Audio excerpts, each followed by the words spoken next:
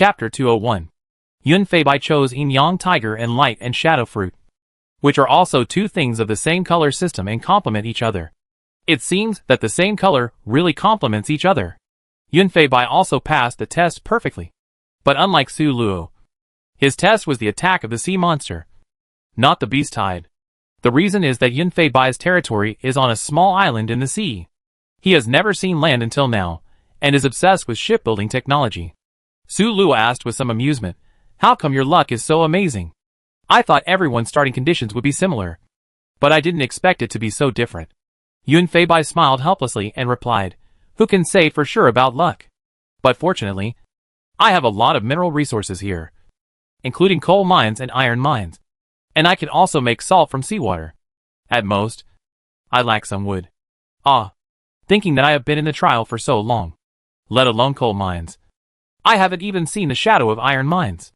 Su Luo suddenly couldn't laugh anymore, and the territory in my hand was not so attractive. It has to be said that fortunes are closely related to misfortunes, and misfortunes are closely related to fortunes. Although Yun Feibai's territory is far away from the mainland, there is less land and wood, but he has more minerals and seafood. Speaking of seafood, Su Luo has to complain about Yun Feibai. Just now, she heard Yun Feibai complain that what he eats every day is repetitive and has no novelty. At this time, Su Luo naturally wants to show off the chef in her territory, who has all kinds of meat to eat every day, and the varieties are diverse. Everything was fine, except that Su Luo asked Yun Feibai what he usually ate. Then the result was that he was eating crabs and groupers. Crabs? Groupers? Su Luo felt that she had suffered a mental shock. She felt very sorry for Yun Feibai, and tears flowed from the corners of her mouth. "It's okay. If I can go there, I will definitely share the joys and sorrows with you and taste the bitterness of life together." Back to the topic. The two people's territories should be far apart, and there is no way to help each other for the time being. Seeing that the sky was already bright, Su Luo stopped chatting, closed the chat interface, and got up to work. Su Luo finally bought the loyalty detector to detect these 200 extraordinary humans. The original subjects were trustworthy, but Su Luo was not at ease with the new subjects. She called these subjects together and tested them one by one. 200 people is not a small project. Especially this loyalty detector is not used unconditionally, and it consumes the host's mental power every time it detects.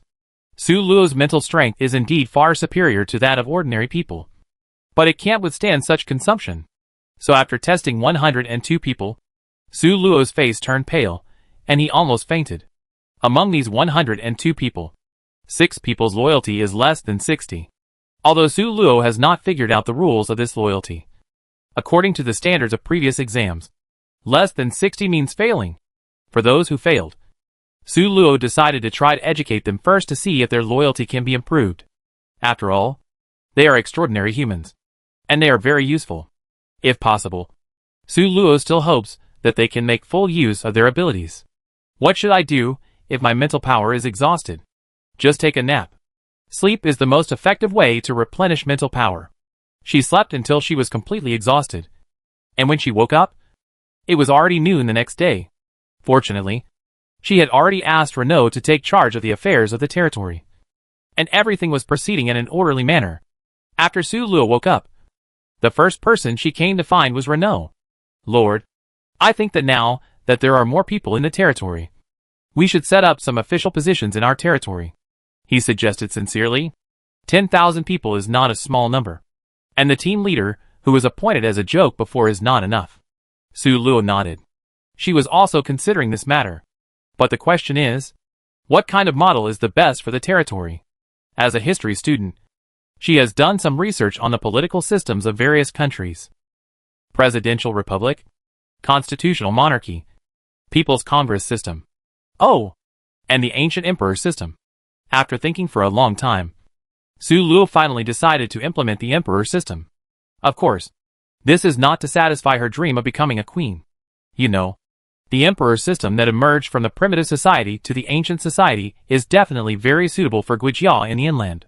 Centralization allows domestic resources to be mobilized to the maximum extent, and the county system allows all parts of the country to be effectively governed. The emperor is supreme, which allows Su Luo's orders to be completed efficiently. After Su Luo told Renault about this idea, the two of them, plus the lawyer and several leaders with strong leadership among the initial subjects, began to formulate a series of systems that borrowed from the ancient officialdom. After working non-stop for a week, the new rules and regulations were finally formed. This is because there is a reference object. Otherwise, I don't know how long it would take. Fortunately, there are so many new things that need to be built in the territory, and the people are too busy with work to have time to live. Otherwise, it would be a mess. That's right. The territory is currently implementing a commune system, with centralized work and eating from a big pot. This system once allowed the motherland to accomplish many impossible things in the early days of the founding of the country. But because the national economy developed later, this system restricted the initiative of the people and hit the enthusiasm of the masses for production. So it was eliminated by history. However, this system is very suitable for the initial development of the territory. It can mobilize the territory's manpower and material resources to the maximum extent and quickly complete the infrastructure construction. The so-called initial construction of the territory is actually divided into three types. One of which is farming. The main crops are magic rice and sweet potatoes that were found in the territory not long ago. Sweet potatoes are good things, with high yields, rich nutrition, and can be used as staple food. When Su Luo discovered this, she was happy for a long time. She was tired of eating rice, even though this rice was very delicious. Many of the 10,000 new residents in the territory are actually farmers. Su Luo deduced from this that the technology level of their original world should not be high. However, this just happened to provide her with enough labor, and these farmers were enough to supply food for the territory. In addition, Su Luo also got an important material: cotton. The cotton was not found by her, but she spent 5 points of happiness to exchange it from the happiness mall. Winter is coming soon. If the residents are still wearing such thin clothes, then when winter comes, the territory will definitely be greeted by large-scale deaths. It is already autumn, and it takes 2 to 3 months for cotton to mature. In order to weave winter clothes before winter comes, Su Luo reluctantly put the time accelerator in the cotton field to speed up the cotton. Su Luo originally wanted to buy another intermediate time accelerator, which can increase the maturity time of crops by 30%. The effect is amazing, and the corresponding price is also very amazing, requiring 150 happiness points. Su Luo currently has 130 happiness points saved up, because there is not much difference. So she gave up the idea of buying a primary time accelerator to deal with it first, and saved up for the intermediate one peacefully. The second type of construction is the construction of buildings. This requires a preliminary preparation: territory planning. Su Luo initially planned to divide the territory into 5 small cities. The original territory has been built relatively well, so it exists as the capital. Speaking of which, if Su Luo hadn't looked at the map, he wouldn't have discovered that this initial territory was surrounded by the original forest. It can be regarded as a natural protective barrier. A small city was built behind the exit lake as a gate city. Su Luo has already thought of a name: Tianmen City. 3 cities were built on the plain, 2 for farming and living, and 1 for trading. Yes, the city in the middle is set up as a large trading market. That's not quite right. It should be called a commercial center. The cities on the left and right are residential areas. Like the rural areas of the original continent, farming and living are both possible. The things grown are placed in the trading area in the middle. Oh no! It's the commercial center for trading. This construction project is relatively large. In addition to a huge amount of wood, many other materials are required. However, Su Luo is still short of supplies, so she can only keep things simple. The last construction task is to explore the territory. Not to mention what minerals are not found under the territory. They haven't explored the surface yet, because there are still unknown dangers in the territory. This work is handed over to extraordinary humans. The territory is not very large, and 5 knights riding 5 red flame eagles have visited the entire territory in less than 2 days. The primeval forest is full of trees, blocking out the sun. You can't see any danger inside even if you fly in the sky. So Su Luo ordered the people who came to collect wood to collect only in the periphery to avoid danger. There are also some spiritual beast habitats in other places. Su Luo sealed these places with simple fences and told the people not to pass through.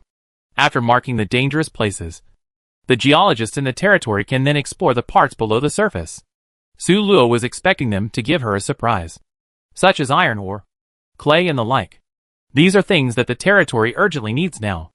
Lord. Lord. Half a month later. Most of the official positions were appointed by Su Luo after he confirmed that they were correct using the loyalty detector. One day, Renault suddenly came to Su Luo, knocking on the door and shouting. Su Luo opened the door and saw Renault's face, which was a little red because of joy. Thinking of the last time Renault was so happy, it was because of the discovery of salt mines. Could it be that some large mineral veins were discovered this time? Su Luo looked at him expectantly. What's wrong? Did something happen? Renault nodded vigorously. Lord, Tiffany has become an extraordinary human. Chapter 202. What? Su Luo stood up suddenly. She became a superhuman?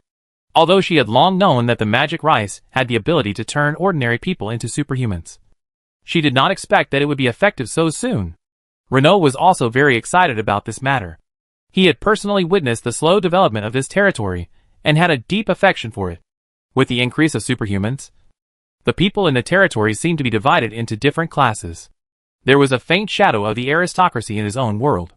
Thinking of the luxurious life of the nobles in his world and the cold and starvation of the common people, Renault was secretly worried. He didn't want the territory where he would live in the future to repeat the same mistakes and become a hell. But there was an insurmountable gap in power between extraordinary humans and ordinary humans. Just like those who are not of my race must have different hearts.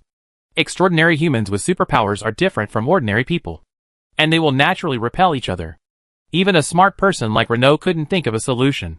But Tiffany, the first person to transform from an ordinary person into an extraordinary human, gave him hope. If there must be conflicts between the two types of human beings, wouldn't it be better to turn them into one type of human beings? This is why he is so excited now, because she already knew the result in advance. Su Luo was not particularly surprised, but was just a little surprised at the speed. But she was still very happy that an ordinary citizen had already become an extraordinary human being. Come on. Take me to see it. Renault was always very trustworthy in his work. He had long guessed that the Lord would go to see this new extraordinary human being, so he arranged for Tiffany to guard outside the door. Following his call, Tiffany walked in shyly and a little excitedly. Su Luo still remembered this girl who remained calm in the face of danger. She asked kindly, Tiffany, did you become a magician or a knight? Tiffany said happily, yes, Lord. I became a magician. Su Luo nodded. Then attack me and see how much damage you can do. It's also a good opportunity to see if there is any difference between the extraordinary human beings artificially cultivated by the magic rice and the natural extraordinary human beings. Ah. Tiffany hesitated for a moment, then forced a smile and said, okay. Shall I attack you right here? Su Luo did not miss the panic that flashed across her eyes. What was she panicking about? Su Luo was a little confused. She immediately thought of a possibility. Could it be that she did not transform into an extraordinary human being, but just deliberately deceive Renault? Yes. Right here. Let's start. Su Luo said with a stronger tone. She wanted to see what Tiffany wanted to do. Tiffany raised her hand and released a magic ball, and Su Luo's health bar dropped a little. The magic ball and the damage that had been caused could not be faked. It seemed that Tiffany really became a magician.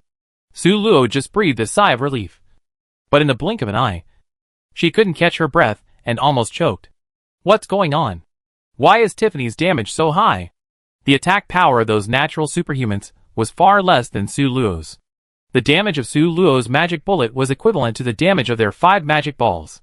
But Tiffany, a newcomer who had just become a superhuman, could directly make Su Luo lose so much blood with 1 magic ball, which was even higher than the damage of Su Luo's first skill. Seeing Su Luo's face was different, Tiffany took the initiative and said with a worried look, Lord, is there any problem with my magic ball? Is the damage too small? Su Luo looked at her meaningfully and shook her head. On the contrary, your damage is too high. So high. A little beyond my imagination. Tiffany seemed to be relieved and laughed happily. That's good. That's good. Can I also defeat those spirit beasts? She looked like she was thinking about the territory wholeheartedly. Lord. Renault wanted to speak on the side, but was stopped by Su Luo. Well, yes. You can now fight a spirit beast alone. You go out first. We will arrange for you later. Tiffany nodded very tactfully. Okay. Lord. I go first. After Tiffany left, Renault said in surprise, why is her damage so high? She just became a superhuman.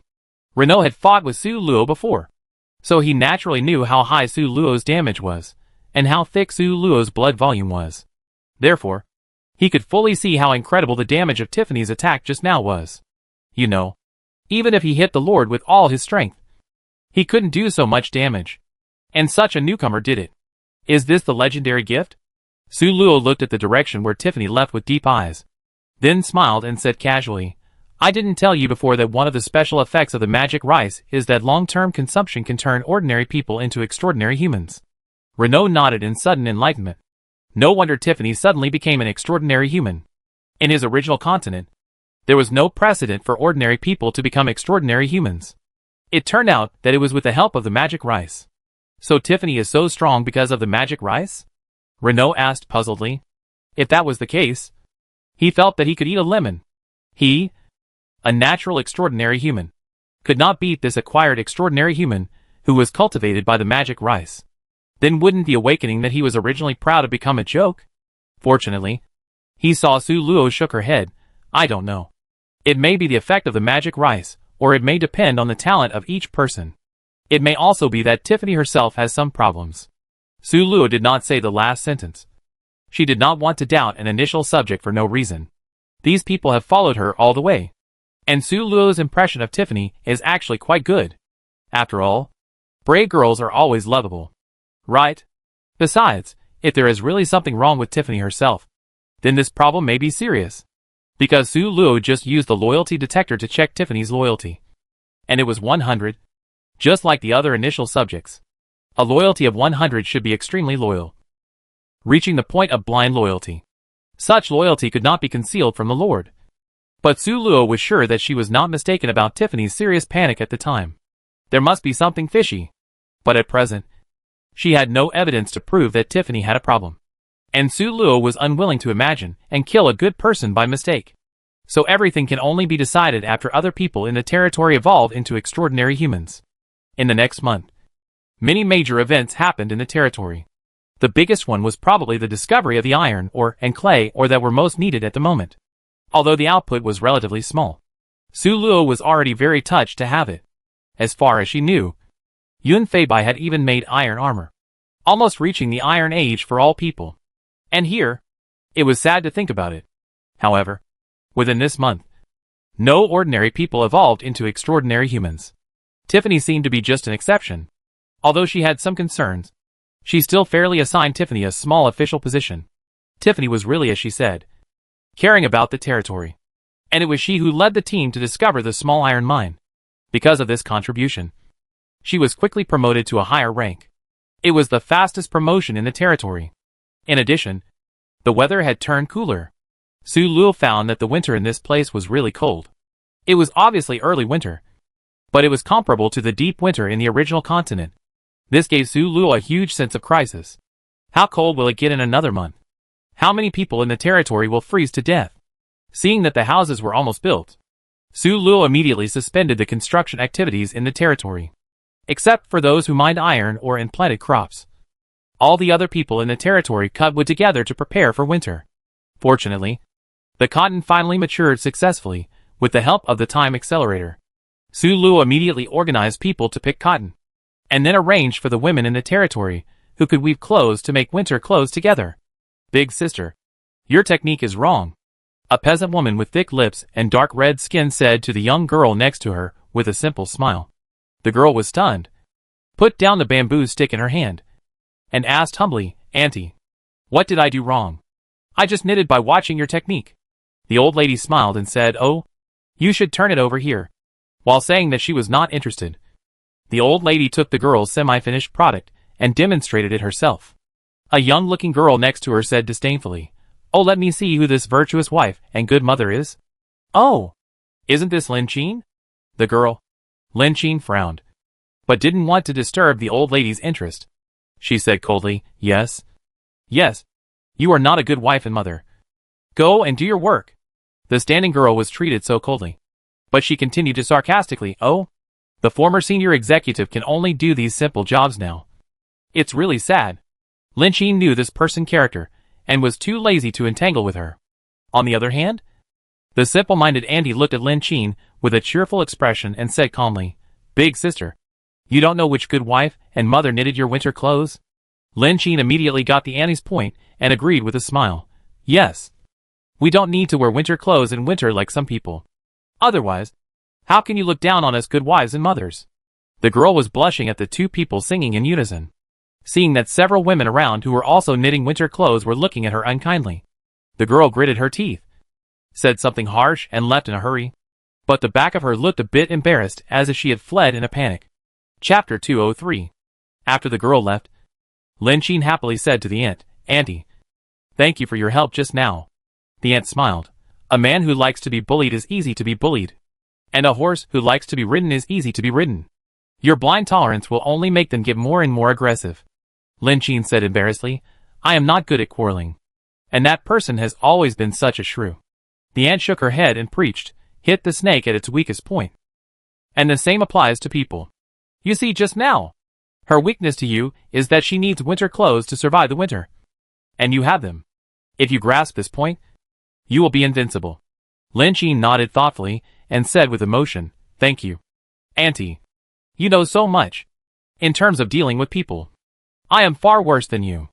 The aunt smiled slightly. "Oh, who was not a shrew when they were young?" After saying that, she ignored Lin Chin's surprised look, lowered her head, and started knitting sweaters seriously, hiding her merits and fame. As for making winter clothes, it was originally for the benefit of the people and to increase their survival rate. Of course, winter clothes must be made available to everyone, but they cannot be free. After all, the labor of making winter clothes cannot be done for free. The price of winter clothes is very cheap, and the territory makes almost no money. All the profits are given to the women who make winter clothes. This is something everyone knew early on, and it is also the reason why the girls fled. If the auntie spoke up, the girl who made trouble would probably not get the winter clothes. Su Luo took this winter very seriously, but she found that she had underestimated this dungeon. The sudden drop in temperature started with the first snow of this winter. When it snowed, although it was the first snow the people had seen since they came here, no one went out to play snowballs. The reason was that it was too cold. Su Luo felt that this temperature was definitely comparable to the north and south poles of the original continent. Very cold. What was even more disgusting was that the temperature did not drop slowly, but suddenly. When it snowed, many people were out collecting supplies. As the snow fell, they were so cold that their teeth were chattering. Most of the team leaders were very foresight. When they saw the temperature drop rapidly, they were afraid that everyone would be frozen. So they immediately took the team back to the room to rest. But a small number of people were not so lucky. In the forest, 7 people were shivering and moving slowly towards the residential area. Qian Ping couldn't help but complain and glanced at the leader, feeling angry. They could have gone back early. It was all because of this leader. She recalled that when it snowed just now. Huh? What is that? A girl who was cutting wood suddenly felt cold on her hand. She looked and found a very small water mark on her hand. She looked up and saw a little white floating in front of her. Is this snow? It's snowing! It's snowing! Look! As the people around her shouted excitedly. The girl, Qian Ping, confirmed her guess that it was indeed snowing. She looked up at the sky happily, as she hadn't seen snow for a long time. She was very surprised when she saw it. For a moment, everyone in the team stopped their work and looked up at the sky. It was the team leader who calmed down first. Don't look. Don't look. Finish the work first, and then look at the snow. The others shrugged and continued to chop trees. Before they had chopped a few times, a gust of wind blew, and Qian Ping suddenly shivered. It was so cold. Why was it so cold? She was wearing a winter coat made of cotton, and there was wind just now. But it wasn't so cold. It must be said that Qian Ping's perception is very sharp. She has realized that something is wrong. As the temperature plummeted, others also felt the biting cold. Even warm winter clothes could not make them comfortable. A man complained, "Why do I feel colder and colder? My hands are freezing." As soon as he started talking, others also complained. "Yeah, it's so cold that I can't stand it. Did the temperature drop suddenly just now? My hands are too stiff now. I can't use my strength. What should I do?" Someone suggested, "Why don't we go back to the room first? Wait until the temperature drops before working." The team leader hesitated for a moment. and he naturally felt the biting cold. But he also had his own concerns. They had just come out not long ago, and if they went back because they were afraid of the cold before cutting down 2 trees, they would inevitably be criticized. Thinking of the ridicule of the neighbors at that time, the team leader said majestically, "You just came out, and you want to go back. Do you still have any shame? Even if you don't want them, I still need them. Cut a few more trees before going back." Although it was very cold, the leader made sense. They really had done almost nothing yet. So although it was a bit uncomfortable, everyone still endured the cold and continued to cut trees. The snow was getting heavier and heavier, and in a blink of an eye it was over the ankles. Qian Ping couldn't open her eyes because of the strong wind and heavy snow. The face felt like it was cut by a knife, and it hurt because of the wind. The fingers were so stiff from the cold that they could hardly move, and the efficiency of cutting trees was extremely slow. She couldn't stand it anymore. Qian Ping stopped. "I can't do it anymore. I'm going back first. You guys want to save face, so you can keep on chopping. I want my life." Is this a troublemaker? Although the leader was already very cold, he didn't allow anyone to challenge his authority. Nor did he want to admit that his decision just now might be wrong. "Heh!" He sneered and threatened Qian Ping. "You can choose to go back now.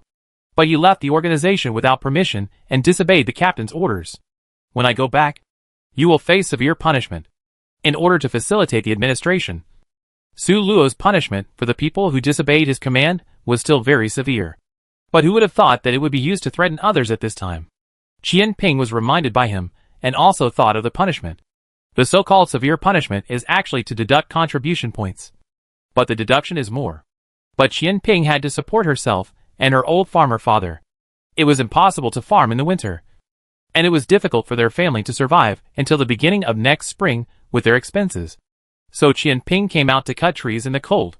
In short, she really needed money. So although it was freezing cold, Qian Ping could only look at the leader with hatred, then picked up the axe and continued to chop trees reluctantly. "That's good enough." The leader smiled proudly, feeling that he had consolidated his authority. He was still a little dissatisfied and wanted to establish his authority.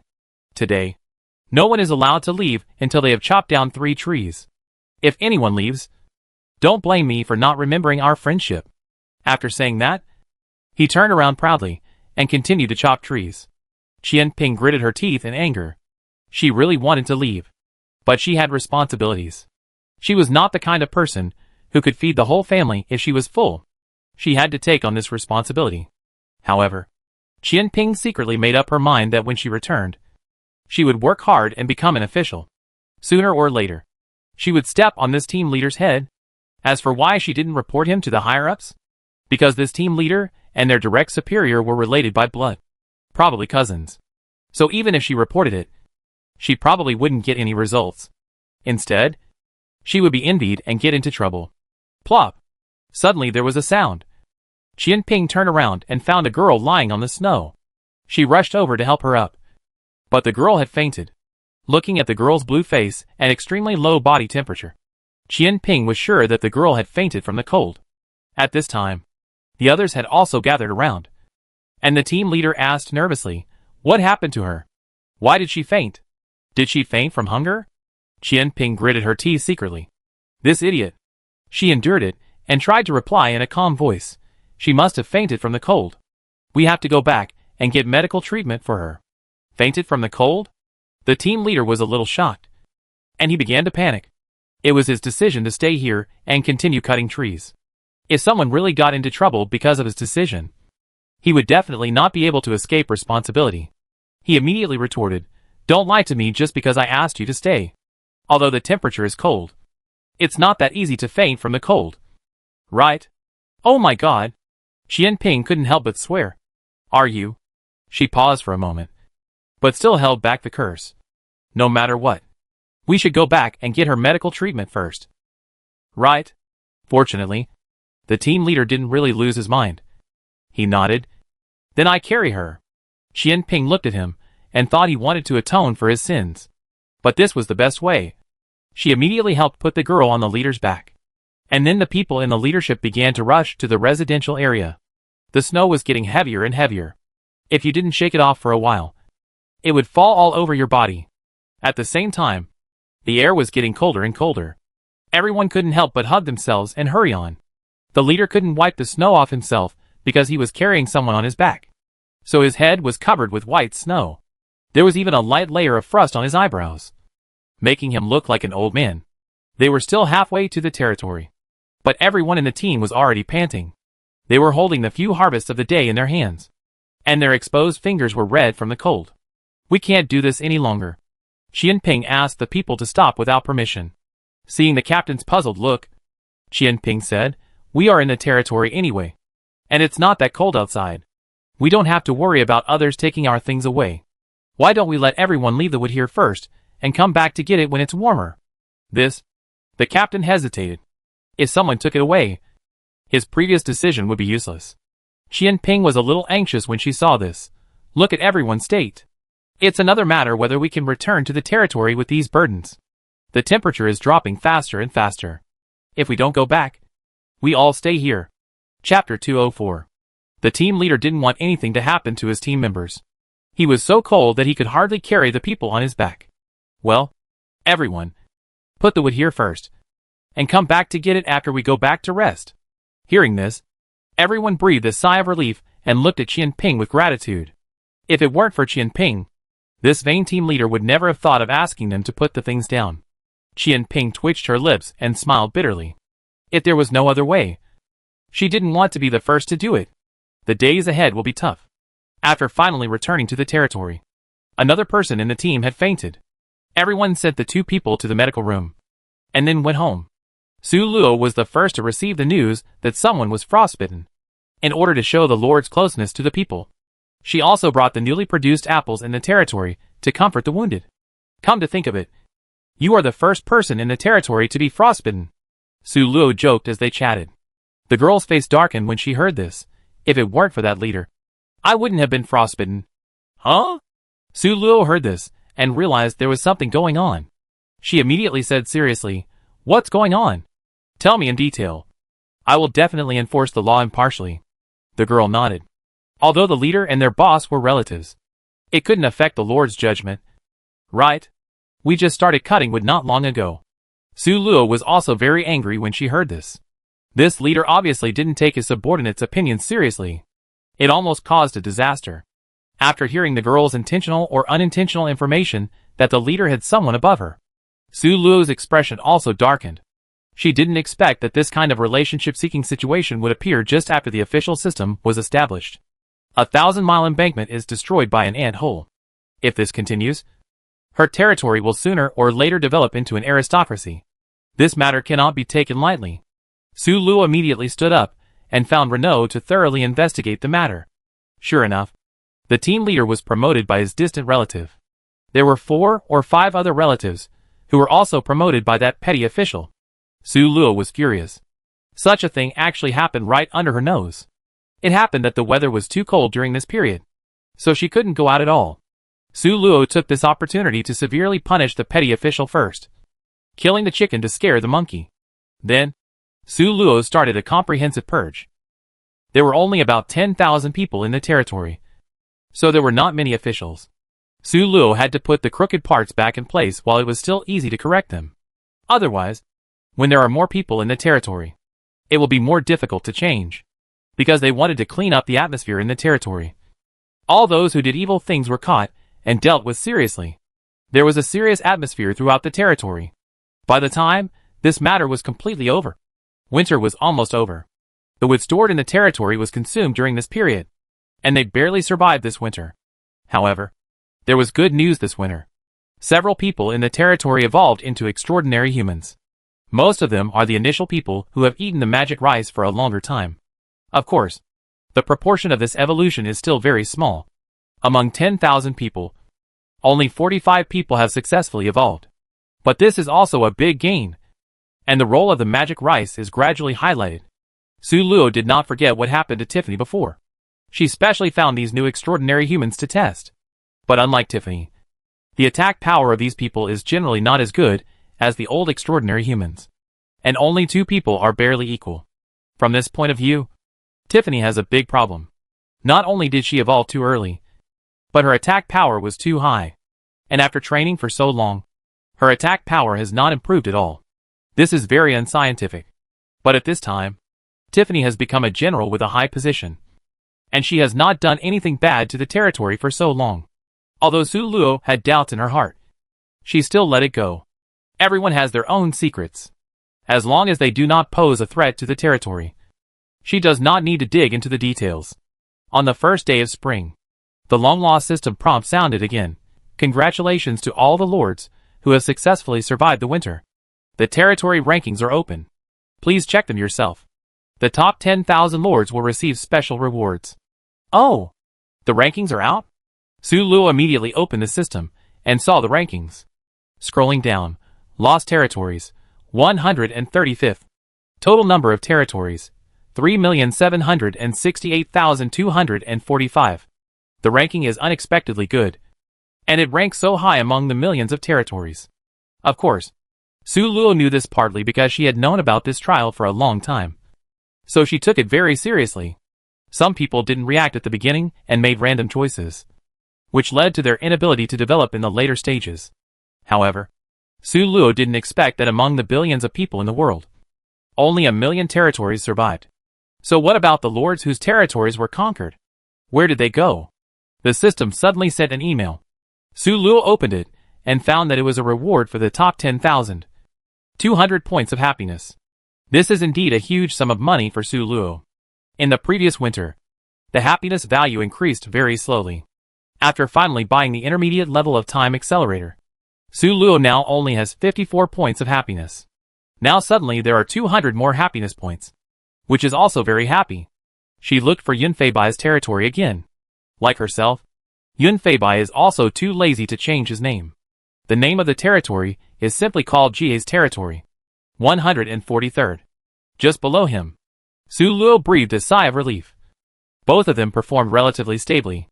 In spring, everything revived, and the people who had been forced to stay at home for the whole winter gradually left their homes and re-entered the construction of the territory. Before winter, most of the facilities in the territory had already taken shape. In addition, with the intermediate time accelerator now available, the food problem was solved. So Su Luo opened the other doors little by little. 3 months later, the territory's population officially exceeded 100,000. And Su Luo's territory ranking also rose to 72nd. During this period, Su Luo has been studying the growth of the happiness index and the relationship between the happiness index and the ranking. She found that as long as the people in the territory feel happy, the happiness index will rise. But similarly, if they feel unhappy next, the happiness index will drop. But the happiness value obtained before will be retained. And when the happiness index increases, the ranking of the territory will also increase. It can be seen that the ranking is based on the happiness index. She had an idea in mind, but it still needed some preparations and could be implemented in a few days. Qianping took a breath and sat on the stone pier next to her to rest. The work tasks of the territory were a bit heavy these days, and she hadn't rested for several days. Although she was very tired, the construction of the territory was obviously much more important than her feelings. So even though she was exhausted, Qianping still completed the work of the territory seriously. Good news. Good news. A man rushed in with a red face. I got great news. The people around him immediately gathered around curiously and asked, What's wrong? What good news? The man smiled and said, Lord, please sympathize with us for our hard work during this period. In 2 days, everyone will have a day off. What? A holiday? Are you serious? A citizen asked in disbelief. The man answered excitedly, It's true. The Lord promised it himself. We can rest soon. Suddenly, there was a cheer on the field, and everyone felt sincerely happy.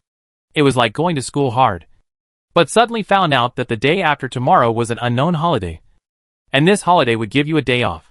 Qianping also covered her mouth in disbelief. This was too happy. She immediately felt full of strength, and the previous fatigue seemed to disappear. The team leader was also beaming with joy. Why are you still standing there? Hurry up and work. We can't let down the Lord. We have to work hard these 2 days. When Qianping heard this, she worked harder.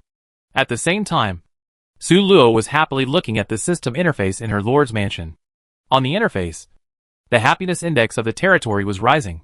Yes, this whole thing was deliberately arranged by Su Luo.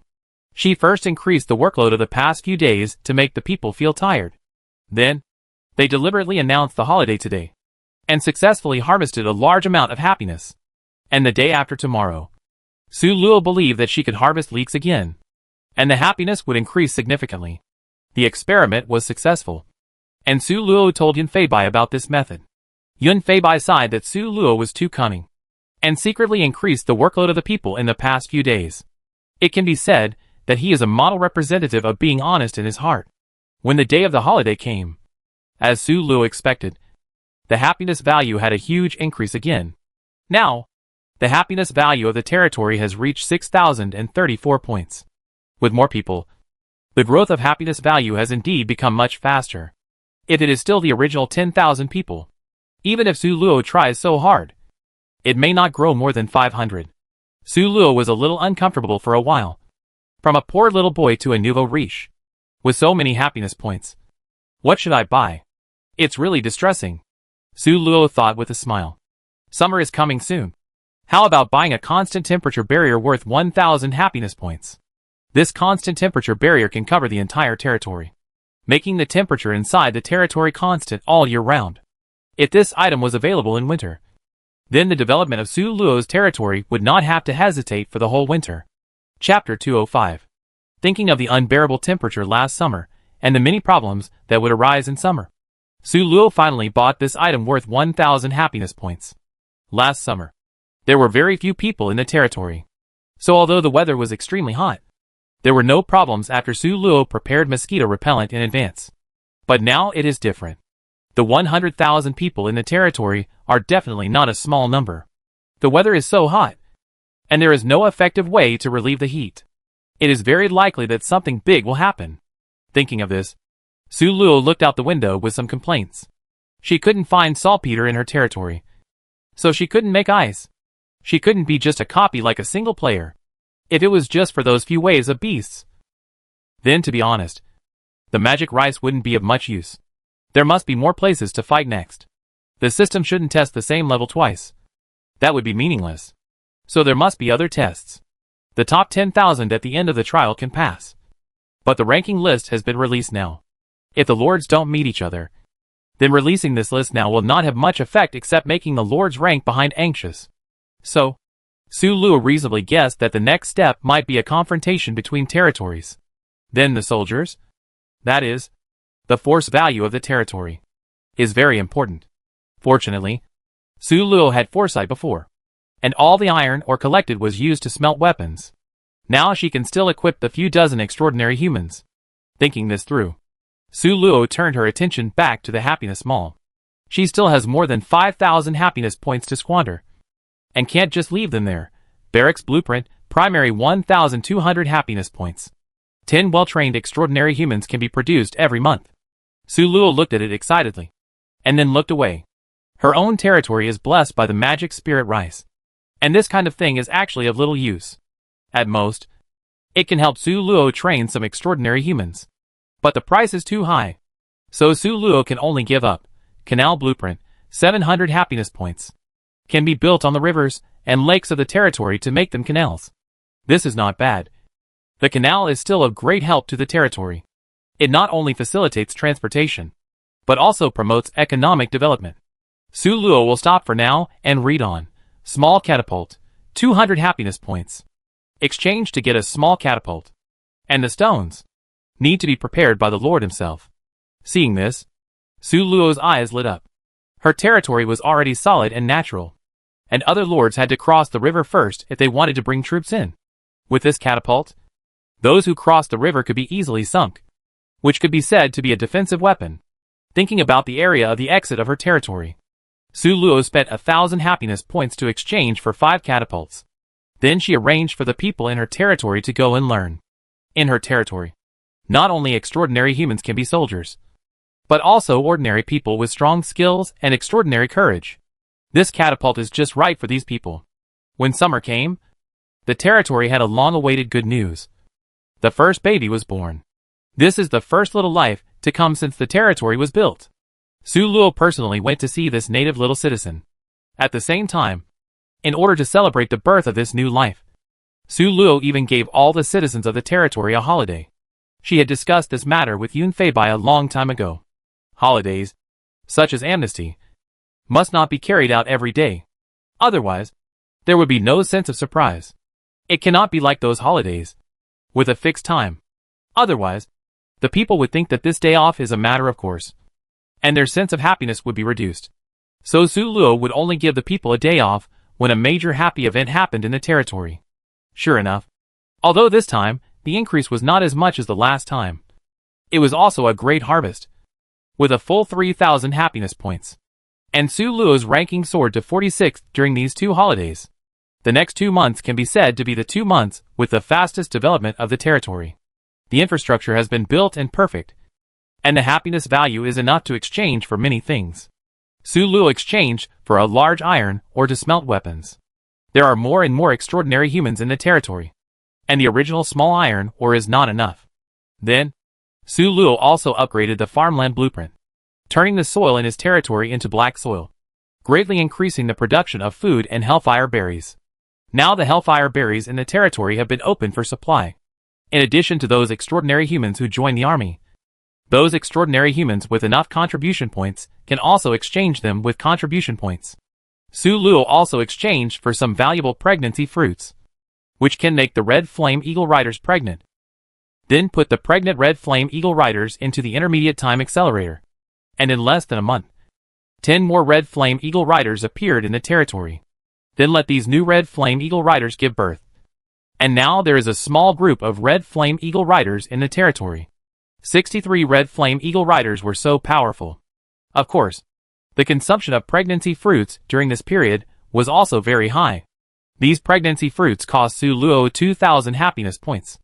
In the end, Su Luo used up all the remaining happiness points and exchanged them for a big item. High-rise sentry tower. High-rise sentry tower. It is a lighthouse that is 20 meters high. It has 2 functions. One is to turn on the light to illuminate the surrounding environment. In this way, even at night, the territory can be seen at a glance. Of course, if it was just this function, then this item would not be worth so much happiness points. Its second function is the reason why Su Luo decided to buy it. When the searchlight illuminates the enemy's strength near the territory, it will attack indiscriminately. It can release a full 20 lasers at a time, and it takes 3 days to recharge after the release. The intensity of this laser attack is roughly equivalent to the moonlight wave released by the Moon Fairy. For ordinary people, even extraordinary humans, it can be said that once it hits, there will be no grass left. Moreover, this laser can be aimed automatically by the system or manually. If it is aimed by the system, it will hit the target every time, but it is not certain who it will hit. It may only hit an ordinary human or an enemy lord. It all depends on luck. If it is aimed manually, it will hit whatever it points to. But whether it hits the target or not depends on the skill of the operator. Su Luo specially found 6 people among the people. One of them was a former archery champion. 3 were snipers, and 2 were shooting coaches. In short, they are all people with aiming experience. Su Luo called them to experiment one by one, and she designated the target. And then, they had 3 chances to release the laser to hit the task assigned by Su Luo. The purpose of Su Luo's move was to cultivate a suitable operator to operate this killer. After 2 experiments, Su Luo kept 2 of the 6 people. They were a sniper and an archery champion. Their accuracy was better than the others. When autumn came, the next stage of the trial finally began. Ding! The territory confrontation mode will be opened in 2 days. Please check it yourself.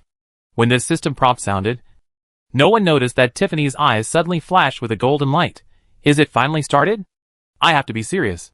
Su Luo naturally didn't know that someone was going to play tricks. She smiled with control.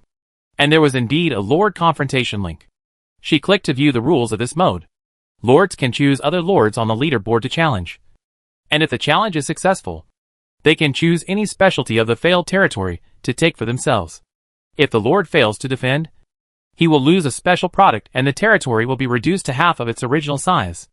A high-ranking lord cannot refuse a challenge from a low-ranking lord. A low-ranking lord can refuse a challenge from a high-ranking lord once a month and cannot refuse again.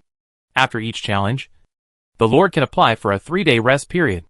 During the rest period, other lords cannot challenge the lord again. During the expedition, The territory is in a protected state and cannot be challenged. The lord must go on a campaign at least once a month. Those who violate the order will lose their lordship and fail the trial. After launching a challenge, if there is no action within 1 day, it will be automatically judged as a failure. A challenge can last up to 5 days. If the invaded territory is breached during this period, the lord will fail directly.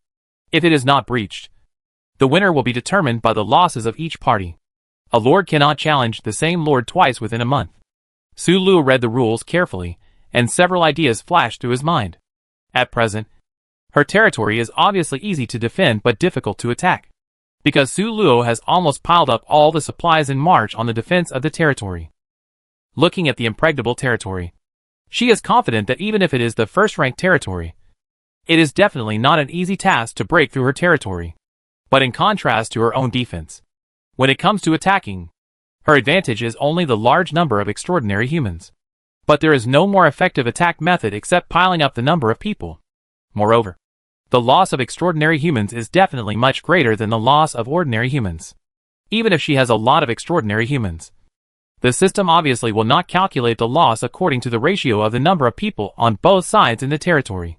In other words, once Su Luo led a large group of extraordinary humans to attack someone else's territory, then even if the number of people she brought with her was small, she would likely be judged to have suffered greater losses and thus failed. This rule about attacking was obviously not an advantage for Su Luo. So Su Luo had to find a way to avoid this potential threat. Soon, she thought of a way. Chapter 206. Bye. Do you have any ideas about this model? She typed out this line of words tentatively. However, before she said it out, a message came from the other side. Luo. I have thought of a good way to win-win. Is it the same method as what I thought of? Su Luo asked curiously. Tell me. What is the method? Yun Feibai replied. From what I heard from your description of your territory before, you should be better at defense than offense. Right? Su Luo nodded, and suddenly remembered that the person on the other end couldn't see. So she typed an answer. Yes. A typical easy to defend and difficult to attack territory. It's a territory built for defense. Yun Feibai got the answer he wanted, and then smiled and said, I will attack you once a month, and then play passively. After being judged as a failure, you take any specialty, and then attack my territory. Repeat the above operation. And finally, I take the specialty you took before. Su Luo read Yun Feibai's suggestion and replied, We both think the same. I think so too. In this way, we have reached the quota of attacking one territory every month, and there will be no loss. There was a smile in her eyes. But I remember that your territory is mainly based on attack. So it is not necessary to use this method? Even if there is no need to attack other territories, you will attack them. Right? Yun Feibai looked at the text sent by Su Luo gently, as if he saw Su Luo's cunning eyes. He smiled and replied, But my girlfriend has such a need. I must think about how to help my girlfriend solve the problem, so that I can be a qualified boyfriend. Su Luo couldn't help but laugh when she saw this reply. Then you are really qualified. My boyfriend. Without chatting any more, the two of them went on to prepare for the activities the day after tomorrow. On the day when the Lord confrontation mode started, Yun Feibai immediately chose to challenge Su Luo. On the surface, it was a challenge. But in fact, it was a one-day tour of Su Luo's territory. Su Luo stood outside the territory to greet Yun Feibai, and waited for a full half-day before Yun Feibai finally arrived. The reason was that he teleported to the wrong location. Yun Feibai was teleported to the back of the territory, with a mountain in front of him. Even with Yun Feibai's strength, it took him half a day to bypass the mountains and find the entrance to the territory. Su Luo suddenly got another way to pass the level. If those people did not teleport to the entrance of the territory when they teleported, they would have to spend a long time to find the entrance. Once the time exceeded 1 day, they would be directly judged as failed. In this way, Su Luo could just lie down and get the kill. Of course, this possibility is relatively small. Besides, now is not the time to think too much. After a year, Su Luo finally met Yun Feibai again. The two couldn't help but hug each other to relieve the pain of missing each other. We have been separated for so long this time. This copy is really annoying. Su Luo couldn't help but buried in Yun Feibai's arms and complained. Yun Feibai's tone was full of laughter. Yes. I finally got out of the state of being a single dog. and I immediately fell in love with a long-distance relationship. Ha ha ha. Su Luo laughed, left Yunfeibai's arms, and said openly, let's go. I take you to visit my territory. After that, she took Yunfeibai's hand and walked into the territory. Because there was a big lake behind the entrance, Su Luo had to take Yunfeibai on a boat to reach the territory. When Yunfeibai saw the lake, he nodded in appreciation. This design is great. It can effectively prevent invaders from invading the territory. Su Luo smiled proudly, and then enthusiastically introduced her territory to Yunfeibai. Renaud, who was accompanying her, looked at Yunfeibai meaningfully. You know, as a lord, Su Luo has always been expressionless except when she has to release her emotions, and rarely shows her mood on her face. But now, just a compliment from that man, she will laugh happily, and even the emotion of complacency is on her face, which shows that this man and her relationship is not ordinary. Renaud was one of the first batch of subjects, and because he was good at handling things, he had always been with the Lord. He was much older than Su Luo, so in Renaud's eyes, Su Luo had always been a little girl who needed love, like his daughter, although this little girl was very powerful, so powerful that she didn't need his protection. Over the past year or so, he witnessed Su Luo lead less than 100 subjects, from nothing to a large territory with relatively complete aspects. He also watched Su Luo go from not knowing much about everything and exploring cautiously to being able to plan all the affairs of the territory freely. Renaud even had a vague feeling of nurturing in his heart. And now, this boy who suddenly appeared. Renaud could see from his eyes that this boy was interested in the Lord, and his own Lord. Renaud looked at the boy with a sad heart and eyes. He had to admit a fact that the two of them were probably already lovers. His own juicy cabbage had been taken away by a pig at some point, even though this pig looked a bit like a pig king. In Renaud's eyes, he was just a small flower pig. Lord, today's affairs of the territory. Renaud saw that the two were talking happily, and couldn't help but interrupt. Su Luo looked at him strangely. Didn't I arrange it yesterday? You can leave later. I will take him to visit. Renaud's heart was choked. What if the Lord was bullied when he left? He said helplessly, Lord, I have already dealt with my affairs today. Let's take the guests to visit together. Su Luo looked at Renaud in confusion. Why was he so strange today? You know, Renaud is usually a workaholic like her. Not to mention that the territory has been stepping up construction in recent days. There are actually quite a lot of things to do. Even when there is nothing to do in the territory, Renaud will find things to do for himself. He is born to be a hard worker. But today he said that there was nothing to do and insisted on accompanying her to do something that was completely meaningless to him. It was very strange. Su Luo was about to say something else, but Yunfeibai calmly held her hand, then gave Su Luo an obscure expression, indicating that she didn't need to persuade him anymore. Unlike Su Luo, Yunfeibai could vaguely see Renaud's worry. He was fine, as he felt relieved that Su Luo had someone who was worried about her. A pleasant half-day passed, and Yunfeibai was judged to be inactive, and the invasion failed. Su Luo could also exercise the rights of the winner and pick a specialty from him to take back. Yunfeibai has a lot of specialties, including a lot of seafood. Su Luo picked a crab at random, as she had been craving for crabs for a long time. 3 days later, she would challenge Yunfeibai and exchange the specialties back. So Su Luo cherished the 3 days with crabs. That night, Su Luo had a crab feast. Although she didn't have any professional props like the 8 crabs, it didn't matter, because eating was for fun. The crabs that were recognized as specialties by the system were all big and thick. Because it was a sea crab, the crab roe was relatively small, and it didn't have the greasy feeling of river crabs.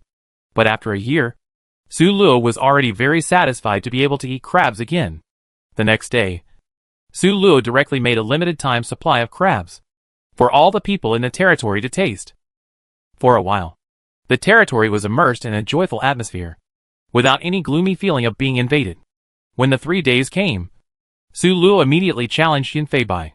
Then a dark golden door appeared in front of her, with a 10-minute countdown on it.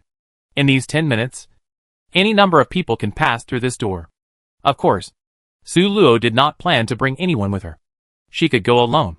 As soon as she stepped through this door, Su Luo felt something was wrong. She was actually in the sea. Well, unexpected, but reasonable. Yunfeibai's territory is his entire island. And isn't there sea around the island? Everyone who chooses to challenge him should be teleported to the sea. Su Luo looked up and saw a mountain in front of her.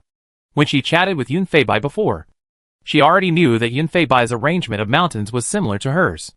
He surrounded the three sides of the island with three big mountains, leaving a small entrance to the sea. So now she has to swim around in the sea to find the entrance. Su Luo thought helplessly. Wawa wawa. Wawa wawa. The sound of the seawater being paddled came, and Su Luo looked around vigilantly. After a while, the bow of the ship appeared at the corner of the mountain. Su Luo held her breath and sank herself into the sea to observe the situation. Yun Fei Bai's message suddenly came, but Su Luo didn't bother to read it. The sea water was a bit turbid, so Su Luo couldn't see the appearance of the ship above. After the ship left, she floated to the surface, took a deep breath, and then turned on the system. Luo Luo, I sent a ship to patrol the sea to pick you up. Based on my previous experience, I guess you should be in the sea now? Su Luo. What? She looked towards the direction where the boat disappeared just now, and she missed the life-saving boat that could take her out of the sea of suffering. She explained the situation to Yun Fei Bai with a smile and tears. Yun Fei Bai laughed unkindly and called the boat back with the exchanged walkie-talkie. 2 minutes later, the boat came back again, and Su Luo finally saw the boat clearly. This is a small yacht? Su Luo felt like she had traveled through time. What the hell? In this trial that was comparable to an ancient copy, why could she see such modern high-tech things? Chapter 207. Su Luo boarded the boat without thinking too much. Yun Fei Bai was not on the boat. There were only 2 male subjects on the boat. Yun Fei Bai had placed towels on the boat. Su Luo took the towel handed to her by the subject and calmly wiped her hair under the curious gaze of the 2 subjects. The 2 subjects were a little nervous. The Lord obviously valued this outsider very much. They didn't know what their relationship was. A more serious-looking subject took out something that looked a bit like a mobile phone and pressed a button. Lord, the person you wanted to pick up has been picked up. Not knowing what he heard, the man frowned slightly, and then handed the big cell phone in his hand to Su Luo. However, his eyes were still fixed on Su Luo, and the vigilance in his eyes could not be shaken off. Su Luo took the big cell phone. Hello? Bye? Yun Fei Bai's voice came from the big cell phone. Luo Luo. Su Luo felt relieved when she heard Yun Fei Bai's familiar voice. I'm all wet. You need to prepare a set of clothes. There was a sudden silence over there, and Su Luo asked in confusion, What's wrong? At this time, Yun Fei Bai's voice came again. But that voice sounded a little annoyed. It was a mistake. I should have asked the female crew to pick you up. Su Luo couldn't help laughing. Why are you jealous? Will you be jealous when I go swimming in the future? Yun Fei Bai hesitated for a moment, as if he was really thinking about this question. Su Luo heard the silence over there again, and she could guess what Yun Fei Bai was thinking. Ha ha ha. That's enough. Is the food ready? I want to eat your specialty seafood. Yun Fei Bai said, I have prepared it for you a long time ago. A seafood feast. How about we have seafood hot pot tonight? Is it enough for you? The 2 laughed and chatted for a while, and Su Luo finally arrived at the estuary. Yun Fei Bai was already standing on the horse's head waiting for Su Luo. When he saw Su Luo coming ashore, he quickly helped Su Luo up. Because it is an island, Yun Fei Bai's territory is actually very different from Su Luo's territory. Yun Fei Bai introduced Su Luo as he walked. When I first arrived on the island with my people, we ate coconuts. There are many coconut trees on this island, and it is also a specialty. Coconuts. Su Luo's eyes lit up. I want to drink coconut juice. Yun Fei Bai smiled gently. I have prepared it for you a long time ago. It will be available when you get to the house. Su Luo showed an expression of this child is teachable and motioned Yun Fei Bai to continue. There is not much area on this island that can be used for farming, but there are still some forests. The most abundant is seafood. When I first selected the people, except for the extraordinary humans and farmers, I chose the rest equally. There are more farmers. Su Luo looked at him and said thankfully, Then you chose well. I only chose a few fishermen, but a lot of farmers. If I had come here, I would have been so angry. Yun Fei Bai shrugged helplessly. His luck was really amazing. But fortunately, my territory is very rich in minerals and seafood. In addition to the iron and coal mines I told you about when we were chatting before, there are also zinc, copper, and gold mines. Su Luo. Got it. Thank you for introducing your supplies to me. Yun Fei Bai knew what Su Luo was thinking as soon as he saw her expression. He smiled as he watched Su Luo comfort herself angrily. And after admiring her enough, he comforted her. You are on land, and the food production in your territory is very high. Until now, it is still a bit of a luxury for ordinary people here to eat rice. That's right. I never worry about the staple food. Su Luo finally felt a little more balanced and asked the question she had been wanting to ask. I just saw that boat. It seems too advanced. Right? When Yun Fei Bai came to her territory, she used a small wooden boat to pick him up. When I came, the boat Yun Fei Bai used could be considered a small yacht. Right? Yun Fei Bai smiled and said, didn't I say that my territory is rich in mineral resources? With enough energy and experts in this field among the people, it is not difficult to make it. But this is too exaggerated. Isn't it? Su Luo couldn't help but sigh. Yun Fei Bai shook his head. That's because I'm an island. If I want to go out to sea to get more supplies, the shipbuilding industry must be developed. Su Luo looked around at his territory and understood. You almost spent the energy of the entire territory on shipbuilding. Right? Compared with Su Luo's well-built territory, Yun Fei Bai's territory can be said to be very simple. In addition to the necessary houses, there are few facilities. The clothes of the people in the territory were also relatively simple. The entire territory looked like the territory Su Luo had in the autumn of the previous year. Yun Fei Bai nodded and understood why Su Luo thought so. I pay more attention to military strength. Some resources on the island are relatively scarce, and it is quite difficult to improve the quality of life of the people in the territory. As they talked, they came to a two-story building. This is my residence, Yun Fei Bai introduced. He took Su Luo in, and then entered a room. There was a big bed on the bed in that room, and on it was a set of clothes for girls, which was obviously prepared for Su Luo. However, Su Luo's attention was not on these things at all. All her attention was attracted by the things on the bedside. There was even a mirror here. You even made a mirror, she said in surprise. In fact, it was true. Even a small yacht could be made. So what difficulty would a mirror have? Yun Fei Bai answered naturally. There is a silver mine in the territory. So? Su Luo nodded in understanding and stopped asking. If she asked again, she might get jealous. After changing her clothes, Yun Fei Bai led Su Luo downstairs. While she was changing her clothes, the originally empty dining table was already filled with delicacies. The oversized lobster was bright red and was placed on the plate with its claws bared. The grouper that Su Luo had been thinking about was also cooked and placed on the table. In addition, there were thinly sliced sashimi, which looked pink and tender and very appetizing. Su Luo's appetite was aroused, and she could not wait to look at Yun Fei Bai. Yun Fei Bai used a serving chopstick to pick up a piece of meat from the middle of the grouper and gave it to Su Luo. This is the most tender. You try it. Su Luo was not embarrassed and put it into her mouth. Instantly, her eyes lit up. It's delicious. It's tender, smooth, and fresh. Absolutely amazing. Yun Fei Bai smiled and said, if it's delicious, eat more. But he did not move his chopsticks. Su Luo took 2 bites and found that Yun Fei Bai did not move. He just watched her eat and asked with a puzzled look. Yun Fei Bai looked a little blank. I've been eating this for a year. So that's it. Su Luo nodded suddenly, looking at Yun Fei Bai with a bit of amusement. For a moment, I didn't know whether to say he was happy or unfortunate. After eating this big meal, Yun Fei Bai took Su Luo to visit the territory again. It was called a visit, but it was actually a trip.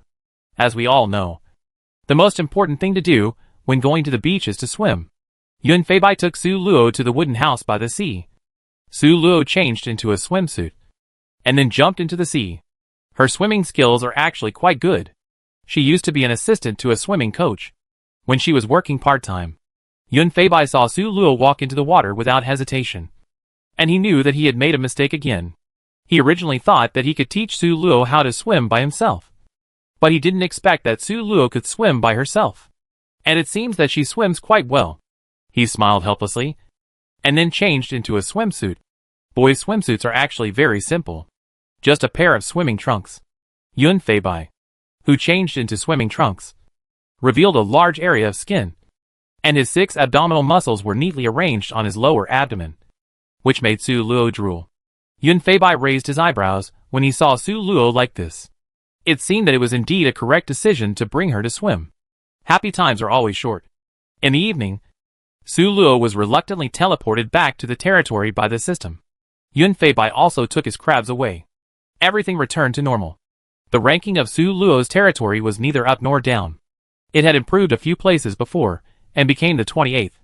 Although not outstanding, the top-ranked territories always attract attention. Such territories must have noteworthy specialties. And because they are not ranked so high, their strength must not be too strong. This is the idea of many lords. Whether they are high-ranking or low-ranking, they think that attacking territories ranked below 20 and above 50 has a greater chance of winning. And the benefits are also more substantial. So Su Luo's territory is quite popular, isn't it? As soon as 3 days passed, Su Luo received a challenge. The challenge came from the 38th Lord. And because he ranked lower than Su Luo, she couldn't refuse. But she didn't think of refusing. What kind of a lousy place is this? The man angrily complained to his subordinates behind him. He brought a large army and teleported here, and came to such a lousy place. That's right. This is the lord who challenged Su Luo. Li Wei. Li Wei is a lord who mainly cultivates military strength. And almost all of his resources are used to cultivate extraordinary humans. As soon as this new mode came out, Li Wei was happy. Isn't this a mode specially designed for him? He had a good idea. To fight to support the war. As long as he attacked other territories every 3 days, his territory would not be attacked by others. And he was very confident in his combat power, thinking that as long as he took the initiative to attack, he would be invincible and successful. Of course, he was not particularly arrogant. It would be difficult to heat up the territories that ranked in the top few. So it would be better to start with the territories that ranked slightly lower. When he won, he would take away the most precious specialty of this territory and put it in his own territory. In this way, his territory would become stronger and stronger. And sooner or later, it would be comparable to the top few territories. Chapter 208. His idea was good. But the problem was that he picked a tough guy. Su Luo. For the first time. No. It's been a long time. Why haven't we found the entrance yet? Could they have built their territory in a basin surrounded by mountains? Li Wei said anxiously. You know, if they don't take action for a day, they will be judged as a failure. He might be angry to death if he died before he could achieve his goal. Single bet, his subordinates comforted him. Don't worry, Lord. If that's the case, then this territory is too invincible. I guess there must be an opening here. Let's look for it again. Li Wei nodded helplessly, and then led the troops around the mountain. Another hour later, Li Wei finally saw the entrance to the territory. He was overjoyed. We found the entrance.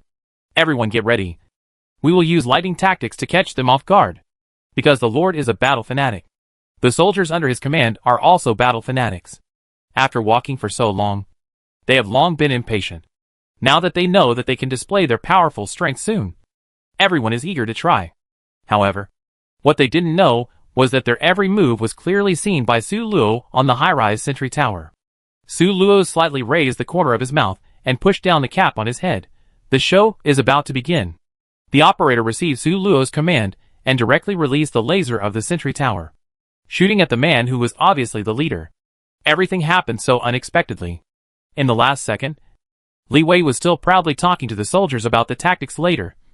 And in the next second, he was covered by a beam of light. The soldiers were all stunned, not daring to move, just staring blankly at the beam of light covering Li Wei. After a few seconds, one of the subordinates finally reacted. Quick! Quick! Quick! Go and save the Lord! As he said that, he rushed over first, but was hit by the beam of light, and was killed humanely the next second. This made the other soldiers look at each other in bewilderment. And no one dared to be the second person to die. In order to prevent Li Wei health from being too high and able to withstand damage, Su Luo ordered the operator to release 3 more lasers to hit the same position. Suddenly, the system prompt sounded. Congratulations on the successful challenge of the lost territory. Please choose the spoils. Su Luo smiled slightly and breathed a sigh of relief. Obviously, because the Lord died, the territory disappeared directly, and the invasion naturally failed. After the prompt sounded, the attack team of more than 100 people also disappeared directly outside Su Luo's territory. TSK. Su Luo looked through the specialties in Li Wei territory unhappily. Nothing good? A large part of the things in Li Wei territory overlapped with Su Luo's. For example, they both had demon spirit rice and hell flame berries. The spiritual beast he chose was not the red flame eagle rider, but that animal was obviously raised in the sea. So it was okay to give it to Yun Fei Bai. Give it to Yun Fei Bai? Su Luo's eyes suddenly lit up. Yes. She could give this thing to Yun Fei Bai in the next exchange. Seeing that other things were not pleasing to her eyes, Su Luo finally chose the spiritual beast Mewing Mermaid after asking Yun Fei Bai's opinion. Mewing Mermaid is a very beautiful creature. Like ordinary mermaids, they also have human upper bodies and fish tails in the lower bodies. Regardless of gender, they all have beautiful faces.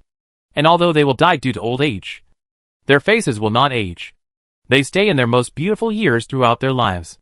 In nature, the more beautiful the creatures are, the more dangerous they are. The mermaids are no exception. They have a very powerful racial skill.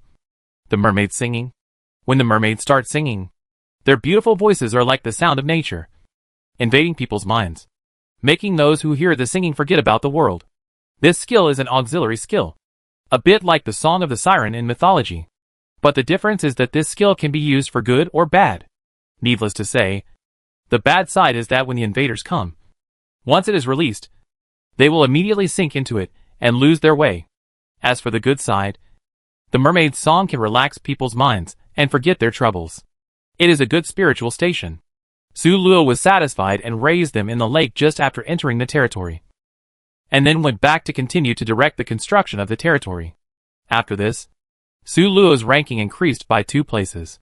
Smart and ambitious lords will always pay attention to the list. At this time, if someone's ranking suddenly goes up, it is obvious that she has successfully invaded or resisted the invasion. 3 days later, the second challenge from the low ranking came again. Just like the last time, Su Luo still found them early, and then followed the same method to release the laser. But the difference, this time, is that this lord is obviously much stronger in self-protection than the previous lord. He successfully resisted the powerful laser. Su Luo saw with sharp eyes that this person had exchanged for the powerful golden body in the happiness mall, which was worth 500 points of happiness. And it was a one-time item that could only be used once. It was very expensive, but the effect was also very good. The skill was passively triggered, and when the lord was threatened with life, it would make the lord immune to any damage. Once triggered, the golden body lasted for a full 5 minutes. Su Luo sighed at his generosity. She didn't have the heart to exchange 500 happiness points for something that could only be used once. The lord was obviously very clear about the role of this golden body. He was not harmed in these 5 minutes, and could attack without restraint. Although he was surprised that the opponent had used his life-saving skills so early, he reacted quickly, and could not waste these 5 minutes. The man immediately ordered, "Attack at full speed. Attack the territory quickly." As he said that, he took the lead and walked into the territory first. However, as soon as he entered the entrance, he was stunned by the scene in front of him. As soon as you enter the territory, there is actually a huge lake? How can you get through? The man's face turned pale for a moment. He didn't come here to fail. And once you enter the invasion, you can't withdraw unless you get results. Failure is a small matter. What the man is afraid of is that he will leave his life here. No. You can't go on like this blindly. The lord is also a hero. He immediately ordered the large army to retreat and stay away from Su Luo's territory. When the enemy advances, I retreat. When the enemy is tired, I attack. How could Su Luo miss such a good opportunity? She immediately commanded the knights to attack in midair on the red flame eagle. At the same time, she asked the operator to control the high-rise watchtower to release lasers. On one side, there was an unprepared full-scale retreat, and on the other side, there was a premeditated concentrated fire attack. The outcome had already been decided. After a while, the invaders' team was completely wiped out. After solving another case, Su Luo blew a whistle and calmly walked down the watchtower. After 2 times, the people in the territory had experience with the invaders, and Su Luo didn't have to pay attention to this matter all the time. She was a little bored, so she began to pay attention to a strange thing in the territory that she had been paying attention to for a long time: the inexplicable growth of ginseng. She discovered this a long time ago, and then she often grew ginseng in some corners of the territory. But there was no environment suitable for ginseng growth in Su Luo's territory, so the appearance of these ginseng seemed very strange. She marked every place where ginseng was found on the map, and then looked for patterns. Soon, Su Luo found that the growth of these ginsengs had no pattern. If there is a rule, it is that they seem to grow linearly. All the growth points can be connected to form a line that does not cross. Su Luo pursed her lips and marked a point on the map. Half a month later, the first high-ranking person finally challenged her. It was the 21st ranked lord. He wanted to use this opportunity to impact the top 20. 21st? After thinking about it, Su Luo did not refuse. There is only one chance to reject a high-ranking lord in a month. Su Luo must be on guard against those in the top 10, and cannot waste the opportunity here. On the day Su Luo clicked to agree, Moni led the team to the outskirts of Su Luo's territory. Moni, the new confidant of the lord of the 21st territory. Why didn't the lord himself come? Because after all, there is a green mountain. There is no fear of running out of firewood. The lord's calculations were very clear in his mind. If he went in person, he might lose his life if he lost. He didn't think he could be resurrected if he died in the invasion. This is what makes him different from the previous lords. He is good at finding loopholes.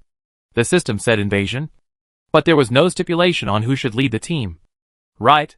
So he boldly let his confidant lead the invasion, while he stayed safely in the territory.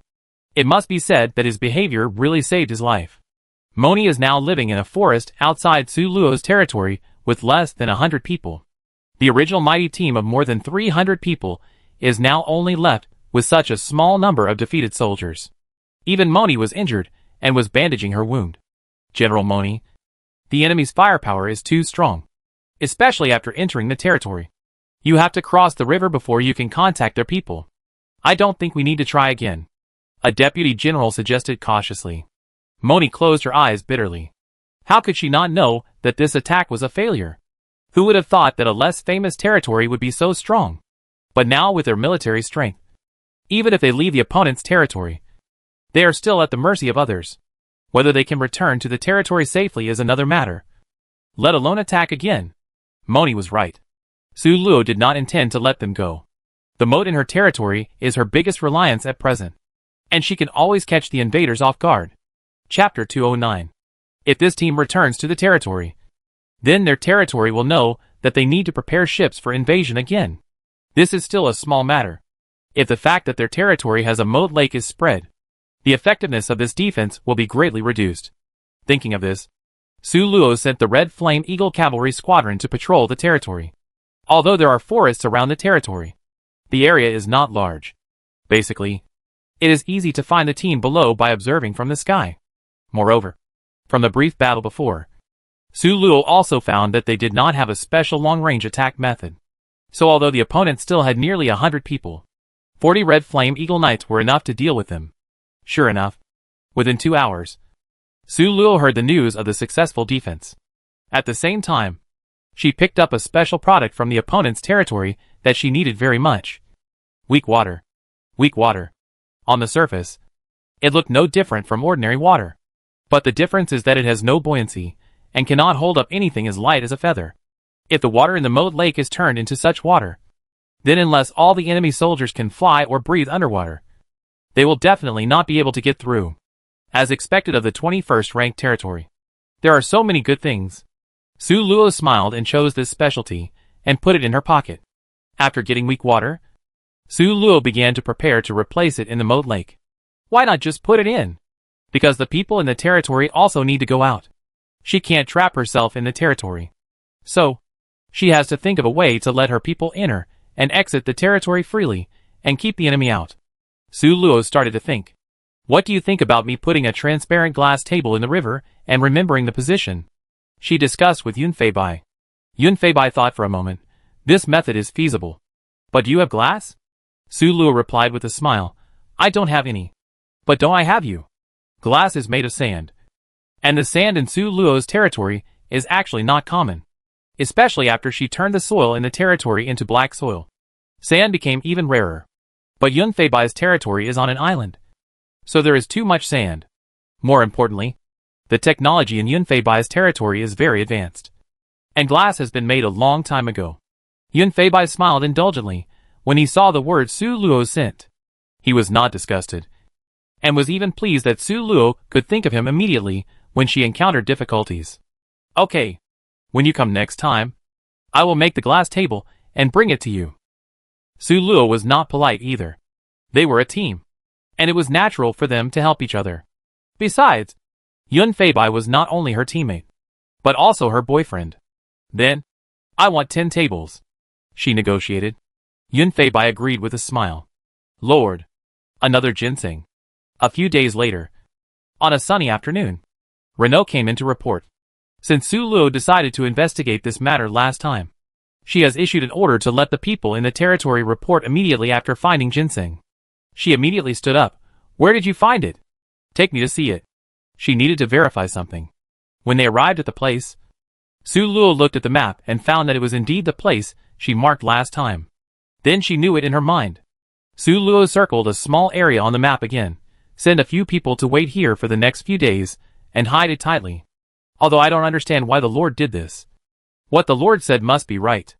Renault carried out Su Luo's order unswervingly. On the day when this month ended, Renault found Su Luo with admiration on his face. Lord, we really caught a magical creature in the place you circled. Oh wow. Su Luo raised an eyebrow. Let's go. Let's go and see what this is. Renault nodded and took Su Luo to a house, where there was a sack that was constantly squirming. Renault opened the sack, and a white and tender head squeezed out. Ying Jiji. Ying. Yingwang. What kind of foreign language is this? Su Luo looked at the little thing in front of her in confusion. This head that popped out is very white. As white as a big white radish. There are 3 small red beans on the top of the head. And the eyes are big. Now they are watery, as if they will cry in the next second.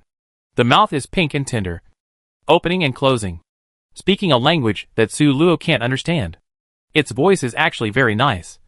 A bit like a little girl's voice. Thin and small, and sounds like a spoiled child. It fits the aesthetic of Su Luo. A straight woman. Little cutie. Do you understand what I'm saying? Su Luo squatted down and asked the little white head. Boo, boo, boo, boo. The little thing seemed to not understand what Su Luo was saying, and kept twisting its body, as if it was very uncomfortable being tied up. Su Luo couldn't bear to see such a little cutie suffer. So she freed it. I'm letting you out. Don't run away. Okay? The little thing's big eyes were full of confusion, as if it didn't understand Su Luo's words. Su Luo let it out, and finally saw its full appearance. Its whole image is a bit like a snowman, with a small white head and a big white sphere. It's big, but it's only compared to the head. In terms of size, it's only a little bigger than Su Luo's head. As a bad at naming, Su Luo said softly, it's not good to always call you a little thing. Why not call you White Ball? White Dumpling. How cute. The white dumpling didn't understand what Su Luo said. It blinked, and suddenly it rushed out like a small rocket. It wanted to escape, but the next second, it appeared and fell to the ground. Su Luo's third skill controlled it. Although she liked cute things, how could Su Luo not be alert in her heart? She had already prepared for the little dumpling to escape. The little dumpling was probably shocked by Su Luo's move, and began to scream wildly, like a woman scolding on the street. The little dumpling may think that it is particularly fierce, with its eyes wide open and its mouth screaming non-stop. But it ignored its appearance and voice.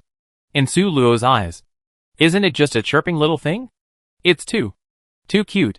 Su Luo's heart was almost melted by this little white dumpling that kept screaming. She immediately sent Renault to prepare some things, and she squatted beside the little dumpling, cultivating feelings. As we all know, feelings are rubbed out. When Renault came back, the little dumpling had been rubbed by Su Luo to the point of despair. He fell to the side with a look of despair, and the 3 little red beans on his head were all wilted, looking listless. In Renault's eyes, it looked like a poor little thing that had been squeezed dry by its own lord, and looking at the happy and satisfied look on the face of his own cruel lord, Renault felt as if he knew some incredible secret.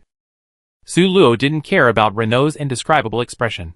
Her attention was now completely attracted by this cute little dumpling. Bai Tuan, look at this. Do you want to eat it? She had just asked Renault to go out and find some food. Su Luo had some guesses about Bai Tuan's identity. At present, she guessed that he was a ginseng spirit. In this way, the reason why ginseng always appeared inexplicably before was found. Bai Tuan did it. There is a well-known way to get close to the little cutie. Besides rubbing it like crazy, there is also a way to feed it. According to Bai Tuan's identity, Su Luo prepared nutritious black soil, pure water, and some wild vegetables, hoping that there would be food that suits Bai Tuan's taste. Bai Tuan seemed to hesitate for a moment, and a suspicious look appeared in his big eyes. Unable to resist his curiosity, Bai Tuan carefully approached those things and smelled them. Su Luo couldn't help but curl the corners of his mouth, and then immediately put it down. Why does it look so much like a puppy? But it's a pity that except for the black soil, which looks attractive to Bai Tuan, nothing else can arouse Bai Tuan's interest. Su Luo took the other two things away, and at the same time thought about Bai Tuan in her heart. Bai Tuan seemed to like black soil, but black soil was actually quite rare. So her territory might have attracted Bai Tuan because of the black soil? In any case, once it was in her territory, it was hers. Su Luo settled Bai Tuan down, and then told Yunfei about it. It doesn't matter. When you get out of the dungeon, this thing should be considered as your income that was taken out of the dungeon. You will know what this is then. After reading Su Luo's words, Yunfei said, "This makes sense." Su Luo no longer focuses all her attention on Bai Tuan, and continues to build the territory. After this month of crazy deaths of other lords, Su Luo's territory has ushered in another wave of wealth. There are 7 more new specialties. Su Luo pays more attention to the quality of life of the people in the territory, because this is the key factor affecting the happiness value. So the specialties she chooses are basically life-related specialties: food, daily necessities, and the like. After this month, Su Luo's ranking soared to 15th place. Su Luo knew very well that this first month was just a test, and the survival of the fittest would eliminate those territories with unstable foundations and unable to adapt. You know, it was almost a continuous challenge for a month. Most of the territories with unstable foundations could not withstand the high-intensity battles and were directly eliminated. In the next month, the opponents encountered by Su Luo's territory gradually became stronger. The top few began to be eager to try this rising star, judging from the speed of this territory's ranking promotion. If Su Luo's territory continues to be challenged by those rookies, it will sooner or later be able to reach the level of being on par with them. At the end of the month, the first-ranked territory challenged Su Luo's territory. Chapter 210. To be ranked first, he must be very capable, or he should be a very strong opponent. Su Luo immediately took it seriously. She did not choose to refuse, because she also wanted to know how big the gap between herself and the first place was. If her territory could not even defend the first place, then it could only be an ATM for the top few. If that was the case, she would have to replan this copy. Rather than living under the threat of the top few, she and Yunfei might as well merge their territories and impact the first place. Su Luo had already thought of a way out for herself, so she was not panicking at all. Cheer up. We will have a tough battle next. After choosing to accept the challenge, Su Luo took 2 operators to the high-rise watchtower and set up several cannons in a hidden place. After staying there for an hour, no one appeared in sight. Suddenly, the high-rise watchtower flashed red, and an enemy stepped into the vicinity of the territory. Su Luo immediately stood up and looked around vigilantly. However, there was no one near the territory. Only the rustling sound of the wind. High-rise sentry tower would not sound the alarm for no reason. And considering the time, the enemy should have arrived. Now that I can't find them, I can only say, they used some invisible props. TSK. Su Luo's tongue touched the upper palate and made a light TSK. Did she think she had no way out? Su Luo gave a quiet command, and then decisively turned on the automatic attack function of high-rise sentry tower. Swoosh, swoosh, swoosh. Several lasers immediately shot in one direction, which was in front of the forest not far from the entrance of the territory. After firing 4 shots to confirm the location, the people who had received the Lord's order before directly controlled the turrets to fire wildly in that direction. Monkey's mood was very bad now. He didn't expect that there was such a magical thing in this territory. Like most smart lords, Monkey's lord also refused to lead the expedition in person. Monk is the captain of the Lord's personal guard and has led troops many times before. Due to some accidents, their territory has produced a unique specialty: the invisibility potion. This is mainly due to the initial choice of their lord. An all-magic lineup. That's right. All the initial residents of their territory are mages. Such a choice triggered some strange, Easter eggs, causing their territory to be considered a magic territory. The so-called magic territory means that there are many magic elements in the territory. This is also the key reason why they can make magic potions. Although the early stage was very difficult, they still persevered under the leadership of the Lord. And now, it is their home court. The ability to be invisible for a short time makes them invincible in battle. Often the enemy has not discovered them yet, and they have been annihilated by them. But who would have thought that this inconspicuous Lord, who is only ranked 15th, actually has a prop that can automatically lock and attack the enemy? He was in a dilemma. This is the disadvantage of the Lord not personally leading the expedition. If their Lord came in person, he would definitely find that Su Luo was using the prop from the Happiness Mall. High-rise Sentry Tower. Although high-rise Sentry Tower is very restraining against this kind of stealth ability, it also has great disadvantages. As long as you dodge 20 lasers, this prop will be unusable in a short period of time. But Monkey didn't know. He thought this prop could be used infinitely. So now he felt very panicked. He couldn't think of any way to target this Sentry Tower. Retreat. Let's retreat first. At his command, the team immediately retreated to the forest behind in an orderly manner. It was obvious that they were a well-trained team. Seeing this, Su Luo did not send people to chase them out like last time, but returned to the room to think about how to annihilate these people within 5 days. They have the ability to be invisible. So once they are out of the attack range of the high-rise watchtower, she can't find them at all. Then the best way is to catch them in a jar. Put them into the territory first, and then close the door to beat the dog. But the problem is that the moat in the territory is now filled with weak water. Unless they are told the location of the glass platform, those people can't get in at all. What can I do? Su Luo fell into deep thought. However, unlike her, Tiffany was in ecstasy at this time. She finally had a chance. That's right. Tiffany herself is actually a player. She is from another planet. To be precise, she is competing with Su Luo. Tiffany's mission is to make Su Luo's territory drop out of 10,000. She knew very well that if Su Luo was only allowed to fall out of the 10,000th place, she would only get basic points. But if Su Luo's territory was conquered and destroyed, there was a high probability that she could get attribute points. And this was her goal. And this was why Tiffany did not make trouble in the early stage. Unlike Su Luo, Tiffany and her friends knew the entire process of the trial, and their loyalty would automatically be adjusted to 100. And the Lord could not detect it. With such a big advantage, Tiffany had a clear plan at the beginning. She wanted to let Su Luo's territory be directly conquered in the last stage. She had a good idea. She worked hard in the early stage to become the Lord's confidant. Then she tried to lead the team to fight in this stage, and deliberately let the territory lose, so that the territory's combat power could be gradually reduced. And finally the territory could be conquered in one fell swoop.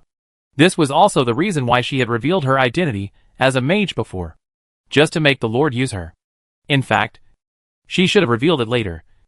But she was still a little impatient when she saw the positions in the territory being snatched away one by one. One wrong step leads to another, and that step directly led to the Lord not trusting her very much. But it doesn't matter. Tiffany believes that with her own strength, she can still fight for the opportunity to lead the team. If it doesn't work, she can completely make the territory fail as a team member. Tiffany has this confidence. However, what she didn't expect was that Su Luo was so cowardly. Facing a group of native NPCs, her choice was to defend the territory and only defend without attacking. This made Tiffany's previous arrangements come to nothing. However, as a master player, Tiffany's ability to respond on the spot is very strong. If one plan fails, then try another one. Tiffany had a new idea. Passing on the territory's defense map and letting them enter the territory to attack. Is this okay? However, things changed again, and there was a weak water in the territory. This thing greatly strengthened the territory's defense. The opponent couldn't even enter, so how could they fight? However, after many inquiries and her own midnight tests, Tiffany finally got a map of the location of the glass table. Everything is ready. Only the east wind is missing. Now, as long as there is a suitable opportunity, she will pass this map out, so that Su Luo's greatest reliance will be gone and collapse directly. Isn't it? Now the opportunity has come? Although she did not participate in the battlefield in person, she believed that the third-place territory must be strong enough. Tiffany firmly believed that as long as they got the map and could successfully enter the territory, They would be like a tiger entering a flock of sheep. And they could do things unscrupulously. So that night, Tiffany started to act. She sneaked with the blueprint in the middle of the night and came to the lake. Suddenly, a figure came over. And Tiffany was startled and immediately squatted down to show that she was touching the water with her hands. The person who came was a male citizen who came for a walk. What are you doing here? Seeing Tiffany, the citizen asked curiously. Tiffany hurriedly calmed down, picked up a bucket of water, and said with a smile, "Oh, this weak water is so magical. I want to take some home to study." The resident touched his head. "Then don't you bring a basin or something? Just plan to carry it back with your hands?" Ahem. Tiffany coughed twice as if she was choked. Well, I just want to try whether this water is really as magical as it is said. If nothing really floats, then it won't be too late to take the basin back. Is that so? The resident was a little confused. But he still said enthusiastically, "What is said in the territory is true. I have tried it myself. Then I go first. You can have fun." Tiffany breathed a sigh of relief, sent the evil spirit away, and then carried out her plan. This time, no one stopped her. And after a while, Tiffany stepped on the glass platform and left the territory. Finally out, Tiffany was excited and immediately came to the grove. According to rumors in the territory, these people were hiding in this grove. After walking carefully for a while, suddenly, 2 knives were put on her neck. "Don't move. Put your hands up." When did this knife appear? Tiffany felt a sense of fear in her heart. Don't kill me. I'm here to deliver information." "Oh." The person behind her seemed to chuckle. "Delivering information?" Tiffany nodded quickly and leaned her head back, trying to keep her neck away from the sharp blade. However, as soon as she moved, the blade came closer again, even further than before. "Don't move. Be honest." Tiffany was frightened and dared not move. If she died here, even if Su Luo's territory was conquered, she would not get any reward. "Take me to see your leader. I really have important information. The territory's defense map. If you heard me, you will never get it." The man behind him put away his teasing expression and became serious. "Take her behind me to find the captain. If it's true, you will have made a great contribution, and the territory will definitely not treat you unfairly. If it's false, ha ha." Chapter 211. His chuckle was like a heavy stone hitting Tiffany. She said tremblingly, "I'm not lying to you. I'm not lying to you. I wouldn't dare." The team leader cautiously brought Tiffany to a blonde bearded man and pushed him with his hand.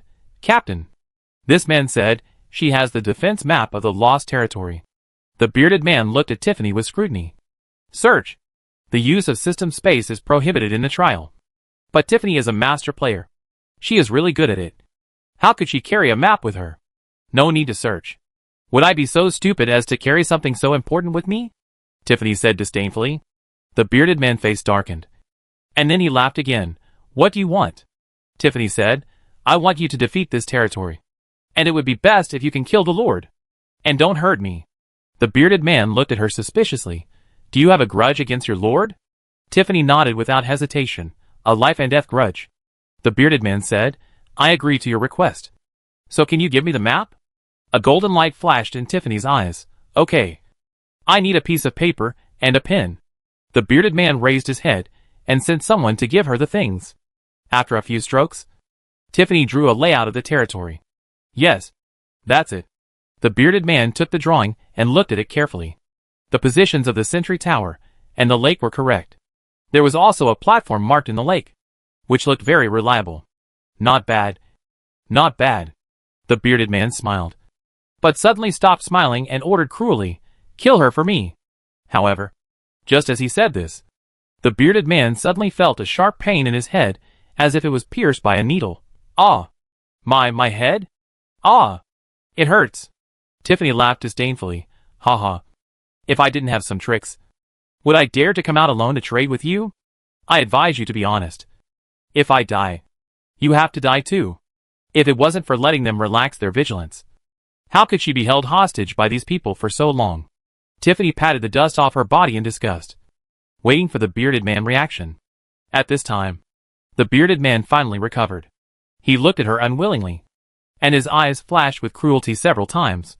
But he did not challenge the truth of Tiffany's words in the end. "Let's go.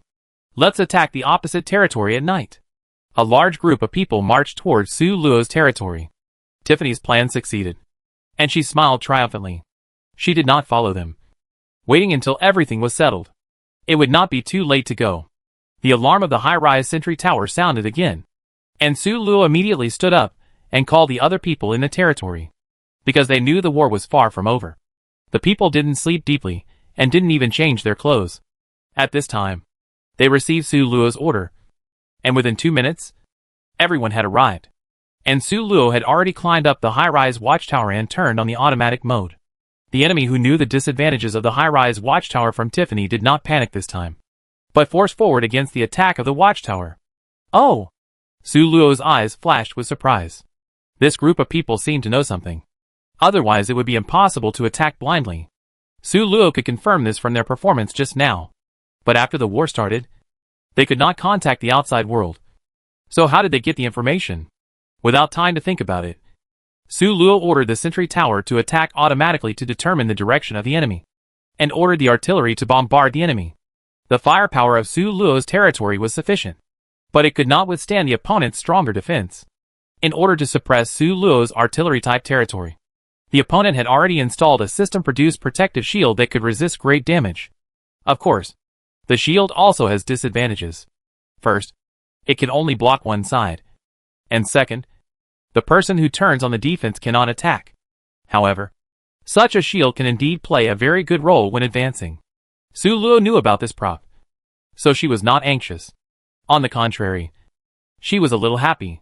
You know, her original plan was to lure the opponent into the territory and then catch the turtle in the jar.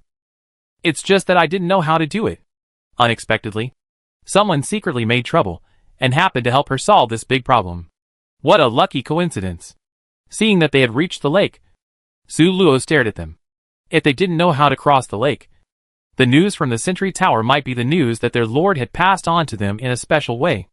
But if they knew the location of those platforms, it could only mean that there was a traitor in the territory. Led by the blonde-bearded man, the enemy's large force stepped accurately on the glass platform and advanced towards the territory. Su Luo's heart sank. And there really was a traitor in the territory. As soon as his thoughts turned, Su Luo had a goal in mind. Renault saw the enemy approaching them step by step, and he was very panicked. Lord, what should we do? Su Luo smiled and comforted him. It's okay. Don't worry. The mountain people have a good plan. Renault saw that the Lord was so calm, and he seemed to be infected and calmed down miraculously. Then I will go to comfort the others. Su Luo nodded and let him go. When the first wave of enemy troops set foot on the territory, they immediately removed the protective shield and attacked with full of fighting spirit. Su Luo immediately shouted, "Ordinary people retreat. Those with red flame eagle riders fly up and concentrate on the center of the open space to attack." Su Luo's prestige in the territory is very high. As soon as she gave the order, the others immediately took action. When the people on the other side rushed to the center of the territory, there was no one there. There was only a team of red flame eagle riders in the sky that was constantly attacking. However, as the first-ranked territory, can they not have means to target the Air Force? In just 1 second, the bearded man made a decision. These people should be the main force of this territory. As long as they die, this territory will be like a lamb to be slaughtered. And we can slaughter it at will. He took out a bottle of green potion. Everyone take out the long-range potion and drink it.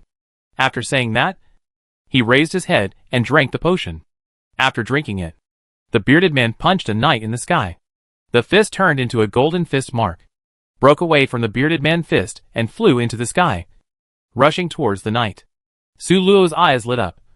What a magical potion! What should she do if she was tempted? The knight targeted by the bearded man saw the fist coming at him at high speed, and immediately dodged to the side on his red flame eagle rider. Then he quickly swooped down and punched the bearded man.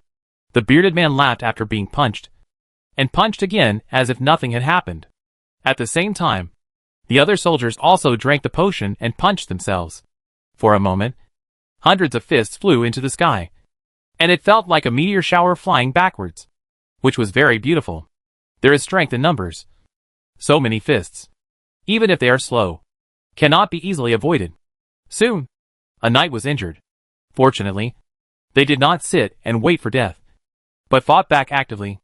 Every dive would leave a scar on the enemy's body. Su Luo looked at all the enemy soldiers gathered together, and suddenly shouted loudly, "Fly high!"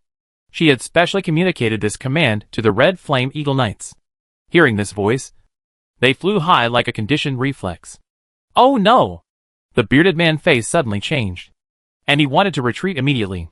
However, it was too late. The next second, with a bang, the place where they were suddenly exploded. The huge bombing even blew up the soil, let alone these humans. However, there was more than one such horrible bombing. The next second, there was another bang, and the explosion sounded again. Everything returned to peace. Su Luo's mouth curled up. The plan was perfectly implemented. Yes, this big explosion was designed by her. She bought those mines from the Happy Mall. Almost all of her remaining points were used to by this thing. Although this mine is powerful, it actually has a lot of disadvantages. First, it can only explode when the enemy steps on it. Second, it must be placed together to be powerful. The biggest disadvantage is that it must be stepped on for 10 seconds before it explodes. Which is why Su Luo asked the knights to delay the enemy in the air. However, the effect is very significant. The elite team of hundreds of people was wiped out. Listening to the defense victory prompt sound in his ears, Su Luo clapped his hands in satisfaction, called Renaud to whisper a few words, and then went down to clean up the battlefield. At the same time, Tiffany's face was very pale. When the golden fist mark flew up to the sky, she was still secretly proud. The first place was indeed well deserved. This strength was enough to punish the lost territory. However, before she could be proud for a few seconds, an explosion suddenly sounded. Tiffany immediately knew that something was wrong. This lord actually had a backhand. She hurriedly ran back to the outside of the territory. And sure enough, she saw that the territory was peaceful. It didn't look like it was successfully invaded. It's over. Even the first place territory can't beat this territory. Tiffany's face was pale. No! She tried to be calm. This was just an accident. Next time, she would reveal the matter of Lei. I don't believe that this lord has a backup plan. Comforting herself like this, Tiffany secretly ran back to the territory. When she returned to her room, Renaud also found Su Luo. He shook his head, his eyes full of confusion and anger. Su Luo had expected it. He nodded calmly, called several extraordinary humans with high attack power in the territory, and quietly came to Tiffany's house. Tiffany was thinking of a plan in the house, and suddenly felt a palpitation. She opened her eyes suddenly, and had a bad feeling in her heart. However, before she could react, the door was suddenly kicked open. Su Luo used a total of 3 skills to directly control Tiffany, and then everyone worked together to output. Under such a strong attack, even though Tiffany had a lot of health, she couldn't bear it. After finally controlling the contact, her health was only a thin layer left. Chapter 212. You? She looked at Su Luo in shock and anger, but did not resist. Tiffany knew that her current HP was not enough for Su Luo's one skill. Su Luo looked at her expression and smiled. What are you angry about? Angry that your copy mission failed? Tiffany looked at Su Luo in surprise, and then probably knew that she must have failed this time. And calmed down. I didn't expect you to have a hidden trick. And it's hidden deep enough. She knew that there were many things that could be verified about her identity. So she was guessed by Su Luo at this time. Although she was a little surprised by Su Luo's speed, she was generally calm. Su Luo smiled indifferently. If it weren't for you, I might not have hidden it so deeply. Tiffany stroked her hair naturally, and her temperament changed from the previous straightforwardness, with a little tea art to a charming look. Just from one action, Su Luo could feel that she must have been a great beauty. I underestimated you, thinking that you would be easy to deal with since you are a newcomer. Otherwise, I hid deeper, and you really couldn't find me. Su Luo didn't refute her, but asked, how do you know I'm a newcomer? Tiffany chuckled for a while, and then replied with a smile, look, isn't your question very new? Well, when you get through the first dungeon after 6 months, it will also be a dungeon for newcomers. Seeing Su Luo frowning, she covered her mouth with her hand and smiled. When she raised her hand, her sleeves slid down, revealing her white wrists and skin as white as snow, which was amazing. There are still many things you don't know. When you reach the master level, you need to figure out many things by yourself. For example, when you were at the elite level before, was there a rule that you would not face enemies from other worlds? Su Luo nodded. So, You are from another world? Tiffany smiled. I just like talking to smart people. Well, it's okay to lose a game. I leave first. After saying that, she turned into white light and disappeared. Su Luo was shocked at first, then calmed down and muttered to herself, Can I leave the dungeon by myself? Not paying attention to this matter, Su Luo told Yun Feibai about her experience. Yun Feibai didn't say much, but judging from his tone, he should have already chosen someone in mind. Su Luo defeated the first place, so she can choose specialties from his territory. It's worthy of being the first place's territory, Su Luo exclaimed. There are so many good things in here. In addition to the formulas of various potions, there are also several kinds of spiritual beasts and spiritual plants.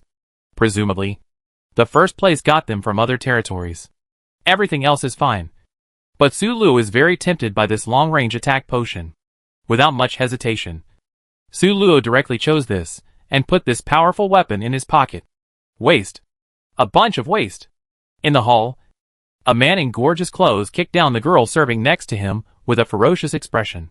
The girl was weak to begin with, and was caught off guard by this.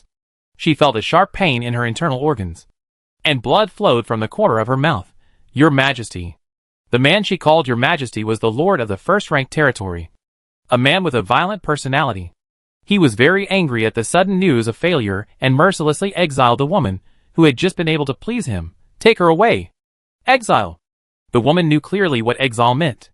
She unwillingly grabbed the corner of the man's clothes and spoke in a way that all men could not stop. Your Majesty. I am worried about your health. Her words really made the man stop pushing her away. I was going to send you to exile. Aren't you angry? The woman raised her lips slightly where the man couldn't see. She knew exactly what kind of women these men liked. Otherwise, she wouldn't have stood out among the 3,000 beauties in the harem. As soon as she raised her eyes, she had a pitiful look on her face. I know the king is sad. If sacrificing me can relieve the king worries, then what can I not lose? Her words not only pointed out that she was devoted to the man, but also pointed out that her death would not solve anything. Killing two birds with one stone. As she expected, the man personally helped her up. Huin Yang. You are joking. I was just angry for a moment. Before he finished speaking, another message came. The man's face changed drastically after reading it, and he kicked the warm and soft jade he had just embraced out again. Get out. Get away. Huin Yang's face changed, knowing that there was another bad news. Fearing that she would really be exiled, she quickly got up and retreated timidly. The extremely angry lord did not see the sinister look that flashed across Huin Yang's face. 3 days later, Yun Feibai took the initiative to challenge the first-ranked territory. He already knew that this territory probably had no long-range attack means, so he directly took Su Luo's Red Flame Eagle Rider. Although Su Luo took away a powerful specialty, his territory still barely maintained its first position. So when he received Yun Feibai's challenge, he was furious. He felt that his dignity as the first place was challenged one after another. Destroy them all. Let these villains know that I, the first place, am not so easy to deal with. The man hugged Huin Yang and said to the generals below with anger. Huin Yang, who had just closed her eyes and pretended to sleep, suddenly opened her eyes, and a gleam of light flashed in her eyes. 2 days passed, and the two territories were evenly matched. Although Yun Feibai's territory has Red Flame Eagle cavalry that can restrain the first territory, the number is a bit small after all. In addition, the attack of the first territory is very strong, and it seems that they want to keep them all here. So the battlefield is very tense. That night, Yun Feibai suddenly got a message that a person who claimed to be the maid of the king's favorite concubine came to the territory he temporarily conquered. Our queen said that she can make the main force of their territory lose its combat effectiveness, as long as you kill the king and take her and me away safely, the maid said arrogantly. Yun Feibai didn't care about her arrogance. He was only interested in what she said. How can your queen guarantee that she can really do it? Why did she betray the king? The maid twisted her braided hair with her fingers and said nonchalantly, Our queen has her own tricks. You don't have to worry about it. As for what you promised our queen, if you dare to regret it halfway, our queen can destroy this territory, and can also destroy your territory. Yun Feibai raised his eyebrows. Why are you so confident that I would leave such a hidden danger in my territory? The maid rolled her eyes, revealing a bit of cleverness, and asked back, Will you refuse? Yun Feibai looked at her admiringly and shook his head. No. Tell your queen that I agree. The maid nodded. You go to cause trouble tomorrow afternoon. And then, they will be in trouble. After saying that, she went back at ease. Yun Feibai knew that there would be undercovers from other worlds in the player's territory. And he also knew that the first place lord was most likely a player. So this queen should be an undercover. But what he didn't expect was that this undercover agent could sacrifice her beauty and become the other party's concubine. He was also cruel enough to himself. The next morning, Huin Yang took her maid to comfort the soldiers. She had reported to the lord in advance very generously, faced with her loyalty of up to 100. The lord naturally agreed without any doubt. In this way, the woman relied on her second talent skill to make poison, put the poison into the food, and then sent it into the mouth of the elite soldiers. To be honest, if the rules did not stipulate that the lord himself could not be attacked, the lord would have been a corpse by now. In the afternoon, Yun Feibai carried out another surprise attack as promised. When those elite soldiers stood up to meet the enemy, they suddenly felt dizzy and had no strength in their hands. What happened? The captain was shocked. However, Yun Feibai did not have the gentlemanly demeanor of not taking advantage of others' misfortune. In just a moment, these soldiers who had no strength to come were completely eroded by Yun Feibai. As Yun Feibai's army continued to advance, the other side also received the battle report. How could this happen? How could my elite team be suddenly wiped out? The lord couldn't believe the news and sat on the ground. However, he was not a fool to become a master player. Before long, he suddenly recalled Huin Yang's behavior yesterday. Although he was a little unbelievable, he still ordered, "Come, call Huin Yang to me." But after a while, he only got the news that Huin Yang was missing. Now he finally understood that Huin Yang was probably the culprit for the loss of defense this time. The man shouted in disbelief. How could she betray me? Isn't her loyalty 100? System, you lied to me. This loyalty detector is simply fake. However, no one responded to his questioning. In just one day, the first leader, who lost his main force, disappeared from the ranking.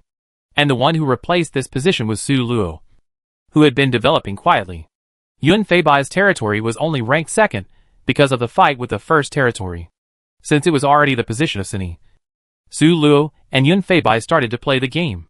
Su Luo and Bai Tuan cultivated feelings every day, and she had been studying Bai Tuan during this period. When Bai Tuan stayed in a place for a period of time, ginseng would be born, and this time was determined by the soil. As for food, Bai Tuan still only ate soil at present. Anyway, it was easy. When the last day of this month ended, the system prompt sound finally rang in the ears of Su Luo and Yun Feibai. Ding! The copy ended. Chapter 213. Congratulations to the player lost complete the dungeon Great Lord. Get rewards. 1.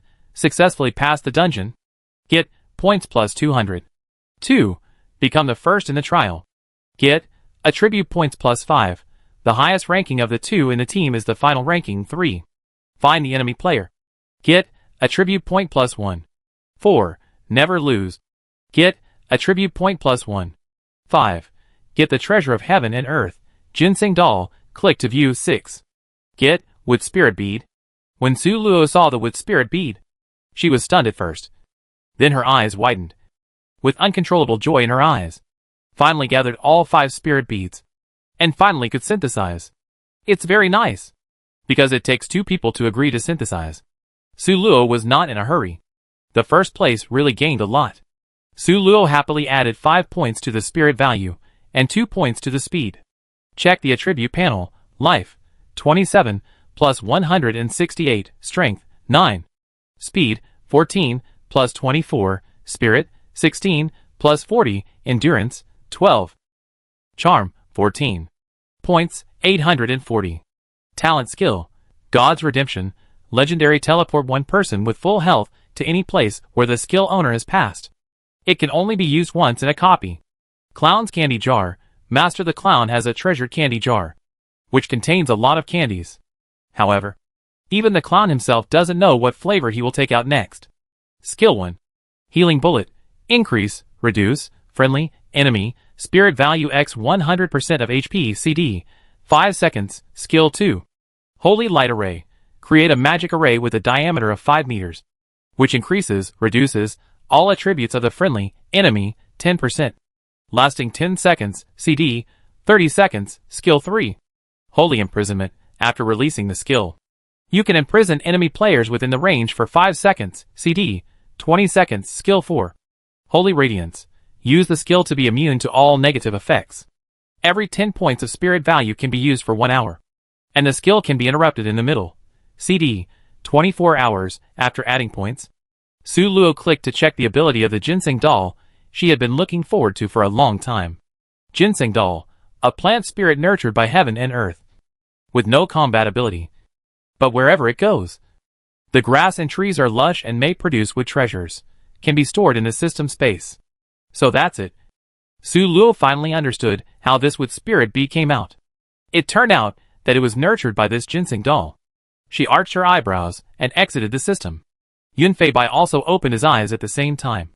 And the two smiled at each other. Synthesis? Synthesis. After both agreed, the light and dark double spiritual beads were finally synthesized. Su Luo and Yunfei Bai each pressed the spiritual beads of their own attributes onto their weapons. A burst of white light flashed, and then slowly retracted, as if absorbed by the sword of light. When everything was settled, Su Luo's sword of light was faintly glowing with white light. And at first glance, it actually had a sense of holiness. Yunfei Bai's dagger also had a little change in temperament, looking more mysterious and more hidden. Even if you hold it in your hand, you may not notice it at first glance. Su Luo opened the system again to see the changes of this sword after the addition of the Light Spirit Pearl. Sword of Light, accessory, Light Spirit Pearl. Each hit can cause 10 physical attacks to the enemy when fighting against dark creatures. In addition to doubling the attack, it will also cause 1 point of purification damage every 5 seconds. And the damage cannot be removed unless there is a skill to remove the negative effect. It's really good. Su Luo nodded in satisfaction, and was surprised by the current ability of the Sword of Light. Although it only has 10 attack points per attack, it has no CD. Of course, what surprised Su Luo the most was the special effect of this sword on dark creatures. A damage similar to corrosion, which cannot be resolved without purification skills. The purification skill looks quite ordinary, and most of the time, it has no practical effect. So in fact, only the auxiliary can have it. In other words, if there is no priest around, it is very likely that the corrosion will slowly kill you. Without a priest, it is very likely that you will not be able to recover blood or purify, and can only wait for death passively. This is simply a magic weapon for dark creatures to win. Su Luo happily put away the sword. Let's go to lunch together later. Yunfei Bai also closed the system interface and nodded with a smile. Of course. See you later. Su Luo did not ask Yunfei Bai about the new attributes of the weapon, because she had already guessed it. Every time, their skills are opposite. So Yunfei Bai's new skill for the dagger must be to corrode light creatures. This is indeed the case. The skills of Yunfei Bai's weapon are basically the same as Su Luo's. The only difference is that the dark creatures are changed to light creatures. Back to the classroom. Su Luo felt dazed. 2 years. She has not been in contact with the modern world for 2 years. Now suddenly returning here. It feels unreal. Besides being unreal, she was also very uncomfortable. Looking at the screen in front of her that was emitting light, she suddenly thought that it was the moonlight beads of the fairy that were supporting her for several months, so that she could emit such light. After realizing what she was thinking just now, Su Luo shook her head with a smile. Although 2 years was not enough for her to completely forget the previous world, it was enough to change her a little. This can be seen from the reactions of the people around her. Su Luo was easygoing and good at grades. So even if she was deliberately low-key, there were always a lot of people around her. But now it was different. The 2-meter radius around her had become a vacuum zone, and no one approached her. Su Luo did not feel uncomfortable. After she became a lord, ordinary people did not dare to approach her. Usually, they could only talk to her when there was something going on. So now, although no one was approaching her, Su Luo felt more at ease. Luo came up carefully. Luo. Are you okay? Su Luo was dazed when she saw her. After she remembered who this person was, she asked curiously, "What's wrong?" Luo saw that Su Luo was still answering her the same way as before. So she was a little bolder. Luo. I don't know why. I feel like you seem to suddenly have a strange temperament. Su Luo asked with a smile. What temperament? Luo frowned. racked his brains for a long time, and then said with certainty, using the words I saw in the novel, "It should be the legendary temperament of the superior." Su Luo suddenly realized, does it feel a bit like keeping strangers away? And a bit like a leader's aura? Luo nodded frantically. Yes. Yes. That's the feeling. Su Luo laughed dumbly. Her 2 years of Lord life really changed her a lot. She tried to restrain her breath, and then asked, what about now? Is it still strange? Luo wrinkled his nose. Well, a little better, but still very different from yesterday. It seems that she can't control this temperament freely. Su Luo nodded, smiled, and comforted Luo for a while. When she smiled, her aura faded a lot. Slowly, the students got used to it. During the second class, the school held a school meeting and officially announced that Zhou Kim would come to the school to give a speech. There was a sense of impatience. The old principal, who was over 60 years old, said excitedly, "Students, after many invitations, we finally invited the youngest master player known so far, Master Zhou Qian, to give a speech at our school. Zhou Qian is indeed very young, but, at the age of 28, he is in his prime. Although it is rare to see him, he is a gentleman with elegant manners and a gentle and easygoing manner. For Su Luo and others of their age, a man with strong strength and charm is the most attractive." Although everyone had this guess in their hearts because of the previous posters. But when the guess was confirmed, everyone still showed great excitement and whispered with the people around them. The principal coughed twice to attract everyone's attention. Ahem. Master Zhou Kim will come to our school auditorium to give a speech at 2 o'clock this Friday afternoon. I don't force you to come, but I believe that any child with a little bit of ambition will come. After the meeting, Su Luo and her roommates returned to the dormitory. Several people were very excited, whether they were interested in the dungeon or not. I will record the big boss speech and listen to it every day to boost my confidence, Lu Luoming said excitedly. He Weiwei also showed excitement. When the time comes, give me a copy of your recording, and I will give it to. She paused for a moment, and then naturally continued, show it to my adoptive parents. Su Luo glanced at her sharply. This was definitely not what she wanted to say. When it was time for lunch, Su Luo and Yun Feibai went to the rice noodle shop at the school gate again. I think Mr. Zhou Kim will definitely not tell us what a master-level dungeon looks like, so we have to figure it out on our own. Su Luo sipped a mouthful of noodles and said hesitantly, read more forums. Judging from this dungeon, there are still many things we don't know. Yun Feibai first echoed Su Luo, and then continued, but Zhou Kim will definitely talk about his experience, which is still very useful to us. Su Luo nodded, then changed the subject and asked, did your classmates say that you have a different temperament today? Yun Feibai nodded and said with a wry smile, 2 years of Lord life almost made me develop the habit of being in a high position. If they hadn't said it, I wouldn't have noticed it. Su Luo also said in a sigh, after returning to the modern era, I am not used to many things. What should I do? Chapter 214. This is actually a very serious matter. The first master-level dungeon lasted for 2 years, and Su Luo believed that future dungeons would last longer. But just 2 years have changed their living habits a lot. If the dungeon time becomes longer, how should they adapt? Su Luo opened the master-level forum and searched while saying, this problem must not only exist for the two of us. Let's see how the old players in the forum solve it. This search, as expected, found several related posts. Su Luo clicked on one, forwarded the post to Yun Feibai, and then began to read. Topic: what should I do if I can't adapt to modern life after returning from the dungeon? First floor, same question. It's so painful now. I just experienced an ancient world. Now I want to call my female classmates girls when I see them. Second floor, Here comes the question that newbies must ask. Third floor, I remember when I didn't adapt. I couldn't drive after returning from StarCraft. At that time, I was still surprised that the car couldn't fly. Fourth floor, has the author not looked at the mall for a long time? I suggest you go and have a look. Seeing this, Su Luo was suddenly stunned. Indeed, she hadn't looked at the system mall for a long time. She had hoarded a lot of bottles of disguised potion before, so naturally she didn't buy anything else. It seems that there is a lot of stuff in the system mall. Su Luo clicked on the mall to check it out. Sure enough, as soon as she entered, Su Luo was attracted by the top product. Desalination potion. Dilute potion. It can dilute the player's habitual memory in the dungeon. so that the player's mind will not be disturbed by the long master-level dungeon space. Looking at this introduction, Su Luo frowned. Dilute memory and habits? Is it unnecessary? She also learned a lot in the dungeon this time. And this kind of temperament is not a bad thing. If it is diluted, it means that there is no other gain in this dungeon except the accumulated attribute points. What is the difference from the previous dungeons? Su Luo realized one thing when she found out that the master-level dungeon might take a long time. They not only need to complete the tasks in the dungeon, but also learn more things in the dungeon to improve themselves. Every time she participates in a dungeon, she has a few more years than ordinary people.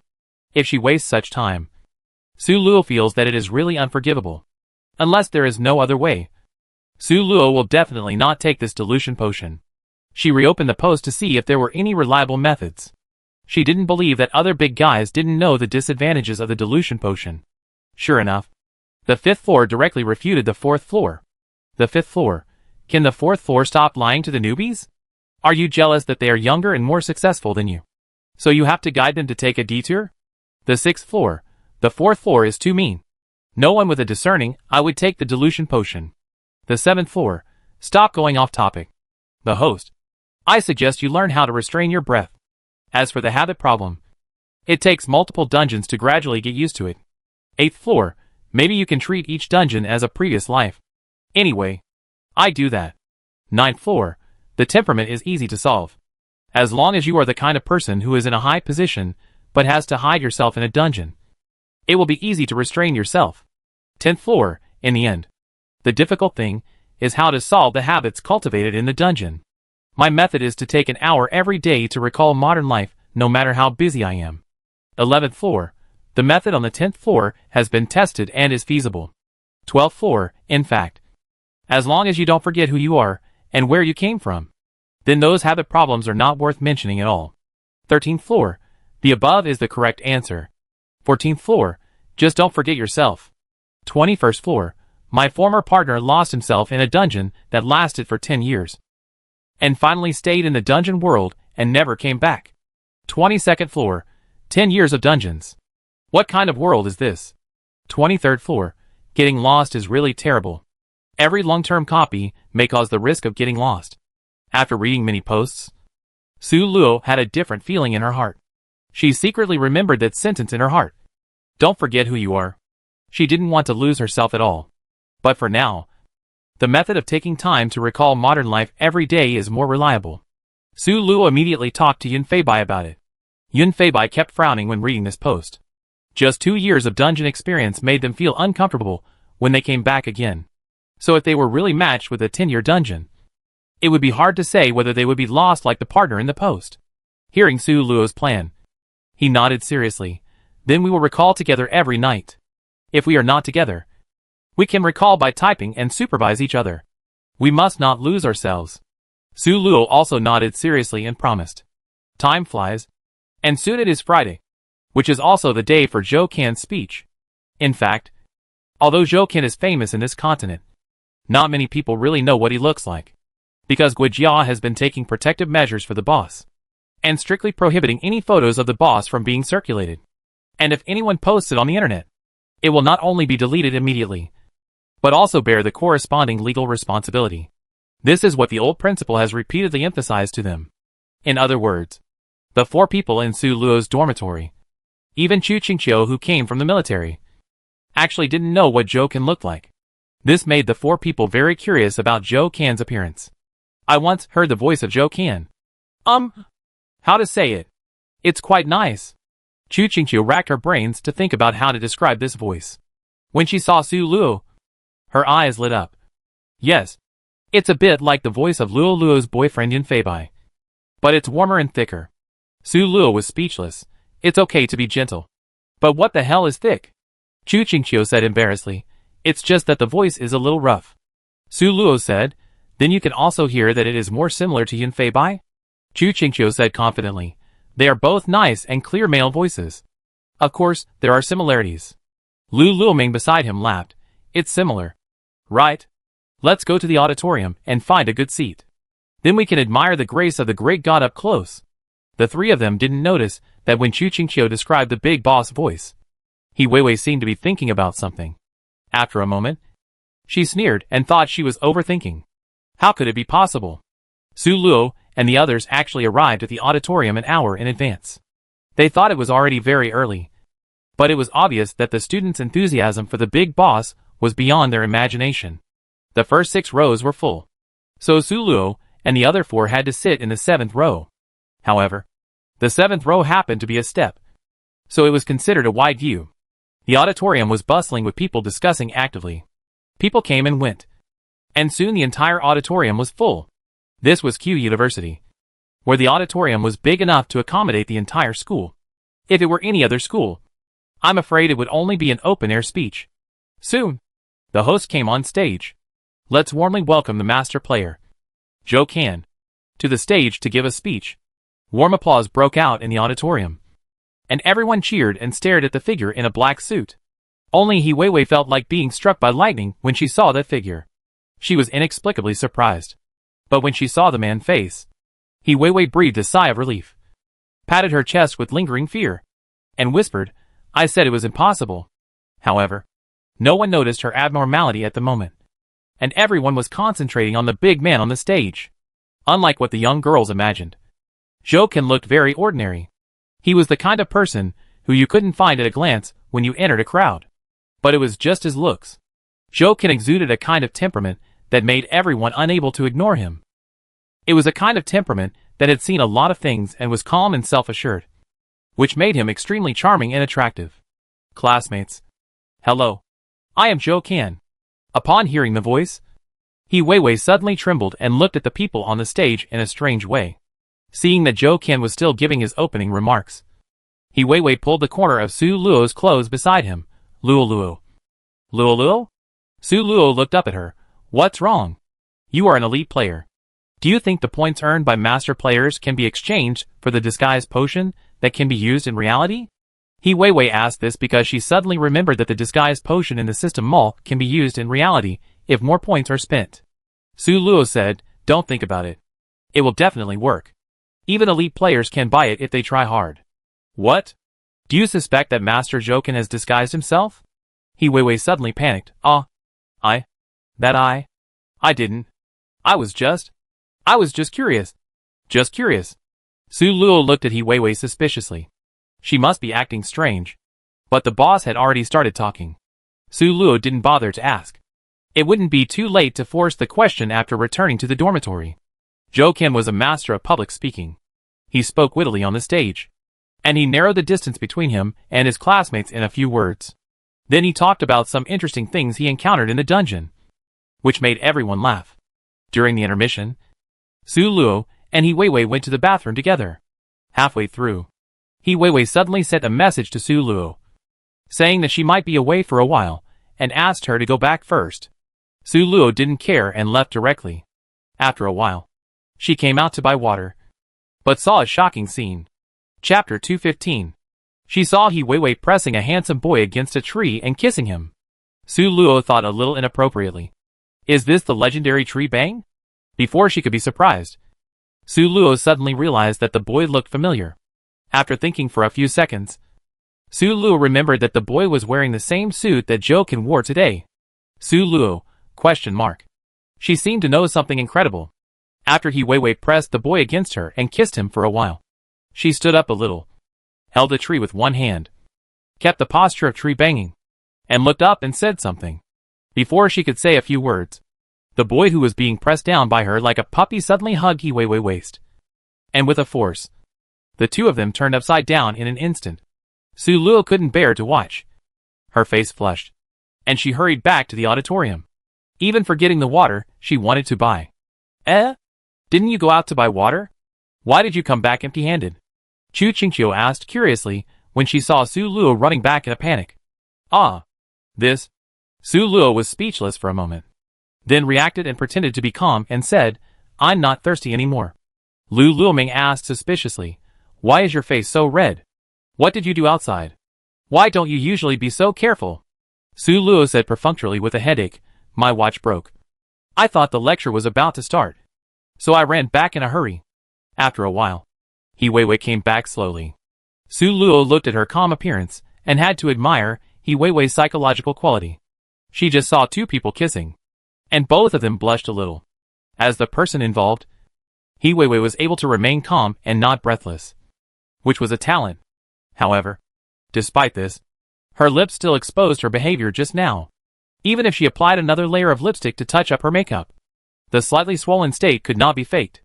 However, the lights in the auditorium were a little dim at this time. So except for Su Luo, who had been observing He Weiwei, no one else noticed this detail. 10 minutes later, Zhou Ken walked onto the stage again to continue his speech just now. With her amazing eyesight, Su Luo clearly saw that the boss' lips were also a little strange. Very good. It's confirmed that the cabbage in my garden was taken away by a pig. Although this is probably a pig king, however, these two people are somewhat similar. That is, after doing such things, they can remain calm and not blush. They are actually quite a match. After returning to the dormitory, Su Luo called He Weiwei out on the pretext of going to the bathroom. Weiwei, are you and Boss Zhou Ken? He Weiwei was startled when she heard Su Luo's question. But then she calmed down. Yes. We are lovers. Sure enough, Su Luo said with some surprise. How did you meet him? He didn't force you, did he? It can be seen that Su Luo cares about her. And He Weiwei's expression eased a little. No. We knew each other in the original continent. After coming here, we met unexpectedly. When she said this, He Weiwei suddenly frowned. Wait! I now doubt whether this accidental meeting was intentional by him. Su Luo looked at her with amusement. You didn't know he was Zhou Ken before? He Weiwei nodded. I have never seen Zhou Ken as a master before. And he never told me. So? Su Luo nodded in understanding, no longer paying attention to this aspect, and changed the subject and asked, how does he treat you? Is he with you to repay a favor? Or does he really like you? He Weiwei smiled and said, what are you thinking? Will I give him the opportunity to be with me just to repay a favor? Su Luo laughed in silence. It was true. This was the He Weiwei she was familiar with. She was too concerned and confused. He Weiwei went back to the dormitory first, while Su Luo went to the lawn of the campus alone. There was no one near the lawn at this time. After observing for a while, Su Luo carefully released Bai Tuan. As soon as he was released, Bai Tuan couldn't wait to cry. Su Luo immediately covered its mouth and made a silent gesture with her hand. Shh, little guy. I let you out this time to let you breathe some fresh air. You have to go back to the system space later. Bai Tuan, who was brought out of the dungeon by Su Luo, could understand what Su Luo said after the system blessing. Su Luo could also feel Bai Tuan's emotions and barely guessed what he meant. After Su Luo's warning, Bai Tuan blinked and nodded slightly, with a look of desire in his eyes. Su Luo knew that it understood what she said, so she let it play on the lawn for a while. She carefully watched to see if anyone came. Xiao Han, the boy I met today is so handsome, worthy of being the school idol. A girl's voice sounded. Su Luo immediately put away the white ball and walked back calmly. At the beginning of the month, Su Luo and Yun Feibai gathered together again. Today is the day for the assessment dungeon again. Alas, it's a pity. We can't crush each other like last time. Listening to Su Luo's low complaints, Yun Feibai chuckled and rubbed her head. That kind of thing. Once our luck exploded. Do you want to keep doing this? Su Luo also knew that she was just complaining without reason.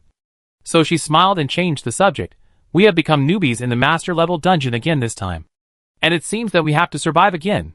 This is the truth. And Yun Feibai is a little helpless. He has reached the top level among players. But he still has to be careful after entering the dungeon. Don't think about it. In short, the master level dungeon must be more difficult. But with our strength, we can still do it, Yun Feibai said. And he and Su Luo clicked to enter the dungeon. After a dizzy spell, it was still the familiar white background. Su Luo curled her lips helplessly, and feeling the temperature behind her, she naturally turned around and looked at Yun Feibai. Bye. Let's find a place to rest first, she said, and took Yun Feibai to a place with fewer people. There are not many master level players, which means that there are not many players who passed the assessment dungeon in the same period. Compared with the previous elite level assessment dungeons, the preparation space of this dungeon seems much emptier. And of course, much quieter. We are all old birds, so there is no need to deceive the newbies.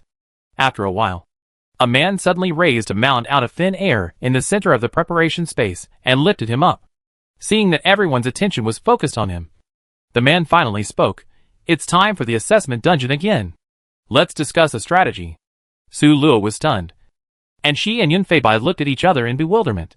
What strategy to discuss?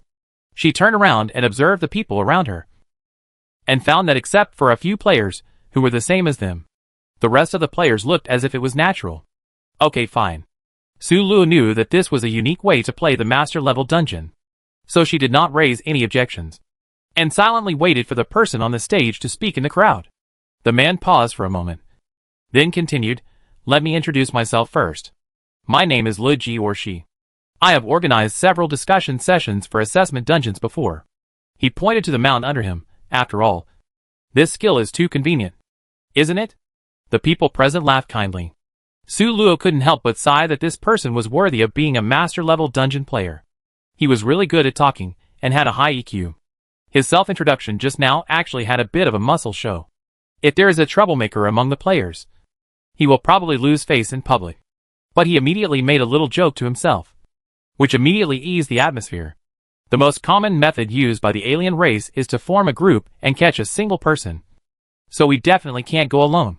But if we go together, the efficiency is too low. So let's use the old method? What is the old method? Su Luo sighed helplessly, and wanted to raise her hand to ask. However, before she raised her hand, extreme joy is still happiness. So he said kindly, "There are probably a few newcomers among us. So let me introduce them to you. The so-called old way is that after we go in, we all go to the middle and form a network. It's not about gathering together directly, but going apart. But as a whole, we must be able to quickly support each other." Oh, that's it. Su Luo suddenly realized. Indeed, this is the best way to deal with the gathering. Generally, who among the master players doesn't have a few means to save their lives? As long as you send a signal and hold on for a while, the surrounding players of the same race will gather around. Then we can wipe out the enemies. If an enemy comes looking for us, just tell them in the chat interface. And then the two of us will circle around each other to distinguish ourselves from other players. We can arrive quickly then. But, before Su Luo could ask, extreme joy continued, "Newbies probably don't know that you can set messages to pop up automatically in master level dungeons." Very good. Su Luo shut up. She had no problem. This person was indeed experienced in organizing before. Directly solved all her doubts. Seeing that everyone had no objection, extreme joy jumped off the mound and returned to his partner. Yun Fei Bai said to Su Luo thoughtfully, "Let's observe the appearance of the aliens more, and see what the old player above means. These old players should have different ways to deal with different aliens." Su Luo agreed with this. Yes, we still need to accumulate more experience. And even though the rules are the same, the difference between the master level dungeon and the elite level dungeon is really big. Yun Fei Bai was deeply moved. When we were in the elite dungeon, we always did our own things, unless we happened to meet. How could we have the idea of helping each other in advance? Players can spontaneously unite to pass the dungeon, which shows that master level players are very smart and will not intrigue over major events. But in addition to this, there is another important reason. Chapter 216. The enemy is very strong, the two said in unison. As soon as they finished speaking, the 5-minute countdown ended. Game start. Su Luo felt dizzy again, opened her eyes, shook her head, and looked around. Different from the previous dark style. This time they were in a dense forest. There were also bursts of bird calls, and the rustling sound of leaves being blown by the wind. Su Luo was very familiar with the configuration of the forest, and she had many copies with forest elements. The earlier Real Werewolf dungeon and the recent Lord dungeon. There are a lot of forests in them. To be honest, although it is a mysterious and unknown forest, Su Luo unexpectedly feels at home. Yun Fei Bai feels exactly the opposite of her. He rarely encounters dungeons related to forests. In his eyes, forests are full of dangers. I didn't expect that the dungeon map this time is a forest. We have to be careful. It's too complicated here. Let's not separate. Yun Fei Bai frowned and said seriously. Su Luo was a little amused. Could she say that she was not worried about this map at all? She opened the system and checked the mission this time. On the first interface, Su Luo found that there were 4 forces in this dungeon. A. 200/200, red. B. 200/200, orange. C. 200/200, purple. D. 200/200, blue, and they were on the same red side as last time. Click on the second task interface. Task 1. Killing task. Kill a player from the enemy camp, mandatory. No reward. Kill 3 players from the enemy camp, optional. Reward, health +1. Kill 5 players from the enemy camp, optional. Reward, health +2. 1, 3, 5, 7, 9 are stacked in sequence. Kill 10 or more players from the enemy camp, and each kill will reward 1 more health point. Team players cannot share 2. Other tasks, Dark Priest exclusive. Healing amount/attack amount reaches 0/3000, mandatory. No reward. Give the whole camp a debuff, optional. Reward, attribute point +1. Kill the player with the most heads outside the camp, optional. Reward, attribute point +1. It is very plain and unpretentious. Su Luo and Yun Feibai breathed a sigh of relief at the same time. If the system doesn't mess up, they won't be in any unexpected danger. Finally, the map interface. The map interface is very perfunctory. Apart from a huge map outline and small dots of various colors inside, there is nothing on this map. The 2 of them are at the edge of this dungeon, quite far away from other teammates. From the map, it can be seen that other teammates are also starting to move towards the center of the map. Su Luo felt a little strange about the simple configuration of this map, but she quickly ignored it and said to Yun Feibai, "Let's hurry to the center and meet up with other players in the camp." Yun Feibai nodded. "Let's see if we can complete the task on the way. If we don't complete the task, I always feel uneasy." The forest map was indeed as complicated as Yun Feibai imagined. There were tall and dense ancient trees everywhere, and the ground was covered with lush green grass. But what he didn't expect was Su Luo's performance. Su Luo seemed to be a person who had always lived in the forest, walking in the forest as if walking on flat ground. From time to time, she would squat down and pick up flowers and plants that he had never seen before to introduce to him. "Look at this." Su Luo picked up a piece of grass from the ground, sniffed it first, and then passed it under Yun Feibai's nose. "Smell it?" Yun Feibai sniffed it and found a faint lemon smell. He boldly guessed, "Is this lemongrass?"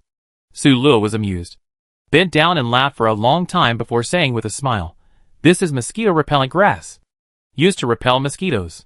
But you are not wrong. This grass does have a lemon smell." Yun Feibai had long lost his temper because of her laughter, and he asked helplessly, "How do you know so much?" Su Luo explained, "Have you forgotten? There were a lot of forests in my last dungeon. I landed in the forest at the beginning, so I learned a lot from the hunters and woodcutters." "I see." Yun Feibai nodded in sudden realization, and finally chuckled, "Then this dungeon depends on you." Su Luo patted his chest and said proudly, "Don't be afraid, little lady. Brother will protect you." "Oh!" Yun Feibai's eyes darkened, and he leaned close to Su Luo's ear and whispered, "Then brother, I will warm your bed tonight." Hiss! Su Luo shuddered and immediately retreated from Yun Feibai. "No! No! I don't dare to do it anymore." Yun Feibai then let her go and said seriously, "Let's go quickly. It will be terrible if we run into enemies in a group." However, Yun Feibai, who usually has good luck, suddenly became a jinx this time. Not long after he finished speaking, Su Luo and Yun Feibai heard the footsteps of a large group of people walking. It should be quite far away from them, but it was obvious that they were walking to the side. Su Luo guessed that the other party should not have heard her footsteps yet, because their footsteps were still very even and did not speed up. However, many of them should be old players with higher attribute points than them, if they were not so numerous and loud. By the time Su Luo heard their voices, it is very likely that the other party had already heard them. What to do? Su Luo looked at Yun Feibai. If they moved forward or walked to the side now, the other party would definitely hear their footsteps. But if they walked backwards, they were already at the edge of the map, and the final result of walking backwards would be to reach the border of the map. The intention of the other group of people was obviously to sweep the edge. That is, to defeat the lone players at the corners of the map one by one. Yun Feibai made a prompt decision and whispered 2 words, "Climb the tree." Su Luo immediately climbed up the tree. She and Yun Feibai both knew how to climb trees, especially Su Luo, who was an expert at climbing trees. In no time, they were hidden in the dense leaves. A few minutes later, the main force arrived. Su Luo counted them. There were 30 purple players in total. They were really in a group. Okay. 30 players were fierce enough. How could they fight back? Su Luo put away the idea of a sneak attack and waited for people to leave peacefully on the tree. But they stopped under the tree where Su Luo was. A small boy frowned and said, "There was someone here just now." Su Luo was startled. He held his breath and carefully hid himself, listening attentively. The other people in their team seemed to trust this little boy. Upon hearing this, another girl with purple hair immediately ordered, "Search this place for me. Don't miss any corner." Although the scene was very tense, Su Luo still thought inappropriately that this girl seemed to be the leader of this group of players. But Chu Qingqiu said that players generally have no way to match together on their own. Even the government can only tie 5 people together. Then these 30 people obviously don't all know each other. So why do they all listen to this girl? In addition, Su Luo also found that they all had black magic patterns on their necks, which seemed to be their racial characteristics. It's useless to think about these now. She should think about how to get out. The blue players have quickly searched the nearby ground. Seeing that there was nothing, a man said, "It seems that they heard our voices and left early. Why don't we continue to move forward?" Hearing his words, Su Luo breathed a sigh of relief. However, before she could completely relax, a sentence suddenly made her heart rise again. "Wait. There are still some places that have not been searched." The purple-haired woman looked up at the trees around her, and the corners of her mouth slightly raised. "Do you think someone is hiding in this tree? I knock. I knock. I knock. Knock. Knock." Su Luo cursed madly in her heart. Why is she so smart? What should we do now? Her third skill can only control them for a short time. Not enough for them to escape. She looked at Yun Feibai, whose eyes were covered by leaves, and signaled with her eyes what to do. Yun Feibai was also a little anxious, staring at the crowd below intently. Su Luo suddenly blinked at Yun Feibai, then quietly pointed a finger at the purple-haired woman in the middle, and then made a gesture of wiping her neck. She meant that the two of them should kill the purple-haired woman first. According to the situation just now, this purple-haired woman is not only the leader of these people, but also the smartest one among them. To catch a thief, first catch the leader. This is the truth left by our ancestors. As long as this purple-haired woman dies, the enemy will be in chaos. Then they will agree to escape. The two nodded to each other, and Su Luo immediately used the third skill to control all the 30 players who had just gathered together. Good use. How could Yun Feibai live up to Su Luo's perfect control skill? He flashed and rushed down, heading straight for the purple-haired woman. The purple-haired woman's eyes widened, because she was controlled. She couldn't even react. Su Luo guessed correctly. She was indeed the leader of this group of people. Zhisu. Zhisu was confident. She believed the short boy's inference. So when she found no trace of the enemy on the ground, she thought about the sky. It must be easy to hide a person in such dense leaves, right? However, what she didn't expect was that the 2 people on the tree were so bold that they dared to rush out in the face of 30 people. Of course, what she didn't expect was that the 30 people on her side were controlled all at once, and they couldn't even resist. Control skills are actually very precious, and most people actually only have one small control skill at most. Such a skill that can control so many people at once is really rare. So Zhisu didn't think of this possibility for a while. Chapter 217. However, a mistake put her in danger. Now she was at the mercy of others. She just hoped that the opponent's attack power would be smaller, and she could hold on until the control time was over. When the control time was over, her 30 people were released. Zhisu sneered. She wanted to make these 2 people look bad, but she obviously underestimated the damage of Yun Feibai and Su Luo. After only 2 hits from each person, she was left with little health. In such a torment. Finally, the control time ended. Zhisu immediately released her first skill and wanted to hit Yun Feibai. However, Yun Feibai had already released his third skill. 30 people can make this skill work to the maximum extent.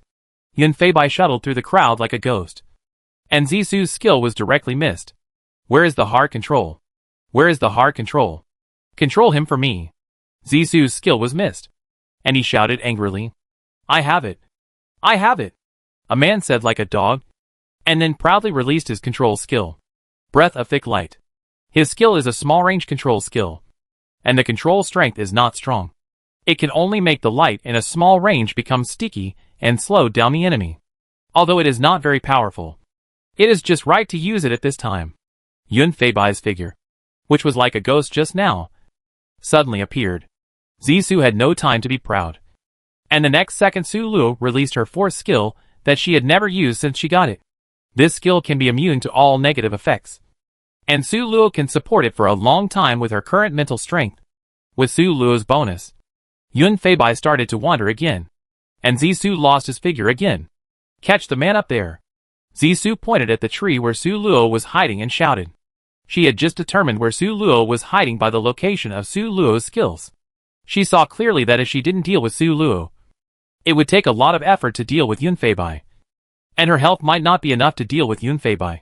With her order, several men quickly ran towards the tree where Su Luo was and climbed up. Zissou and other mages attacked Su Luo's general direction directly under the tree. They were attacking indiscriminately.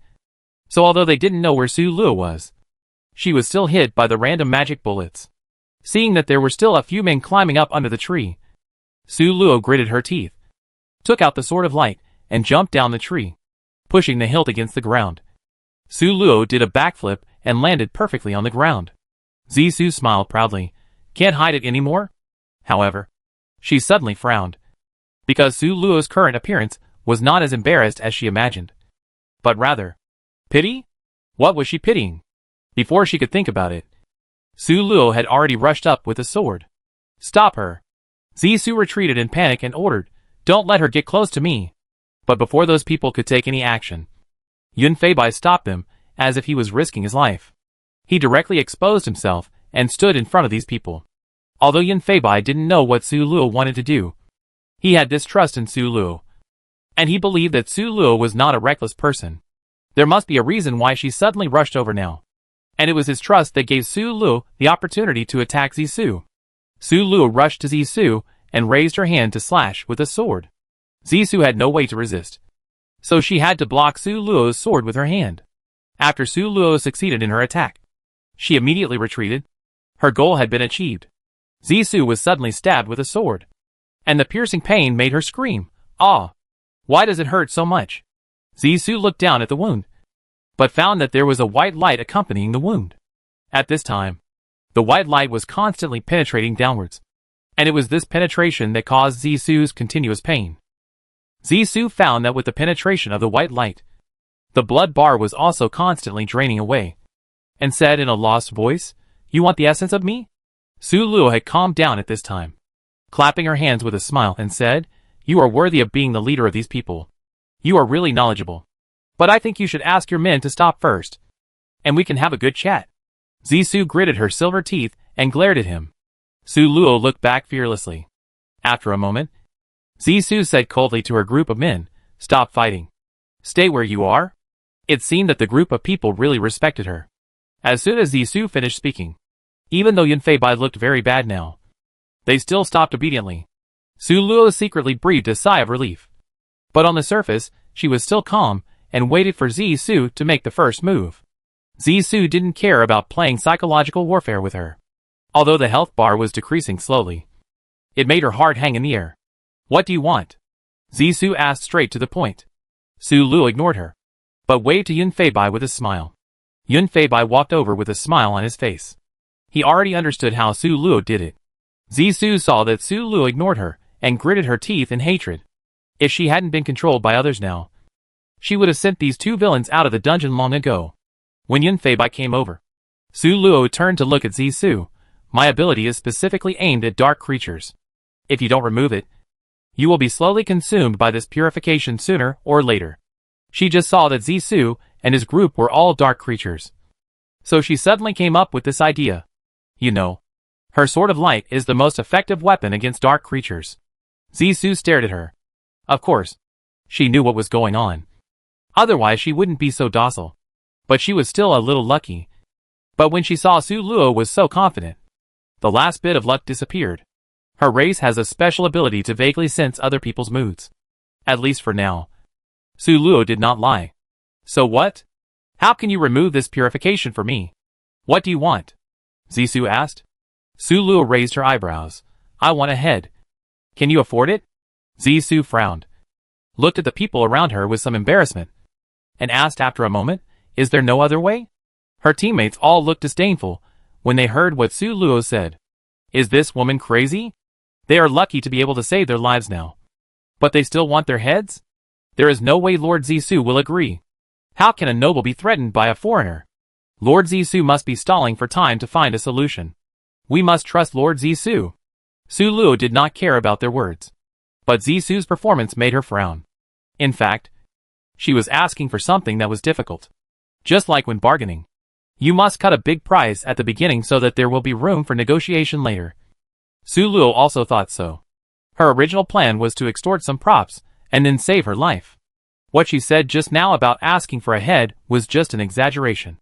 And she never thought it would succeed. But Zissou's attitude really made her a little confused. She didn't show much anger, but was hesitant. She was hesitating whether to agree to her request. Realizing this, Su Luo's eyes lit up immediately. Zissou, who felt Su Luo's sudden excitement, felt a sinking feeling in her heart. She felt something was not good. My reaction just now might not be right.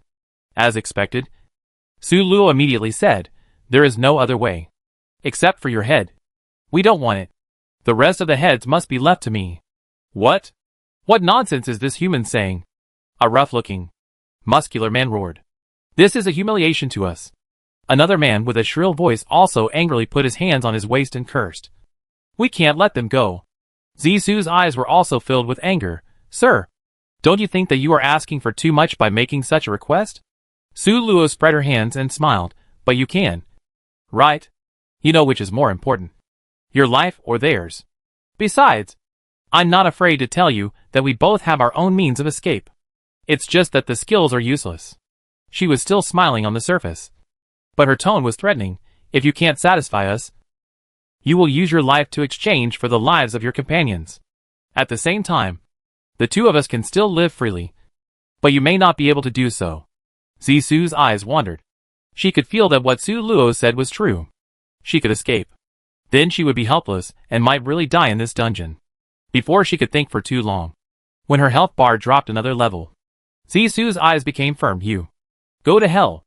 The tribesmen behind her did not hear Su Luo's whispered words just now. After hearing Zissou's order, they cheered. Master Zissou is mighty. Eliminate these two villains. Su Luo stood still calmly, smiling at Zissou. Zissou added coldly to the tribesmen behind him. I'm talking about you. You go and give them heads. Understand? The atmosphere that was cheering and jumping in the previous second cooled to the freezing point in the next second. Zissou. Sir? The man in a low voice carefully confirmed. You want us to die for these inferior humans? His eyes were full of expectations, hoping to get a negative answer from Zissou. However, he was destined to be disappointed. Zissou said impatiently, You heard it right. That's it. Hurry up. Don't make me say it for the third time.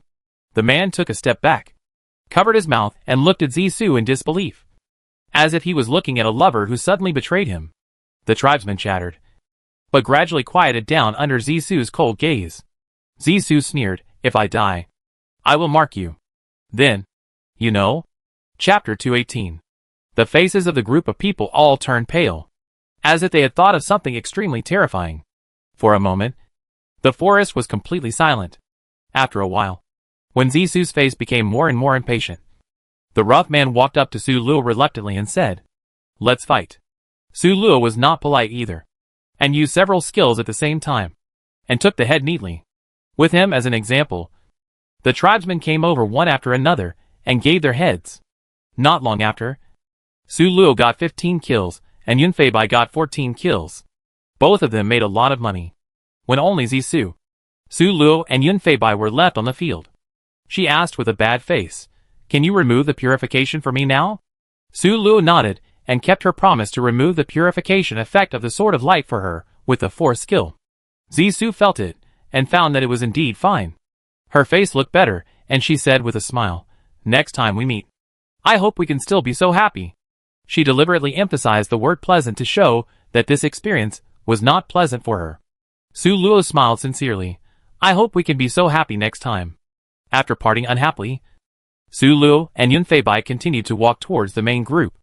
The farce just now actually took up a full hour of their time. However, the gains of this hour were also huge. Su Luo was directly marked as a red dot, becoming the player with the most kills in this dungeon so far. Before entering the dungeon, Who dared to believe that they, two players who had just become masters, could have such a brilliant record? Master-level dungeon players are much more thoughtful than elite players. Players who can become red-named must be extraordinary. They would not rashly think that these two people have been catching one person. And those who can become red-named must have special means. You know, many of them have a lot of heads in their hands. Especially for players who have accumulated 10 heads in their hands. Under normal circumstances, 10 heads in an hour is already the limit. And basically they can get red-named steadily. However, the red name was not on them, which made these outstanding players very interested in the red-named players in this dungeon. Which big guy is these two people?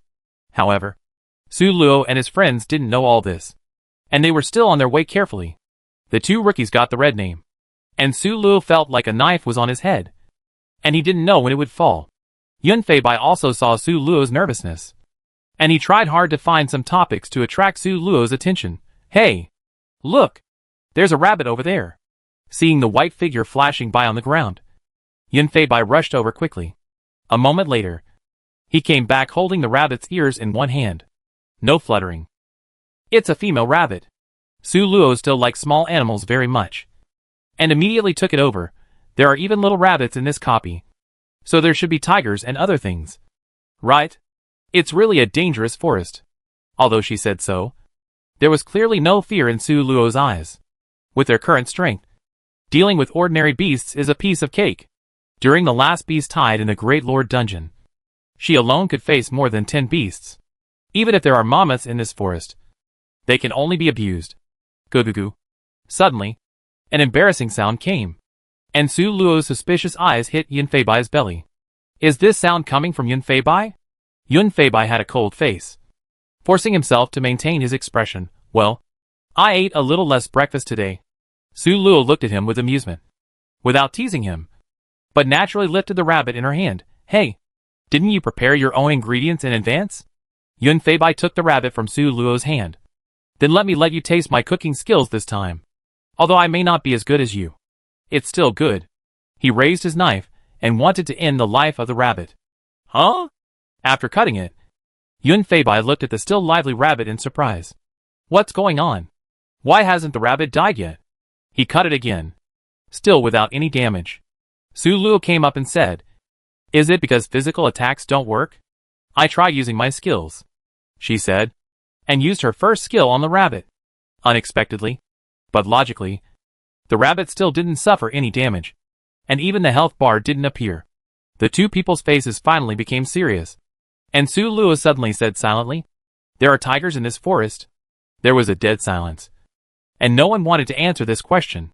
They couldn't hurt the animals in the forest, so they were at the mercy of others. Right?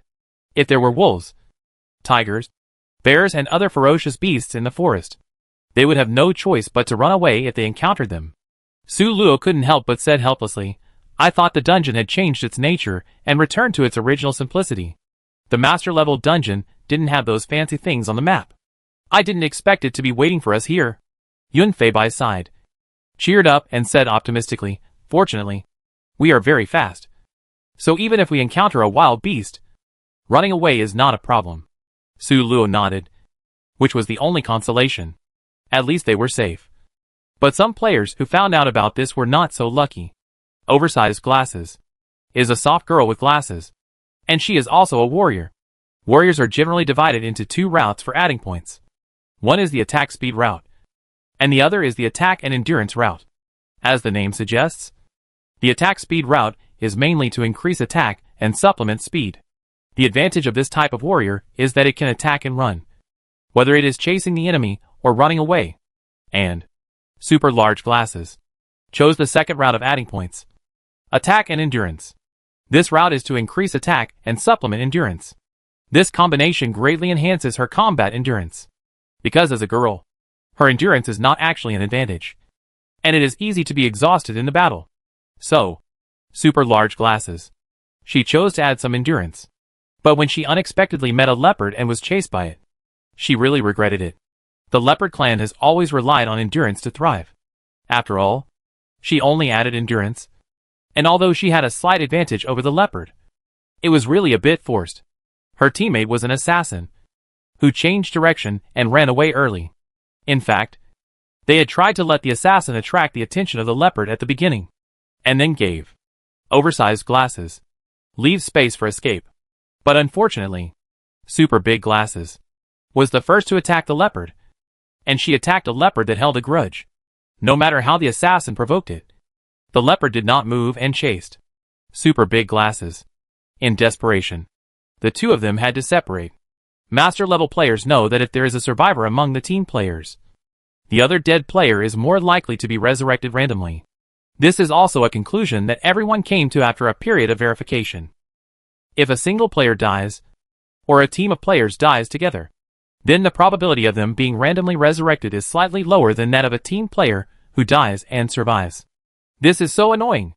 Super Big Glasses, thinking in a panic. How could she know that this leopard is not harmed by the player's attack? Or did she underestimate the enemy?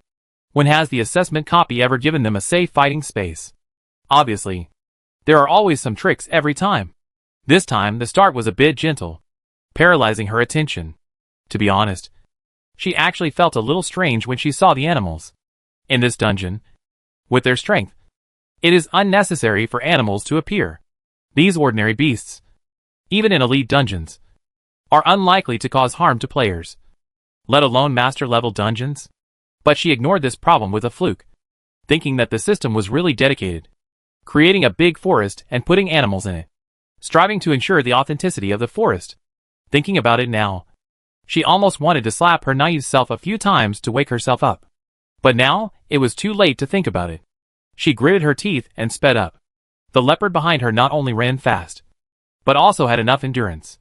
Although its endurance was less than that of the oversized glasses with some extra power. But the advantage of speed allowed it to catch up with the prey in front of it without exhausting its energy. Ah! The girl screamed. She was bitten on the hind leg. After a noise, the forest returned to silence. Only a pool of blood on the ground indicated the tragedy that had just happened. There's blood here. Su Luo screamed when she saw the glaring dark red on the ground. Although she screamed, she subconsciously lowered her voice, fearing that she would attract some wild animals in the forest. What's going on? Why is there blood in the assessment copy? Yunfeibai asked in confusion. This was also the reason for the scream. If it was in another copy, even if she saw blood, she would not be so surprised. As everyone knows, when players die in the assessment copy, they all disappear in a white light. So whose bloodstains were they this time? If it was from a beast, then they could breathe a sigh of relief. This proves that a player has found a way to harm a beast. And if there is a way, they will always find it. But if it was from a player, Su Luo's eyes were solemn. Then the matter might be serious. She didn't want to think too much about conspiracy theories, and could only say that if it didn't disappear directly, then the player would have to experience great pain before dying. As for the other idea, Su Luo silently hid it in her heart, hoping that it would not become a reality. Chapter 219. Awoo! Su Luo's scalp tingled when she heard a roar at a close distance. She raised her head alertly and looked around. Where did the sound come from? Rustle. The bushes suddenly shook, and Su Luo stared at it, praying that it was not a ferocious beast. Although they were confident that they could escape successfully if they encountered a ferocious beast, doing so would, firstly, waste their energy, and secondly, they would be in a panic and might not know what dangers they would encounter. Under the cautious gaze of Su Luo and Yunfeibai, a white, mighty and domineering claw stepped out. Well, if this claw was enlarged 10 times, what stepped out was a very small paw, a bit like a puppy's paw. As the paw stepped out, a cute-looking young animal also showed its body shape. It was a little white tiger. Well, Su Luo laughed dumbly. I was really scared just now. Just from that sound. It couldn't be a beast. Awoo! When the little tiger saw Su Luo and the others, it roared fiercely again, trying to scare away the two enemies who were much bigger than it. If it wasn't for the fact that its little paws were slightly inclined to retreat, Su Luo would have really thought it was courageous and not afraid at all. How could it be so cute? Su Luo took out the rabbit that she had not let go of just now and placed it in front of the little tiger. As soon as the rabbit left Su Luo's hand, it immediately jumped up and tried to escape quickly. It had already felt the pressure from the king of the forest in front of it. The little tiger was originally very wary of Su Luo and the others. But after all, it was a child's nature. seeing the lively prey in front of it. It couldn't control its instinct as a predator and pounced on it. A woof! This time it was a satisfied roar. Originally, the white tiger family came to hunt for breakfast, but it accidentally left its parents, including the time at night. The little white tiger hadn't eaten for half a day. At this time, it finally filled its stomach. Su Luo moved forward and watched this animal that was rarely seen at ordinary times up close. The little white tiger also knew that the meal just now was brought by Su Luo, so it lay lazily on the ground, shaking its tail. Yun Fei Bai also came over to take a look. This little tiger must have lost its parents. It is not old enough to go out to find food alone. Su Luo nodded and stood up. Then let's go. It's been an hour and a half, and we haven't caught up with the main group yet. A bit out of touch. Yun Fei Bai raised his eyebrows slightly and smiled. I thought you would take it with you. Su Luo rolled her eyes at him. I like small animals, but I'm not stupid. What's the point of taking it with me? Yun Fei Bai put his arm around Su Luo's shoulders. After all, it's so cute. Doesn't it fit your cuteness? Su Luo looked back at the little white tiger, who was standing still and digesting his food peacefully. That's right. But it's a pity that I can't take it away and can't help. Giving it a meal is the limit of what I can do in these 6 hours. The two chatted and were about to leave. Suddenly, there was a little movement behind them. Not only them. The little white tiger also heard it. It changed its lying position just now, stood up vigilantly, looked in the direction of the sound, and paced back and forth with its front paws anxiously. Su Luo and Yun Fei Bai looked at each other and quickly climbed up the tree. After a while, the voices of the two people were heard. Are you telling the truth? A man with a voice that sounded a little vulgar asked. Oh! Another man who was as vulgar as him said, Can my brother still lie to you? There is a great opportunity here. The footsteps approached, and soon, the two men appeared where the little white tiger was. At this time, the little white tiger had already escaped into the woods. But the man sniffed the air. Look! Sure enough, it's still here. The man who claimed to be his brother said ecstatically. The next second, the man took out a rope-like prop and threw it into the air. Su Luo and Yun Fei Bai saw it clearly from the tree. The rope flew out and quickly tied up the little white tiger, who had just escaped not far away. Brother, why did you use this one-time prop? This prop can tie up any creature, and as long as it is not broken free, it can be tied up forever. Although it is easy to break free, it is still quite precious. Stop talking nonsense. Follow me first. The two followed the direction where the rope flew away and soon found the little white tiger. Awoo! The little white tiger saw the two people and felt their hostility, and bared his teeth to protest. But it obviously ignored its small size and current situation. Now it was like a trapped beast, struggling in vain. Brother? What's the point of catching it? We can't hurt it. Besides, tiger meat is not tasty. The man in the baseball cap asked puzzledly. Do you know how I know it's here? The greasy man asked puzzledly. The man in the baseball cap shook his head and said modestly, Brother, can you help me solve my doubts? The greasy man said proudly, When I separated from you just now, I met two big white tigers and this little one here. As a result, the two big white tigers were attracted by the two players, leading this little white tiger here. I guess the big white tiger will be back soon. The man in the baseball cap was shocked when he heard it. He looked around and said, Why don't we run away quickly? Stay here and wait for the big tiger to kill you. The greasy man waved his hand nonchalantly and said, Isn't it too narrow-minded? This tiger has family affection, especially when the cub is still young. He smiled greasy and evil. If we catch the little tiger now, are we still afraid that the two big tigers will surrender? Players can't hurt animals, and the two big white tigers are invincible in this forest. We have such a powerful weapon, so this dungeon will be smooth sailing, and we can get whatever we want. Right? Great. Big brother. The man in the baseball cap nodded repeatedly, gave a thumbs up and praised, Otherwise, how can you be the big brother? This strategy is really great. The greasy man's eyebrows were full of pride, and he pretended to be modest and said, Oh, isn't this a basic operation? Learn more from me. You can do it in the future. Su Luo twitched her mouth. This man was so ordinary, but so confident. What he thought was quite wonderful. If they really controlled the two big white tigers, then they could be said to be invincible in this copy. There is indeed family affection between animals, And it is understandable that the white tigers are controlled by people for their cubs. And it is indeed possible to implement it. But he overlooked one point in this plan, which was also a crucial point. That is, do the white tigers know that players cannot hurt them? Although it seemed that the little white tiger did not know this just now. But who knows if the smart big tigers will judge it through the players' reactions. Su Luo secretly made up her mind that if the big tigers really didn't know, she would jump down to save the little white tiger. It seems that this rope is easy to untie. As long as she catches the little white tiger off guard, it should not be difficult to save the little white tiger. Yun Feibai saw Su Luo's intention. He waved his hand, pointed at himself, and indicated that he would go to rescue people when the time came. Su Luo readily agreed. As an assassin, Yun Feibai was obviously more capable of surprise, especially since he had 3 stages of displacement. Roar.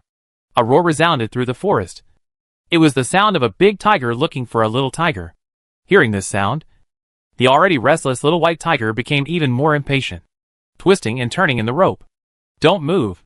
The greasy man slapped the little white tiger with his palm, making it stagger. At the same time, the man in the duckbill cap shouted loudly, "Here! Here! Soon!" The 2 big white tigers were attracted by the duckbill cap shouting. A male and a female walked out of the jungle and appeared in this open space. Roar! Seeing the little white tiger, who was obviously uncomfortable, the 2 big white tigers showed great ferocity. They opened their bloody mouths towards the 2 players, as if they were going to rush up and devour them in the next second. Although the greasy man was very confident on the surface, he was still very nervous about this provocation to the king of the forest, and sweat broke out on his forehead. He held the little white tiger tightly in his hand, as if this would give him some sense of security. Awah! The little tiger was held in his hand like this, twisting very uncomfortably. Listen. He put his hand on the little tiger's neck. If you don't listen to me, I will kill this kid. As he said this, he pressed the hand knife deeper. The little tiger cried out twice in discomfort. A fierce look flashed in the big tiger's eyes, and the male tiger glanced at the female tiger. The female tiger's eyes became even more fierce. The 2 tigers looked at each other as if they were discussing something. The greasy man mistakenly thought that they were ready to compromise, and looked at the baseball cap next to him smugly. What do you think? Am I right? Brother, you are really smart. Ah. The baseball cap wanted to compliment him, but the next second he was scared out of his wits by the 2 tigers that pounced on him. The 2 tigers obviously hated the greasy man very much. Although there were 2 of them, they both pounced on him. For a moment, no one cared about the duckbill cap. Although the duckbill cap's legs were weak due to the sudden change, his will to survive still supported him to run away. And Su Luo and Yun Feibai witnessed the big white tiger eating a living person alive on the tree. It was really cruel. Su Luo sighed in her heart. It was really beautiful. 1 person was not enough for 2 tigers to share. After a while, there was only a pool of blood on the ground. Su Luo was finally able to confirm that the pool of blood she saw before was indeed the players. Although the murder was solved, the 2 tigers were helpless with the rope. They didn't know how to untie the rope. Chapter 220. Hiss. Su Luo hesitated. They knew how to untie the rope. Just pull it hard. But if they jumped down at this time, the 2 big tigers might tear them to pieces. And if they were ungrateful and waited until they rescued the little tiger before attacking them, then even if they could escape, they would have to use all their life-saving skills. The little tiger suddenly cried out twice, and then the 2 big tigers also started to cry out. Su Luo looked down curiously, and found that they were shouting at the tree where she was. The little tiger told the big tiger where they were hiding. Su Luo looked at Yun Feibai helplessly, poked her head out, and shouted while gesturing, "I let the little tiger out. Don't hurt us!" The 2 tigers didn't know whether they understood or not. And after Su Luo finished shouting, they shouted again. Su Luo had no choice but to jump down. However, Yun Feibai stopped her. "I do it." Su Luo looked at Yun Feibai in confusion. "I have a talent skill, so I have a better chance of survival." Yun Feibai patiently explained, "You can only use your talent skill once in this copy, so don't waste it in a place like this." He smiled faintly. "Did you forget? I still have a flash. If they repay me with evil, I can also just flash and run away. Nothing will happen." "That's true." Su Luo thought about it. And in the increasingly urgent roar below, she finally nodded. "Okay. Then, you go." Yun Feibai nodded to Su Luo. then jumped down the tree swiftly. The two tigers stared at him. Neither of them moved. Yun Feibai came to the little tiger and pulled hard with his hands. Snap! The rope broke with a sound. The little tiger was finally released. It cried excitedly, wagging its tail and circling in front of its parents. Yun Feibai took a tentative step back, thinking that he would leave first while the atmosphere was still harmonious. As soon as he stepped back, the male tiger felt it. It immediately raised its head and stared at Yun Feibai. Roaring, roar! What's going on? Su Luo's heart tightened. Would this tiger really repay kindness with hatred? Yun Feibai also stopped immediately, not daring to move. The second skill was ready. If there was any danger, he would immediately flash and run away. The male tiger saw that he was not moving, and shouted at the female tiger twice. The female tiger stood up, shook her tail, and walked into the forest gracefully. Such an action made Su Luo and Yun Feibai confused, not letting Yun Feibai leave, and letting the tigress leave first. What? Is he trying to eat alone? Yun Feibai took another step back, and the result was the same as before. The male tiger immediately looked at him cautiously and growled. Yun Feibai was speechless for a while. Okay. He didn't move. He had already seen that the white tiger probably didn't want to eat him. If he wanted to eat him, he would have pounced on him a long time ago. There was no need to wait so long. You can't say that the tigress went into the forest to find seasoning, right? After a long time, the tigress finally came back. It left with nothing, but returned with a full load. It held something in its mouth that was hard to tell what it was. And under its claws were two unconscious players. Su Luo and Yun Feibai were extremely surprised, as they knew these things were probably gifts for them. These two players were from the purple team, so they could kill them. The tiger pawed at the players on the ground a few times, and then looked up at Yun Feibai. The urging was evident in his words. Yun Feibai used his first skill, and the next second, an unconscious player turned into white light and disappeared. Seeing that the tiger had no intention of objecting, Su Luo also made another long-range attack and took down another head. The tigress lowered her head again and put the thing in her mouth on the ground. After a reluctant look, she walked back to the forest without looking back. The male tiger wanted to follow him, but the little tiger suddenly staggered in front of it and licked the big tiger's snow-white fur. The big tiger paused and suddenly turned around and walked towards Yun Feibai. Su Luo and the others had just put down their hearts and were about to lift up. What was this going to do? Yun Feibai was motionless, staring at the white tiger. The white tiger walked in front of him, lowered its head slightly, and licked his hand. Then it raised its head again and growled twice at where Su Luo was hiding. Was it asking her to get off? Su Luo thought about it and jumped down. She could see that the tiger's behavior just now was not hostile, so she was willing to take the risk. Sure enough, the white tiger just repeated to her what it had done to Yun Feibai just now. The back of her hand was slightly red from the rubbing of the rough tiger tongue. After doing this, the big tiger took the little tiger away. After she could no longer hear the tiger's footsteps, Su Luo felt relieved and looked down at the things on the ground. However, before she could figure out what the yellow radish was for, Bai Tuan, who she had placed in the system space, became extremely excited and jumped up and down, asking Su Luo to let him out. It seemed that he knew. Su Luo released Bai Tuan as she wished. You said you knew? What this is? She looked at Bai Tuan expectantly, hoping to get an answer. Bai Tuan shook his little head, then nodded. At the same time, Su Luo also felt his inner voice. This is a good thing. I want to eat it. I want to eat it. Although he was very eager for this yellow thing, without Su Luo's consent, Bai Tuan still stood there obediently. He looked like a good baby. Su Luo looked at Yun Feibai uncertainly and told him what Bai Tuan meant. Yun Feibai had seen Bai Tuan before Su Luo got him. Hearing this, he nodded and agreed without thinking. We don't know each other anyway, so why not let it eat it? It can't be harmful to it. After getting Su Luo's consent, Bai Tuan immediately swallowed the yellow radish in one gulp. Then, it fainted before it was excited for a few seconds. Su Luo, ? She picked up Bai Tuan in disbelief and looked around. He really fainted. What good food did he eat? Yun Feibai saw that Su Luo was a little anxious, and immediately comforted her. Don't worry. You see, its breathing is still very even. Maybe the drug is too strong. And it fell asleep for the time being. Su Luo nodded and put the white ball back into the system space. For now, This is the only way to think about it. Let's wait until the dungeon is out, and let the system check what's going on. Looking at the time, 1/3 of the 6-hour dungeon has passed. Su Luo didn't know whether to laugh or cry. I think we are actually doing well in the wild. Do we still need to find a large group? Yun Feibai was also a little hesitant. At present, this dungeon was going well, so there was really no need to look for the main group. But after thinking for a while, Yun Feibai decided to act according to the original plan. It doesn't affect our schedule if we look for the main group now. We are all walking anyway, so it doesn't matter where we go. Besides, he added, if we feel that being in the main group is not as good as being outside, then we can also leave the team. After all, it is a dispersed structure, and no one will notice us if we leave quietly. Su Luo nodded, agreeing with Yun Feibai's point of view. The two then walked towards the east together. Something's wrong. When they reached a coniferous forest, Su Luo suddenly stopped and said vigilantly, let's go another way. Yun Feibai didn't ask why, and followed Su Luo away.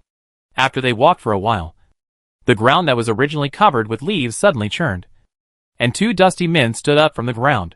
Brother, what's going on? Why did they turn around and leave?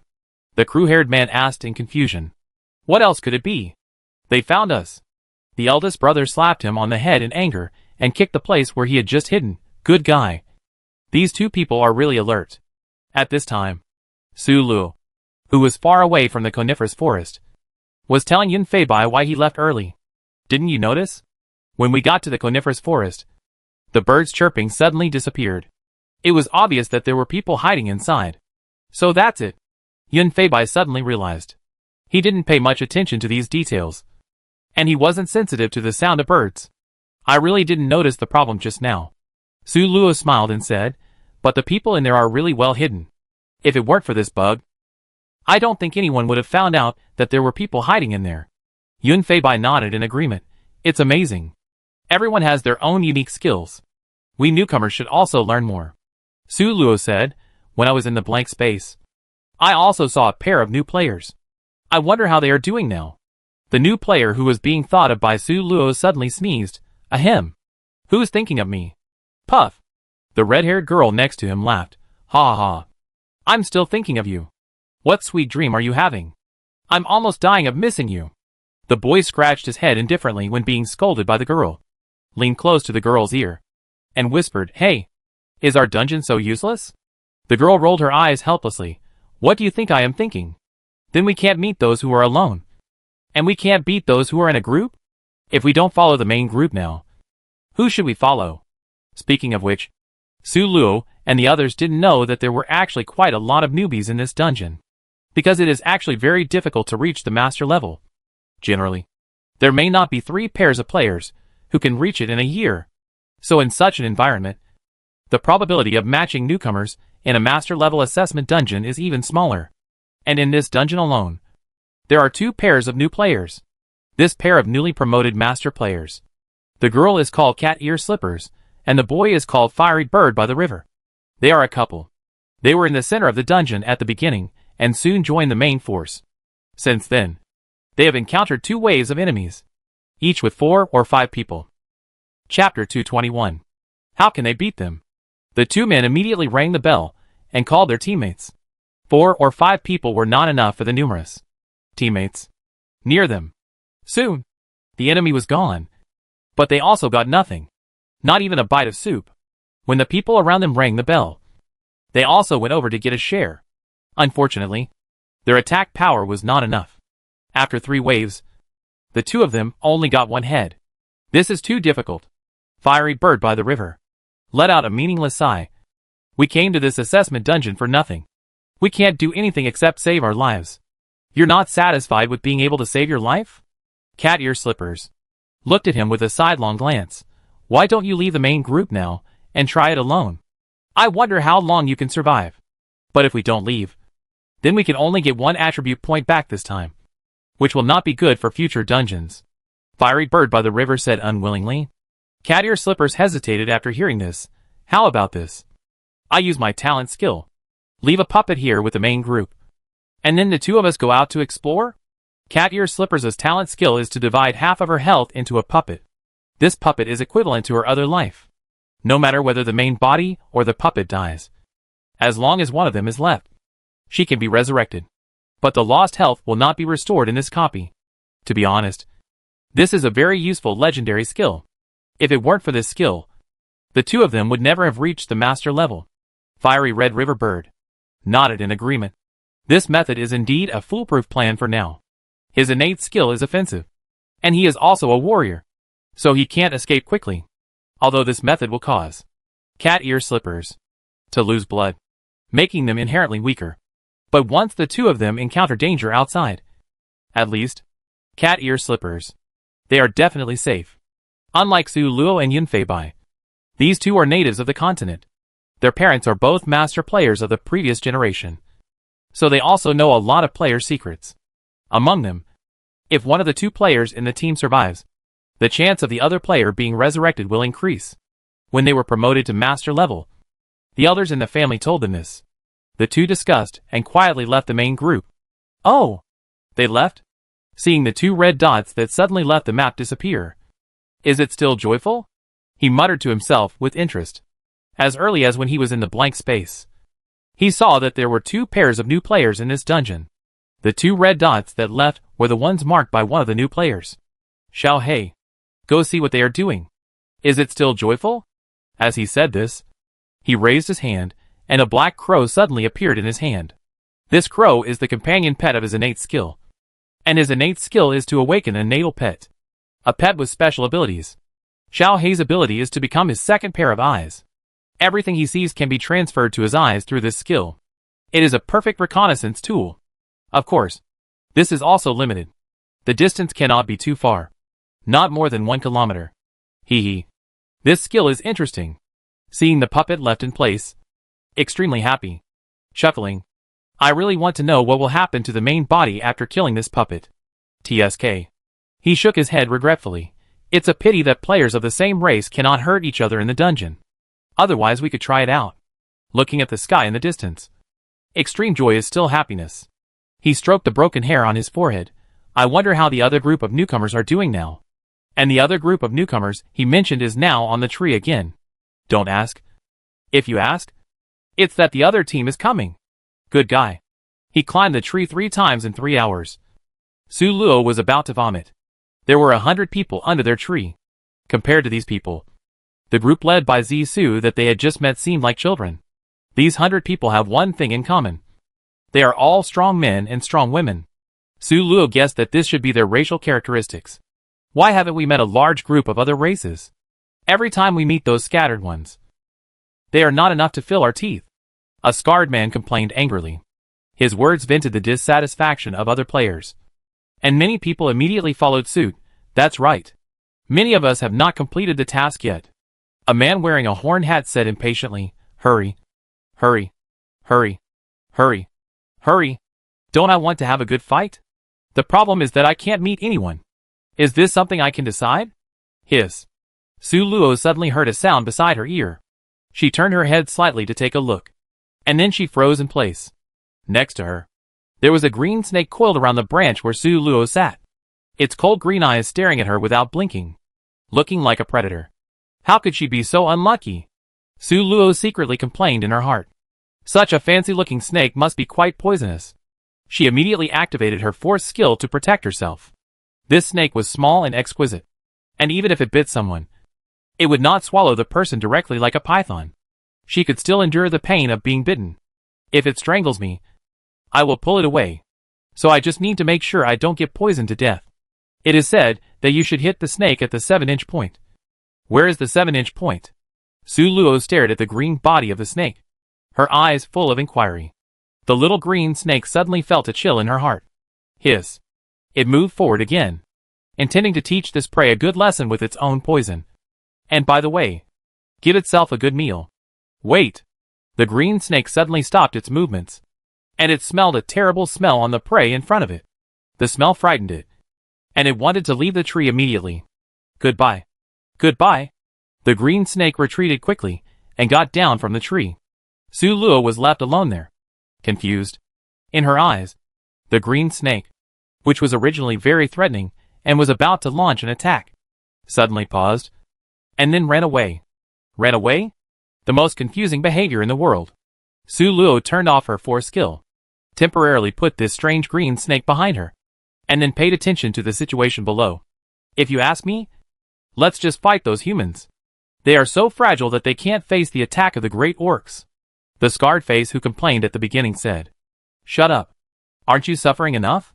The horned hat shouted angrily, then paced slowly on the spot.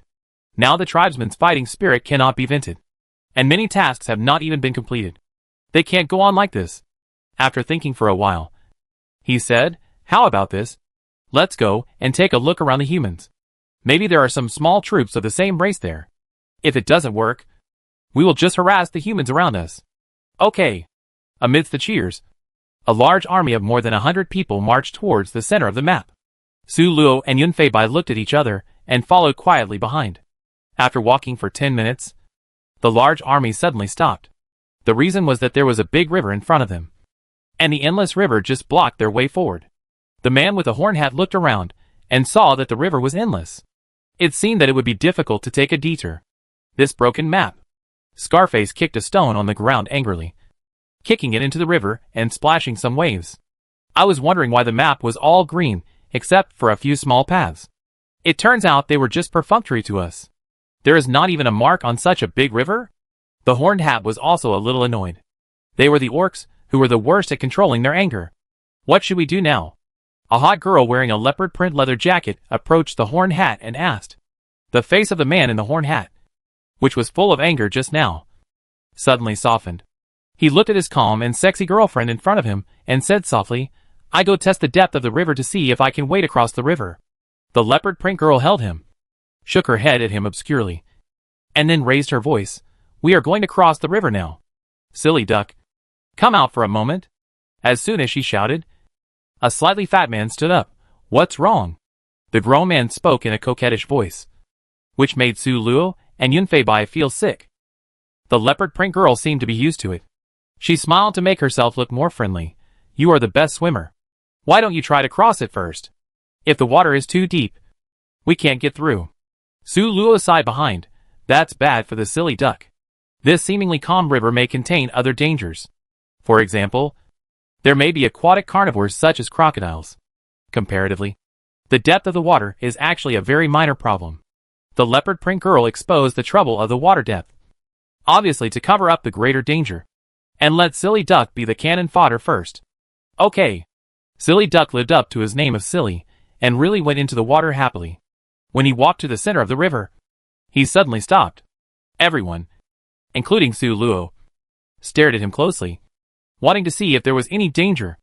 After listening for a while, Silly Duck. He turned around slowly.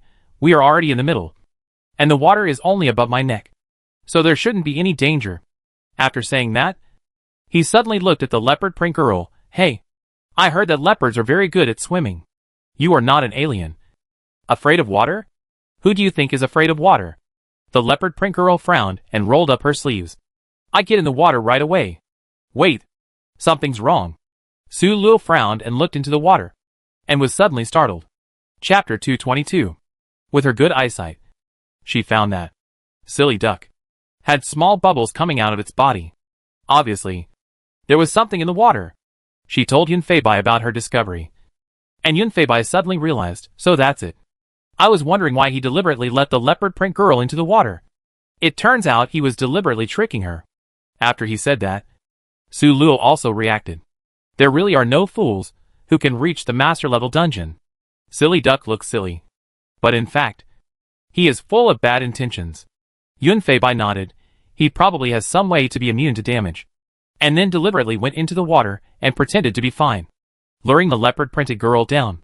Su Luo and Yun Fei Bai figured this out, and ate the melon quietly together. As an orc, the leopard-printed girl was relatively rational, but she was not very resistant to provocation. Seeing that Silly Duck had not been in trouble for so long, she also boldly went into the water and walked towards the direction of Silly Duck. However, she had just walked a short distance when she suddenly cried out in pain. At the same time, a layer of light red floated on the water surface, which was the blood of the leopard print girl. Ah, Jiao! What happened to you? Hearing the leopard print girl's cry, the man in the horn hat asked anxiously. The leopard print girl frowned in pain. Something is biting me in the water. While she was speaking, she reached the shore at her fastest speed. When she reached the shore, everyone saw her wound. The originally smooth and delicate calf became bloody and fleshy. And the bone was even slightly exposed in the deepest bite. The man in the horn hat was still comforting his girlfriend, while the scarred man noticed the culprit of all this. Silly duck. At this time, Silly Duck had already swam across the river and landed. The scarred man asked angrily, "What's wrong with you? Didn't you say there was no danger in the river?" Silly Duck said with a simple face, "I don't know. You see, I'm fine." "That's true." The scarred man scratched his head strangely, thinking to himself that it was really strange. The leopard print girl felt a little sad that her smooth skin had become like this. She looked at the silly duck across the river with resentment. "It must be you. You must have hurt me on purpose." Silly duck still had that silly expression. "What are you talking about? You are so beautiful. How could I hurt you?" That alone was not enough. He also deliberately acted magnanimously. "But it doesn't matter.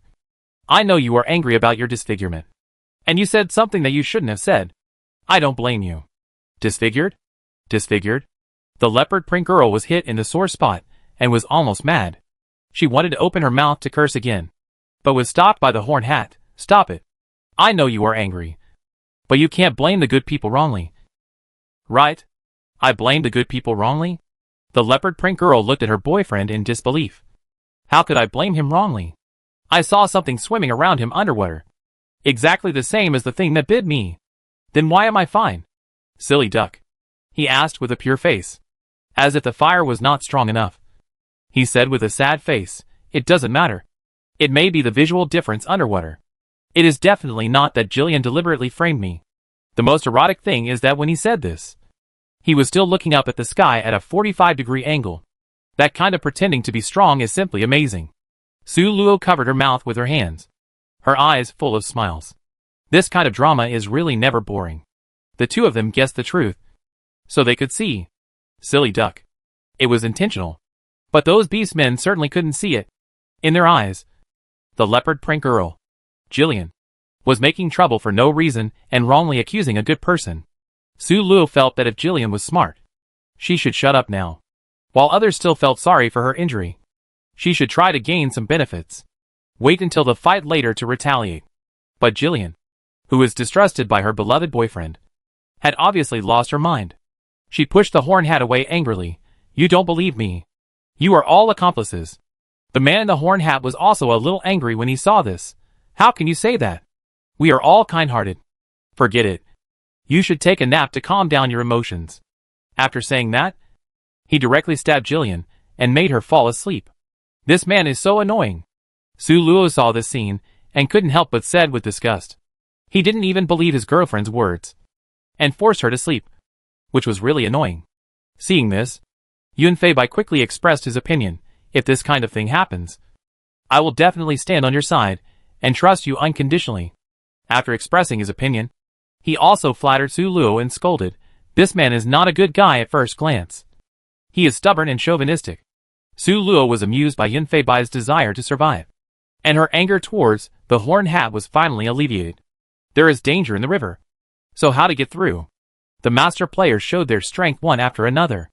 The man in the horn hat carried Ajiao, and suddenly a hard iron armor appeared all over his body. Then he went directly into the water and walked to the other side of the river safely. The scarred man jumped 3 feet high and jumped directly to the other side of the river. Others flew, jumped, and some crossed the river by stepping on the water by freezing it. Su Luo sighed in admiration behind him. They are indeed master players. This little difficulty really can't stump them. Seeing that they all crossed the river, Su Luo and Yun Feibai also walked to the river. Yun Feibai used 2 flashes at the same time and crossed the river directly. Su Luo summoned a substitute and asked it to carry her across the river. Don't get me wrong. This is not cruel. She had experimented before, and the substitute was not afraid of pain, so she didn't care much about the bite of piranhas. Yes, it was piranhas under the water, and Su Luo only found out when she walked in. After crossing the river, the journey was much smoother. Soon, they followed the orc army to the vicinity of the human army. On the way, Su Luo and Yun Feibai talked about the little green snake just now. And the two thought together why the green snake didn't bite Su Luo, and even ran away. In the end, the two people came to the same conclusion. It should be because of the licking of the white tiger at that time. They had been wondering what the tiger was doing before. Now thinking about it, it is very likely that it wanted to leave a scent on them. And the green snake fled because it smelled the scent. The place where the orcs came to was said to be nearby. But in fact, it was a kilometer away. It seems that the orcs must have suffered from the human race. So although they shouted, they did not dare to get close. Su Luo opened the system, and sent the news of the orc army's arrival to the chat interface. Lost in this copy. The blue side is the orc army. Now there are more than 100 orcs stationed 1 kilometer away from the main army, intending to see if they can pick up the leak. Extreme Joy got it. If they dare to get close, we will let them experience the power of the human race. Such confidence is accumulated by the efforts of the human race's predecessors over the years. Even in the universe, the human race is a race that cannot be underestimated. The orcs are often matched with the humans.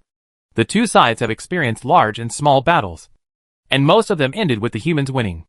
I quietly opened my eyes. The orcs are probably the goldfish. Right? Haven't you been scared yet? I don't want you to think. I think we can plan ahead and give this orc a big surprise later. One day. Only you and me. I think this is possible. At this point, the players began to discuss how to target the orcs. Su Luo saw that the news had also been passed on, so she ignored the matter for the time being. I found there are 2 lone humans ahead. A small-headed man suddenly stepped forward and said, "He is a pigeon. Good at reconnaissance." Su Luo was startled and opened the system map to see who was stranded outside. Sure enough, she immediately found 2 small red dots in front of the orc army. What's going on? At this critical moment, how could there be a player who dared to appear 1 kilometer away from the main army? Don't you read the news? Although she was a little speechless, she still asked in the chat interface with the principle that saving someone is a win. Lost. 2 players were discovered by the orcs and were about to kill people. Does anyone know who they are? Can you contact them? Extreme Joy awe. Those 2 people. I guess they are the 2 newcomers. They left the main group halfway and wandered around. But I couldn't contact them. I just knew their identities. He guessed correctly. These 2 people are indeed Cat Ear Slippers and Red River Bird. Although they left the main group in order to prevent more danger, the 2 people did not go too far away, so they appeared in this position. As for the chat interface, the 2 people had it open when they were in the army, but that was so that they could rush to grab the head as quickly as possible. So when they left the main group, the 2 people who thought this thing was annoying just turned off the interface. This also led to them missing the important message that Su Luo had delivered. Why do I feel a little palpitation? Fire Red River Bird covered his chest and frowned. Palpitation? Cat Ear Slippers looked at him cautiously. Then let's hurry back to the main force. Don't let anything happen. Fire Red River Bird's innate skill is to strengthen the 6th sense. He can sense danger in advance, and can also sense subtle kindness or malice. So although his own strength is average, he has come to this point with this skill. To be honest, it was because he sensed something was wrong several times that the 2 of them were able to escape those deadly dangers. Now, after hearing Fire Red River Bird felt something was wrong, Cat Ear Slippers planned to return to the main group without thinking. However, Fire Red River Bird felt a little too late, and the 2 of them were spotted by the orc army not long after they left. The 2 of them were not fast, but there was an assassin in the orc army. The assassin entangled the 2 of them, allowing the orc army to catch up with them. Chapter 223. Seeing the 2 of them being surrounded by 100 or so people, Fiery Bird by the river said in despair, "We can't escape this time. I should have stayed in the army." Cat Ear Slippers rolled his eyes at him. It's hindsight. You were the one who insisted on coming out. Luckily, I have a backup plan. But it seems that our red team is the one with a big advantage. We should be able to revive all the members. You don't have to worry too much. Fiery Bird by the river nodded, but the worry in his eyes could not be dispelled. Facing death, no one can cope with it even if there is a high possibility of resurrection. A woo, woo, roar. What's that sound? An orc asked curiously, and then turned around to see what was going on. The result was a shocking scene. Behind them, the herd of beasts was rushing towards them. Run! He shouted suddenly, And then, he rushed forward frantically. They also knew that they couldn't hurt these animals. If they didn't run now, when would they run? The other orcs heard his shouting, and also noticed the beast tied behind them. Oh my god! Why are all these beasts rushing over here all of a sudden? For a moment, all the orcs ran forward desperately. No one cared about the two of Cat Ear Slippers anymore. Cat Ear Slippers and Fiery Red River Bird had been standing there waiting to die, but they found that the orcs surrounding them had run away. Before they could react, they saw dust rising in the distance. After a closer look, it turned out that it was not dust, but a large number of wild animals attacking. Just out of the wolf's den, they fell into the tiger's den. Cat Ear Slippers smiled bitterly. It seems that God wants us to die. There is no way to escape. Suddenly, two people appeared in front of them, blocking their way in a heroic manner. In the eyes of Cat Ear Slippers and Fiery Red River Bird, their broad, shoulders were so reliable. Who are you? Cat Ear Slippers couldn't help asking. You don't have to die with us. Do you? If you don't come over, the beasts won't be able to find you. Su Luo turned around and said, It's okay. We have special skills. Yes. The ones standing in front of them were Su Luo and Yunfei Bai. And this beast tide was caused by Su Luo. She came up with a good idea in a flash, using the beast to drive away the orcs. So, when the orcs chased Cat Ear Slippers, when they were alone, she and Yunfei Bai attracted wild beasts everywhere and called them over.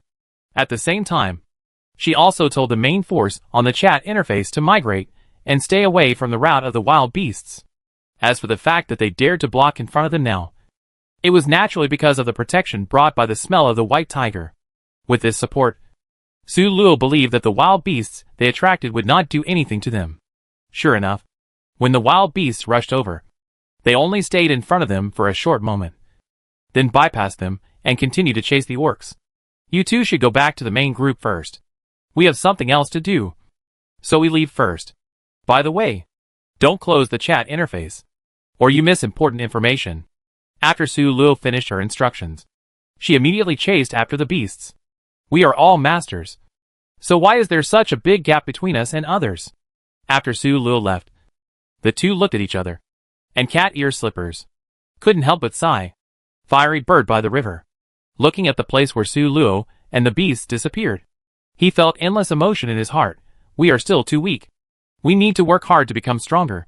Cat Ear Slippers, nodding seriously, let's go back and work hard to become stronger.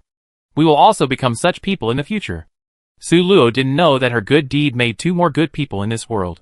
She was now full of thoughts and eyes. The beasts were very fast, but the orc army was not all fast. This led to many orcs being caught up. The orcs were very united, which was one of the reasons why they could gain a place among the myriad races in the universe. Their solidarity is even stronger than that of humans. And there are even some laws about the issue of solidarity in dungeons. For example, if you abandon your teammates midway, you will be severely punished. And in order to prevent a group of people from collectively abandoning their teammates and then hiding it from the world, this law also specifically stipulates that the first person to inform will not be punished. Killing people is a heartbreaking act. This leads to these players not trusting each other, and everyone is afraid that the other party will inform. So no one dares to abandon their teammates, seeing that some of their companions could not keep up. Even if they were facing a group of beasts that they could not fight at all, they could only grit their teeth and stop to wait for their companions. You should go first. If we stay, we will probably die together. A tank persuaded earnestly. The man with the horned hat also looked bitter. We know that. But if we run away, if someone in the team reports us, our families will also be implicated. With more than 100 people, people's hearts are unpredictable. He had always been sincerely proud of the unity of the race. Many times, they faced difficulties together because of unity. This is why Silly Duck only retaliated against Jillian, although he was also angry about the cold eyes of others. Retaliating against one person can only be regarded as a private fight.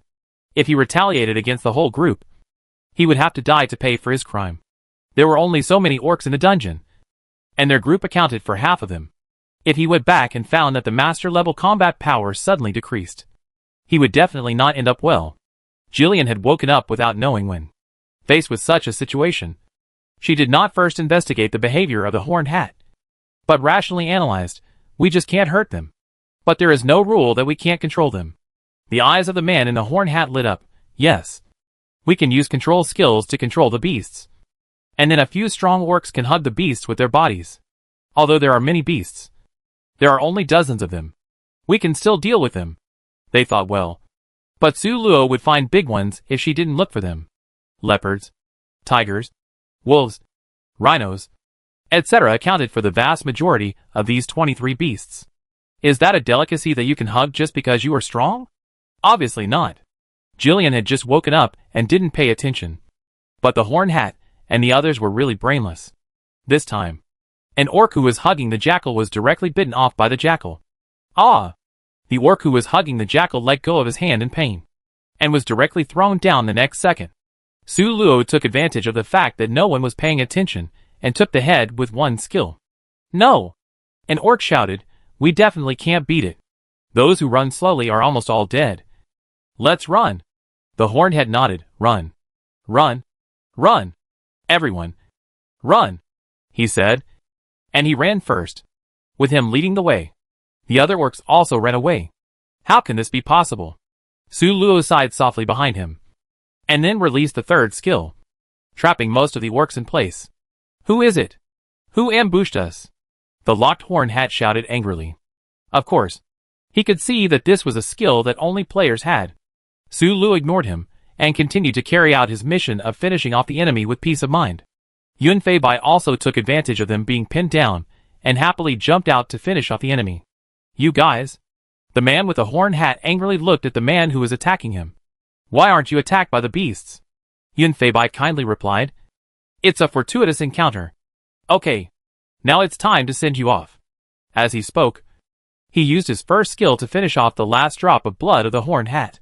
When Su Luo's control skill expired, only a dozen of the more than 100 orcs were left. However, those who could survive the high-intensity attack were all tanks. Knowing that they could not run away, they closed their eyes in despair, waiting for death to come. A few minutes later, the orc army was completely wiped out. What a great harvest! Su Luo looked at Yun Fei Bai with joy. She got a total of 50 heads this time. Yun Fei Bai could not hide his happiness. 43 heads. A great harvest. The herd of beasts had gone far away, and Su Luo and Yun Fei Bai were also ready to rush back to the main force. Su Luo took down so many heads at once, and now she still feels like she is standing on clouds. This is the first master level dungeon. We both thought that we could just survive until the end, but we didn't expect such a surprise. Yun Fei Bai also felt like he was still in a dream. I didn't expect this either. What kind of magical plot is this? A novice suddenly becomes a big boss. It's really a bit fantasy. But all in all, this is still due to our intelligence. It turns out that IQ can make up for some of the gap in strength, Su Luo said with some pride. Yun Fei Bai touched her head. Yes. Yes. Our Luo Luo is the smartest. If she hadn't come up with this good idea, we really wouldn't have been able to get so many heads.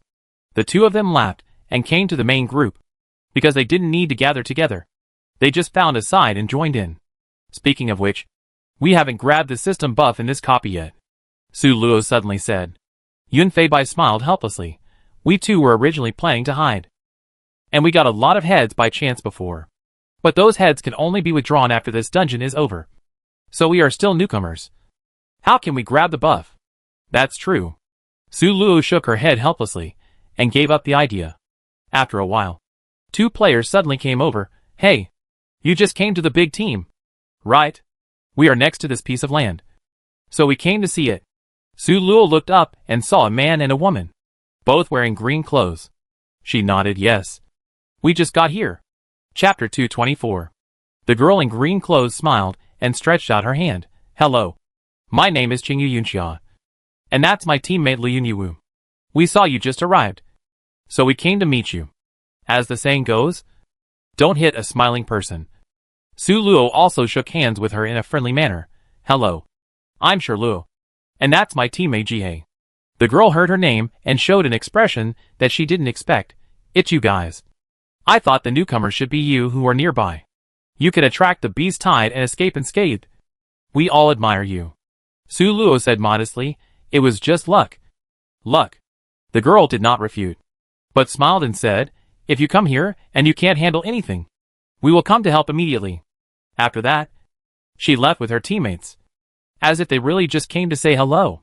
Seeing that she was so tactful, Su Luo just smiled and said to Yun Feibai, her and her teammates' names are so interesting. Yun Feibai said, we probably knew each other in advance. Otherwise, how could it be such a coincidence? Su Luo suddenly had an idea. If we knew each other would be our future teammates and boyfriends when we were on the plane. Would you give me a couple name in advance? As soon as she finished speaking, she couldn't help laughing at this unrealistic idea. Ha ha ha. Couple names are useless. It's better to say that we will get to know each other in advance. Yun Feibai answered seriously, I don't believe in fate. So if we hadn't gotten along, I would definitely not accept that statement. But at the same time, I will not distance myself from you in advance because of this prophecy. He hugged Su Luo. What if it is true? Luckily I met you. Otherwise I am afraid I will end up alone. Su Luo also hugged him back and whispered, me too. I thought I couldn't even form a team. The two were talking when suddenly someone around them asked for help. Su Luo and Yun Feibai rushed over immediately and found that it was the couple who came over to greet them just now. At this time, they were fighting with 5 alien players. Although the situation was tense, the two of them seemed to be able to handle it with ease. I said I could help you later, but I didn't expect it to be the other way around. Seeing Su Luo and the other two coming over, Qin Yunxia was also a little surprised and said with a smile. Su Luo nodded at her, we help.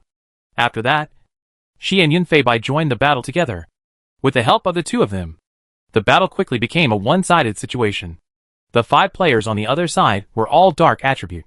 Su Luo saw that these people were exactly the same race that she and Yun Feibai encountered at the beginning.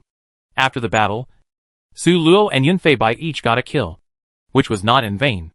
After the battle, the two groups of people who were still a little unfamiliar with each other became a little warmer. Green Cloud Rain Mist, who had been silent all the time, also interrupted during the chat and said, fortunately, there are no advanced ones among these 5 people. Otherwise we might have to pay a price before you come. High level? Su Luo asked in confusion after hearing this confusing words. Huh? Don't you know? After Su Luo asked, the two people asked curiously. Su Luo just smiled. I have never seen them before. Are they a strange race? She had just been helped, so Qingyu Yunxia didn't mind explaining it for them. That is the Dark Card clan, which only has dark players. As she spoke, she sat down cross-legged. Su Luo sat cross-legged on the grass and listened to her introduction. The class division within this race is very serious.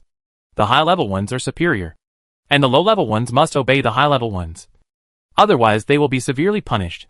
Su Luo thought for a moment and asked, then, do they distinguish levels by hair color? Qin Yunxia looked at her and said, it seems that you have already encountered high-level players of this race in advance. Su Luo nodded in understanding, which was a tacit agreement. It seems that this race is really distinguished by hair color. No wonder the purple-haired one can command others.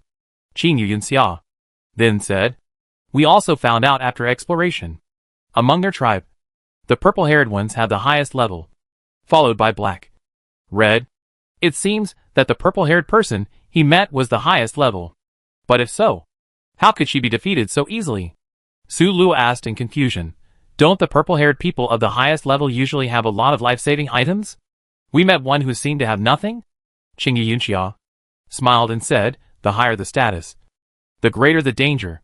The reason why purple-haired people can become the highest-ranking people in the race without causing public anger is because their risk factor is also the highest. Seeing that Su Luo was still confused, Qing Yunxia patiently explained, they cannot bring any props into the dungeon. Everything depends on themselves, and the props obtained from the dungeon must be handed over to the tribe. There is no freedom. Su Luo nodded suddenly. That's really a blessing and a curse. Without props and help, it is actually quite difficult to pass the dungeon. Qing Yunxia said, so once it is a united and cooperative dungeon, all tribesmen must obey the command of the higher level, because they are smarter and more ruthless. Yun Feibai suddenly interrupted and said, what will happen if they don't listen to the high-level players? Su Luo knew that he was thinking of the 30 players who were forced to die. Qing Yunxia said, those high-level players seem to be able to release a gas to mark those who offend them. Even if no one knows each other after leaving the dungeon, the government will arrest that person based on this smell. Levian Yu next to her saw that she was a little tired of talking, and tacitly took over the conversation. Then, depending on the strength of the smell, they will receive different degrees of punishment. The most severe punishment we know of is genocide, the kind that kills all 18 generations of ancestors. Hiss. Su Luo and Yun Feibai couldn't help but take a breath of cold air. This is too cruel. Does that mean you will be punished like this if you kill the purple-haired guy? Su Luo asked. The two people on the opposite side nodded, of course. But what kind of punishment you will get depends on the mood of the purple-haired guy. If he is in a bad mood, even if you just step on him, you may get a very severe punishment. It was so scary. Su Luo could imagine how serious the class discrimination within this race would be. No wonder when Zifa asked so many people to die for him. Those people were unwilling but still obeyed. After chatting for a while, Su Luo and Yun Feibai returned to their own area. Su Luo opened the system and looked at the current number of people. A. 162/200, red, 21, B.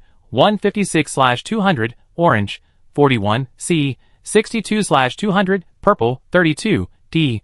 45/200, blue, 55. What the hell is the data in the brackets at the end? Su Luo was a little confused. There was no such thing in the previous assessment copies. Let's not think about this for now. Su Luo began to analyze the data. The blue team, that is, the orcs, obviously suffered the most serious losses. The 100 or so people they killed together were obviously the main combat power of the orcs. And now they are basically gone. As for the purple team of the Dark Card tribe, they also suffered heavy losses and ranked second from the bottom.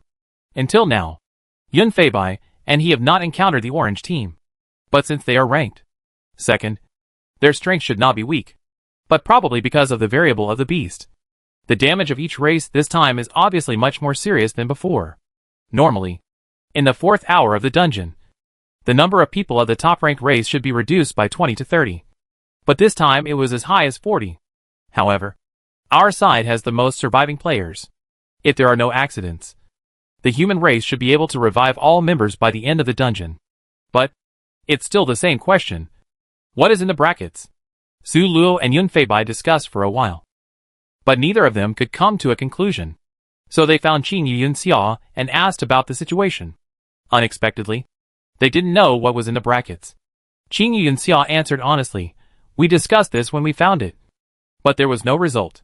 Su Luo walked back to her area in confusion and continued to discuss with Yun Feibai. The data that can appear here must be related to the number of people. Su Luo speculated. Yun Feibai nodded. This interface is originally the ratio of the original number of people to the number of survivors. Then the data probably represents these two ranges. As the conversation progressed, Su Luo's thoughts gradually became clear. Then this data may represent the number of survivors, or the number of deaths.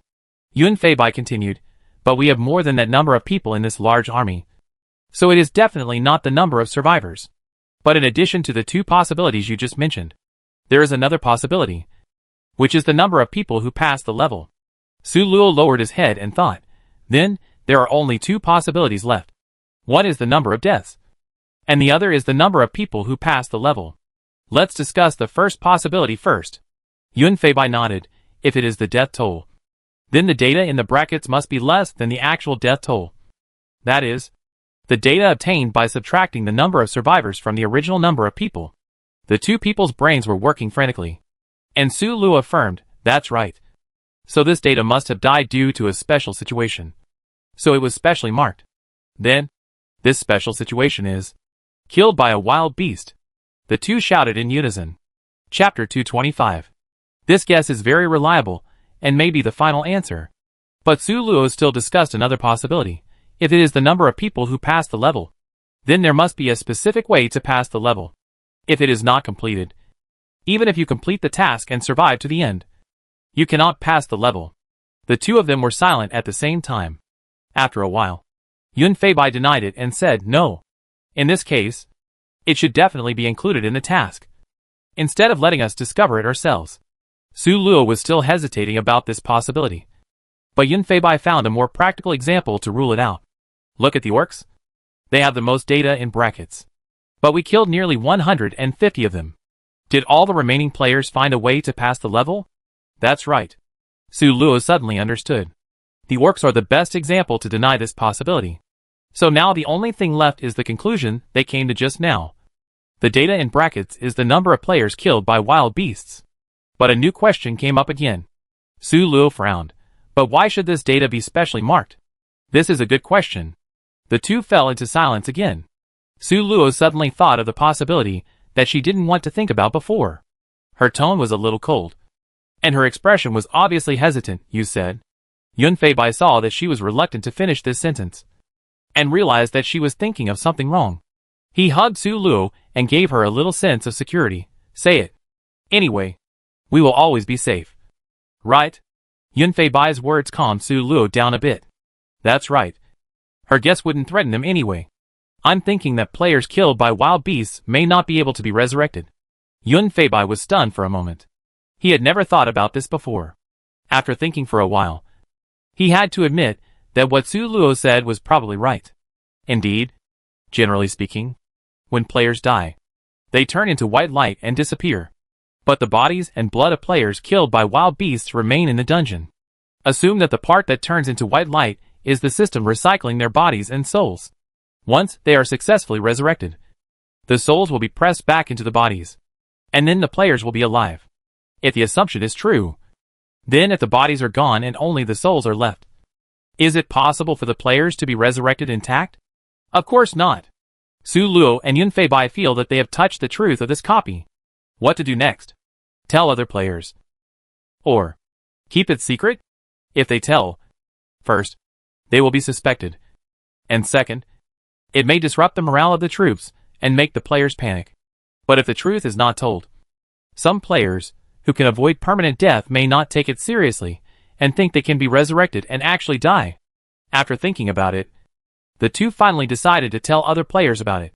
Lost, we guessed that the data in brackets on the number interface is the number of people killed by beasts.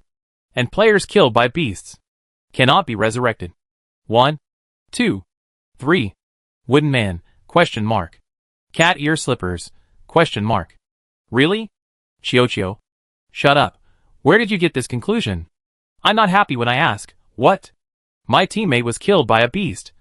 My god. Are you kidding? Extreme joy. I also have this guess. And now it seems to be true. I want toilet paper. Then our biggest enemy at present is not people of other races, but beasts. Serious naming. It's better to be safe than sorry. So everyone should be careful. I would rather be killed by foreign players than by wild beasts. After delivering the message, Su Luo stopped paying attention and continued to guard her own area. But after a while, the couple next door came over. Seeing that they were still in their area, Qingyi Yunxia breathed a sigh of relief and asked carefully, Sure Luo, is the thing you said true? Su Luo nodded. We analyzed it, and the accuracy rate should be 80%. Anyway, it's better to be careful. His 80% accuracy is not low. And both of them are a little worried about their own safety. We are in a large group, and the advantage of numbers can indeed block the threat from aliens. But the players' attacks on wild beasts are ineffective. So even in a large group, there is no guarantee of safety. Qingyi Yunxia said worriedly. Su Luo comforted her. It's okay. Be optimistic. At worst, we can just run away. Besides, there are so many of us. Even wild beasts will be afraid to attack them. But what she didn't say was that some smart beasts knew the rules of the dungeon. So even if there were many people, it would be useless to these beasts.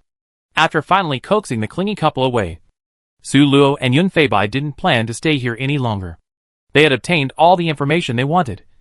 So there was no point in staying here any longer. Besides, during this time here, they only got one kill, which could be said to be the period of time with the least kills in this dungeon. The two of them had the mark of the white tiger, and were not afraid of the threat of wild beasts. At this time, going out to explore was the right thing to do.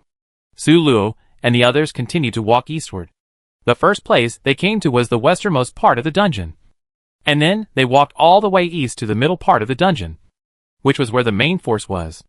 Now they were going to continue to walk eastward. By the way, look at the orange side. Su Luo suddenly said to Yun Feibai.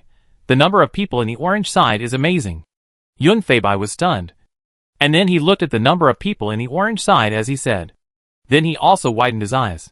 This was indeed a magical data. The number of deaths of the orange team was almost the same as the number of people killed by wild beasts. In other words, they were almost never killed by players, but all by wild beasts. Even with Yun Feibai's calmness, he couldn't help but ask, what's going on with this orange team? So magical? Su Luo was also a little confused. Do they have any life-saving skills that can target players? I suddenly feel that we left too early, and we should find out more before coming out. Yun Feibai sighed. I didn't notice this before. Let's take it one step at a time. I guess if we meet the orange team, we will probably understand what's going on. Speaking of the devil appears. After a while, Yun Feibai's crow's mouth came into play. They saw a female orange player appear in front of them from a distance. The two looked at each other, and quietly followed behind her to observe carefully. The racial characteristics of the orange player are very strange. Her ears are in the shape of musical notes. The white musical notes looked magical. After following them for a while, the orange player suddenly stopped and said in a very pleasant voice, "Come out. Don't follow me." Su Luo and Yun Feibai were a little surprised. Were they discovered? Sure enough, the next second, the person who spoke said again, "It's you two. A man and a woman. Two human beings. Come out. We have heard your voices a long time ago."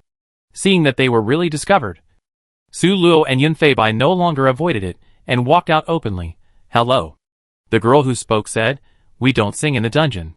Please go back." Su Luo was confused. "Ah. We are just curious why you haven't died at the hands of players. So we followed you to see." "Is that so?" The girl showed a look of understanding. "Newcomers?" Su Luo nodded. "Yes. I have never seen your race." The girl said with a slightly arrogant tone, "It doesn't matter if you don't recognize our appearance in the dungeon. But as a master player, you must have heard of the Yuga tribe. Right? The Yuga tribe?" Su Luo and Yun Feibai were stunned for a moment, then looked at each other in surprise. Of course they knew this race. They had even listened to the concert of this race. That time they really benefited a lot. And the two of them were thinking about it for a while. The girl saw the surprised expressions of the two people and realized that they knew their race. She raised her chin slightly and said proudly, "You are quite knowledgeable." Su Luo said, "So they didn't hurt you because they wanted to hear you sing?" The girl said disdainfully, "Can I sing for others casually? They didn't attack us because they didn't dare." Su Luo said modestly, "I'd like to hear more details." The girl saw that she had a good attitude, and her expression softened a little. "Our race has outstanding abilities, but the population is very small. Anyone who hurts us will be entangled by our souls." She smiled maliciously. "If you do anything to me, then our entire tribe, including those big guys who want to hear our songs, will come together to hunt you down. So that's it." Su Luo understood. She asked again, "How do you usually add some? How can your singing be more effective?" The girl looked at Su Luo warily. "Why are you asking so much?" Su Luo smiled. "I'm curious and want to learn more." The girl believed Su Luo's words, but she refused to answer Su Luo's questions. She said arrogantly, "Why should I answer for you? You know, my voice is very precious." Su Luo said calmly, "If you tell me everything you know, I will tell you something that may threaten your life in this copy." Seeing the girl's suspicious expression, she pretended to be nonchalant and said, "Anyway, I'm just curious. You can listen or not. But if you don't listen, something bad may happen to you. You decide for yourself." The girl hesitated for a moment, but still gritted her teeth and said, "I tell you, if you lie to me, the consequences will be terrible." She also had her own thoughts. Even if she said these news about the race, it actually didn't have any impact. Besides, those were not secrets, and they could be found by looking through some information. Chapter 226. But if what these two people said was true, and she didn't listen, then she might really be in danger. She still knew which was more important. The Yuga tribe are all mages, mainly at spirit. To be honest, if it weren't for the game dungeon, we would have used all our attribute points to add spirit. She touched her ear. "The different notes we have represent talents. Talents like mine are of the upper middle class." What she said was very pertinent, and she didn't brag just because the two people in front of her were outsiders. The higher the mental power, the greater the effect. But with the same mental power, the effect of my note is stronger than that of a player with low talent. Su Luo nodded to show that she understood. It seems that even if she hides her true identity in the dungeon, there are still many races that can recognize her. She should be more careful in the future. "What about the secret you mentioned?" I'm telling you not to. The girl raised her fist to threaten. But Su Luo interrupted her in advance. Players killed by wild beasts may not be resurrected. The girl was stunned for a moment, slowly put down her fist, and asked with a trembling tone, Are you telling the truth? Su Luo nodded. It is very likely. The girl stood there. Her expression was a little dazed, as if she was digesting the news. After a long time, she suddenly squatted on the ground and cried loudly, Wow! Shirdo was killed by a beast. Will she never come back? Su Luo suddenly realized that it was no wonder that this person left alone. She was still wondering why someone would act alone in a master-level copy. That's too tragic. Su Luo looked at her sympathetically. If Yun Feibai was killed by a beast, she might go crazy. After crying for a while, the girl stood up with tears streaming down her face, grabbed Su Luo's collar, and shouted angrily, You are lying. Right? You just want to deceive me. Right? Yun Feibai, who was watching Su Luo intently from behind, frowned tightly, and his eyes became fierce. He rushed forward and wanted to free Su Luo. Su Luo waved her hand to stop him. The girl was shocked by the news, and cried so hard that she had no strength at all. She just looked at the madness. She gently comforted him, Cry, and live well with his share after crying. The girl seemed to have been drained of strength by this sentence, and slowly let go of her hand, and then sat on the ground. She stared at the ground blankly, letting the tears slide down her face. After a long time, she covered her face and sobbed, I would rather you lied to me. It would be better if you lied to me, Wu. Su Luo was silent, holding hands with Yun Feibai. Both of them held hands tightly, and they were inexplicably a little scared. Fortunately, they were all safe. After patiently staying beside the girl for a long time, she finally raised her head and asked in a hoarse voice, Can I sing a song? Su Luo nodded. Sing. We are your most loyal audience. The girl opened her thin lips slightly, and a song like the sound of nature came out of her mouth. Her body was filled with white translucent small notes, which floated out from her body and floated towards Su Luo and Yun Feibai. When those notes touched Su Luo and the others, they shattered like bubbles and then merged into their bodies. Su Luo widened her eyes, watching the girl's body gradually melt away, and couldn't help but step forward to stop her. Although the girl closed her eyes, she seemed to be able to see Su Luo's actions clearly, and slowly floated into the air a second before Su Luo was about to touch her. This was a determination to die. Su Luo no longer stopped him, closed his eyes, and listened to this elegy drawn by life. Gradually, the singing faded away, and Su Luo couldn't come back to her senses for a long time. She heard the girl's last words. I forgot to tell you. The Yuga tribe lives with their partners. If one dies, the other will never live alone. The two opened their eyes at the same time and looked at each other in silence. No one checked their own attributes, but just mourned for the two people silently. After a while, Yun Feibai came forward and hugged Su Luo. Don't be sad. This is her own choice. Su Luo let Yun Feibai hug her, looking depressed. I know. I'm just a little sad. Yun Feibai said, If one day Su Luo immediately covered his mouth. I will. You have to do the same. Yun Feibai's expression gradually relaxed and he nodded. Su Luo then let go of his hand and held Yun Feibai's hand. Then let's go. The two continued to explore the map. On the way, Su Luo opened the attribute panel to see if there were any changes in himself. Life, 30, plus 168, Strength, 12, Speed, 17, plus 24, Spirit, 19, plus 40, Endurance, 15, Charm, 17. Scores, 840. The initial points of each attribute increased by 3 points, which is undoubtedly a significant improvement. Seeing that his charm value had also increased, Su Luo observed Yun Feibai. Yun Feibai was originally very good-looking, and his initial charm was as high as 15 points.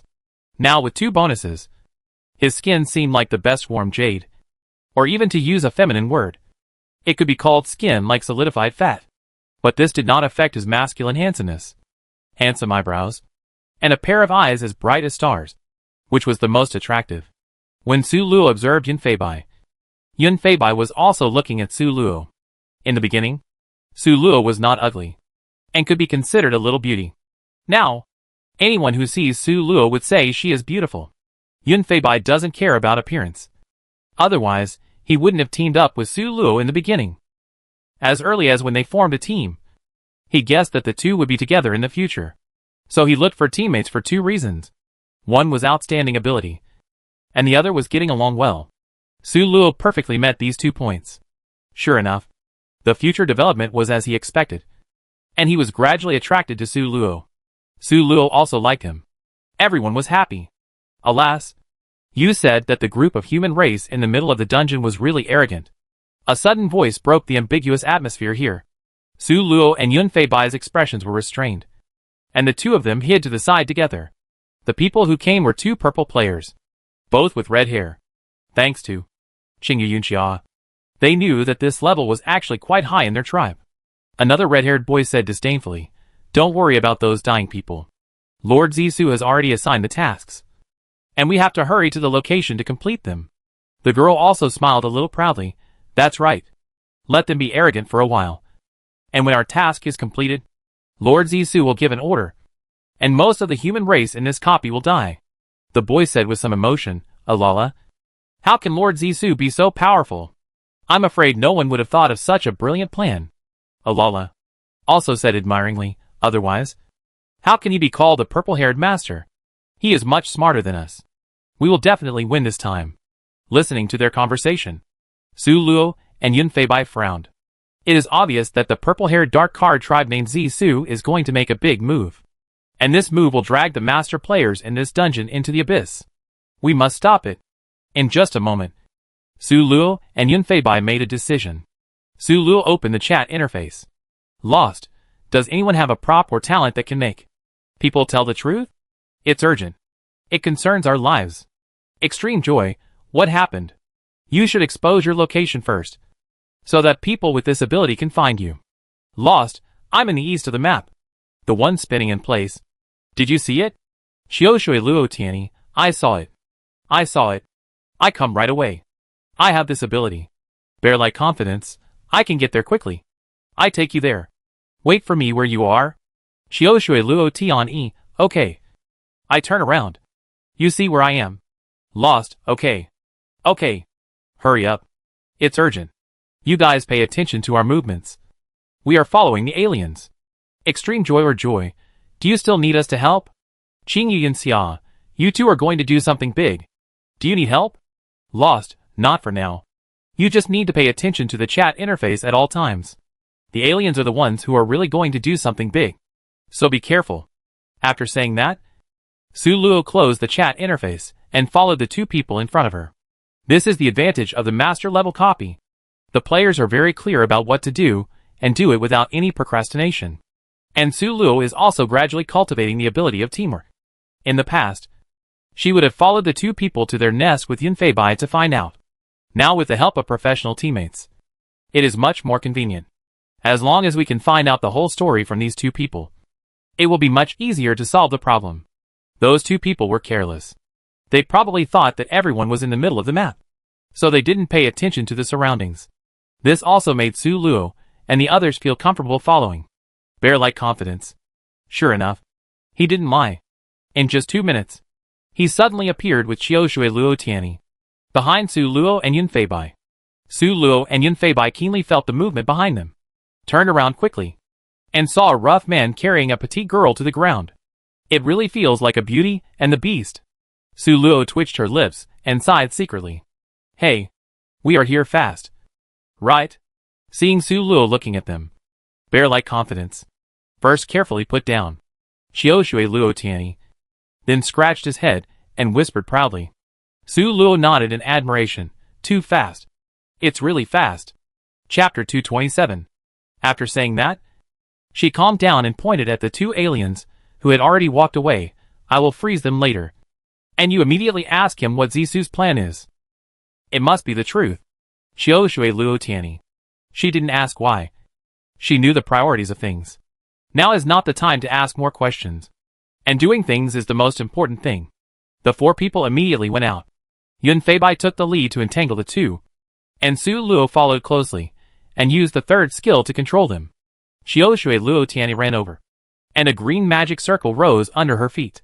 After the magic circle rose, her voice suddenly became ethereal, as if it came from another dimension. God asked, "What is Zisu's plan?" The eyes of the two red-haired Anka tribe became empty, as if they were not thinking, and answered without thinking, Lady Zisu has an ability to control the beasts.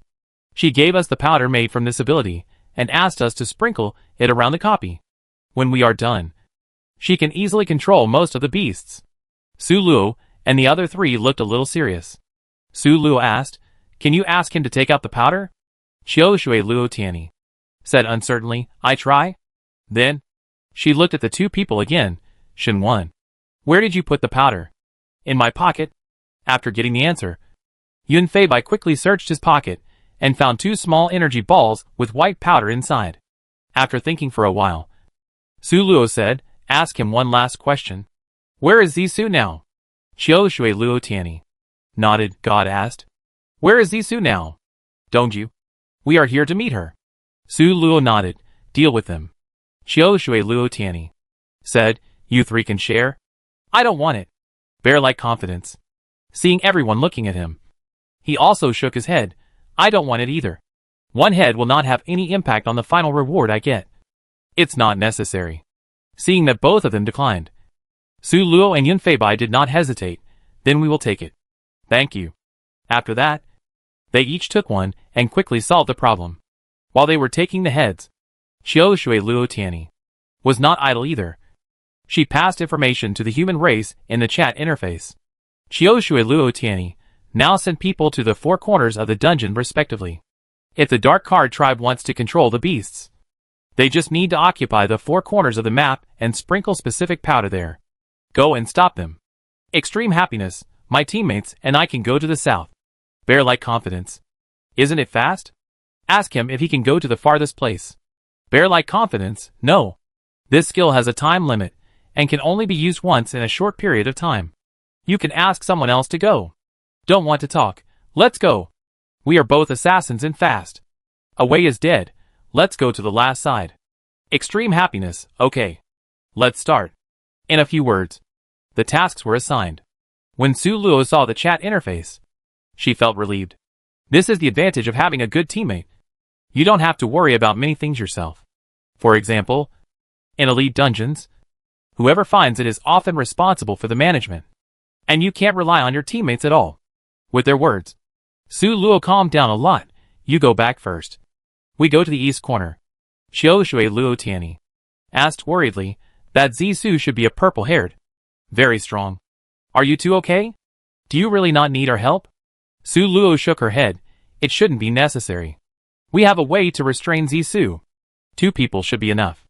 The two nodded, said nothing more, and turned away. Su Luo and Yun Feibai continued to walk towards the east. Zisu's position was easy to find. She was really standing in the open space in the east corner. She could be seen at a glance. There were many players around her. It seemed that there were more than 50 players. They surrounded her layer by layer. It seemed that they had suffered enough from Su Luo and the others. Su Luo took a look and realized that they were familiar faces. Isn't this the purple-haired Anka tribe member they met at the beginning? However, did she naively think that this would stop Su Luo and the others? Su Luo handed her sword of light to Yun Feibai, and then gave him a look. Needless to say, Yun Feibai rushed over with 3 flashes, and then stabbed Zisu with the sword.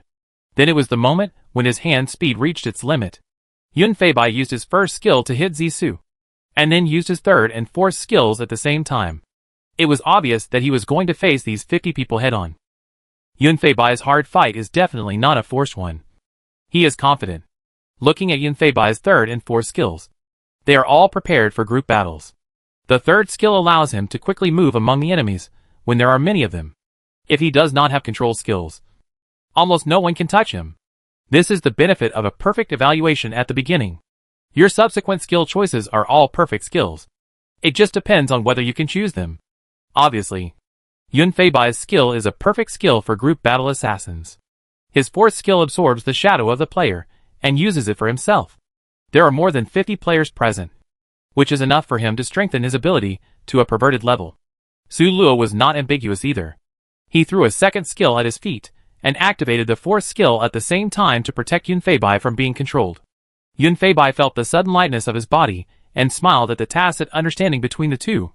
He activated his ultimate skill and shuttled between enemies in the darkness.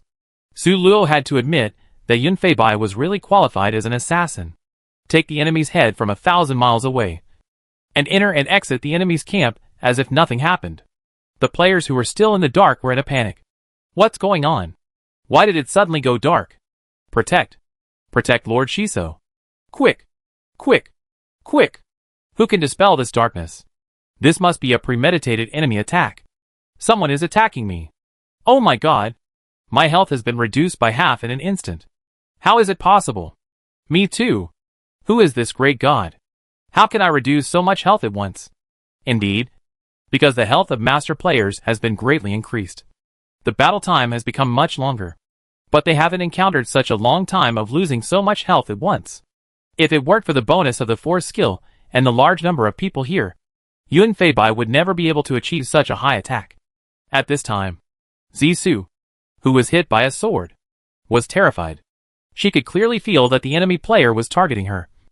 And every time he shuttled, he would come to her and take away a little blood. Stop talking. Spread out. Separate. Zisu shouted angrily. It must be said that Zisu, a woman who has gone through countless trials, made the right decision in an instant. Yun Fei Bai's third skill requires the crowd to be close together to maximize its effectiveness. If they are too dispersed, the chain of his third skill will be directly broken, and naturally there will be no effect. But can Su Luo allow them to do this? The third skill directly controlled all the players on the purple side, giving Yun Fei Bai the greatest output space. Yun Fei Bai did not disappoint Su Luo's expectations, and madly consumed blood around Zisu. Zisu was furious, knowing that even if Su Luo's control ended later, she would not have time to wait for the 50 people to disperse.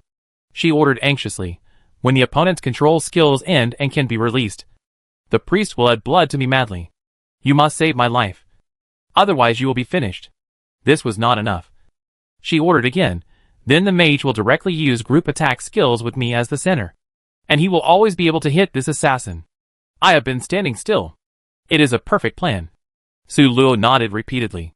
If Yun Fei Bai was alone, he really couldn't kill her successfully.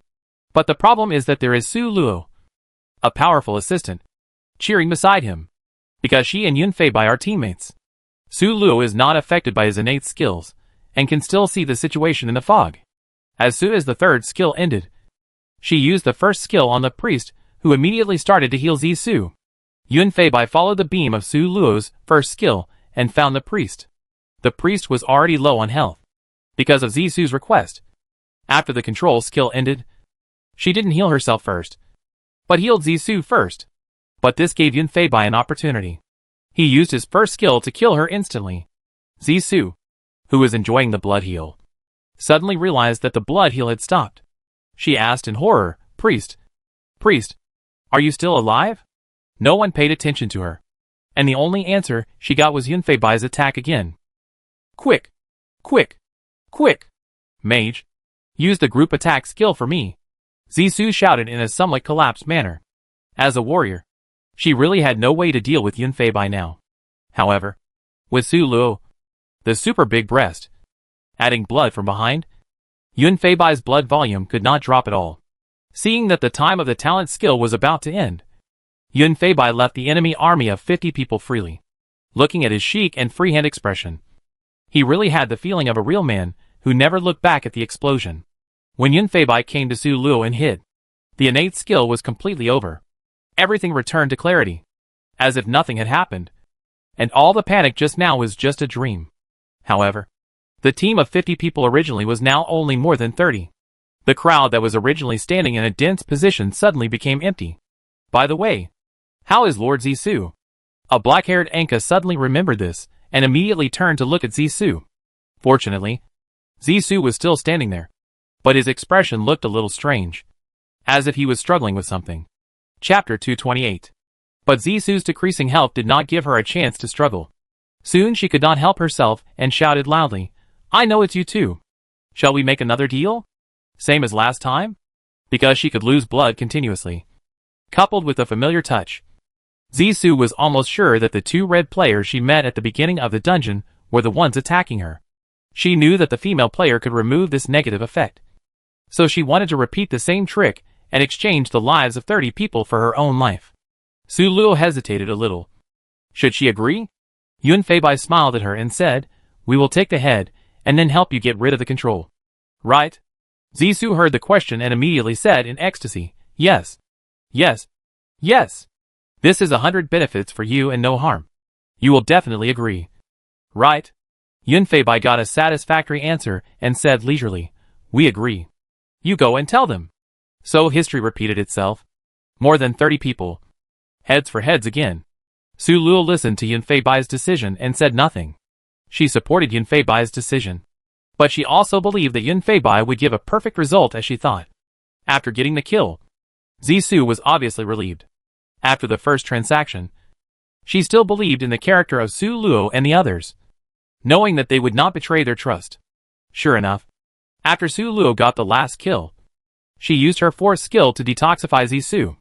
Although Zisu was very dissatisfied with the 2 consecutive defeats, this instance was about to end, and they would probably never meet again. Zisu tried her best to hide her anger and smiled. Then we see each other again. No. It should be said that we never see each other again.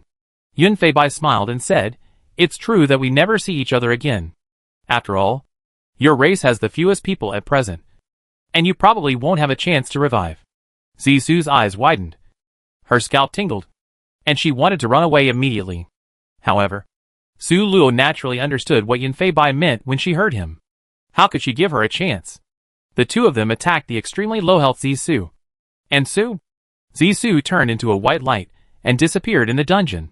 After everything was over, Yun Feibai looked at the air where Zisu disappeared and smiled and explained, I specifically said at the time that the deal was 30 heads in exchange for us removing the purification for her. But I didn't say I would let her go. Indeed. Su Luo was wondering why Yun Feibai specifically said that. It turned out that he had this plan. After explaining, Yun Feibai turned to look at Su Luo. Do you think I am cruel and untrustworthy? Su Luo shook her head honestly. No. She is a foreigner, so killing her cannot be considered cruel.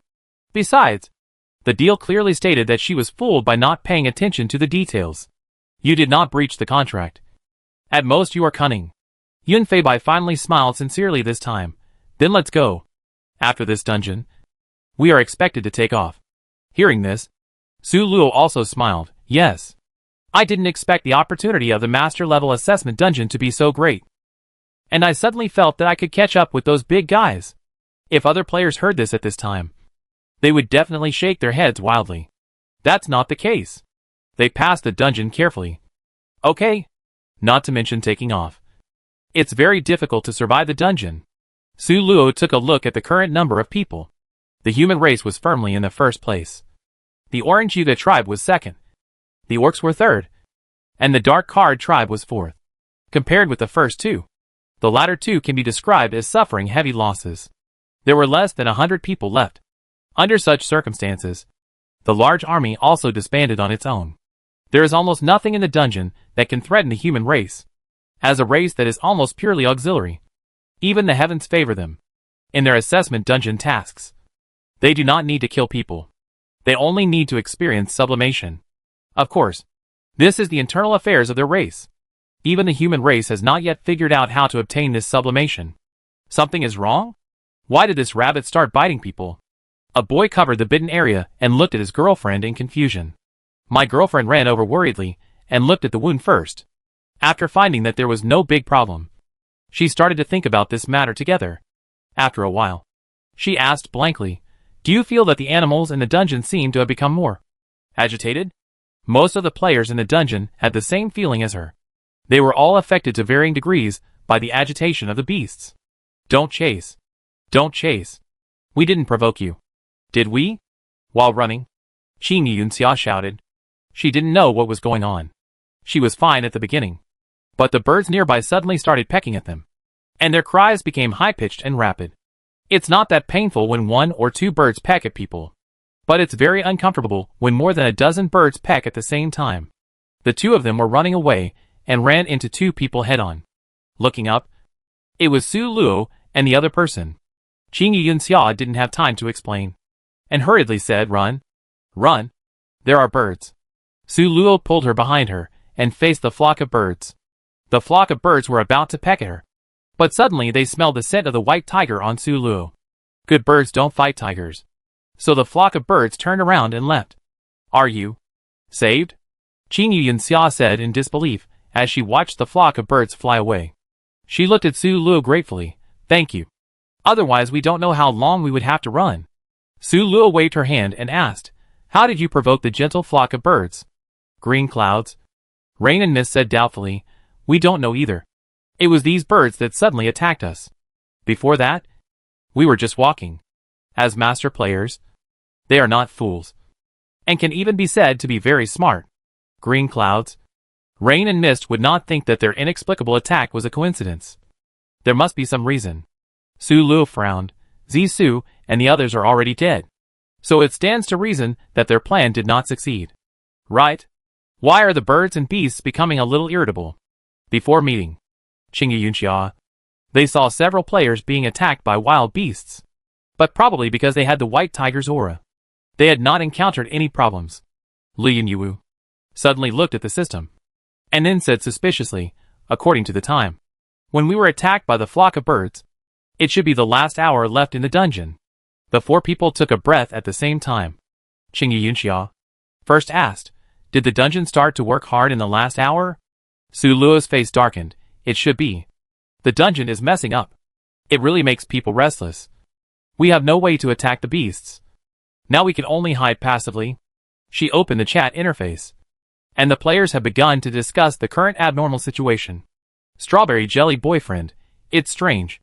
I was suddenly bitten by a rabbit for no reason. The rabbit was still biting and refused to let go. So I pulled it down. Su Luo looked at the time and saw that it was just after the last hour of the dungeon. It seemed that the change did start from this time point. Lololol, I also encountered an inexplicable attack, which was very strange. Brave's smile. This happened to everyone. I also encountered a similar incident. It seems that it was not accidental, but some unexpected situation occurred in the dungeon. Extreme happiness. I also encountered it. Wasn't the conspiracy of the Dark Card tribe solved before? Can they come back again? Su Luo saw this, and quickly sent out her group's speculation. Lost, we guessed that it was the last hour of the dungeon, and the system started to mess things up. In the next hour, the beasts will be more violent. Extreme happiness, the timing is right. This guess is reasonable. Lololol, huh? How can we survive this? We can't beat the beasts. So now we are just passively beaten. Cat ear slippers, if this is true, then we must hide for a full hour. Once you are entangled by the beasts, it will be difficult to deal with it. Taishan collapses in front of you. Let me see who is still staring at the chat interface and thinking about it. Hide quickly. The topic stopped here, and no one replied. Everyone was awakened by the words. Taishan collapses in front of you. Now you are still entangled in whether it is true or not. Hiding is the kingly way. Su Luo and Yun Feibai smiled at Qing Yuanxia and said, then we will leave first. Qing Yuanxia. He tried to persuade them. Let's do it together. More people means more strength. Su Luo shook her head and declined her invitation. No. The fewer people the better when hiding. Qing Yuanxia wanted to persuade them again. After all, the strength of Su Luo and the others was obvious to all. If they could get such a big help, then the probability of them passing this dungeon would be very high. Yun Feibai was not as gentle as Su Luo. Seeing that the man still wanted to persuade him, he tilted his head. Do you think we still need to hide based on our performance just now? This. Qing Yuanxia, thinking carefully. It's true. The flock of birds just now obviously didn't want to attack the two people. If other beasts are like this, then there is really no need for them to hide. Everyone is a master player. So she naturally won't be stupid enough to say, you are strong. You have to protect me. Or other saintly words. Everyone relies on their own ability, and passing the level depends on themselves. Having said this, Qing Yuanxia, no longer persuaded, the two teams parted ways and went to save their lives.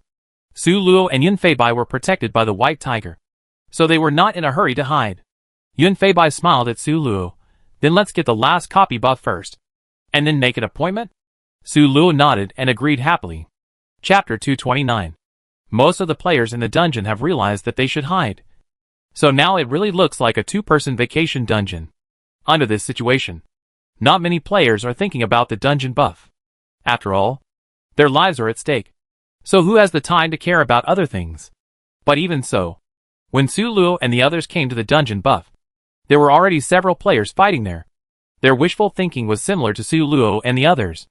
They all wanted to take advantage of this big bargain when no one was around. Su Luo and the other two were not in a hurry. Their strength was still slightly weaker, and they had almost used up their talents and skills. So although there were not many people fighting for the buff, they still did not dare to act rashly. In general, the participants in this battle for the system buff were only the purple, red and blue parties. The orange party had never had any desire for such things. Moreover, the players also had some common hidden clauses, such as not harming orange players without conflict, and orange players could not participate in the competition activities other than the non-essential tasks. Simply put, I won't hurt you, and you don't come to steal my things. Mind your own business. Among the remaining 3 parties participating in the competition, the red party has the fewest players. The reason is that they are fearless. In addition to a little more advantage, the copy buff can give players an attribute point. But now the red party is obviously in a big advantage and ranks first. So the role brought by this copy buff seems dispensable. And being killed by a beast cannot be resurrected. So human players are very cautious. Most players would rather not have this attribute point than joke with their own lives. As for the other 2 parties, one was unaware that players killed by beasts could not be resurrected, and the other was desperate. They were already in a bad situation, and if they didn't try again, they would really fall to the bottom. Their mentality was also very single. Anyway, it was already like this, and it couldn't be any worse. Why not give it a try? What if it succeeded? But in fact, most players are more cherishing their lives. So there are no more than 2 hands who come here to grab the system buff. A blue player took the lead. He directly placed a transparent barrier around the system buff, and then walked in with a swagger. TSK. Courage. Su Luo silently watched this person's actions, secretly sighing in her heart. Can his skill help him escape from the siege of the players? Seeing that this person has begun to occupy the dungeon buff, other players can't help it and come out to make trouble. The first to lose patience is the purple team. A purple girl suddenly jumped out of the bushes, then leaped onto the barrier with a leap, and immediately hit the barrier with a skill. The barrier seemed to be made of water, and ripples appeared where it was attacked, but it remained motionless. A water mage. Su Luo looked at the female player in the barrier with interest, thinking about how to break the barrier, when the purple player was at a loss. Another purple player stood up. She is a water mage. We can probably break this barrier with her skills. The female player inside was panicked for a moment, and then became proud. You guessed right. But unfortunately the problem is that you Dark Card tribe only have dark players. I want to see where you can find an earth player to break my ultimate move. Speaking of the point, the 2 Dark Card players immediately looked unhappy. The girl at the beginning said viciously, don't be complacent. There may be red players here. She also said loudly, if there is an earth-type red player nearby, come out and break her barrier together. We can solve this common enemy first, and then have a fair duel. Su Luo and Yun Feibai looked at each other helplessly. Neither of them was an earth-type player, so they could only watch coldly at this time. Of course, they all knew that these 2 Dark Card tribes were definitely not as fair as they said. These 2 people were obviously not players of the same team, and almost all players in the master-level dungeon had teammates. In other words, there were at least 4 people in their Dark Card tribe known so far. The number of people on the red side must be relatively small, which they could infer. And the following people could also infer. So after dealing with the blue side players, the red side with fewer people might not be able to compete with the purple side, and might even give up a kill. This is a typical case of making wedding clothes for others. Su Luo felt that even if they were really earth-type players, they would not go out. After waiting for a while, seeing that they were not recognized, the faces of the 2 Dark Card tribes became even uglier. The girl threatened, you have a barrier to block you now, and we can't open it. But when your barrier time is over, I see what you will do. The girl ignored her warning and continued to occupy the system buff with a smile. If she didn't have the ability to escape, she would naturally not come out to grab the buff. These 2 people are nothing to be afraid of. Su Luo and the others knew that they had no chance to get the last copy buff, so they adjusted their mentality and just became spectators. The copy buff was quickly occupied. The blue team girl stuck out her tongue at the 2 purple team players outside the barrier. Hee hee hee. I take this buff. See you in the arena? After saying that, she jumped up, and the shoes under her feet suddenly grew a pair of small wings, fluttering, and took the blue team girl to fly. One of the purple players seemed to have no other options, and his expression was very unhappy. The other player said disdainfully, "Isn't it just flying? You're talking as if no one can't do it." As he spoke, he suddenly growled, "Dark night wings." Then, a pair of huge wings suddenly opened behind him, like the wings of a demon. The man also flew up and chased after the fleeing blue girl. The two players started a battle in the sky. Su Luo was also amazed. There were so many talented people in the master level dungeon. In the previous dungeon, they had never seen a player who could fly. But here they saw two at once. It was obvious that the players of the Dark Card clan were stronger, and they quickly forced the blue players to retreat frequently. And neither of their teammates appeared. Obviously they had a backup plan. The blue girl's head was covered with sweat. Who? I won't fight you anymore. I'm leaving." As she said that, she turned around and disappeared on the spot. No, she must not have gone far. The man frowned, and then said to another Anka girl who was watching the show on the ground, "Why are you still standing there? Find where that person is." The girl nodded suddenly and immediately searched. However, none of them found where the blue player was hiding. Su Luo had some guesses in her heart that the player should have turned into liquid and hidden somewhere. As for why she guessed so? Because Su Luo keenly observed that when the player turned around, a drop of water splashed out. But where did the water droplet come from? Thinking of the girl's sudden disappearance, Su Luo guessed that it should be her host. Unlike the leisurely Su Luo and the other players are now trying their best to hide. I transform, and you hide inside my transformed body. I'm sorry for you. A handsome boy looked at the girl next to him with a slightly red face. The girl's face was even redder than the boy's, and she said softly, "Then, let's get started. It won't take long. I can accept it." The boy nodded and unbuttoned his clothes one by one. After completely unbuttoning them, both of them blushed even more. The boy opened his clothes and said, "Come on." The girl walked over and hugged the boy's thin waist.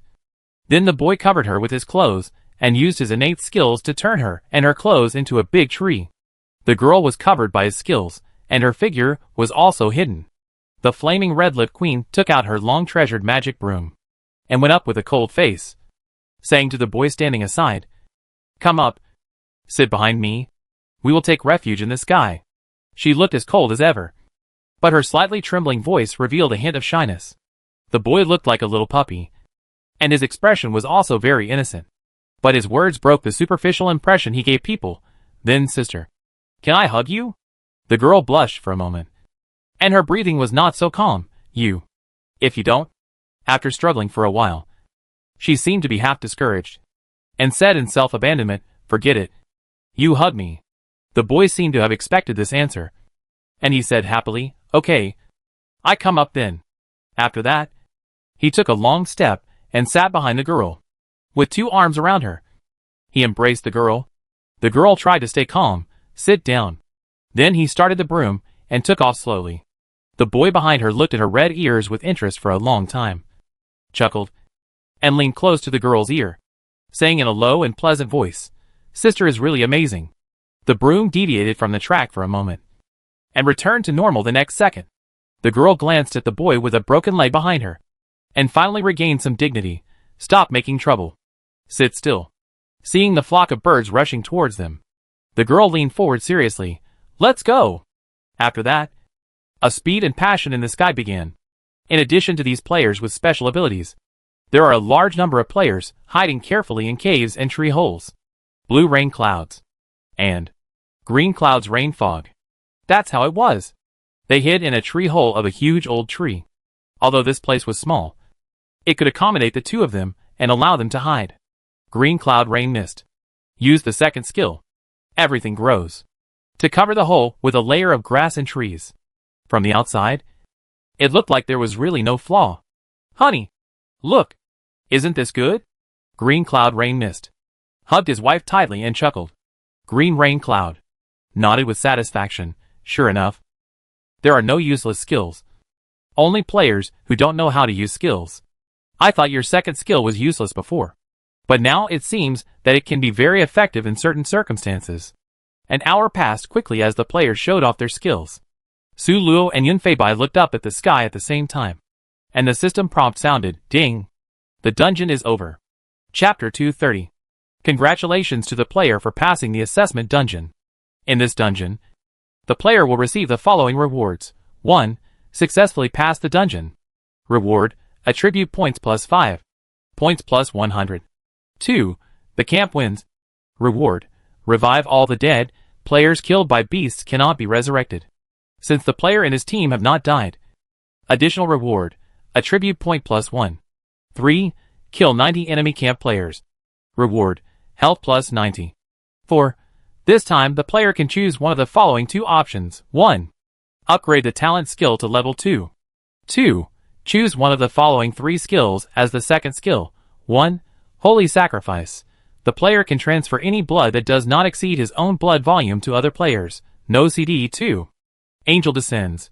The player is possessed by an angel for 5 minutes, has wings, and is not harmed. But at the same time, the angel's mercy makes the possessed player unable to use attack skills. CD. 24 hours. 3. Sanctuary Space. Players can turn their bodies into white space and pull a player in. No skills can be used in the space until one side is conquered by the other, and the space will disappear. The flow rate in the space stops. CD. 1 hour. It is worthy of being the 5th skill. Su Luo couldn't help but sigh. No matter which of these 3 skills, if it appeared in the previous skill selection, Su Luo would definitely choose them. But now she has to choose one of these 3 super powerful skills, which is really a bit difficult. Su Luo felt that she was about to have a choice phobia. The 3rd skill can be ruled out first. The biggest function of this skill is actually to pull people into fight purely by physical strength, which requires a high level of personal quality from the player. Let's put it this way.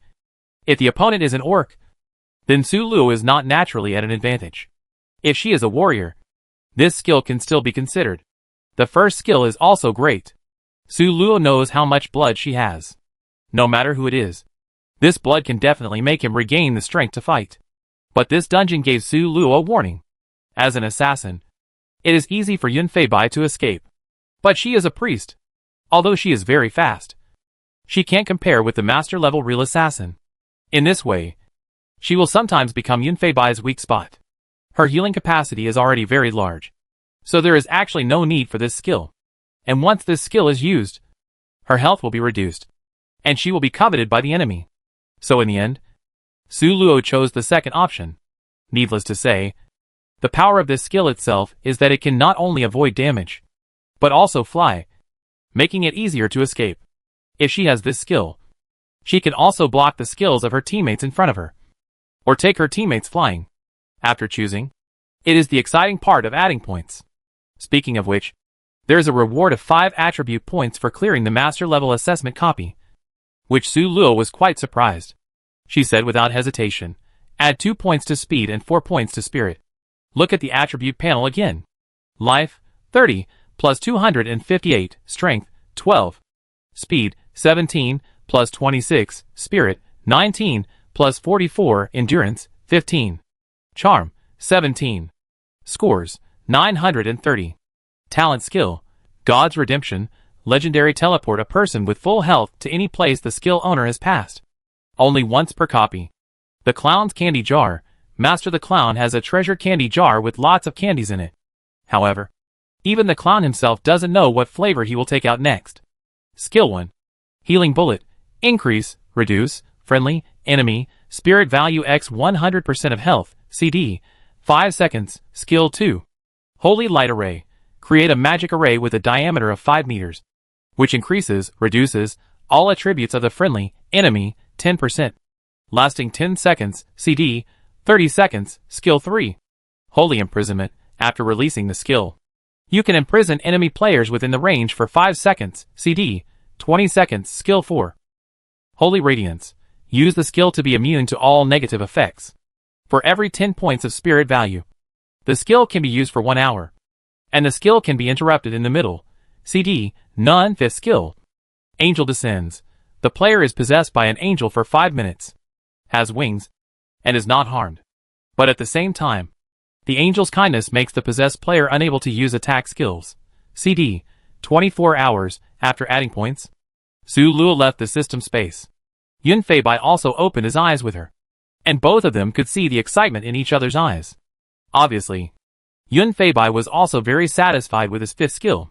Su Luo first showed Yun Feibai her attribute panel, letting him know her fifth skill. Yun Feibai was very satisfied after reading it. This skill is equivalent to a powerful life-saving skill. So your ability to save your life can be greatly improved. Su Luo nodded and asked curiously, "What is your fifth skill?" "I see you are also very satisfied?" Yun Feibai's smile was rarely accompanied by a boy's unique spiritedness. "Look! Fifth skill. Blood Soul Critical Hit. The player releases a fatal hit, causing damage twice the attack power. And when releasing the skill, the player can force the player's health to evaporate 1:1 with the enemy's health, until the player's health reaches 1 CD. 1 hour, what a great skill!" Su Luo said excitedly. "If the first half is to strengthen the normal attack, the latter is to return blood with blood." Yun Feibai nodded. The damage caused by the double attack is already not small. And with blood for blood, this skill can almost be said to be a one-hit kill. Su Luo nodded vigorously. In this way, even if you go deep into the enemy camp, you can kill the enemy's main general with one hit. She was a little annoyed, and told Yun Feibai about her second choice of the fifth skill at that time. "If I had known earlier, I would have chosen this, so that after you exchange blood, I can directly replenish you." Yun Feibai smiled and rubbed her head. "Your current skill is also good. You can directly enter the enemy to save me. There is no need to exchange blood at all." "Right?" Su Luo smiled and nodded. "Well, what you said makes sense. Let's go to eat." In the evening, Su Luo returned to the dormitory. He Weiwei was also in the dormitory. When she saw Su Luo, she stood up and said, "Luo Luo, shall we go out for dinner together tomorrow? I just take you to meet my boyfriend." Su Luo said, "Haven't you met him?" "Boss, no?" He Weiwei shook her head. "The identities are different. You met him as a student that day, and you will meet him as a family member tomorrow." Su Luo smiled. "If you say that, I will definitely not refuse." She suddenly thought of something and said, "Then I can take a bite with me." The two hit it off, and agreed to meet with their boyfriends tomorrow night. "Hello. I'm Weiwei boyfriend Zhou Can." The man in a suit on the stage was still dressed formally off the stage. Yun Feibai also stood up and said, "My name is Yun Feibai. I'm Luo Luo's boyfriend. Please give me your advice." The two shook hands and sat down together.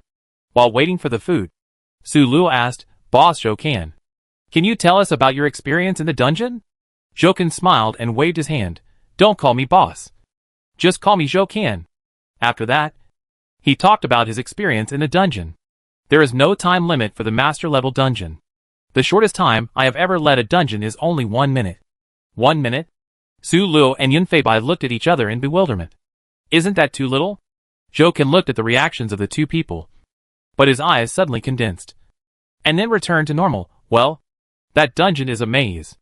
We can go in as long as we find a way out." Su Luo said thoughtfully, "Even if we find a way out, it should take a lot of time to find it. You can clear the dungeon in 1 minute. Unless the exit is right where you entered the dungeon." Zhou Can's eyes showed admiration. "Yes. The exit of the dungeon is right where we just arrived." He Weiwei was also very interested in such things. "Then how did you guess it?" Hearing He Weiwei question, Zhou Can's eyes showed a hint of pampering. "When we enter, a host announced the rules. He left after the announcement. I just followed him and left." "Is this possible?" The three people exclaimed in unison. They had not thought of this idea. Indeed, the place where the host left must be able to go out. But generally speaking, that place should be considered the entrance. I didn't expect that I could pass the level. Zhou Can smiled and lowered his head. "Since then, I know that there are also tricks to pass the level copy. It depends on whether you can find it." The three nodded seriously and remembered this advice. "How long did it take at most?" He Weiwei asked again. 10 years. 10 years. There was another exclamation. He Weiwei held Zhou Can's hand and looked at him with some heartache. Zhou Can smiled at her gently, and then explained, "It is a copy with an ancient background. Only players in a team can participate. 2 players in a team. One becomes a prince, and the other has a random identity. The copy mission is to obtain the throne. Players cannot use skills in the copy, and even the attribute points added later are useless." "It's interesting." Su Luo listened carefully with interest. I was randomly assigned the identity of a farmer from another country. But fortunately I'm relatively young. Hearing this, He Weiwei couldn't help but complain. What kind of advantage is this? Your identity is too far away. No. You tell me the ending first. Did you win? Zhouken smiled and hugged He Weiwei. If you didn't win, I won't tell you. I also want to save face. He Weiwei nodded with satisfaction. Then you continue. Chapter 231. Zhouken looked at Su Luo and the other two. If this happened to you, what would you do? Su Luo and Yun Feibai were both concentrating on this question. After a long time, Su Luo said, if it were me, I would develop my own power in a foreign country. Preferably join the army. And then rise step by step. The other three raised their heads when they heard her words. Obviously very interested in Su Luo's idea. Then when I sit in a high position, I will fight with that country. If I win, I can force this country to sign those humiliating regulations. Such as, letting my teammates take the position. Ha ha ha. He Weiwei laughed out loud, patted Su Luo on the shoulder and said, your idea is very creative. Very good. Very queen. Zhouken and Yun Feibai seriously thought about the possibility of this plan. Zhouken said, theoretically, if you are strong enough, this plan is feasible. Yun Feibai nodded and looked at Zhouken. Then what did you do at that time? Zhouken said, I returned to China peacefully. Then passed the imperial examination. Became a minister in the court with the help of my teammates. And then gradually, Su Luo and Yun Feibai looked at each other. This method is indeed very conventional. But it is subject to human constraints. There are many variables. And it requires a lot of brains. He Weiwei said proudly, my Kankan has a very good brain. He and his teammate are responsible for force and intelligence respectively. When she said this, He Weiwei leaned close to Su Luo's ear and whispered, sometimes, I really suspect that they are gay. Su Luo laughed. And He Weiwei laughed along. The two men next to him looked at each other in surprise. Zhouken, who knew his girlfriend's nature well, looked at He Weiwei helplessly. Did you say something bad about me again? He Weiwei winked at Zhouken, as if she knew what was going on, and then turned around and continued to chat with Su Luo. The meal was a great success for both the host and the guests. After the meal, Su Luo and Yun Feibai went back first. The two young lovers were left here to continue their lovemaking. However, when He Weiwei came back, her face was a little surprised. Luo, Kankan told me that you two have the potential to be master players. Becoming a master should be a foregone conclusion. But I don't know what it's like now. Su Luo frowned slightly. She knew that He Weiwei had no other thoughts. She was just shocked. She was happy that her sisters might become master players. However, she felt that Zhouken's words were very meaningful. I just don't know how it is now. This sentence was actually a bit strange. When she thought about the way Zhouken looked at them during the chat, Su Luo inferred that Zhouken should have suspected that they were already master players. As expected of a master player, his observation ability was sharp. Fortunately, Zhouken still respects people and didn't casually tell anyone about this. In this case, there is no need for them to explain anything. The next morning, Su Luo and Yun Feibai came to the old place as usual and started the next copy. After a dizzy spell, Su Luo found herself sitting on the bed. Looking around, there were actually several other girls around. It was dark outside, so they should be resting. After analyzing the situation, Su Luo immediately pretended to be calm and lay on the bed, closing her eyes. A girl in her clinic saw her lying down and asked with a little surprise, Sure Luo, you went to bed so early? Su Luo nodded and opened her eyes to look at her. Yes. I plan to rest early today to recharge for tomorrow. She found that after so many dungeon experiences, her speech skills have become more and more sophisticated. The words just now are a universal formula. No matter what happened today, this sentence can be used. After all, it's late at night. Even if you lie in bed all day, you can say this. And she deliberately left a flaw, which was the phrase resting and gathering strength. If there was nothing to do tomorrow, the other party would definitely ask what to rest and gather strength for. Then she could just find a reason, such as resting and gathering strength for tomorrow's fun. But if there was really something to do tomorrow, she would just say it casually, which was a small psychological game. Sure enough, the next second, the girl also lay down. That's right. After all, there is a preliminary selection tomorrow, and it really needs to rest early. After she said that, The girls in other beds also turned off the lights and lay down. Su Luo knocked and opened her eyes. There were 6 girls in the room. Seeing that there should be no surprises, Su Luo opened the system and checked the situation of this copy. Copy name: Tigers are powerful. Copy background: the Tiger tribe is militaristic, and the people have always been proud of being excellent soldiers. You are a soldier of this session. Come to participate in this session's Soldier King selection. Copy mission: become a Soldier King. Copy rules: players cannot use skills, except talent skills, and attribute points will be sealed, leaving only the initial attribute points. This mission. Su Luo was silent. She said she wanted to be a soldier last night, and today she was given a chance to be a Soldier King, which was excellent. And there was also an example of attribute point skills being sealed at that time, and I didn't expect to encounter it today. In fact, they already knew in the Master Forum that there are many Master copies that will have this situation. It happens almost once every month, and they have encountered similar situations before. So Su Luo is not panicked. Even her initial attribute points are ridiculously high compared to ordinary people. So she is not afraid even if her opponent is a Tiger tribe. The mission is clear. So let's take a look at the background. This copy is obviously from the Chinese Zodiac series, with a Tiger tribe background. So it is obvious that there will be gods in this copy. The background itself is very brief, but half of the background of these 2 sentences is used to describe the militarism of the Tiger tribe, which shows that this condition should be very important. That's right. This observation point was also learned by Su Luo when she was chatting with Zhou Qian. The background of the copy is never given for nothing. If there is something emphasized in it, it must be very useful. Militarism, Su Luo thought. Then people with high military strength, or military status, should have great power in this country. In the previous copies, she could see that the purpose of the gods was to control the 12 zodiac continent, and the tactics were to disintegrate them separately. The rat tribe had been controlled by them a long time ago, and he had also tried to interfere with the snake tribe, but was destroyed by Su Luo and Yun Feibai. So it is reasonable to speculate that the purpose of the god of heaven this time should be to gain a place in the military camp and then control the Tiger country. Then among the soldiers who participated in the Soldier King selection, there are probably rat tribe players and god of heaven. For the time being, we can speculate this from the known information. Su Luo plans to find out the specific rules of the Soldier King selection tomorrow. Speaking of which, she and Yun Feibai were not teleported together, so she should look for them. Su Luo opened the system and sent a message to Yun Feibai.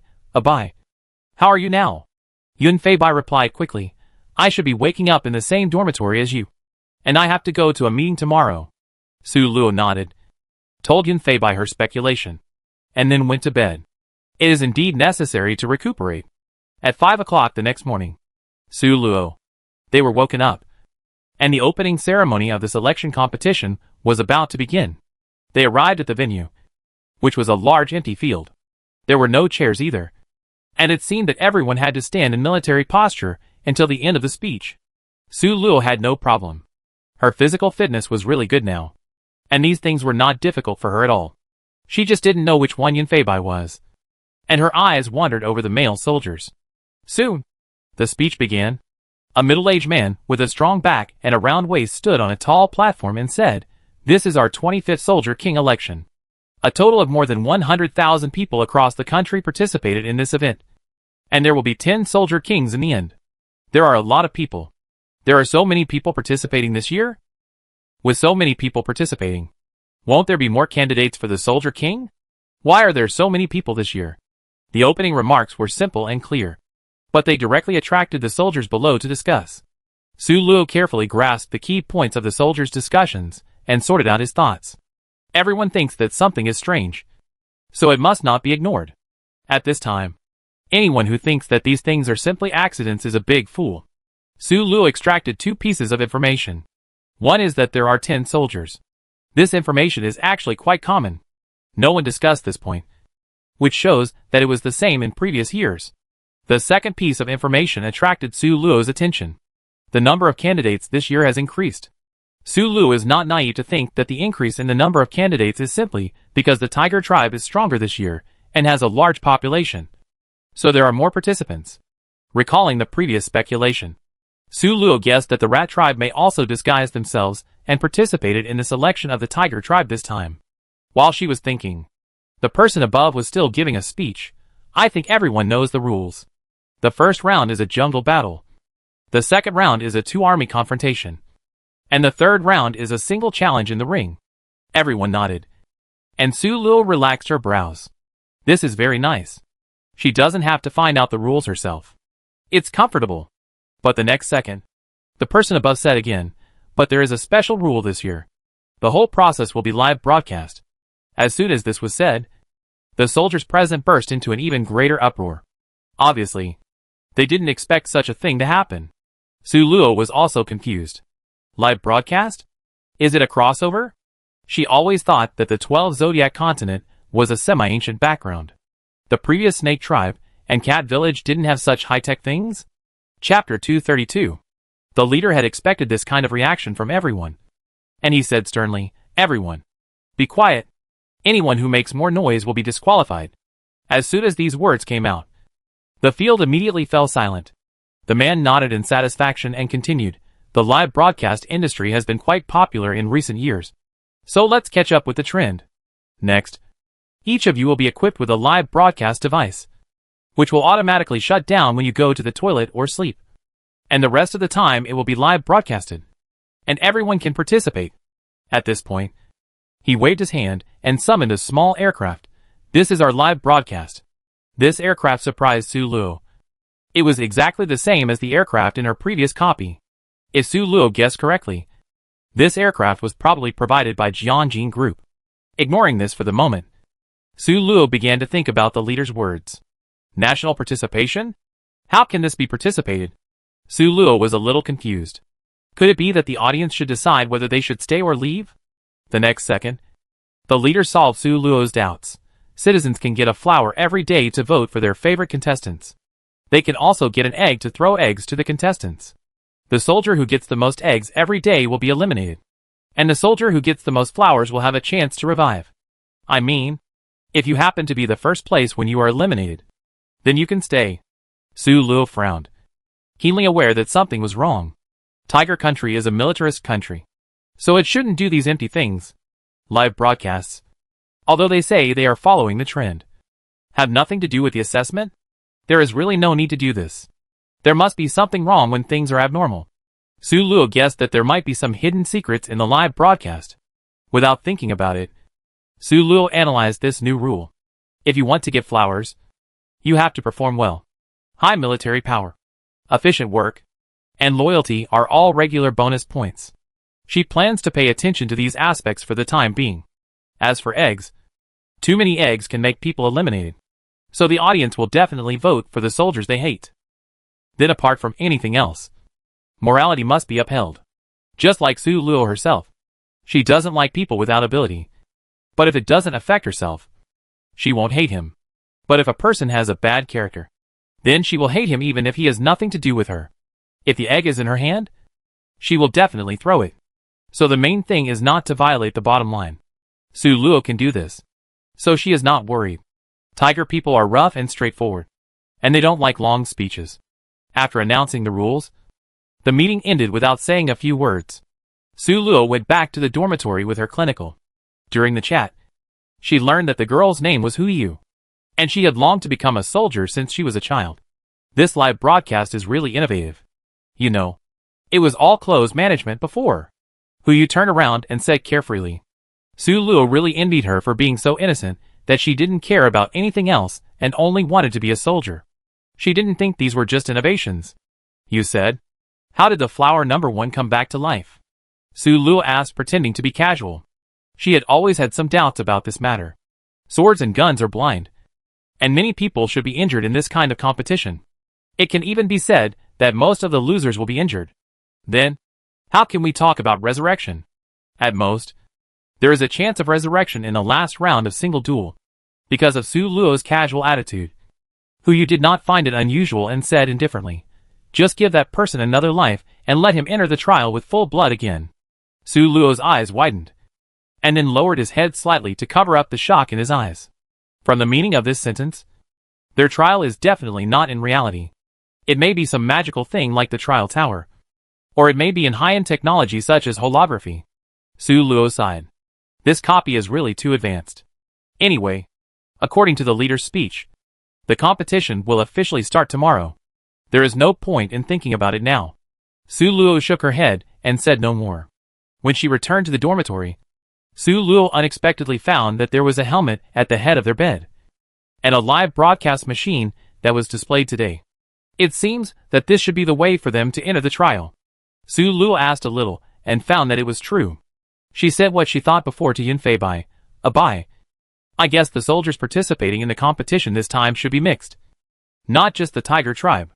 She finished her analysis with Yunfei Bai, and came to this conclusion. Yunfei Bai pondered for a while, and answered carefully. Do you still remember the Cat Village dungeon? That time we went in as rats. But there were various loopholes, and it was easy to be exposed. Su Luo nodded subconsciously, and then remembered that Yunfei Bai couldn't see. So she stopped and thought about what he meant by this. After a while, Su Luo suddenly realized. So what you mean is that even if the rats sneaked in, there must be loopholes. And we can find them? Yunfei Bai replied with a smile. Smart. That's it. Since this is a live broadcast, we can find a way to expose the identity of the rat tribe, so that it will attract attention from outside. Su Luo also smiled. That's right. Who made us and the gods rival? If not now, when else? Early the next morning, they pressed the spherical live broadcast machine on their helmets, put on the helmets, and entered the trial together. After entering the trial, Su Luo found herself in a jungle, which looked very much like the assessment copy they had just experienced. Then, a blue display suddenly appeared in front of Su Luo, introducing the rules of the first level. Jungle Trial. The jungle trial lasts for 1 month, during which soldiers need to solve their own survival problems. Killing other soldiers will reveal items needed for survival, such as food or daily necessities. After a month, the surviving soldiers will enter the next round. So, Su Luo nodded and closed the board. She looked around and decided to find a place to live first. Su Luo walked for a while, but didn't find any meat. There were certainly wild animals, like wolves and leopards in this jungle. But there were no wild animals from the 12 zodiac signs. As we all know, most of the meat eaten by humans comes from the 12 zodiac signs. As a result, Su Luo could find very little food in the jungle. Rabbits, chickens, pigs, and sheep would not appear here. Su Luo shuddered.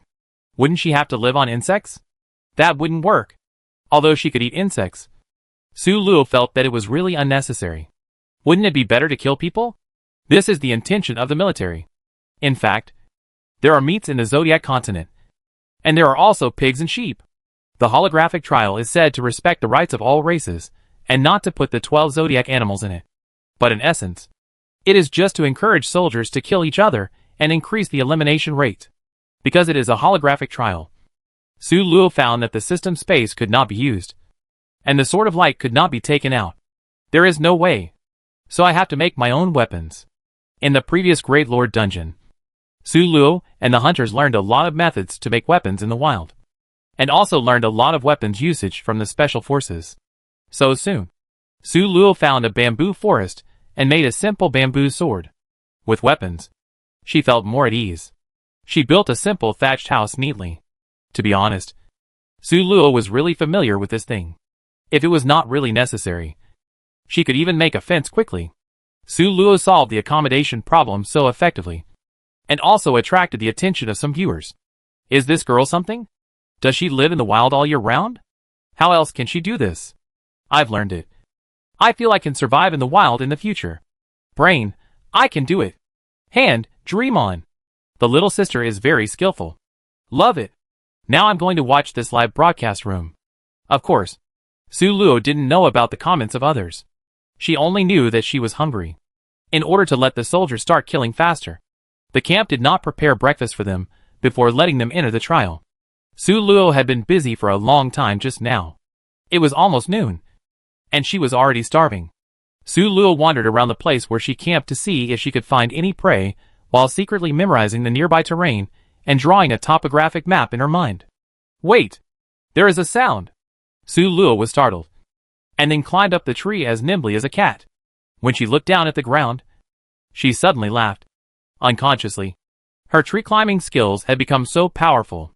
Soon, The movement below gradually approached, and a red-haired girl walked over cautiously. She looked a little embarrassed, with a piece of grass on her head, and she must have just escaped from being chased. "It's a pity that you came here," Su Luo sighed. When the girl came under the tree, she saw the right opportunity, jumped down with a bamboo sword in hand, and killed her with one blow. The comments were also going wild. With this skill, is this a soldier of the Empire? Awesome. What a great lady. I love you. How can this be a tiger tribe? I would believe it if they said it was the legendary cat tribe. With this skill, I would give you a flower. Right? After killing the man did not leave a body, but disappeared immediately, leaving a small box. It seemed that this was the supplies. Su Luo picked up the box and prepared to open it to see what it was. "Don't move. Put the box down." Suddenly, a voice sounded. Su Luo looked up, narrowing her eyes. These were two tall and thin men, who looked very ordinary. However, compared with other tiger tribes, their appearance was different. Chapter 233. The tiger tribe's racial feature is tiger ears. In Su Luo's eyes, every tiger tribe member has a pair of cute tiger ears that look like a cat's. They both have them, but both of them have gray ears, which is very strange. The two men saw Su Luo staring at their ears, and they were a little flustered, and then said viciously, "What are you looking at? I told you to put the box down. Didn't you hear me?" As he said that, he took out a long wooden stick he saw on the ground and pointed it at Su Luo. "Put down this box, and we will give you a way out. Otherwise, you're out." The original hunter became the prey. The audience couldn't put themselves in the hunter's shoes, so they enjoyed watching this reversal. Wow, isn't it too miserable? It's just that I finally killed someone, and then I met the enemy in the blink of an eye. The mantis stalks the cicada, but the oriole is behind. Put it down and run away. See? This is the law of karma. No one can escape from the heavens. I just killed someone, and then I'm going to be killed in the blink of an eye. What nonsense is that barrage talking about? What? Is it safe if we don't kill people here? For a moment, there were all kinds of comments in the barrage. Su Luo thought for a moment, and slowly put down the box in her hand. She knew that the initial attribute points of the tiger tribe should be higher than those of ordinary people. So even though her initial attribute points had been greatly enhanced, she was unwilling to take the initiative before she was sure of the opponent's strength. The soldier was killed by surprise attack just now, and it cannot be used as a practical reference. Now facing two people at once, if the attribute points of the tiger tribe itself are very high, she may be in some danger. Su Luo had already made up her mind. When she left this place, she would find a tiger soldier to fight head-on to see how strong she was. The tall and thin man who was talking saw Su Luo put down the box in her hand, and a hint of joy flashed in his eyes. He said proudly, "You are sensible. Then you can go." Su Luo nodded and turned to leave. However, as soon as she turned her head, she heard the sound of the wind behind her. She sneered, turned her head quickly, and dodged the oncoming wooden stick. "TSK. Do we have to fight?" Su Luo sighed in dissatisfaction and rushed forward with the bamboo sword at the fastest speed. The stick just now made Su Luo feel their strength. The person who can stab so slowly must not be very strong. Of course, the stick itself is not slow, but Su Luo's initial attribute points are too high, so it feels slow. The tall and thin guy was still mocking the girl opposite for being too naive. How could he let her go? If he was not afraid that the girl would fight to the death and destroy the box, he would not even give her a chance. However, the failure of the attack was not part of his plan. Su Luo rushed towards him at a speed that he could not even see clearly, which was even more out of his plan. Puff! The sound of the bamboo sword piercing through the clothes came, and he looked down in disbelief, and saw that the bamboo sword in the girl's hand had been inserted into his chest. The next second, he disappeared in this space with his eyes wide open. I shouldn't have messed with her. This was his last thought.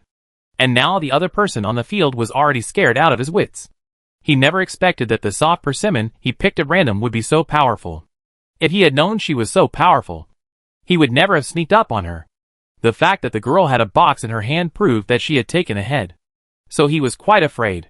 However, the black-haired and black-eyed girl's quick and decisive attitude made him mistakenly think that it was just luck. He didn't expect that she was actually a big shot. At that speed just now, he didn't even have time to react. and his temporary teammate was dead. How could they deal with this person? An unprecedented feeling of regret lingered in his mind. I was wrong. Can you let go? Puff. Under the man's incredible gaze, Su Luo neatly put away the sword, lowered his head, and picked up the 3 boxes. Who would give him a chance? The consequence of seeking death is that you get what you want. After knowing her own strength, Su Luo finally felt relieved. Although she felt that these 2 people should be the weaker among these soldiers, it did not prevent her from finding a basic comparison. At least, she would have no problem facing someone alone. Now there is finally no one to get in the way. Right? Su Luo curiously opened the box, and wanted to see what was inside. 3 boxes, each of which provided Su Luo with a wheat bread, a luncheon meat, and a water purifier. Su Luo looked at it for a long time before she figured out what it was. It's not Su Luo's fault. She had never seen this thing in the original world. Water purifier. Su Luo thought. The trial must have provided this thing for a purpose. If all the water in the trial is safe and pollution-free, then why provide this? So conversely, there must be problematic water in the trial. Then you must filter the water before drinking it, to avoid any accidents. Su Luo told Yunfei by this inference, and said another thing that he felt was wrong. The 2 people I met just now, their ears are gray. I suspect they are actually rats. This is what Su Luo suddenly thought of when he opened the box. Tigers are rarely gray, but mice are always gray. These 2 people are probably the rat tribe that sneaked in.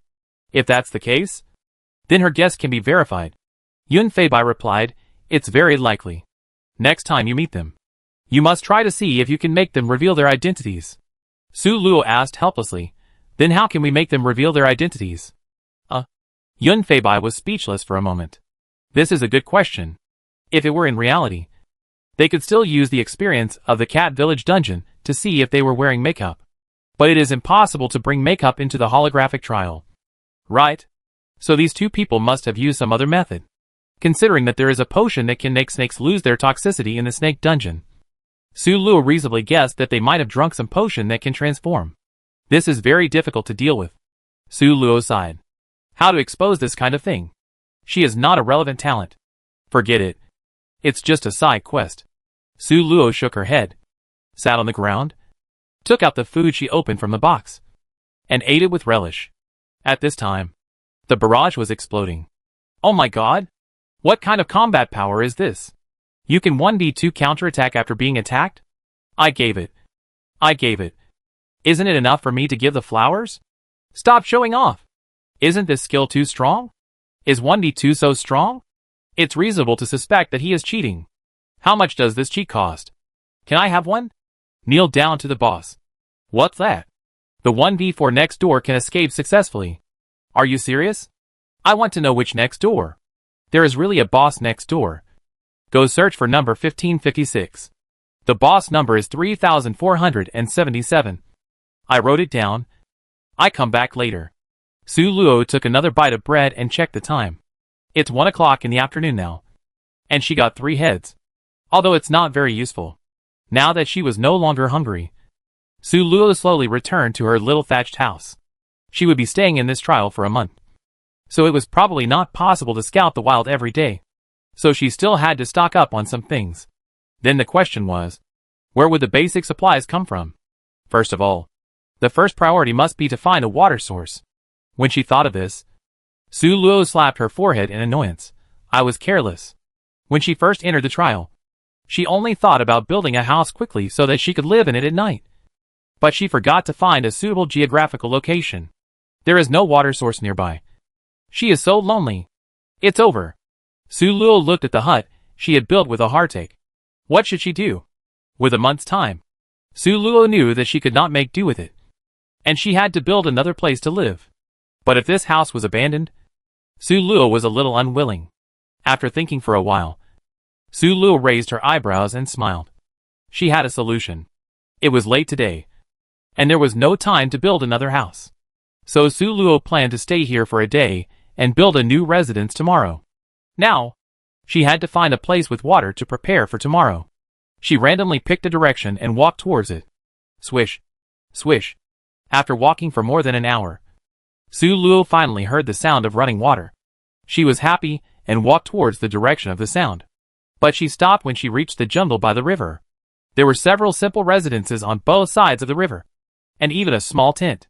This is a team that has taken over the entire river? Su Luo thought. If this is true, then it will be a bit troublesome. Although she is strong, 2 fists cannot beat 4 hands. So many people, even she is a little scared. Let's observe it for a while. Su Luo squatted down and observed the situation silently. Soon another team of 5 people came. Several people looked a little sweaty. Obviously because of the heat. The temperature in this holographic trial is relatively high. The temperature of midsummer. This is why Su Luo chose to stay here to observe the situation instead of turning around and leaving. In the summer, Su Luo guessed that there should not be many rivers in this trial. If so, there might be only this river within a few kilometers of her. If possible, Su Luo still wants to stay by this river. The leader of the 5 people is a bearded man, who is also the team leader of this team. As a veteran who has been in the army for 4 years and participated in the competition for 4 years, he knows that it is difficult to survive to the next round with his own strength. Since fighting alone is not possible, then teaming up can always be okay. Right? This first round of tests is mainly about survival ability. And the soldiers themselves do not have a hard requirement to do it. The team of 5 people is just right, which can ensure everyone's safety and will not cause disputes due to too few resources. Chapter 234. Of course, in order to gather the other 4 people, Bearded Man also spent a lot of effort. First, he had to select people who were somewhat capable but not strong. And then he had to persuade them to join the team. Bearded Man felt that he had really racked his brains for this trial. They formed a team 2 hours ago, and met 5 people along the way. And they were all taken down. This made the 5-person team unprecedentedly confident.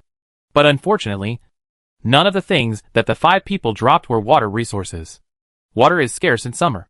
And with their intense exercise and long-term walking, all 5 of them are now thirsty. After finally hearing the sound of water, everyone is overjoyed. Only the bearded man frowned, with a bad feeling in his heart. A soldier can participate in the competition up to 4 times. So this is his last chance.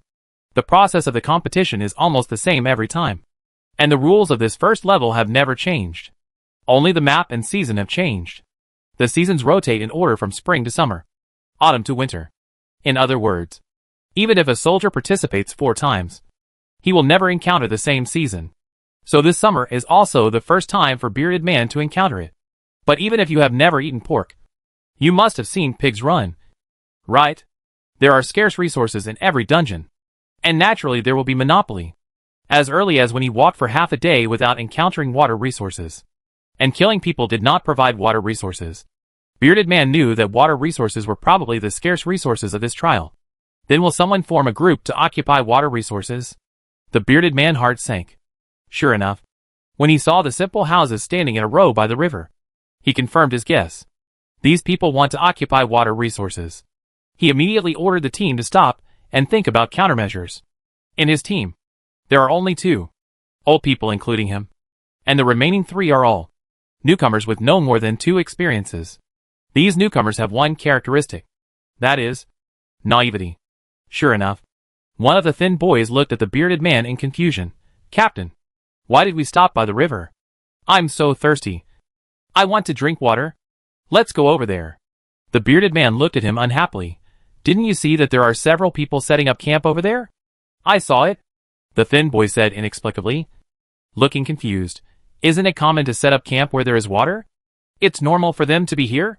Su Luo, who was quietly listening to their conversation in the hidden bushes nearby, suddenly felt a pain in her heart, as if she had been shot by an arrow. The bearded man rolled his eyes at him.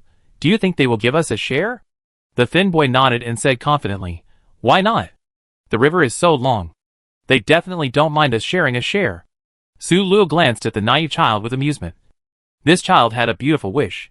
Who said that if there is extra, you can give it to others for free? Isn't it good to exchange for benefits? The bearded man thought so too. He said helplessly, are you too naive? Why do you think they will give up this vested interest? The thin boy pointed at the small thatched houses over there unconvinced. Aren't so many people trying to share this? We can definitely do it too. The bearded man patted his head. They must be an alliance that has been discussed and is specifically monopolizing the water source here. The thin boy was slapped in the face and looked unconvinced. He muttered quietly, You didn't ask. How do you know? The bearded man was so angry that he laughed. Come on. Come on. If you can do it, go ahead. Hong Yang. If you think they can live in peace, go ask them yourself. If they are willing to give up the water source unconditionally, I will let you be the captain. Hearing this, the thin young man, Hong Yang, immediately became restless. Captain! How majestic! Although he had some concerns in his heart, for the sake of face, he gritted his teeth and forced his way through with the bamboo tube he had prepared in advance. Hong Liang walked over silently, bent down and prepared to scoop up a bucket of water. What are you doing? Take your dirty hands off the water. Suddenly, a tall and strong man came over angrily and scolded the boy.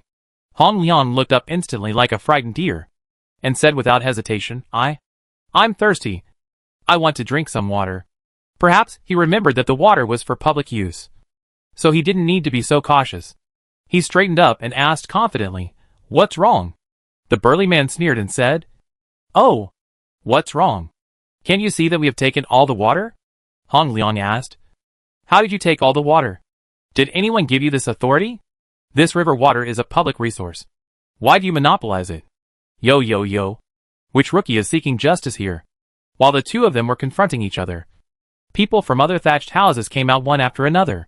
They stood together with the big man and mocked Hong Liang with their arms around each other. You just came out of your mother's arms, right? So naive?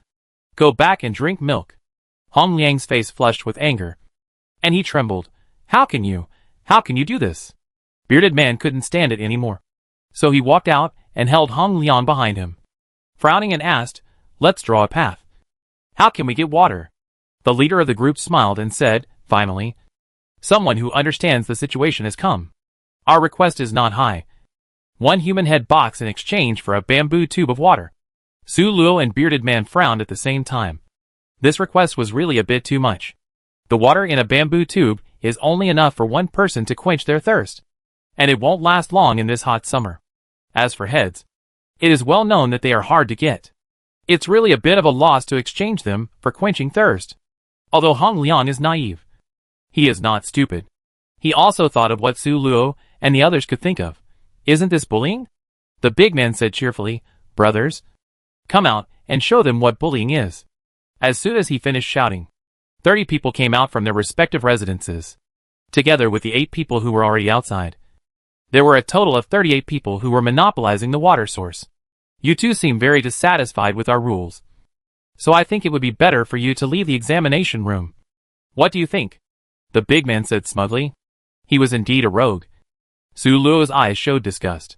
It was already too much to monopolize the water source by relying on the number of people, and now he was actually preparing to kill people directly.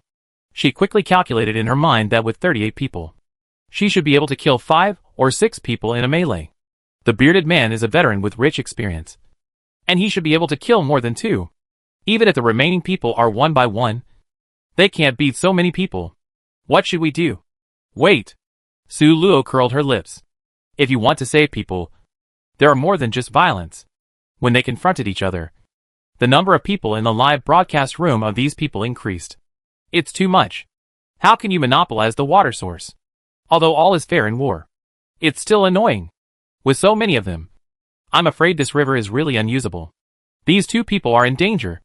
The bearded man was brave enough to jump out and save that kid. Unfortunately, he had to sacrifice himself. What is this young lady squatting here looking at? The young lady has such a high fighting power. Can you save them? Save them. There are more than 30 people over there. Is this the quality of our country's soldiers? I also think that with such a lack of morals, how can we live a good life? Wait. What is this lady going to do? Su Luo, who was being watched by them, was ready to sprint. 3, 2, 1, run! Su Luo held a bamboo tube and rushed out at her fastest speed. She ran to the river and scooped up a bucket of water. Before everyone could react, she ran away. That person. The wretched man felt as if a gust of wind blew past quickly. And then he saw a girl who had run to the lake to scoop up water without knowing when. He and his group were about to go over to block them, but Su Luo had already run away with the water at an incredible speed. Run! Bearded Man was indeed a veteran with rich practical experience. Seeing that those people were only concerned with chasing Su Luo, and were a little far away from them, he immediately took Hong Liang's hand, and quickly ran in the opposite direction.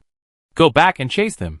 One of the members of the Monopoly organization turned around, and saw the two of them running away, and immediately wanted to chase them. However, there was a distance difference, and they were unable to react in time. So the two bearded men also escaped smoothly. Seeing this, the people of the Monopoly organization stamped their feet in annoyance. This time, it was all in vain, and no one got any advantage.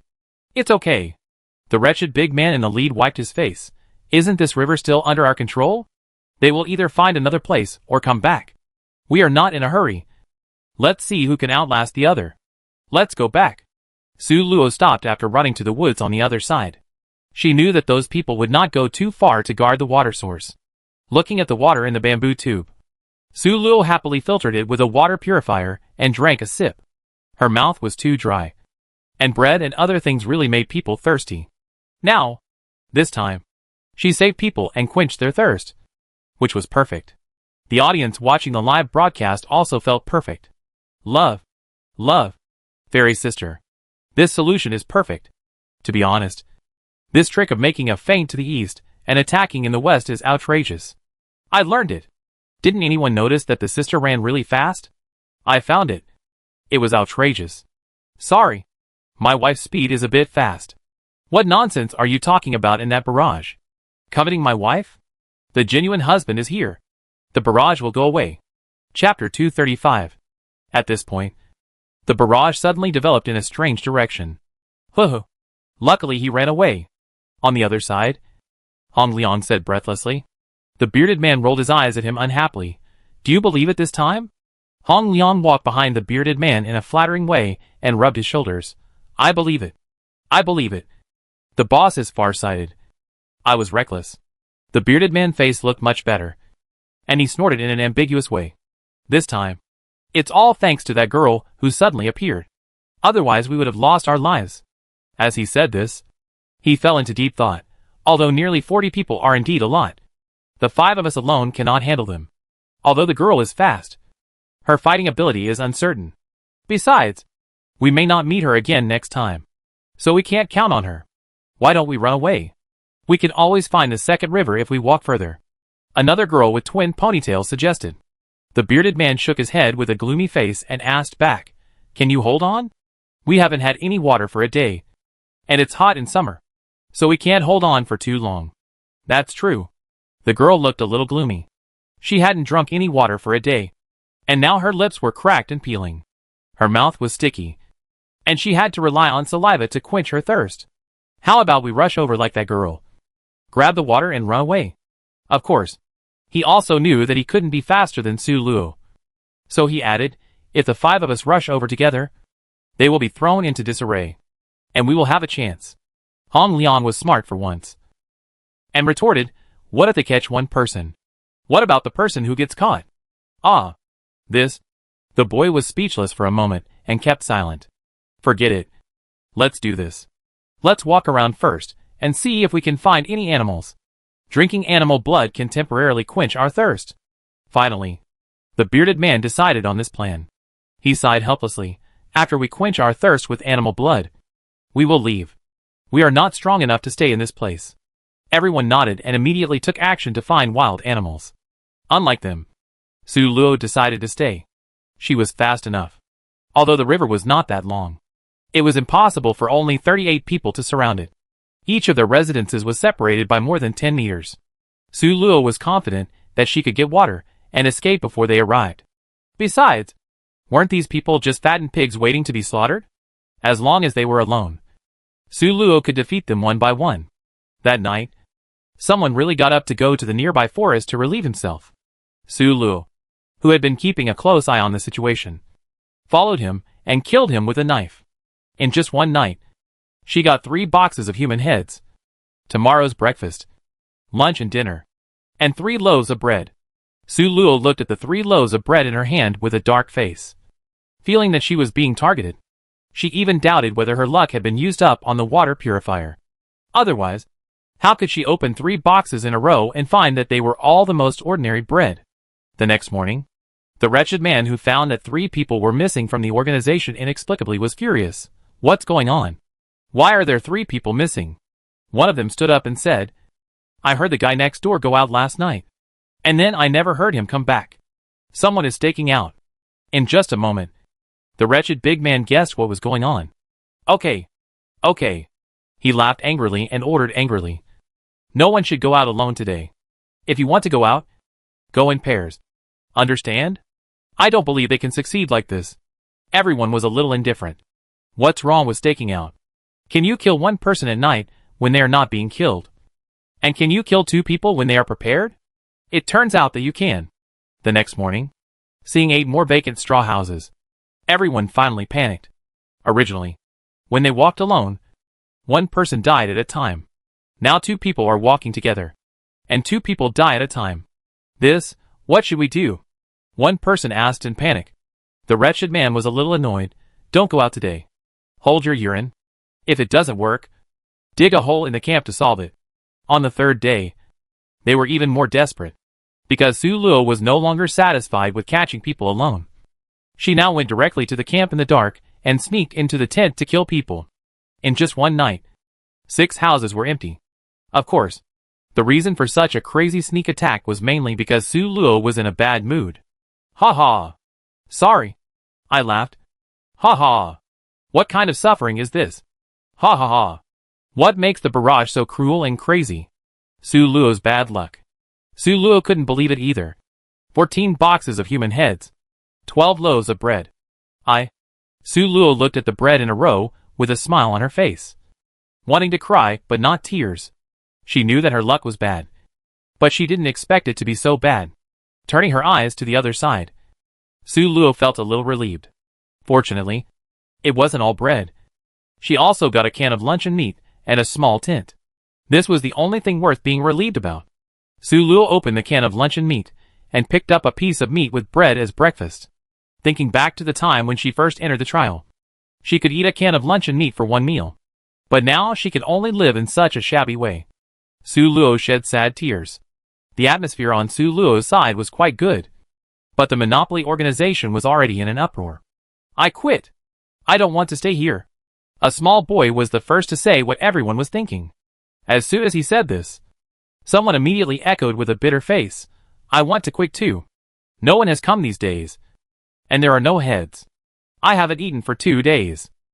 The wretched uncle also looked very unhappy. The current situation was really beyond his expectations. Originally, he thought that since they occupied the water source, others would definitely bow to them. But he didn't expect that before the people who bowed to them came. The unknown killer arrived. In just 3 days, they lost 17 people. Most of them were gone, which was a big blow to morale. And because the number of alliance members was greatly reduced, he even saw other soldiers nearby this morning. Obviously, they were ready to make a move. If 38 people could still intimidate them, then the current number of people would definitely not be able to suppress the thirsty soldiers. Listening to the request of his teammates, he gritted his teeth and said, We can disband, but we must at least avenge those brothers who died. Right? In fact, he was not so loyal. But he was disturbed by a guy who was hiding his head and showing his tail these days. And he couldn't swallow this breath. Obviously, others had the same idea as him. Seeing that the wretched man agreed, everyone naturally agreed, yes. We should avenge our brothers and let the guy get the punishment he deserves. When they said this, they completely forgot the evil deeds they had done. Su Luo didn't know their current twists and turns at this time. But she would observe something wrong from the clues. Even though she had just broken into the house yesterday, it was still quiet tonight. No one was patrolling. And there was no fire, as if the environment was specially created for her. Su Luo shook her head in amusement. Did he really think she was a fool? This is obviously a way of waiting for the rabbit. She would be foolish if she took the bait. Thinking this way, Su Luo lay down easily. After 3 days of hiding, she could finally have a good sleep today. She was relieved. But it was very painful for the people in the camp. Why haven't they come yet? Aren't we quiet enough? I'm so sleepy. Can I sleep first? Maybe they will come in the second half of the night? If you fall asleep, you might die. Hold on. So they kept their eyes open until dawn. When the sky was pale, everyone finally couldn't bear it anymore. Oh my god! That person is teasing us on purpose. Right? I'm leaving. I run away before she comes. It has to be said that this was a smart decision. This decision helped him avoid the disaster of death. And some not so smart and stupid kids decided she probably won't dare to come during the day. I'm so sleepy. I take a nap first. When Su Luo woke up, it was just 7 o'clock. 7 o'clock in the summer is already broad daylight. Su Luo stretched and said, "It's just the right time. It's time to harvest leeks." She sneaked all the way to the camp, ready to kill. Before, she started from the left and killed people one house at a time. The Monopoly organization originally wanted to take advantage of Su Luo's habit. A large group of people hid in the next house, ready to give her a fatal blow when Su Luo came. But now, it just gave Su Luo the opportunity to catch them all in one fell swoop. Su Luo was actually quite merciful. There were a bunch of people sleeping in this straw house. If she had just set a fire, she would have surely taken the heads. But considering that the fire was too painful, Su Luo still killed them one by one gently not. Soon, the remaining 10 people all turned into human head boxes. Next, it was the exciting box opening session again. Su Luo rubbed her hands nervously, and then put her hands in the river to wash them, muttering, "Wash away the evil spirit. Wash away the evil spirit. Everything is ready." Open the box. As excited as she is, there are also the audience friends who got up early in the morning to watch the live broadcast. It's open. It's open. How many loaves can be found in 10 boxes? Blind guess 8. Our Luo Luo deserves it. I think Sister Luo has used up all her luck in the last tent. I'm bold to guess 9. Haha, 9 is too much. I guess 9 too. Click to see Sister Luo retire. The first box. Bread. The second box. Bread. The third, fourth, 9th box. Bread. Su Luo stared at the last box like a gambler who had spent all his fortune. Chapter 236. The 10th box couldn't still contain bread. Could it? If so, she would throw all the bread into the river right then and there. Su Luo held her breath and slowly opened the box. There lay a black flashlight quietly inside the box. Su Luo was about to cry with joy. She was not a pure African. Although this flashlight was plain, it was practical. At night in the wild, with a flashlight, things can be done with half the effort. Right? The barrage was just as excited as her. Great news. I have to say at this point, Sister Luo is amazing. I am so excited that I feel like I have won $1 million. Touched. Never abandon. Never give up. This is the quality that our tiger tribe should have. In short, it is a happy ending. Not, Su Luo took the flashlight and planned to set up camp here. This first round of tests mainly tested survival ability, so there was no need for her to kill people to show off.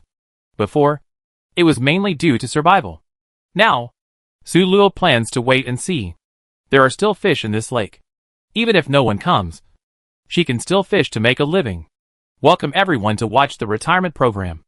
Luo Luo's pastoral life. Ha ha ha. That barrage is going to make me laugh to death. Is the pastoral life okay? After the sudden change in style, it has never changed back. I want to watch fighting. I don't want to watch the old man fishing. Wow. My handsome sister. How did she become like this? Other people's live broadcast rooms are still full of bloody fights. But here, it's already. The joys and sorrows of tigers are not the same. I just think they are noisy. After being a slacker for almost half a month, Su Luo finally welcomed a wave of peak traffic after a little fight. Look! There is a lake here, a girl said excitedly. As the girl shouted excitedly, 8 people walked out of the forest. Although they looked dusty, they were not embarrassed. Obviously, it is also the best in this round. There really is a lake. That's great. We don't have to look for water everywhere. A man with half his clothes exposed and his chest muscles exposed said excitedly. The other people next to him all had serious expressions. They were not as naive as this man. And they all noticed the unchanged cabin at the first time. It must be said that this small thatched cottage is particularly luxurious.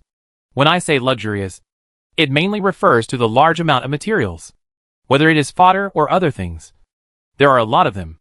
Needless to say, These are all the materials of the empty thatched houses that Su Luo integrated to build a big house for herself. There is still more than half a month left. She can't make do with it. This led to the current magical scene. In a trial full of fighting, there is a precious water resource hidden in the forest. Next to the lake, there is also a small wooden house that looks very comfortable, as if it is a piece of pure land. But this picture highlights a weirdness no matter how you look at it. How can there be such a place in this trial? The girl shouting was a bit loud, and Su Luo had excellent hearing. So even though she was dozens of meters away, she still heard the sound. She rubbed her eyes and walked out lazily. As soon as she went out, she saw the 9 people gathered in the distance. Those people also saw Su Luo coming out. In their eyes, this was a thin woman with an average appearance. The thin white clothes made her look a bit weak. NPC? The boy with half of his chest muscles exposed touched his head and muttered. He really couldn't believe that a soldier would show such a peaceful temperament in such a trial. It shouldn't be. A boy with gold-rimmed glasses next to him adjusted his eye frame and said in a deep voice, "Look at her thatched house. It's obviously not built for a long time. It can't be a house that NPCs should have for long-term residents.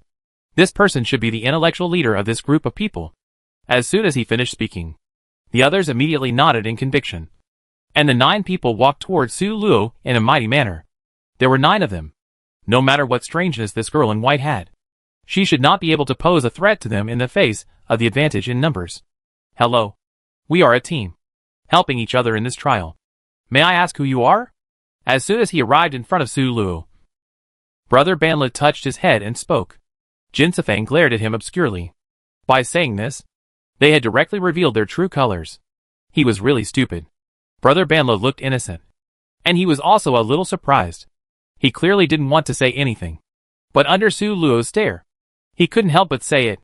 If Su Luo knew what he was thinking, she would definitely tell him that this was the pressure from the Lord. The other party had already introduced himself. So Su Luo naturally wouldn't be impolite and remain silent. "Hello. I'm lost. A single soldier." Fearing that Brother Banla would say something more straightforward, Jinsi Frame immediately asked after Su Luo finished speaking, "Have you been here alone all the time? Haven't you met anyone else?" This is the only possibility that Jin Siquan can think of at the moment. As for the idea that Su Luo was too strong and had captured all the people here, he subconsciously ignored it. After all, Su Luo was alone. And she was a thin girl. How could she have such a strong fighting power? Jin Siquan didn't want to think about this possibility. Su Luo smiled and didn't answer his question, but asked, "Are you planning to live here permanently?" Su Luo's non-answer made them think that she agreed with what Jin Siquan said, and they immediately relaxed a little. The mystery of Su Luo dissipated a lot in their eyes. Hearing Su Luo's question, Jin Siquan thought that Su Luo was afraid that he would compete with her for territory.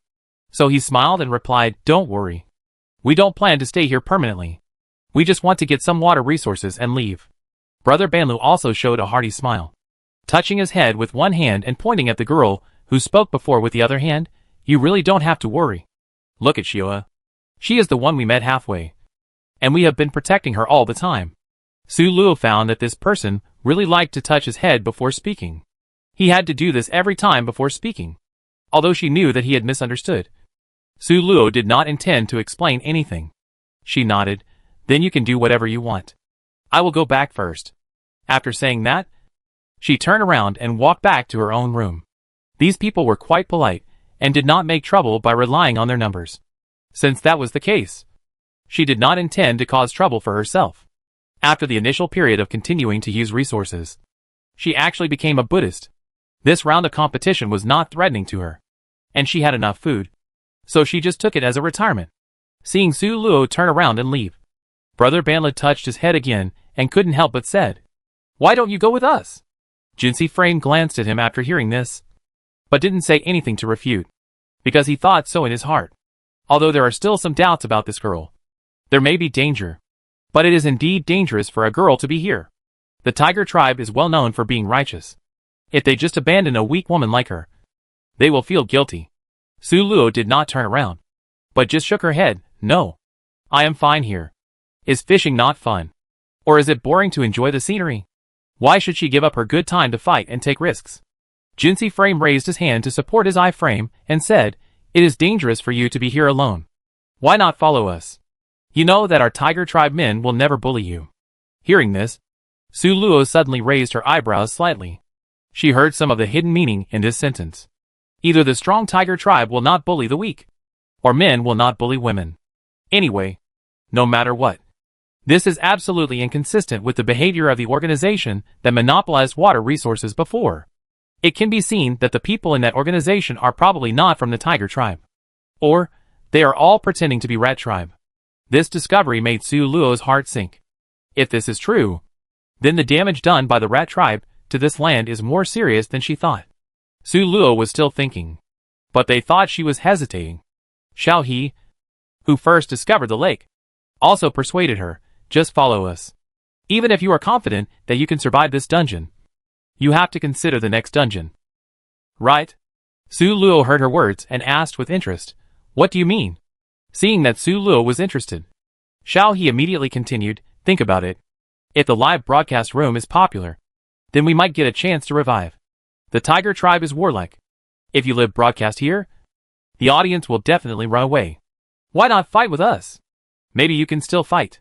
This is actually one of the reasons why Jinsequang wanted to invite her. He also wanted to get the reward of the most popular person.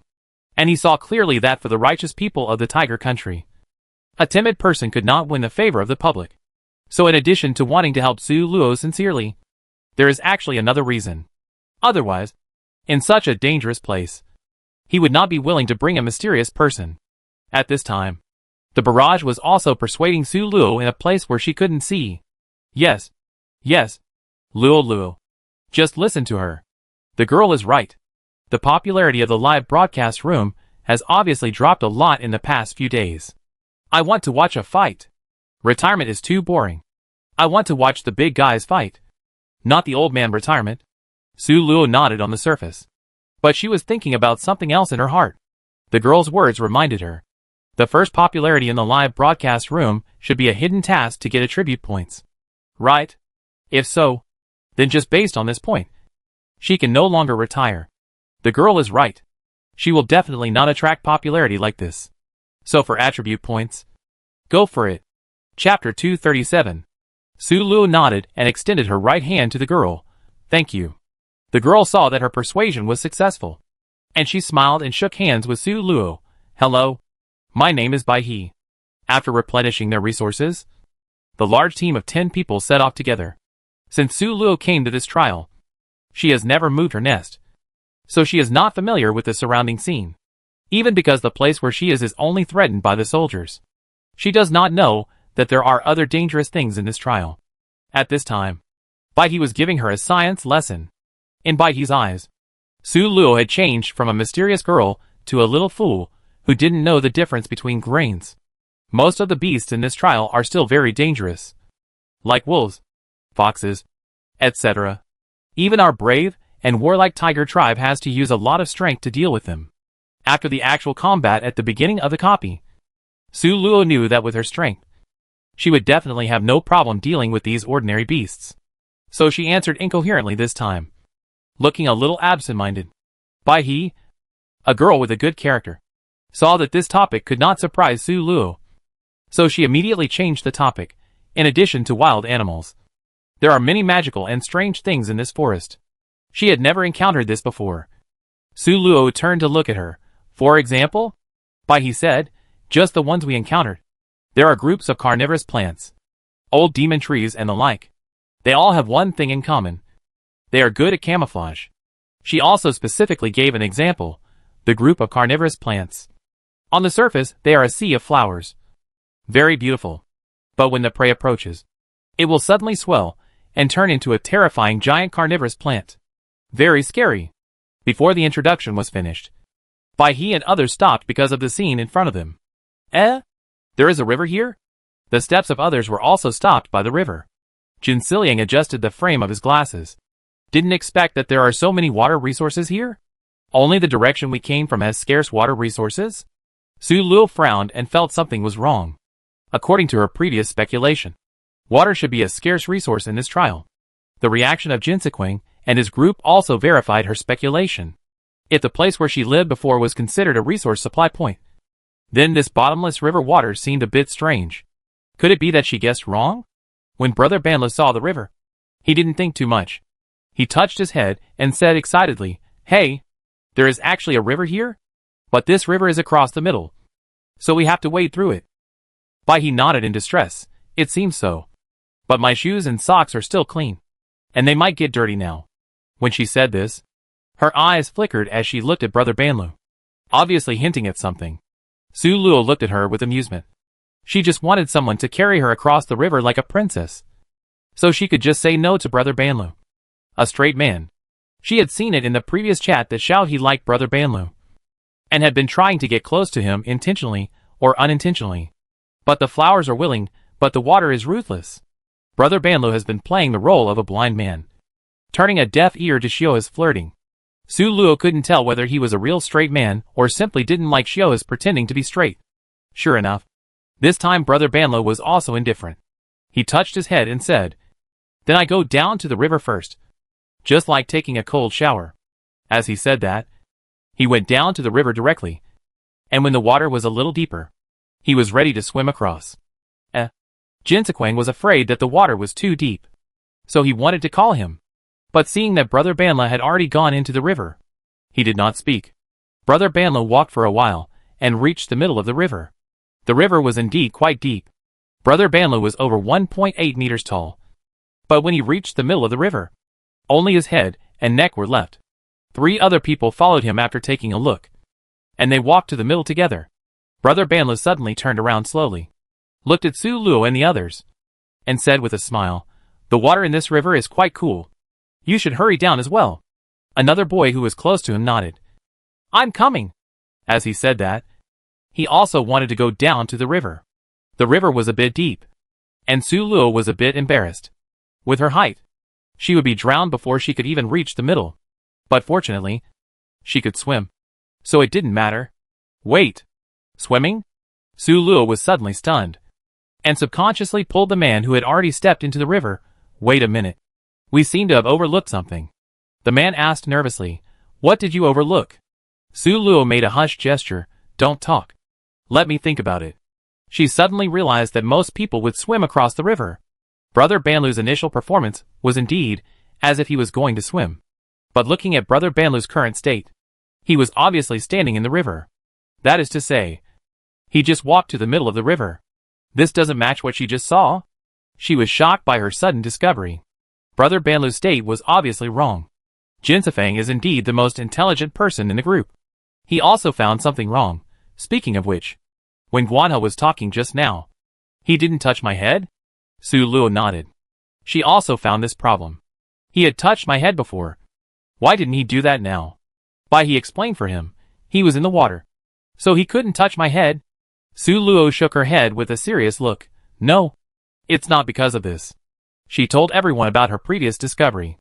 Now everyone was a little panicked. He shouted at Brother Banlu, "Guanhe, are you all okay?" At this time, a terrifying scene appeared. The other 3 people also turned slowly like Brother Banlu just now, and then showed a unified smile. "There is no danger in the water. You guys come down quickly." The only 6 people left on the shore took a step back together. Su Luo swallowed her saliva and asked tentatively, "Why don't you keep going?" Brother Banlu seemed to not understand what Su Luo was saying. He still had that weird smile on his face and repeated, "The water in this river is quite cool. You guys should hurry down too." Hiss. Su Luo couldn't help but take a breath. Is this trial poisonous? Why did they create such a thing? After thinking for a while, Su Luo picked up a stone the size of her fist from the ground and smashed it hard into the water under Brother Banlu. Gudong! The stone hit the water, but there was no sound of it falling to the ground. The next second, a green figure rushed out of the water. Su Luo looked closely and saw that it was a green tentacle monster. The tentacle monster had several tentacles, 4 of which had human heads on them, which were the heads of the people who had just gone into the river, probably because it had just come out of the water. The tentacle monster was wet all over. Strings of water droplets slid down its body as if they were sticky, giving it a sense of mucus. The overall image was a bit like a green octopus, with a big head in the middle. There were no eyes or nose on the head, only a mouth. The mouth opened and closed, and there was red liquid inside, which should be the blood of those people. Ugh! but he couldn't help but bend down and retched. Su Luo twisted her face. This tentacle monster was too disgusting. The people who were watching them were also very upset. Oh my god! What the hell is this? Why did it suddenly become a horror movie? Tentacle monster? Is the trial so dangerous? It's too hard for the soldiers. I thought that I could pass this kind of trial if I was careful. Now I just want to say that the soldiers of Tiger Country are really bad. It's too disgusting. I feel sorry for those who died. For a while, the number of people in Su Luo's live broadcast room increased rapidly. Golden Frame took 2 steps back and said rationally, they should have been killed silently by this thing. And this tentacle monster probably controls the central nervous system of people, so that they can make sounds even after death. Su Luo nodded, agreeing with this statement. This tentacle monster should be inseparable from this river, and can only stir up trouble in the river. We are safe if we don't go into the river. She glanced at the smiling heads on the top of the tentacles and patted her chest. Fortunately, this is just a test. Otherwise it would be too tragic to die. Baihe's face was pale, and he agreed with some relief. Fortunately it's not true. Fortunately it's not true. Golden Frame said, this river is too dangerous. We'd better not go over it. If something happens here and we fail the first round, it would be a big loss. Su Luo nodded, and the others turned around and wanted to leave without caring about their sadness. However, they ran into another group of people after just 2 steps. Su Luo immediately took a fighting stance, and it turned out to be the group of people led by Bearded Man. It was a bit exaggerated to say that they were a group of people, because now there were only Bearded Man and Hong Liang left. The Bearded Man and Hong Liang obviously remembered Su Luo, who had helped them before, and immediately raised their hands. We are not aggressive. We are just passing by. They were so tactful. Su Luo stood up and glanced at the Golden Frame. The Golden Frame waved his hand, indicating that the people behind him didn't need to be too cautious. The Bearded Man looked through Su Luo and the others, and saw the tentacle monster waving its tentacles behind them. His face turned pale, and fear flashed in his eyes. This trial is so terrible. I wouldn't have come if I had known. Su Luo's eyes flashed with a trace of doubt. What do you mean? The first round of trials you encountered before was not like this. She still remembered that the Bearded Man had been through several competitions, so he should be very experienced. The Bearded Man didn't bother to think about why Su Luo knew that this was not his first time participating in the competition. When he heard her question, he immediately complained, it's more than just different. It's completely different.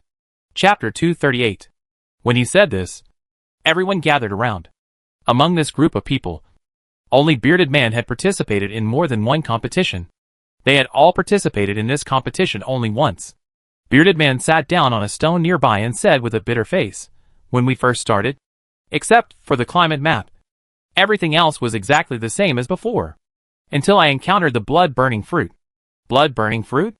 Everyone was puzzled by this word they had never heard of before. The Bearded Man said, this is the name I gave it myself. Sorry. I am ashamed to say that when I was young, I was an explorer and traveled to various dangerous places in the 12 zodiac continent. When he said this, his expression became more vicissitudes, as if he was recalling the past. I won't go into details.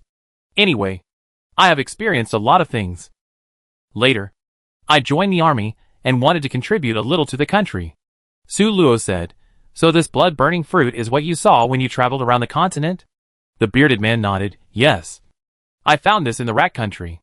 At that time, because the fruit was crystal clear, a friend couldn't help but eat it. Seeing his painful expression, Su Luo knew that this ending would not be very good.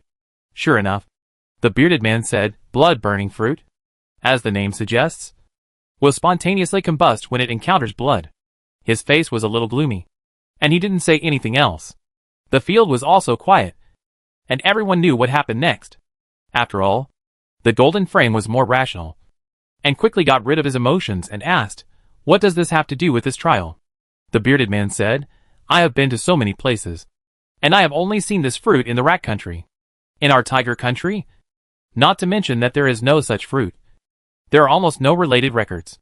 How could it appear in this holographic trial? But he couldn't help but guess. This year has already been innovative.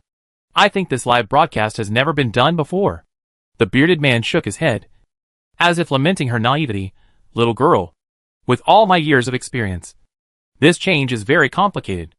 Su Luo was thinking about the meaning of this. And the bearded man continued, anyway, you only need to know that this trial is definitely problematic. If it is just the first round of the competition, there is no need to make so many troubles. Su Luo suddenly asked, have you seen this tentacle monster? The bearded man shook his head and remained silent. Su Luo continued to ask, have you encountered anything you recognize here? Man-eating plant? Tree demon? Do you have any impression? Man-eating plant? The bearded man suddenly sat up and asked seriously, can you tell me more about it? Su Luo touched Bai He next to her, signaling her to tell about that experience. Bai He looked at everyone's serious faces and felt something was wrong. She carefully recounted the experience of encountering the man-eating plant, trying to describe the details in place. As she narrated, the bearded man's face became darker and darker. Finally, he interrupted Bai He and said firmly, this is also a strange creature unique to the rat tribe. Su Luo frowned, trying to sort out all the clues. Rat soldiers sneaked into this trial, and strange species of rats appeared in this copy, which shows that these are indeed the work of the rats. After she told everyone about this guess, the expressions of others were just indignant. Only the beard looked more serious, and no one knew what he was thinking. Su Luo suddenly thought of a strange question, but what is the purpose of the rats doing this? This is just a holographic trial. Even if you die in it, it doesn't really matter. Bai He offered a guess, to eliminate the tiger soldiers and let them take over? Jin Sifang shook his head, no. We all have live broadcasts. The bad behavior of the rat tribe will definitely be seen by the audience. If we just throw eggs at them, they will all be eliminated. Su Luo added, besides, if they do something weird in the trial, the tiger tribe leaders will definitely see it.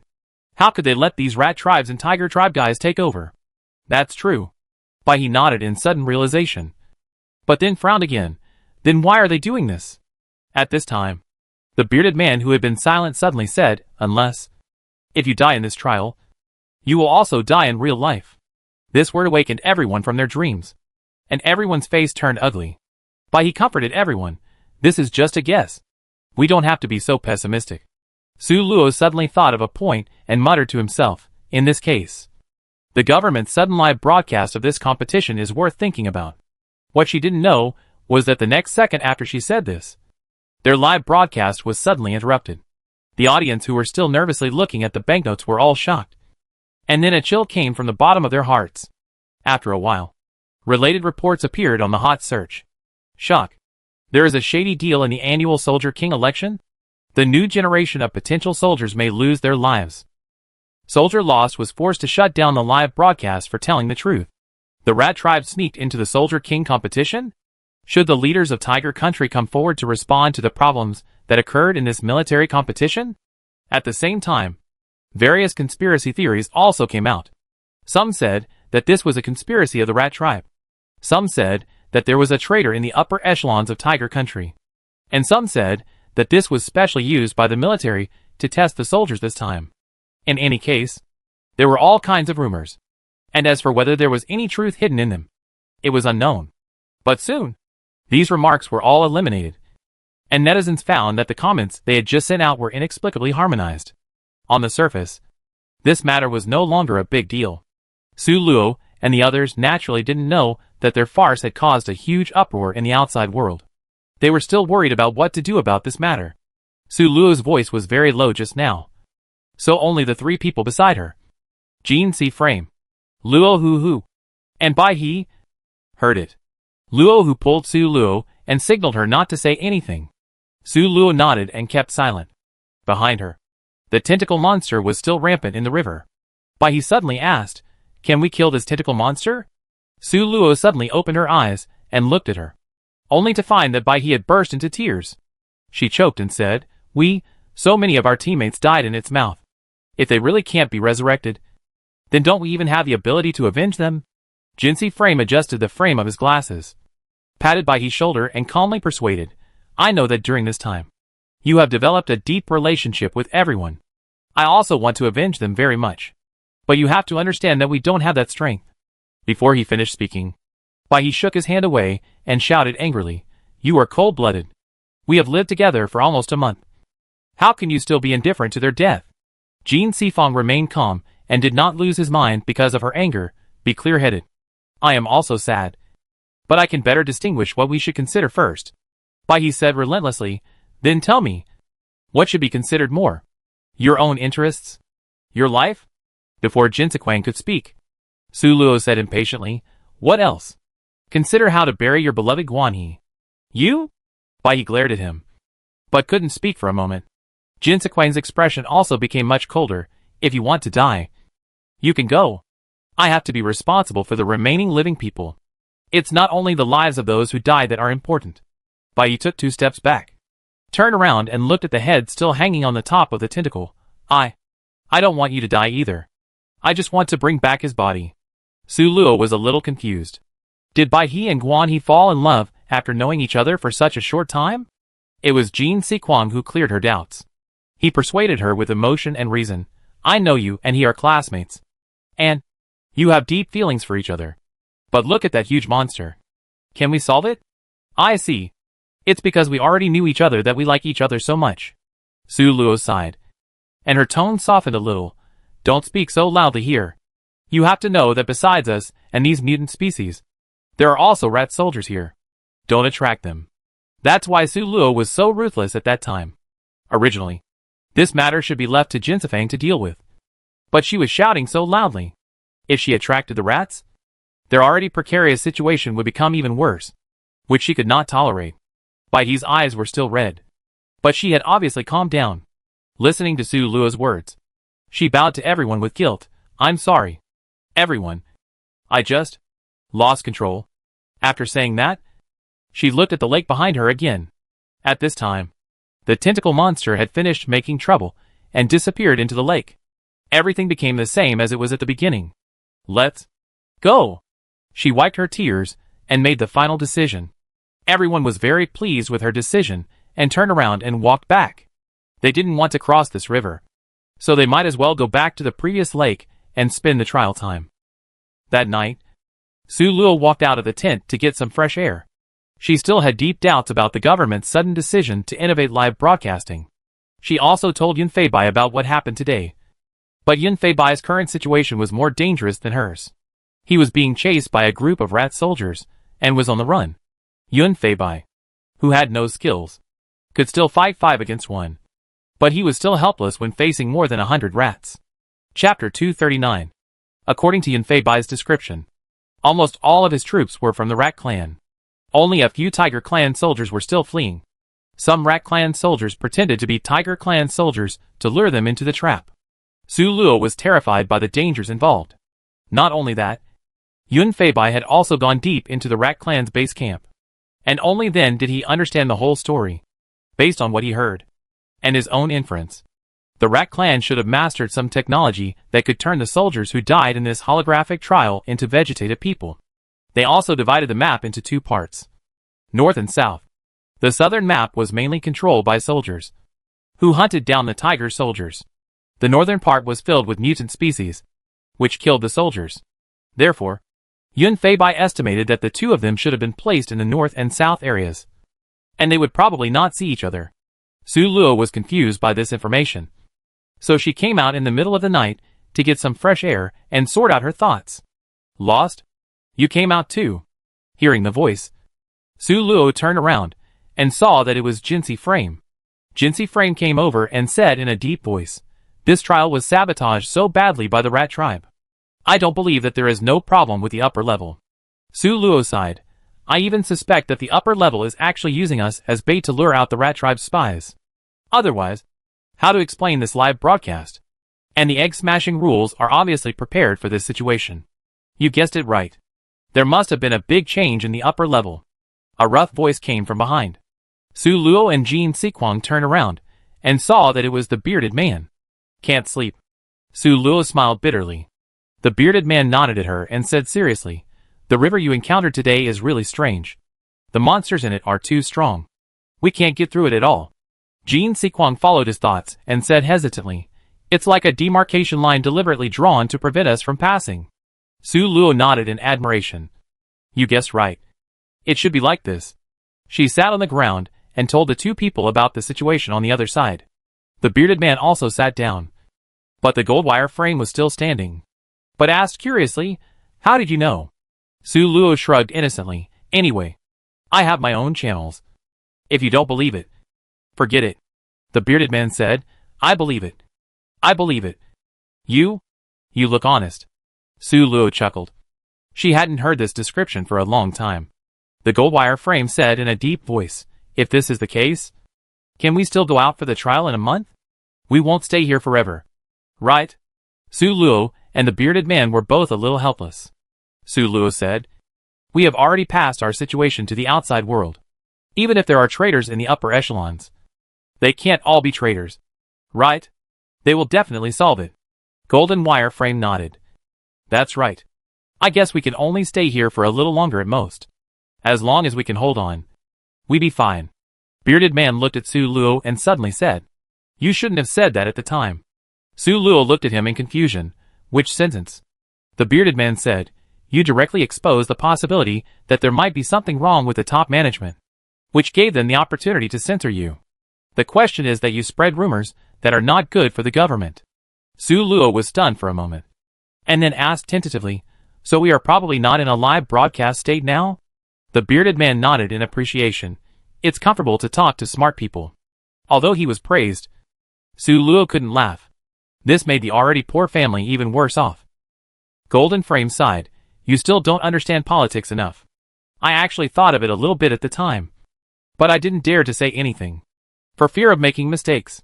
Su Luo said with some annoyance, I really haven't been involved in politics much, and the only time was in an executive agency. After that, she looked at the two curiously. But how do you know so much? Bearded man smiled and said, I have participated in the Soldier King competition 3 times. And every time I went out, there was singing and dancing. In fact, there are many inside stories, but none of them have been exposed. You will understand it naturally after more experience. Knowing that there is no camera. The gold wire frame also looks more casual. My family has been in politics for generations. And this time, I am here to increase my public visibility. I even got the news of this live broadcast in advance. But I didn't know why it was broadcast at that time. The bearded man smiled and patted his shoulder. If you knew, most of the people here would not come. The golden frame nodded with a wry smile, as if to answer his words. Let's go! The bearded man turned around and walked back. It should be a tough battle these days. At this time, Yun Feibai was still parkouring in the forest. He sincerely thanked the last assessment copy for improving his tree climbing skills. Otherwise he really wouldn't be alive until now. Huh? Yun Feibai climbed up a tree lightly, his body pressed against the trunk, and used slow and long breathing to adjust his rhythm and restore his physical strength. Under the tree, 10 people walked together with a torch in their hands. Where are the people? Isn't he running too fast? A soldier couldn't help but complain in a low voice. Yes, they were the rat soldiers, and they were chasing Yun Feibai. After several consecutive defeats, they had a preliminary understanding of Yun Feibai's combat power, so they never went out unless they were in a team of 10. This practice really made it very difficult for Yun Feibai to escape. 10 people were too many. Although he was strong, he couldn't fight back. Yun Feibai, who was on the tree, saw these people walking over and knew in his heart that he had escaped. But he has no food now, and the water source is tightly controlled by the rat tribe, so he can't get close at all. Rat soldiers can recognize each other by smell, so he can't pretend to be a fellow tribe to deceive people. This is also the common distress of the few tiger soldiers left in this area. If they can disguise themselves, it will be much easier for them. No, they can't just sit there and wait for death. Yun Feibai's eyes became firm, and he shuttled between the woods, following the 10-man team. Swoosh! Yun Feibai quickly passed the man at the end of the team and knocked him unconscious with a knife. Once a person is killed, the dead person will become a human head box, and it is impossible to do research. After knocking the man unconscious, Yun Feibai gently dragged his head with his hand to prevent him from hitting the ground and making a sound. After waiting for a while, the team in front walked away, and then he carried the man on his back and took him away quickly. Before this, he had tried many methods. For example, smearing the blood of the rat soldiers on his body, spreading their hair on his body, etc. But none of them worked. Fortunately, the system provides cheap disguise potions that can change appearance at any time. Otherwise, this face of his would not work after one test. This time, according to Su Luo's suggestion, He plans to put the rat soldiers directly on his body. How to do it specifically? Just take a large coat and hold the rat soldiers tightly against yourself. This way, you might be able to fool them. I have to say that this method is actually very feasible in theory. You don't recognize your companion's blood and hair, but you can't even deny the person himself. Right? But at the same time, this method also has great disadvantages. Just the fact that a person is stuffed into clothes is easy to be seen. Moreover, this person may wake up at any time and give him a fatal blow. Yun Fei Bai tied the man and himself with vines, and then punched him to make him unconscious more thoroughly. Finally, Yun Fei Bai took out the cloak he had made with tent fabric, put it on, and it was done. Next, it was time to verify whether it was successful or not. He did not rush to the rat tribe to verify his identity, but continued to hide himself in the forest. The rat tribe he had captured disappeared, and they would soon find out. According to past experience, the rat tribe would be under martial law for a period of time, so he could not be impatient. As he expected, after a while, the 9 people came back with torches. There were more than 30 people following them. It seemed that they did not come back just now, and went back to the base camp to call for help. The person should have disappeared here, the leader of the 9-man team said respectfully to a man who was also wearing a cloak. The cloaked man nodded. Then he should not be here now. But according to the timeline you mentioned, that damn guy should not be able to run far. As he said, he waved his hand. Search the surrounding area. Don't let go of any forest within 1 kilometer of this place. Yes. Everyone nodded and dispersed. Yun Fei Bai smiled. He was taking advantage of their mentality. The more dangerous the place, the safer it is. Our ancestors never lied to me. The scene returns to Su Luo. It is already the next morning.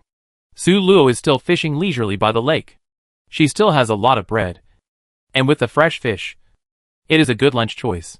Unlike Su Luo, who is not lucky, everyone in the team is lucky. In addition to bread, there are also some luncheon meat reserves.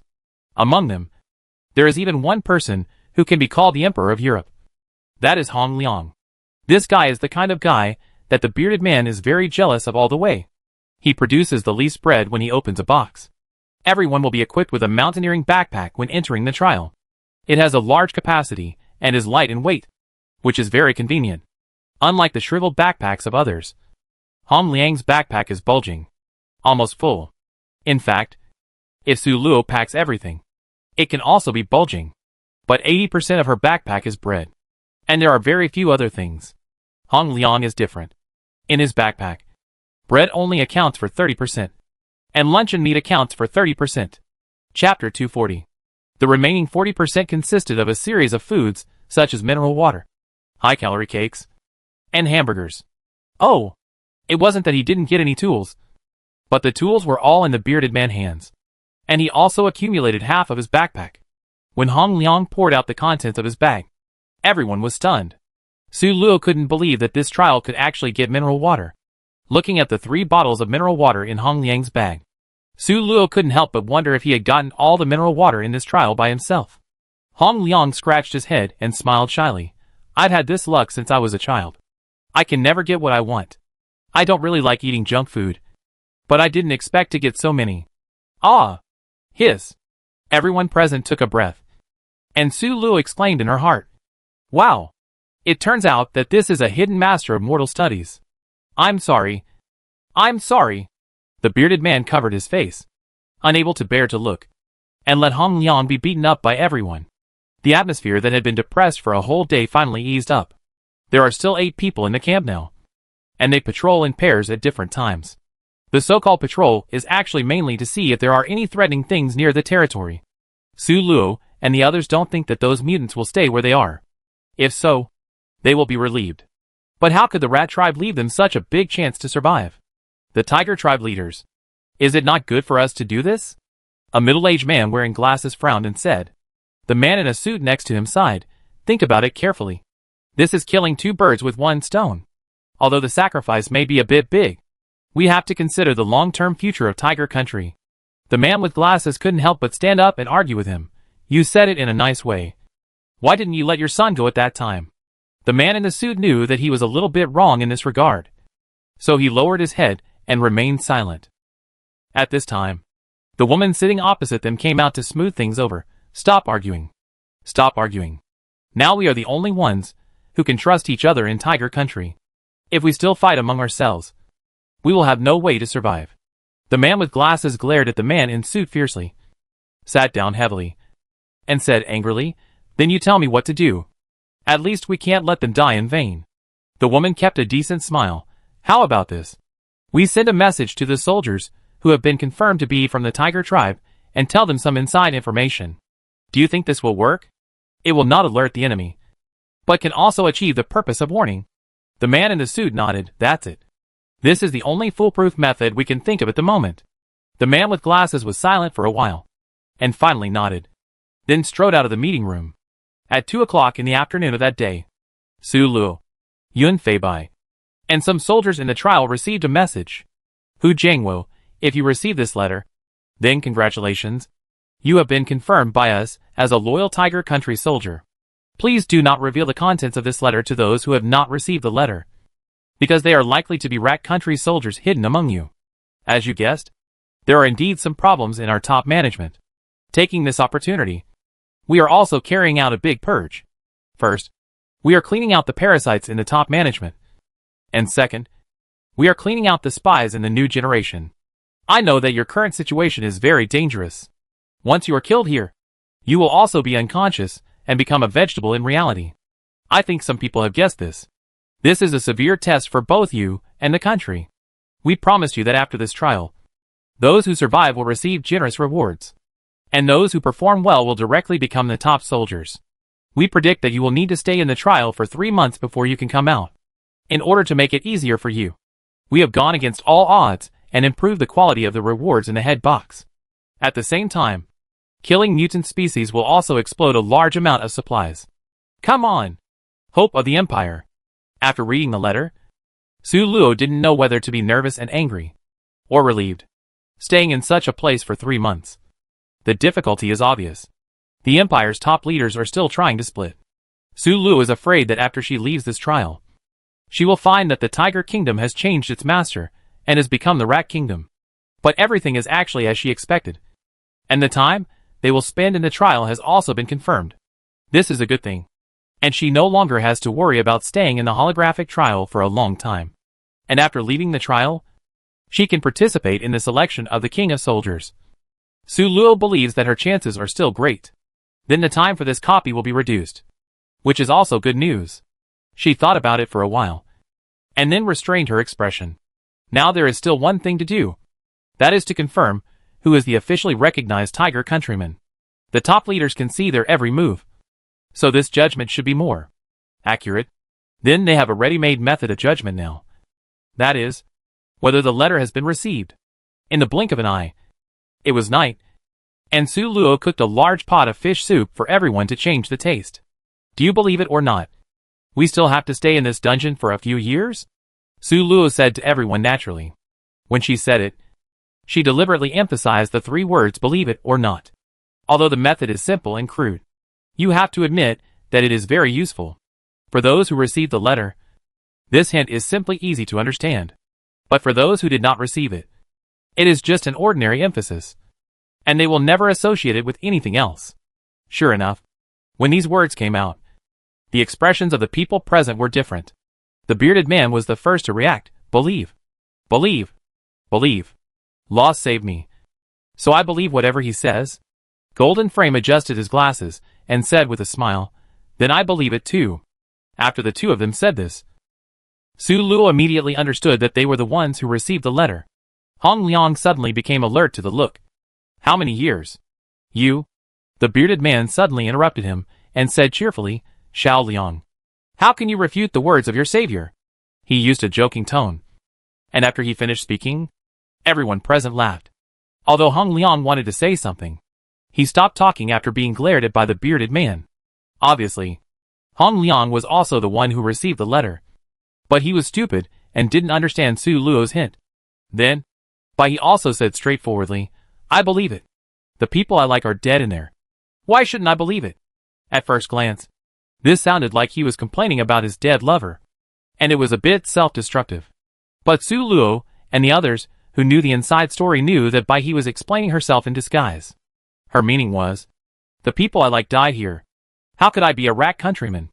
Those who could explain it this way must have received the letter and understood what Su Luo meant. I don't believe it. A boy smiled shyly. Why do you all believe it? In a few years, I think we really have no way out. It's better to firmly believe that we can get out soon, so that we can always hold on to hope and persevere. Oh wow! Su Luo raised her eyebrows slightly. The fish was caught. For the first time, she looked at this taciturn boy who she had never paid much attention to before. This boy had a middle-parted hair and a very light mustache around the edge of his mouth. He was wearing a gray coat and black pants. A very common combination. He was a quiet person at home, so Su Luo had never had much impression of him. Good guy. Is he going to make a big deal without making any noise? Is it true that the dog that bites doesn't bark? At this time, another person also spoke, Sister Luo Luo. How do you know what year it will be? Okay. Another one. Su Luo glanced at him calmly, and then looked at the last person. Fortunately, the man also smiled and nodded.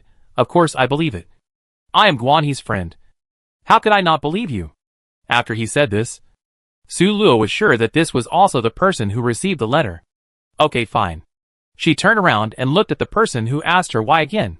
This person was wearing a blue button-down suit, and his appearance was also ordinary. Not very conspicuous. Speaking of this, Su Luo finally remembered some details. Yes, the relationship between these two people has always been good. Always walking together. Su Luo didn't pay much attention to it before, but for a moment she felt that they were really a bit alike. Now it seems that it's probably because they are of the same race and have similar tastes. Looking at his inquiring eyes, Su Luo smiled kindly. Where did I get the news? I just wanted to see how strong your will to survive is. So that's how it is. The man in blue suddenly realized. Fortunately, it's not true. Otherwise, I would really collapse. The time to test acting skills has come. After Su Luo finished speaking, the people of Tiger Country, led by the bearded man, immediately showed the anger of being deceived. Okay. You dare to test us? Disappointed? You have changed. I trusted you so much. Is it fake? That's good. That's good. I was a little collapsed at first. Su Luo also acted like crazy, begging for mercy. I was wrong. I was wrong. Let's do this. I make a grilled fish later. If you believe me, come to me at 4 p.m. 1 portion per person. No waiting after the time. The middle-parted man wailed. Ah? Why is that? If I had known, I would have said I believed it. Sob. Su Luo smiled and said, that's nothing I can do. Who made you miss it? This matter was just passed over in one stroke. At 4 o'clock, everyone who received the letter came to Su Luo's tent as promised, and everyone discussed the next thing together. Hong Liang looked at Su Luo a little embarrassed, and after the explanation of the bearded man later, he understood Su Luo's intention. Su Luo asked straight to the point, what do you think of those two people? The bearded man said, just kill them and put an end to it, so that there won't be any more trouble later. Chapter 241. Bai He next to him immediately raised an objection. Isn't it bad? After all, these two people didn't really do anything bad. What if it was a misjudgment by the higher-ups? Wouldn't we be killing innocent people? Jin Siquang said, I agree with Zhao Lei's idea. It's better to solve it once and for all. Official certification is very rigorous, and the probability of error is very small. Zhao Lei is the real name of the bearded man, but Su Luo is still used to calling him bearded man in her heart. Jin Siquang's real name is Fu Heng, and the name of another teammate is Li Qiaza. As soon as Jin Sifang finished speaking, Li Qiaza immediately retorted, I think Bai He is right. No matter how small the probability is, it is still possible. We can't just conclude that there is something wrong with them. After confirming that there were no spies in the team, his behavior became more generous, and he finally stopped being so cautious. Hong Liang nodded and said, yes. Those two people didn't do anything normally. As he was talking, he suddenly saw the bearded man staring at him. Hong Liang was immediately scared and said softly, well, I don't have my own opinion, so I won't participate in this discussion. You decide. You decide. Now, everyone's eyes were focused on Su Luo. There were 6 people in total. Hong Liang did not participate, and the remaining 4 were in opposition. Wouldn't the final decision-making power fall on Su Luo? Su Luo looked at everyone helplessly. and finally made her decision. We still have to keep them. But we keep them to observe the movements of the rat army. Seeing that everyone was a little puzzled, she further explained, didn't you notice? These two people have been silent in the team. But they are very purposeful. Golden Frame said thoughtfully, indeed. When we encountered those mutant species before, these two people often guided us openly or secretly. But other than that, they didn't do anything. Su Luo nodded. When they went to the river, these two people seemed very active, which made her pay a little attention. She said in an uncertain tone, I don't know if they have any way to contact the rat army on the other side of the river, so I want to test it. But the bearded man was still a little hesitant. He was afraid that his group would raise a tiger and eventually fall into the gutter. Su Luo interrupted him, if nothing else, at least keep them. We can judge where the problem is from their various reactions. That's right. The bearded man nodded. If those two people are from the rat army, then their previous actions are obviously to lead everyone to a place with mutant species. Then we just need to go against their instructions and avoid some dangers. At this point, everyone unanimously decided to keep them alive and observe carefully. The next morning, Su Luo announced something. I'm going out to see what I've gained. So you don't have to go. What's the matter? The middle-parted man asked first. But the next second, he realized that he was too high profile, and immediately smiled and added, I'm just worried about you. After all, you are the backbone of our place. Su Luo glanced at him and smiled. Don't. You might as well say that Zhao Lei and Fu Heng are the backbone. And I'm just a bystander. The other party's method of sowing discord was too low level, so she didn't bother to care. I had an old house in this trial before, and I set some traps there. Now I want to go and see if there is anything I can gain. The bearded man asked worriedly, Can you go alone? Do you want us to go with you? The other people also looked at Su Luo worriedly, with disapproval in their eyes. Bai he said, Luo Luo, how can you walk there safely by yourself? Aren't you going to die? Hong Liang also nodded, yes. Sister Luo, I go with you. In their minds, Su Luo's force value is almost zero. In fact, it's not their fault to have such a wrong impression. After all, Su Luo has never shown that she has a high force value. In addition, Su Luo's appearance in this copy is a little girl, and no one will think she is a big boss. Seeing that everyone is insisting, Su Luo lowered her head and smiled. Then how about we go together? Everyone thought this method was feasible. No matter who accompanied Su Luo, there would only be 4 good people left in the camp, plus the 2 soldiers of uncertain identity. And among these 4 good people, there must be Bai He, who has low combat effectiveness. Such a configuration is indeed a bit dangerous. Even though they have been wary of the 2 people in their hearts, they are still worried. Then let's go together. Seeing that no one had any objections, the bearded man made the decision. The man with the middle-parted hair and the man in blue looked at each other and smiled tacitly. This trip was just what they wanted. If they were going out, they would definitely have to go into the forest.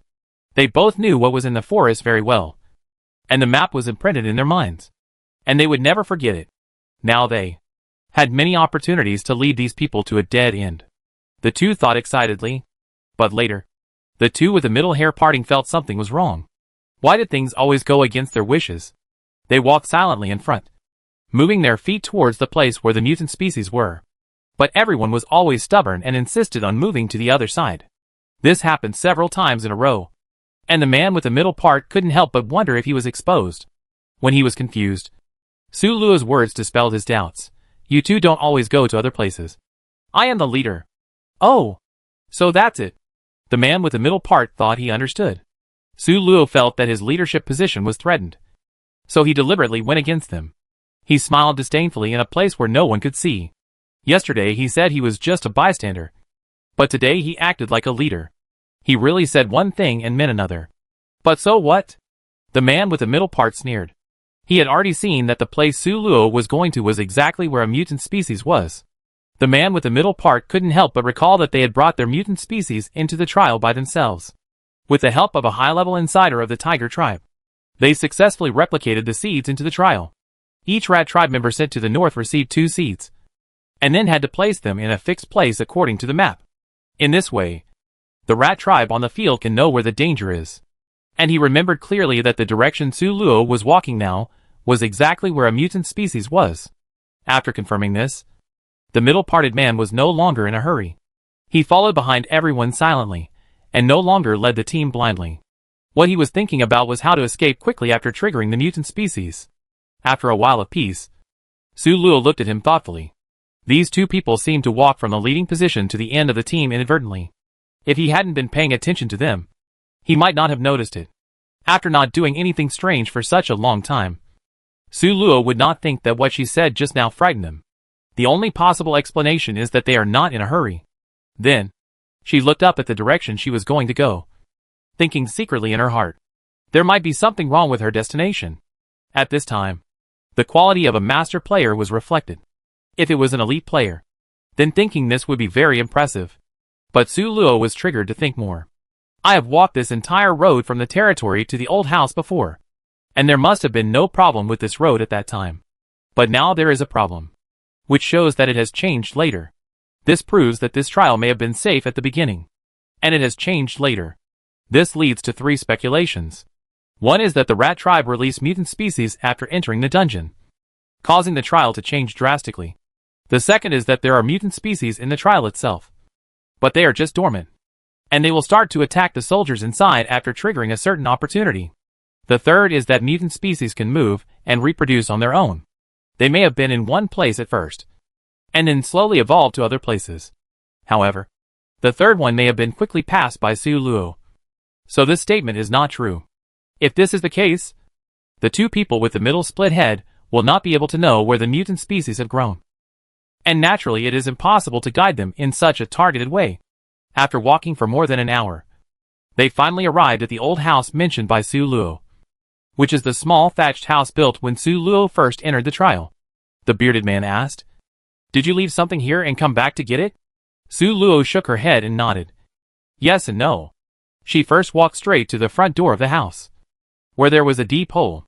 The others followed Su Luo and looked over, and found that there were many sharp bamboos standing in the hole, and two human head boxes. What is this? He looked at Su Luo in confusion. On the other hand, the bearded man and the golden wire frame showed a look of understanding. The bearded man couldn't help laughing. You are really cunning. And you set a trap here. Su Luo nodded with a smile. Of course I will. I worked hard to build the house. If someone wants to come uninvited, they must pay a price. She hooked down hard and hooked the two human head boxes, and then handed them to Hong Liang. You open it. After seeing Hong Liang's luck, Su Luo decided that if she got a human head box in the future, she must let Hong Liang open it. Sure enough, when Hong Liang opened it, a bottle of mineral water and a bottle of beer appeared. Wait! A bottle of beer? Su Luo looked at the bottle of beer in confusion, a little speechless. Wow! This is the so-called material upgrade? Even beer is prepared? She was speechless. But Li Chioza and the bearded man's eyes were shining brightly. Both of them were senior alcoholics. For them, being able to drink alcohol here was simply the happiest thing. Chapter 242. Come on! The bearded man took the beer from Su Luo. We are blessed tonight. It was just a bottle of beer. Su Luo was not afraid that they would get drunk, so she just let them do what they wanted. She stepped over the big pit and walked into the thatched house. As expected, there was another big pit in the middle of the thatched house. The golden frame looked at Su Luo with a complicated expression. Now I begin to think that you have not encountered any enemies, but that you have eliminated all the enemies you have encountered. Seeing that the golden frame had been blocking the door, the bearded man slipped in from the side. Then he was stunned when he saw the big pit in the house. After a long while, he said with emotion, "Good guy. You are so shady. Aren't you?" Before leaving, didn't you forget to make so many traps for the old house? Su Luo smiled lightly, then looked into the pit and saw another two human head boxes. This was very happy, and the whim at that time really got an unexpected reward. As usual, he handed the box to Hong Liang, and opened it to find a whole roast duck and a bag of vermicelli. Su Luo, ? Mineral water. Roast duck. Vermicelli? Is this asking her to make a Cantonese-style roast duck vermicelli soup? With beer. It is indeed a perfect meal. Su Luo suddenly asked, Hong Liang, do you drink beer? Hong Liang smiled shyly and touched his head. No. I forget it. This bottle of beer will be given to Brother Zhao and the others. Su Luo smiled and said to everyone, the beer is for you. As a reward for coming with me, the rest of the things will be divided between Hong Liang and me. As a reward for Hong Liang opening the box for me. She knew very well that if Hong Liang wasn't there, even if the supplies were upgraded, she might still not be able to draw anything good. She was confident in her luck. The bearded men agreed readily. After all, looking at Su Luo's performance, they knew that Tian didn't drink. Hong Liang seemed a little flattered. Ah? No. I didn't do anything. Su Luo shook her head and said seriously, if it weren't for you, I could draw 4 loaves of bread. Do you believe it? Hong Liang, this, looking at the various good things Su Luo was holding in her hands. He suddenly felt relieved for some reason. Everyone got the benefit, so they were naturally excited. Only the two with middle-parted hair had gloomy faces and kept silent. Each of their groups of people who carried out the mission were in pairs. When they saw 2 boxes with human heads in the first pit, they felt bad. Now, a total of 4 people died in this house. Until now, the mutant species had not started to attack. And the two knew that the people who carried out the mission were probably in the 4 head boxes. However, before they could feel sorry, worse news suddenly came out. Hey?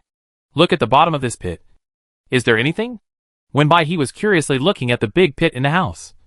She suddenly found a slightly fluorescent dot. She immediately called everyone in. Su Luo picked out the fluorescent dot from the pit, and she caught a glimpse of the gray faces of the 2 people with middle-parted hair. And she had a vague guess about this thing in her heart. She took the dot in her hand and observed it carefully. Li Qiaozi suddenly said uncertainly, this should be the seed of something. Right? Su Luo raised her eyebrows. This answer was consistent with her previous guess. How did you know? She looked at Li Qiaozi and asked in confusion. Li Qiaozi said with some confidence, I am a botanist. This thing looks like the seed of some spore plant. It's just that it glows, which makes me a little uncertain. Su Luo nodded in understanding. This should be the seed of the mutant species. The 2 people who fell into the pit should be the rats holding the seeds in their hands. A word of advice awakened everyone. And now everyone finally knew how these mutant species entered the trial. It was all the fault of the rat tribe. The matter had been resolved, and Su Luo and her group planned to return to their home base. This trip was still very rewarding. In addition to the 4 human head boxes, she also confirmed 2 pieces of information. First, the 2 people with split heads were indeed rat soldiers. As long as you observe carefully, you can clearly see this from their reactions. Second, it was confirmed that the mutant species were brought into the trial later, rather than being originally in the trial and then stimulated. This may seem useless, but it is actually very important, and it reveals a lot of information. If there are mutant species in the trial, it proves that the invasion of Tiger Country by the Rat Clan has penetrated into the technical level, which is deep into the bone marrow.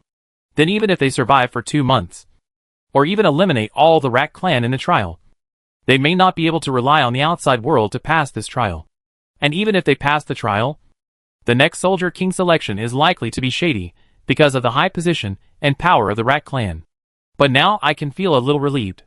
Su Luo looked up in the direction of the north-south dividing line, wondering if Yun Feibai was okay there. At this time, the person Su Luo had been thinking about had already sneaked into the Rat Clan headquarters. Why haven't I seen you before? A Rat Clan soldier looked at Yun Feibai's somewhat unfamiliar face, with a little confusion in his eyes. Yun Feibai's hands in his cloak clenched slightly, but on the surface he was calm and indifferent. I haven't seen you either. He pretended to be a little shocked. I've been in and out here so many times, and we haven't met before.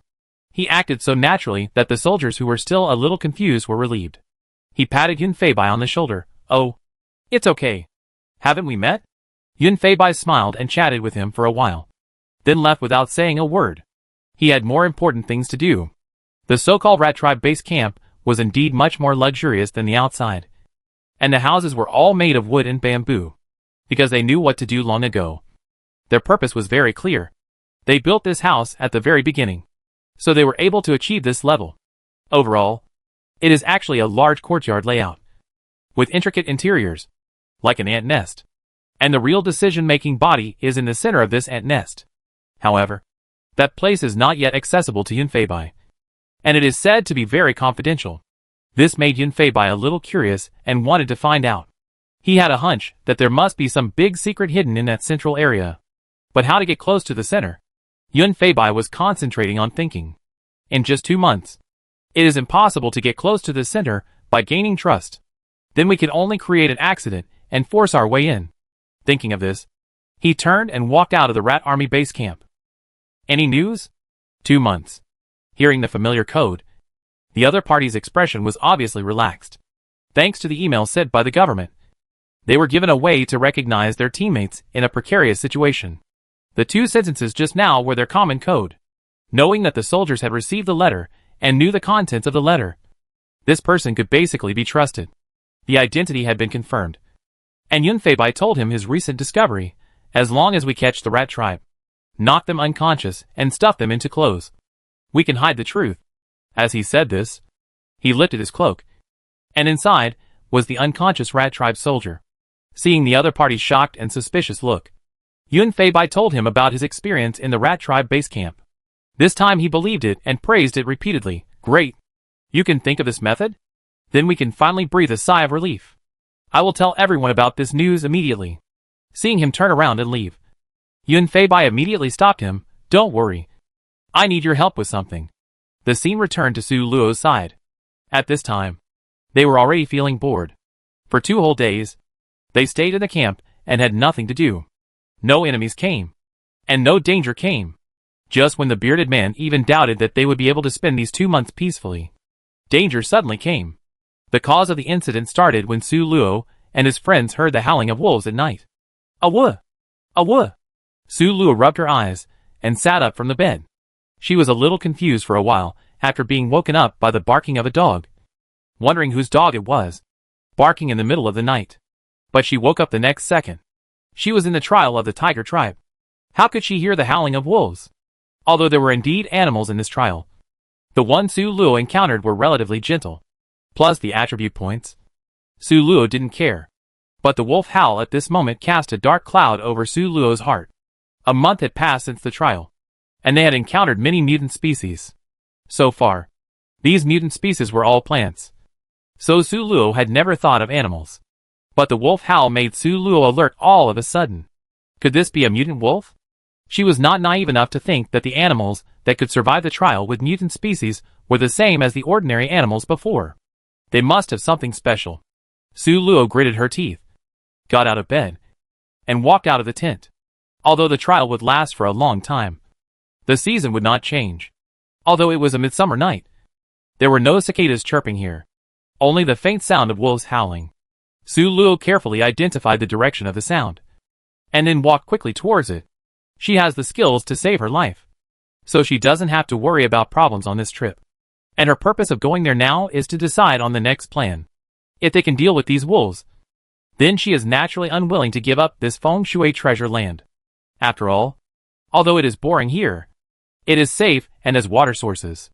But if these wolves can't even deal with her, then Su Luo can only inform everyone and run away. Su Luo is a very sober person. Facing a pack of wolves, she will not think that there is strength in numbers. Chapter 243. On the contrary, the smell of people is strong, which is more likely to attract wolves to chase. And now these wolves are gathered here. Su Luo can hardly help but think, are the wolves targeting them? After all, they were not here before, and they might have come here following the smell. Speaking of this, Su Luo's eyes flashed with a gleam of light. If it was really as she thought, then she really couldn't keep those 2 people. Thinking of this, the wolf howling was getting closer. Perhaps because they sensed Su Luo's smell. The wolf howling that was gradually getting louder just now suddenly stopped. Su Luo's steps slowed down, her expression serious, and she leaned forward slightly. There was a sudden noise in the bushes, and Su Luo squatted down swiftly. The next second, a figure, whoosh, jumped over her head. Su Luo stood up immediately, but in the next second, she rolled sideways to avoid another figure. After finally standing up, Su Luo looked closely and saw that they were 2 silver wolves. The silver wolf fur looked cold and sharp in the moonlight, and the blue wolf eyes stared at Su Luo. And if you look closely, you can see blood in their eyes. Just by looking at the color of the fur, Su Luo knew that there was something wrong with these wolves, especially the speed just now, which was definitely not something that ordinary wolves could have. Let's try to attack. Su Luo's mind moved, and the sword of light suddenly appeared in her hand. The two wolves obviously also felt Su Luo's murderous intent, and the atmosphere suddenly became tense. Su Luo knew that she couldn't delay any longer. The wolf calls just now were obviously not just from two wolves. If she delayed any longer, it would be bad to attract the wolf pack. She rushed towards one of the wolves and stabbed at its neck. Although the speed of the two wolves had obviously increased significantly, Su Luo was obviously better. The sword slashed across, and although the silver wolf had retreated as much as possible, it still left a bloody mark on its neck. A woo! It roared in pain and retreated continuously. Su Luo's pupil shrank, and she knew that the sound was shaking people. It had to be a quick battle. Su Luo touched the ground with her toes, jumped up as if lifting a heavy weight, and jumped onto the back of another wolf. By you? Su Luo raised her sword and stabbed it directly. The wolf fell down with a wail. Su Luo immediately jumped down and rushed to the camp. She then called everyone except the two people with middle hair and told them the current situation. So we have to leave this lake now? The bearded man asked reluctantly. Su Luo nodded, and as soon as possible. The wolves should be here soon. Hong Liang said optimistically. Then let's pack up and go. Once we get rid of these wolves, we can build a new camp. Su Luo shook her head. We can't go together. Why? Hong Liang shouted in confusion. We get along very well. Now is the time of crisis. We can't just run away separately when the disaster strikes. Right? Jin Siquang was silent for a while, and then said calmly, Sherluo's decision is right. It's easier for us to get rid of the wolves if we run away separately. He looked at Su Luo with some apology in his eyes, and said frankly, according to what you said, you have offended the wolf pack. With the wolves' vengeful nature, they are likely to chase you only. He continued with some difficulty. Then after we separate, the most likely result is not that the wolf pack will split up to chase people, but that the entire wolf pack will chase you alone. He widened her eyes. She obviously didn't think of this, then. Isn't Luo Luo too dangerous? We can't abandon Luo Luo. The golden frame shook his head. If the wolf pack is really like what Law said, and the two of us can't beat a wolf, then if we go together, it's tantamount to being buried with her. Su Luo smiled and nodded. That's right. Don't feel any psychological burden. I can do it alone. If we go together, you will become a burden to me. Bearded man couldn't help but retort. You don't have to comfort us like this. Everyone knows that the result of you going alone is death. Su Luo held her forehead helplessly.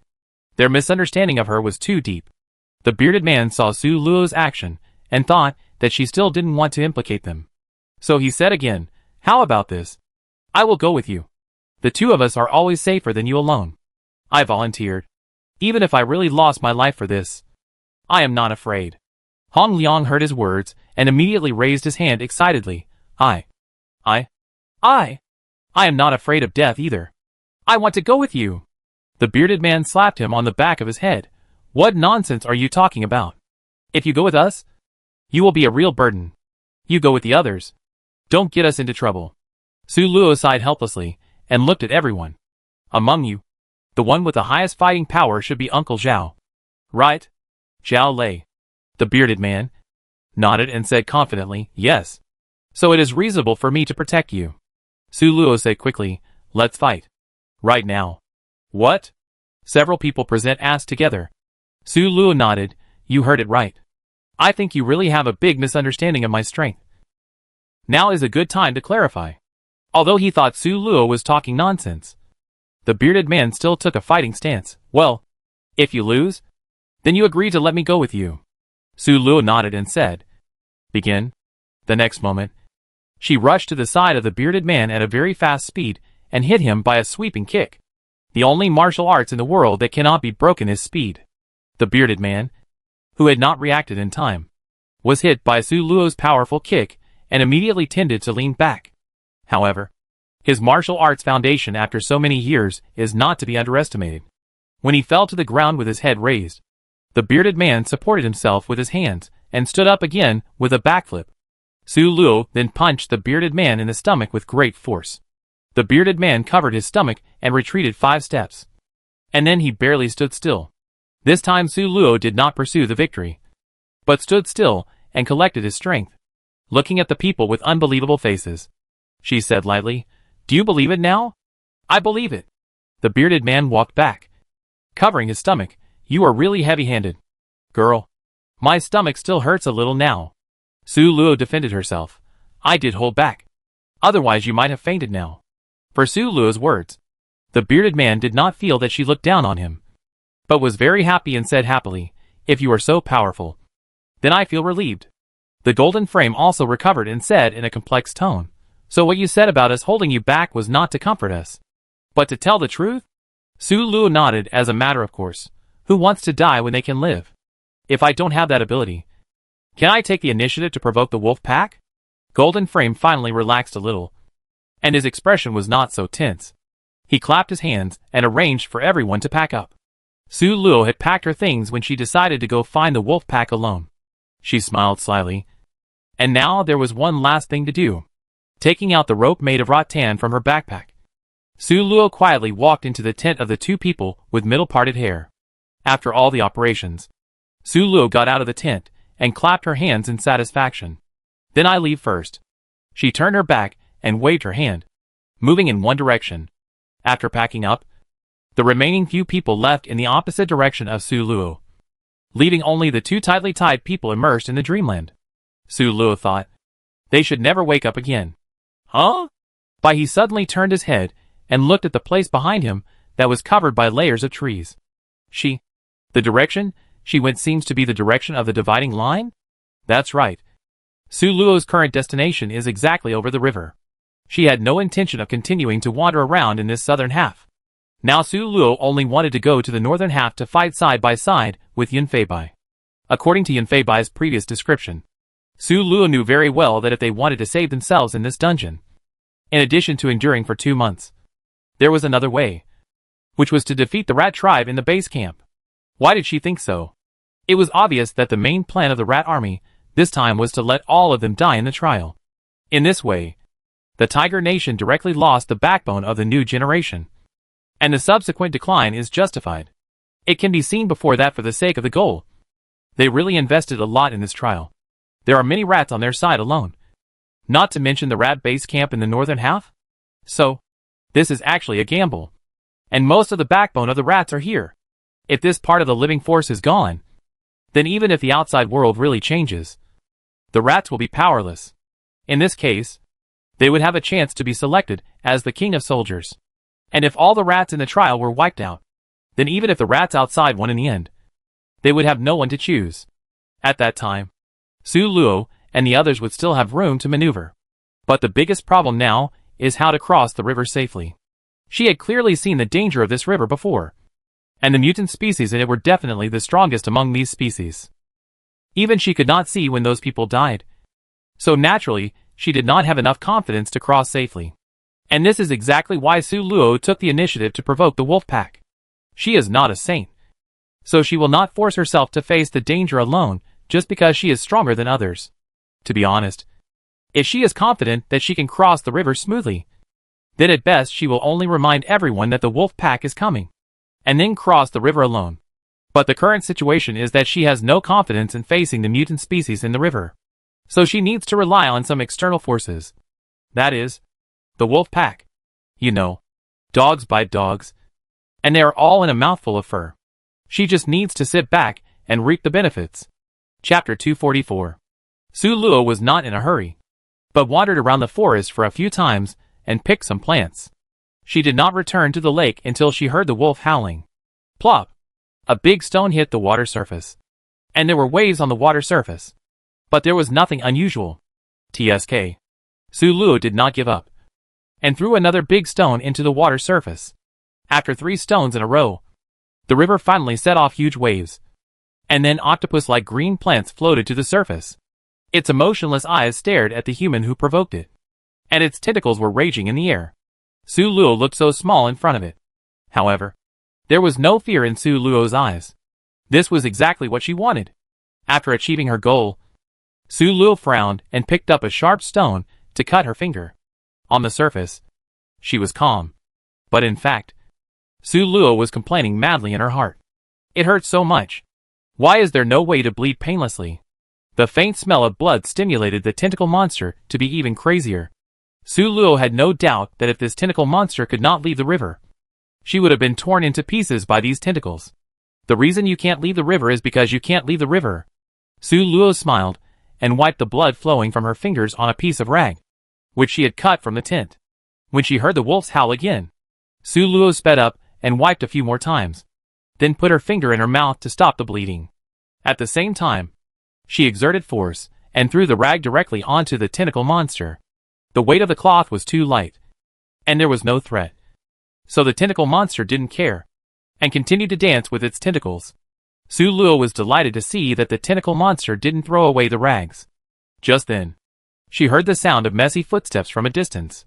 It seemed that the wolves were coming soon. Just in time, Su Luo quickly smeared some grass juice on herself, then flexibly jumped into the bushes next to her, and moved away from the river. And within a few seconds of her leaving, the wolves had already rushed over, looking at the huge mutant species in the river in front of them. The wolves took 2 steps back with some hesitation, and looked at the leading wolf king. The leader moved his nose and sniffed carefully. He looked suspiciously at the jungle on the right. For some reason, he could smell the murderer's scent from there. But when he smelled it carefully, it was covered by the strong smell of grass. But the next second, his eyes were fixed on the tentacle monster. Obviously, the smell of blood could attract his attention more. This was also Su Luo's purpose, to use a stronger smell of blood to replace the prince, so that the wolf pack would think that the tentacle monster was himself. At the same time, he used the strong-smelling mosquito-repellent grass to cover his own smell. Wolves are very vengeful creatures. If one wolf dies and another wolf is seriously injured, they will definitely not let the murderer go. The tentacle monster and the wolf do not speak the same language, so they can only suffer this loss in silence, which is a good thing for Su Luo. Hearing the fighting sound coming from the other side as expected, Su Luo raised her eyebrows and chuckled. The plan was obtained. She listened attentively for a while, and when the fighting sound gradually subsided, Su Luo knew that the battle should have developed almost. So she walked back slowly. When we returned to the river, the scene was very different from before. The grass in front of the river was stained with red blood. There were traces of blood and green juice floating on the river's surface. There was no wolf on the shore, but the tentacle monster was still floating on the water, looking sick and dying. It was indeed a tentacle monster used as a dividing line. Su Luo couldn't help but sigh, although it had the advantage of fighting on the home ground. So many wolves failed to kill it, but were beaten to death, which was enough to show the high damage of the tentacle monster. However, 2 fists cannot defeat 4 hands. Now the tentacle monster is dying, so Su Luo can only take advantage of it. Su Luo happily made another kill, and then successfully came to the northern half. Unlike the forest in the southern half, the forest in the northern half is just an ordinary forest, full of birdsong and flowers. Su Luo was amazed. It is indeed a half area that has not been polluted by mutant species. It is comfortable. She sent a message to Yunfei Bai, telling Yunfei Bai that she had arrived, and then began to explore this half area. According to Yunfei Bai's description, this half of the area is full of rats, and most of these rats are patrol teams, and she is definitely not able to defeat them alone. After a while, Yunfei Bai sent a message. "You are here? That's great. It's almost time to end now."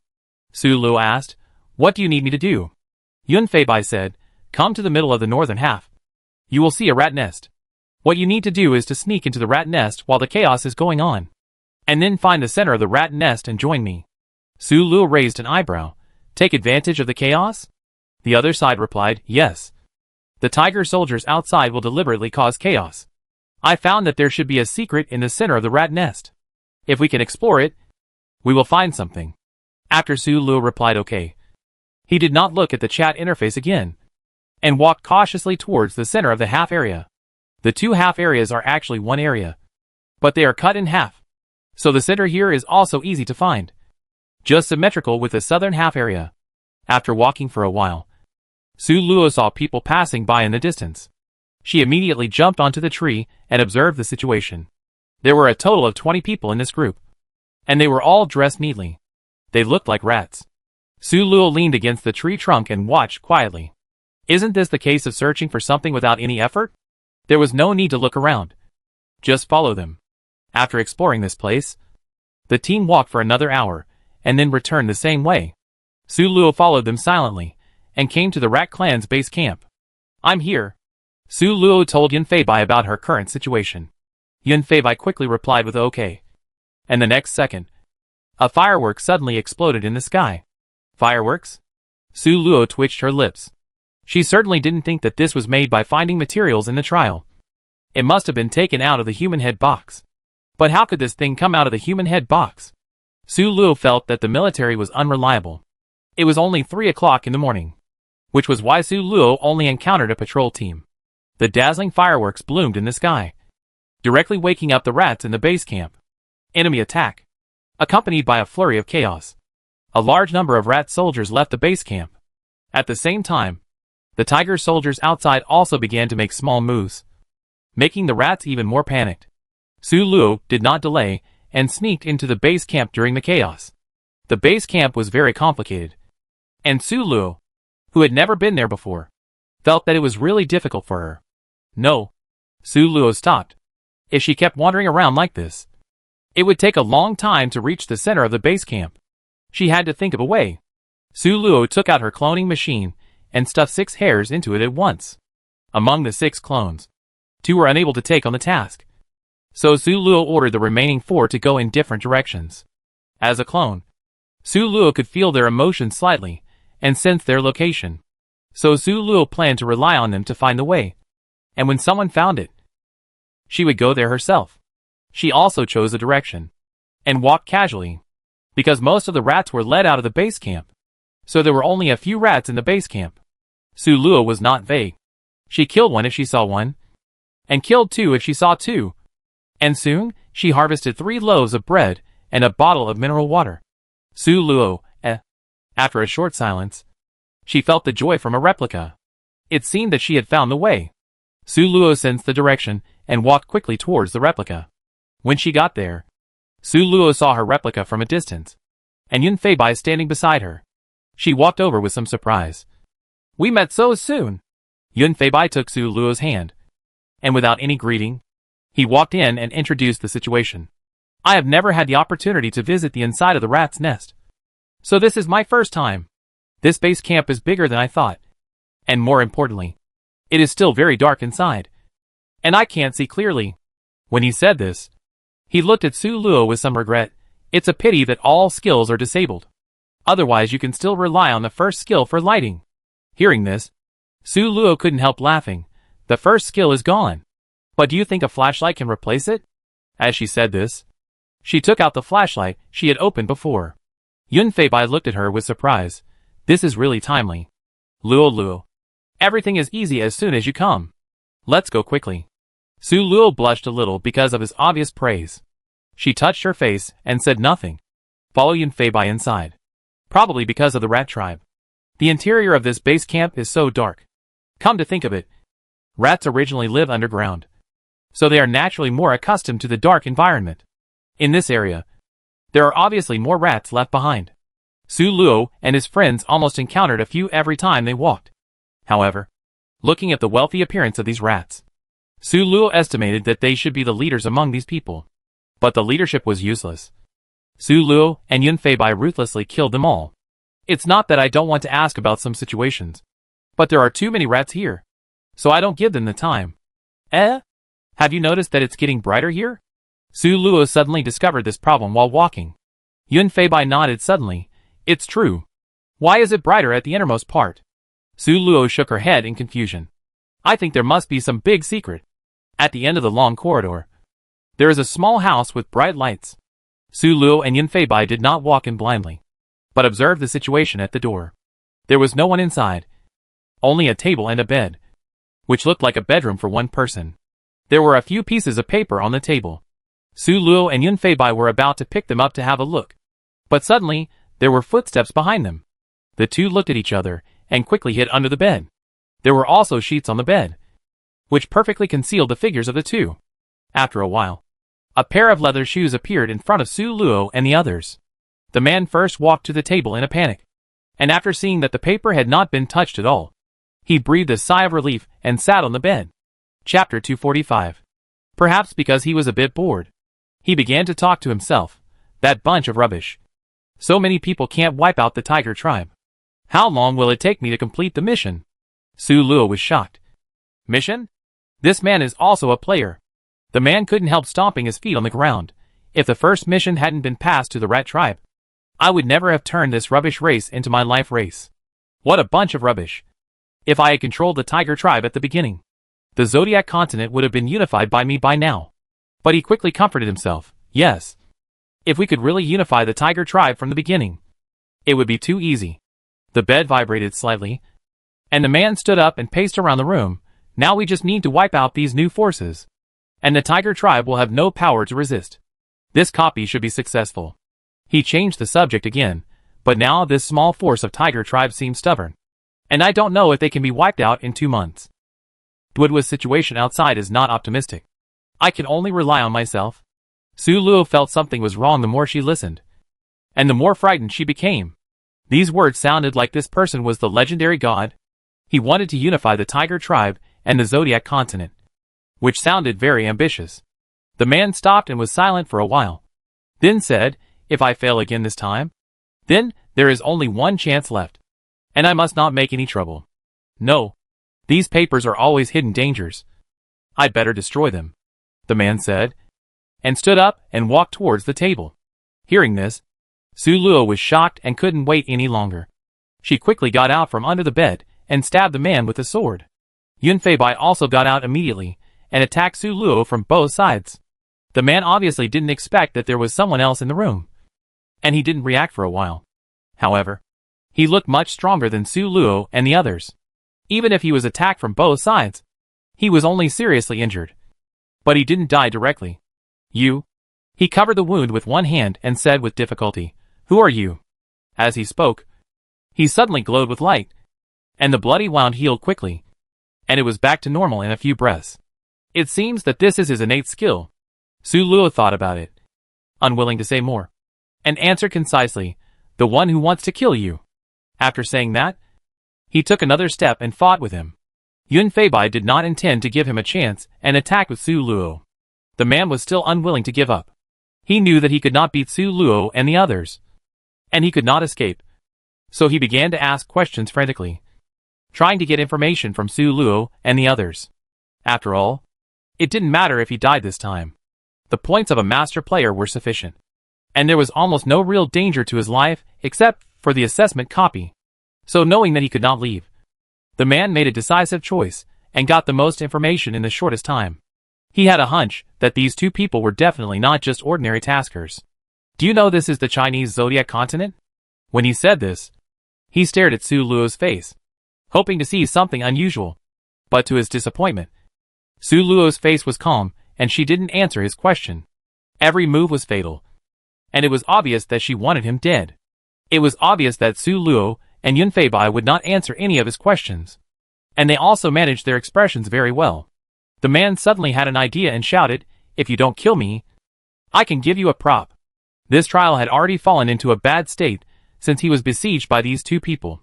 The man had already anticipated the failure of the dungeon, and these two people must have known this. Then his life or death would not have any impact on the result. Just tie him up and prevent him from moving. A gleam of light flashed in his eyes. If these two people were just ordinary players, they would definitely not be able to resist this temptation. Just don't kill him. The dungeon can still be cleared, and you can also get a prop for free. Who wouldn't be tempted?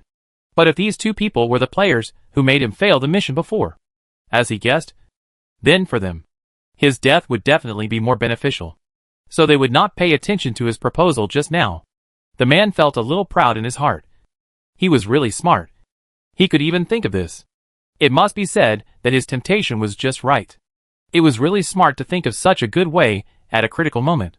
Su Luo didn't intend to pay attention to him at first, although I don't know what will happen if he dies in the Zodiac continent. Since he is willing to take an item in exchange, it must be very disadvantageous to him. According to what he said before, Su Luo guessed that they should have another copy in the Zodiac continent series. And if nothing unexpected happens, it should be in the Dragon Clan. Before that, the more this person's strength is weakened, the more beneficial it will be for their subsequent tasks. Strange? Before hitting twice, Su Luo suddenly realized that something was wrong. Why didn't he raise the price? This is really a very detailed point. But Su Luo noticed it. Under normal circumstances, if staying alive is really beneficial to him, then he will definitely continue to report the props he can provide to impress them. especially this kind of series of tasks. It is even more important. It is impossible to just stop talking after the quotation and resist with all your heart. Master-level players must have no shortage of props in their hands, let alone one.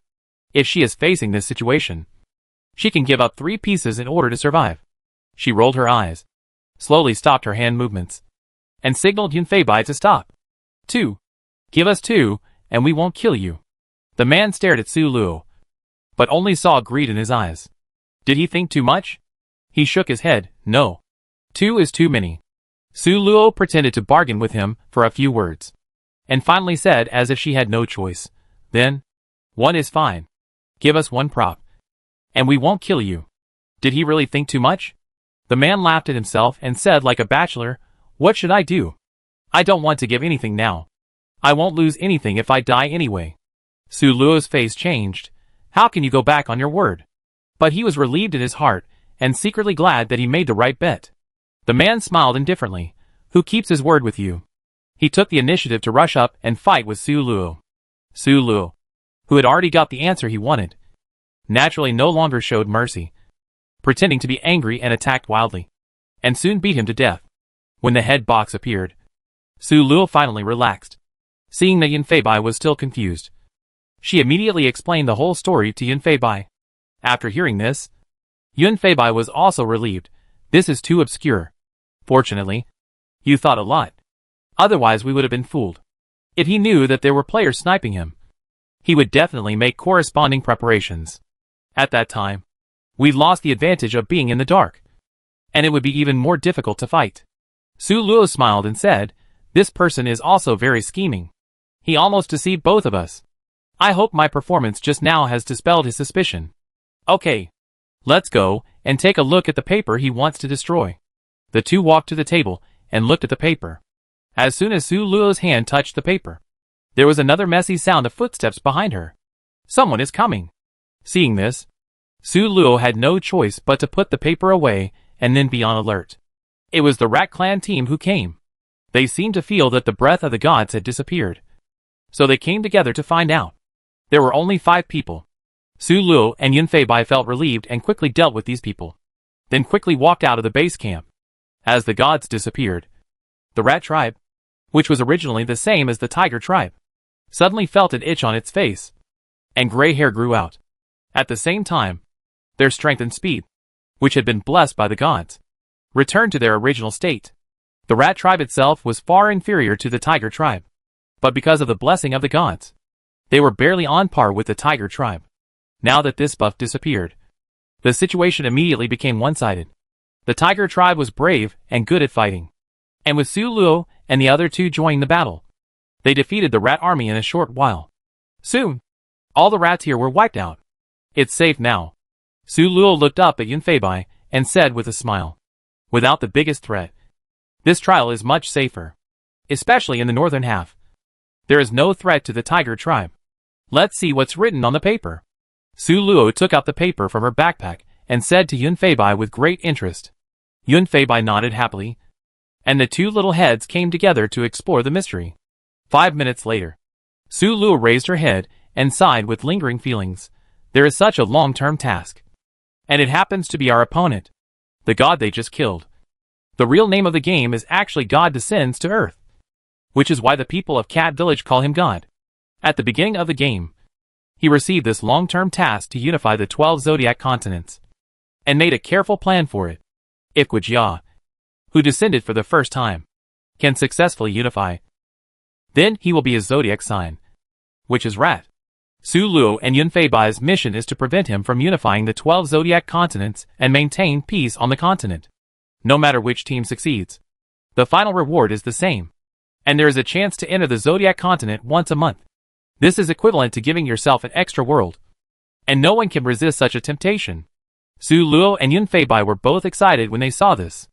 The timing of their teleportation to the zodiac continent is fixed, and even if they fail once, the progress of the strategy of gods descending to Earth will be greatly accelerated. Cats and snakes are the natural enemies of the Rat Clan, especially the snake tribe that is still in the zodiac continent. Once the gods descend to Earth succeed in conquering them, the strength of the rat tribe will surely increase greatly. The Tiger tribe is the most powerful race in the Zodiac continent besides the Dragon tribe. Conquering them will also achieve twice the result with half the effort. It must be said that the gods' descent to Earth strategy is still very thoughtful. And each one is a direct hit. Unfortunately, Su Luo and the others succeeded in disrupting them every time, making his plan come to nothing. Su Luo and Yun Fei Bai looked at each other and saw the relief in each other's eyes. Fortunately, they had not failed. Otherwise this reward equivalent to a second life would be gone. All the things were settled. And the next step was retirement time. Su Luo took the time to go to the southern half of the area to take a look. Probably because the god died. The mutant species in that half of the area returned to their original state. Although it was a mess, it was safe. When the time came, the trial ended as scheduled. The outside world did not become the worst result that Su Luo thought. And the Tiger tribe still held the power in the country. Because of this accident, there is no next competition. And the Soldier King is selected according to contribution. The selection method is to select according to the performance in the previous live broadcast. And the second is to let the soldiers vote for the one they think has made the greatest contribution. The final result is the combination of the two. Su Luo and Yun Fei Bai were selected as expected. Whether before or after the live broadcast was closed, they performed well and successfully qualified. Commendation. At the Soldier King Selection Conference, the two went on stage to receive the award together. The moment the trophy was in hand, the long-lost system prompt sound finally sounded. Ding. The copy is over. Chapter 246. Congratulations to the player lost. Complete the dungeon Tiger's Might. Get rewards. 1. Successfully clear the dungeon. Get points plus 200. 2. Kill the hostile player in the long-term mission. Get attribute points plus 2. 3. A breakthrough in the long-term mission. Get attribute points plus 2. 4. Kill the strongest mutant species. Get attribute points plus 1. 5. Best performance of the whole game. Get attribute points plus 1. 6 attribute points. Su Luo nodded with satisfaction. The dungeons in the Zodiac Continent series give very few attribute points. This time because of the progress of the main line. It is rare to give so many. Without thinking too much, she decisively added points. Add 2 points to speed and 4 points to spirit. Life, 30, plus 258, strength, 12. Speed, 17, plus 28, spirit, 19, plus 48, endurance, 15. Charm, 17. Scores, 1,120. Talent skill, God's Redemption, legendary teleport a person with full health to any place the skill owner has passed. Only once per copy. The Clown's Candy Jar, Master the Clown has a treasure candy jar with lots of candies in it. However, even the clown himself doesn't know what flavor he will take out next. Skill 1. Healing Bullet, increase, reduce, friendly, enemy, spirit value x 100% of health, CD, 5 seconds. Skill 2. Holy Light Array, create a magic array with a diameter of 5 meters, which increases, reduces, all attributes of the friendly, enemy, 10%. Lasting 10 seconds, CD, 30 seconds. Skill 3. Holy Imprisonment, after releasing the skill, you can imprison enemy players within the range for 5 seconds, CD, 20 seconds. Skill 4. Holy Radiance, use the skill to be immune to all negative effects. For every 10 points of spirit, you can use the skill for 1 hour. And you can interrupt the skill in the middle. CD, none. Skill 5. Angel Descends, the player is possessed by an angel for 5 minutes, has wings, and is not harmed. But at the same time, the angel's mercy makes the possessed player unable to use attack skills. CD, 24 hours, exiting the system space. Su Luo turned to look at Yun Fei Bai. Yun Fei Bai had also opened his eyes. Seeing Su Luo looking at him, he smiled and asked, "Have you also saved up 1,000 points?" Su Luo nodded suddenly. She had forgotten all about this. 1,000 points. It can be exchanged for 1 year of life. She asked happily, "Do you plan to exchange it this year?" According to the rules, if you exchange it at the age of 18, then the body functions of the next year will still remain at the age of 18. Yun Fei Bai wanted to nod, but for some reason, he suddenly looked at Su Luo meaningfully. "Well, I think 20 years old is not bad. The body of 18 years old is still too immature." Su Luo didn't think much about it, and nodded happily.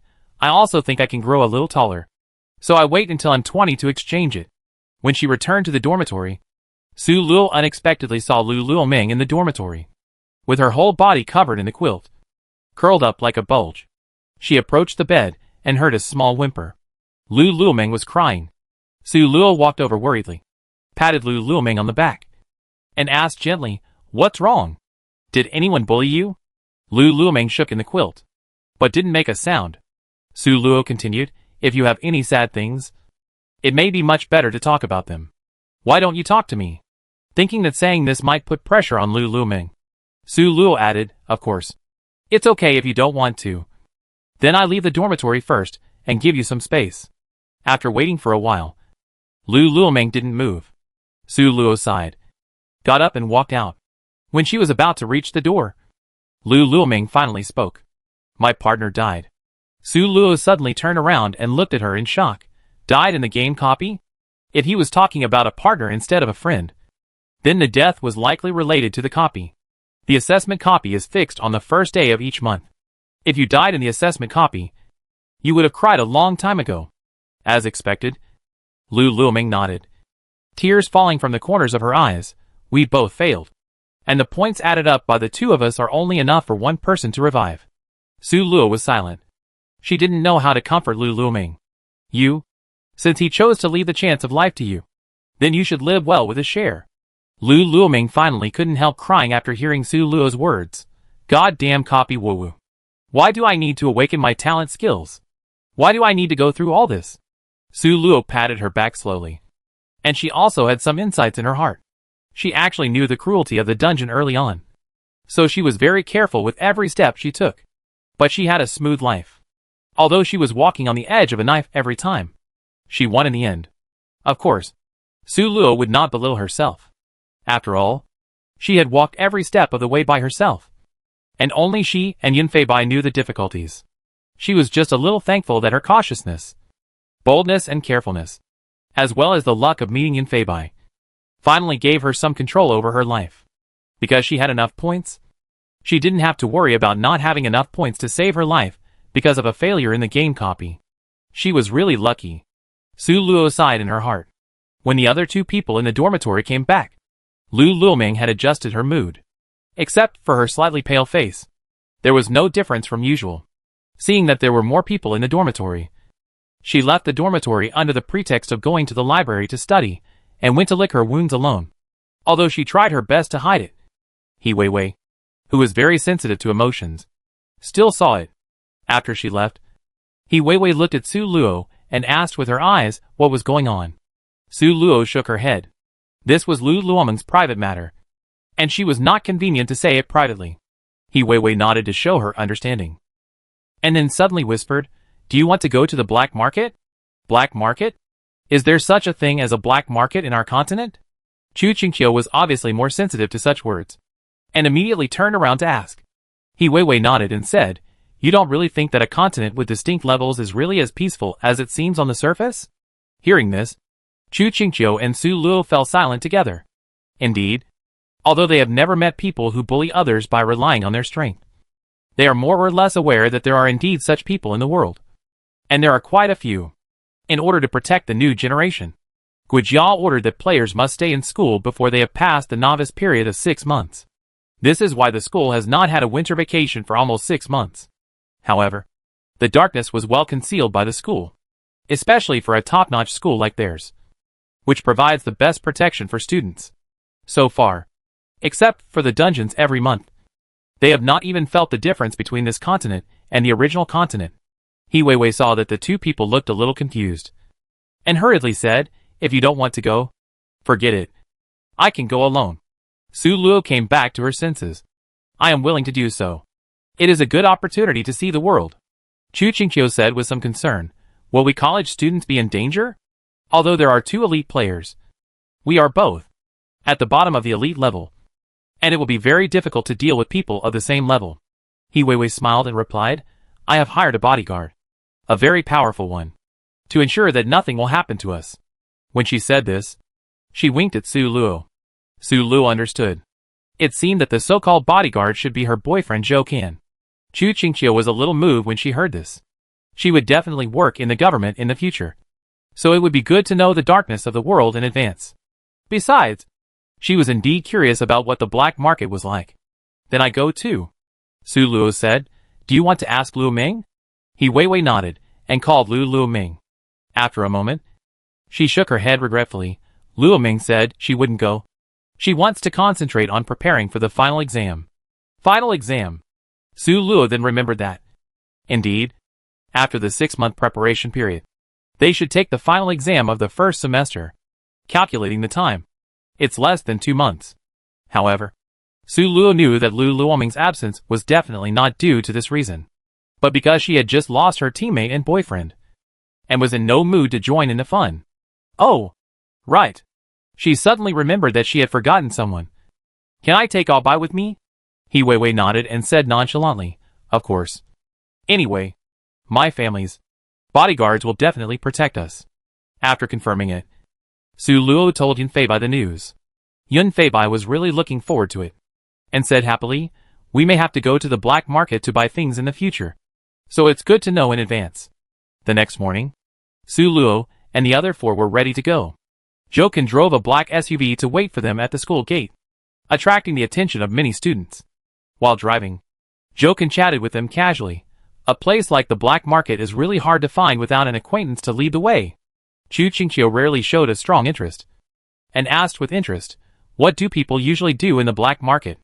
Jokin introduced, there are many, including black boxing, buying and selling props, underground auctions, and some unpresentable transactions. When Chu Qingqiu heard the last part, she fell silent. She shuddered at the thought of unpresentable transactions. Only those who are involved in it can know how dirty and filthy it is. After thinking about it, she still asked in confusion, why doesn't the government regulate it? Just let such a black market operate. Even ordinary people like He Weiwei can find ways to go to the black market, which shows how widespread the black market is. Chu Qingqiu couldn't understand why the government could tolerate such a group of people under its nose. Chapter 247. Jokin laughed helplessly, and then answered, control? The government wants to control. But can it? There is a huge gap in the strength of individuals in this world. So this kind of thing must exist. Su Luo comforted Chu Qingqiu on the side. Think positively. The black market can at least be regarded as something that is open to the government. It's better than the government not seeing it. Right? Jokin said yes. Now they are given a place to carry out unjust activities. At least our government is watching. And if there is anything beyond the bottom line, it can be stopped in time. Chu Qingqiu was still somewhat silent, but just nodded to indicate that he understood. Yun Feibai asked, can we also buy things inside? Jokin nodded yes. But there are a few places that need attention. Then he suddenly said to He Weiwei, Weiwei miss, come and repeat what I told you yesterday. Hearing this, Su Luo almost laughed out loud. This is to take over their hands and test He Weiwei. I hope Weiwei remembers it clearly. He Weiwei was suddenly called out, and was completely confused. I remember what you said at the time. Right. Don't show your wealth to others. Wear a special mask to hide your identity. Jokin tapped the steering wheel with his fingers and nodded. Continue. What else? He Weiwei said with a bitter face. I can't be too far away from you. I have to be in your sight at all times. Jokin nodded. Yes. These are the main things. For the rest, you just need to follow my instructions. If you want to buy anything, it's best to tell me in advance. Don't act alone. Su Luo and the other 2 nodded in unison. Understood. After driving for 2 hours, when everyone was drowsy, Jokin finally stopped the car and said, we're here. Su Luo opened her eyes, and saw an ordinary-looking bar. Jokin handed the mask in his hand to Su Luo and the others. Take us with you in the car before we go out. Su Luo put on the mask as he said, and took out a mirror to take a look. Wow! The person in the mirror was a completely different person. This effect is almost the same as the disguise potion. It is the first time for everyone to wear this kind of thing. You look at me, I look at you, and everyone seems very excited. Jokin chuckled on the side, with some nostalgia in his eyes. When he first wore this thing, he was also so surprised. It has been so long in the blink of an eye. He Weiwei keenly noticed Zhou Can's loss. She was considerate and quietly held Zhou Can's hand and smiled at him. Jokin also smiled and held his hand back. Both of them smiled sweetly. Yun Feibai was stretching his head to let Su Luo help him straighten the wrinkles on his clothes, and said with some pride, look, This mask I wear can't cover up my handsomeness. Su Luo patted his shoulder speechlessly. When did you become so narcissistic? You have no temperament. She said a little further away to see how she had straightened it. Yun Feibai pulled her into his arms and complained aggrievedly. You deliberately stayed away from me. I don't look good with this mask on. So you dislike me, don't you? Su Luo, seeing her boyfriend looking aggrieved. She could only coax him in a gentle voice. No. No. You are the most elegant. Even if your face is not good looking. You are the first in my heart. Chu Qingqiu felt something was wrong. She did not notice the actions of Yi Weiwei and the others. But she vaguely felt the ambiguous atmosphere between her and the bodyguard. Looking at the two people who were openly showing their affection next to her, she felt that she should not be in the car now. But under the car, after a while of being bored, the five of them got off the car together. This bar looked like a quiet bar. And it wasn't too lively inside. The bartender saw Su Luo and the other four coming over and asked casually, "What would you like to order?" Jokin said familiarly, "Golden Moonlight Gate." The waiter finally raised his head and said with a little respect, "Please follow me." As he said that, he led Su Luo and the others to the backstage. Not far away, a vending machine appeared. The vending machine was full of old-fashioned drinks, and only a bottle of mineral water seemed particularly special. The waiter turned around, and Jokin handed over a coin without him saying anything. He took the coin and put it into the vending machine, took out the mineral water, and handed it to Jokin. At the same time, the vending machine suddenly retracted, then rotated 90 degrees, leaving a small door. The waiter bowed. "Please." Jokin nodded, and took Su Luo and the others in. Behind a small door was a dark staircase leading to the underground, and the long corridor was not illuminated by any lights. Jokin opened the mineral water in his hand and sprinkled it on the surrounding walls. The next second, the entire wall lit up, emitting a bright green light. Jokin explained as he walked, "This water is specially made. It can make the fluorescent moss on the wall glow." As he said, he tightened the bottle cap. "We will need it when we come back." After leaving the corridor, there is a different world outside. A long ancient street. The most eye-catching thing is that there is a huge moon hanging above the ancient street, illuminating the entire street, which is very eye-catching. But the problem is that they are underground. Besides, it was still daytime when we arrived. So where did the moon come from? Yi Weiwei was the first to be shocked and asked, "What's the matter with this moon?" Jokin said, "This is a prop. I don't know the details. Anyway, it is one of the most precious treasures in the black market and is responsible for lighting the black market." Yi Weiwei said with emotion, "How much money does it cost to buy this thing?" Jokin shook his head, "I don't know. But we definitely can't afford it. Even if we can afford it, we don't have the life to enjoy it." Su Luo said, "That's not necessarily true. If I had the money to buy this treasure, I would be a super boss." The others nodded. This made sense. Jokin was not angry because Su Luo refuted him. Instead, he smiled and said, "What you said makes sense. People who have so much money must be much more powerful than us." He stopped at a stall and introduced, "This is the most basic component of the black market. Vendors. They usually sell props and other things. Occasionally you can find something good, similar to the antique street." The vendor smiled and said, "A group of newcomers?" Jokin nodded. "Let them see the world." The vendor smiled slyly. "Don't let them get cheated." Jokin said lightly, "Tell them." 31. I don't know what magic this sentence has. The vendor immediately stopped smiling. His face turned pale. His good professionalism made him laugh again. But this time he laughed flatteringly. "Then everyone will definitely not let you suffer a loss. Right? Please go inside. Xiao Ba has bought a lot of good stuff." Jokin nodded and walked in with Su Luo and the others.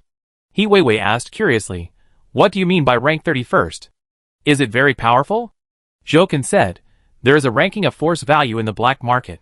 Rank 31 means 31st. Yi Weiwei said in surprise, "You are so powerful. But you are only rank 31st? Jokin nodded and said, "The great ones hide in the city, and the small ones hide in the wild. I am just in the middle of my level. There are so many masters here. So try not to provoke others, even if they are insignificant people in your eyes." Yun Feibai said, "How is this ranked?" Su Luo was also curious about this. Was he going to fight with the previous person?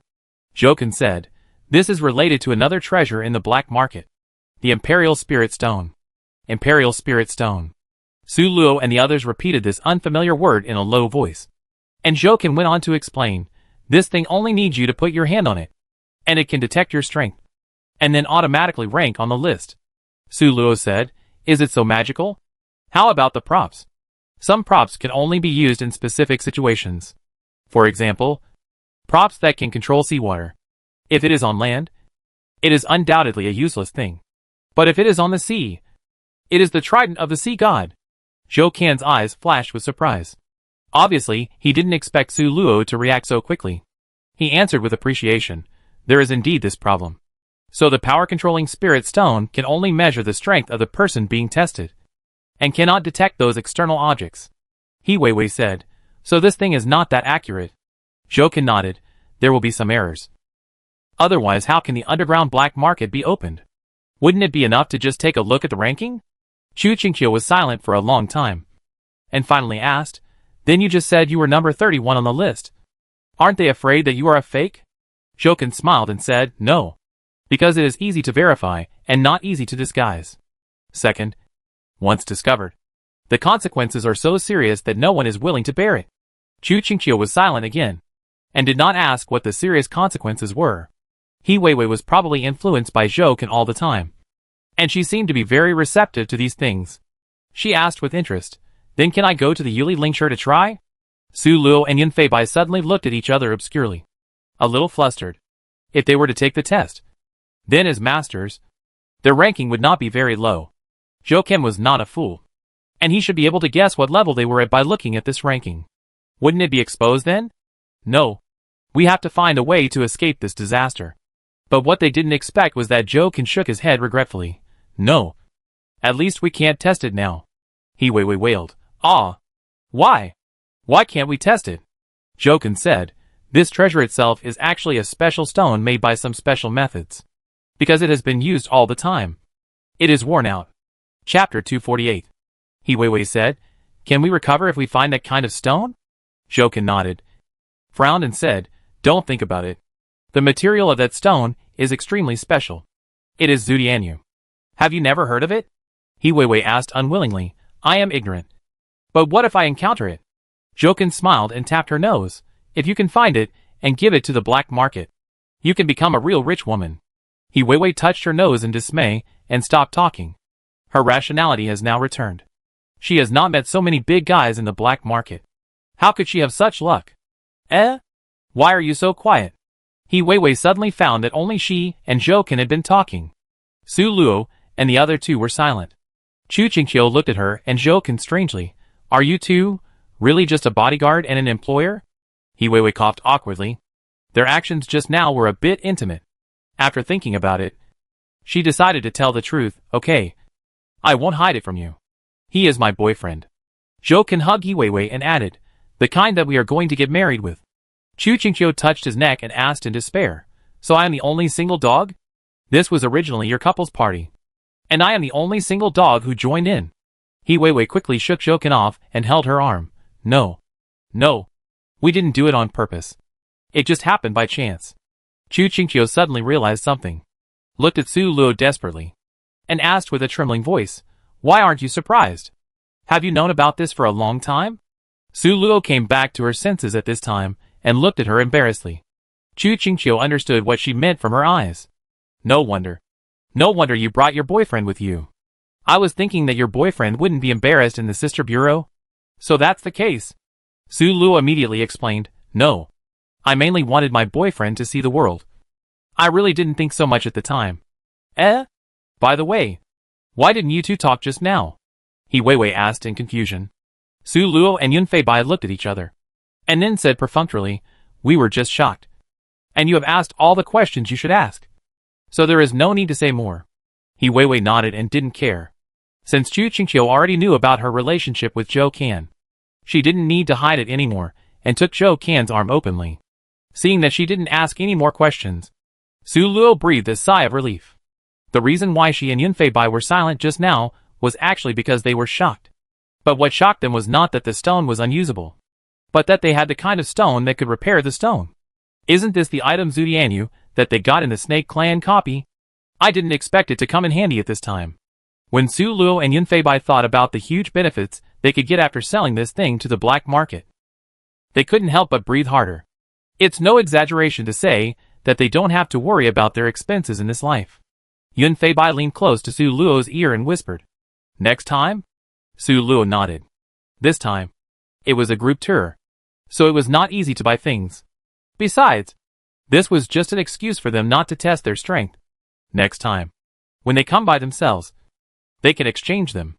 Zhou Qian walked for a while, then stopped in front of a vendor and said to Su Luo and the others, "The names of these black market vendors are based on their distance from the door.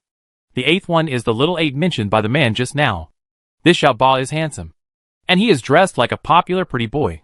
He has thick eyebrows and big eyes, and looks righteous. A real person." However, Su Luo and the others knew that this man must be disguised.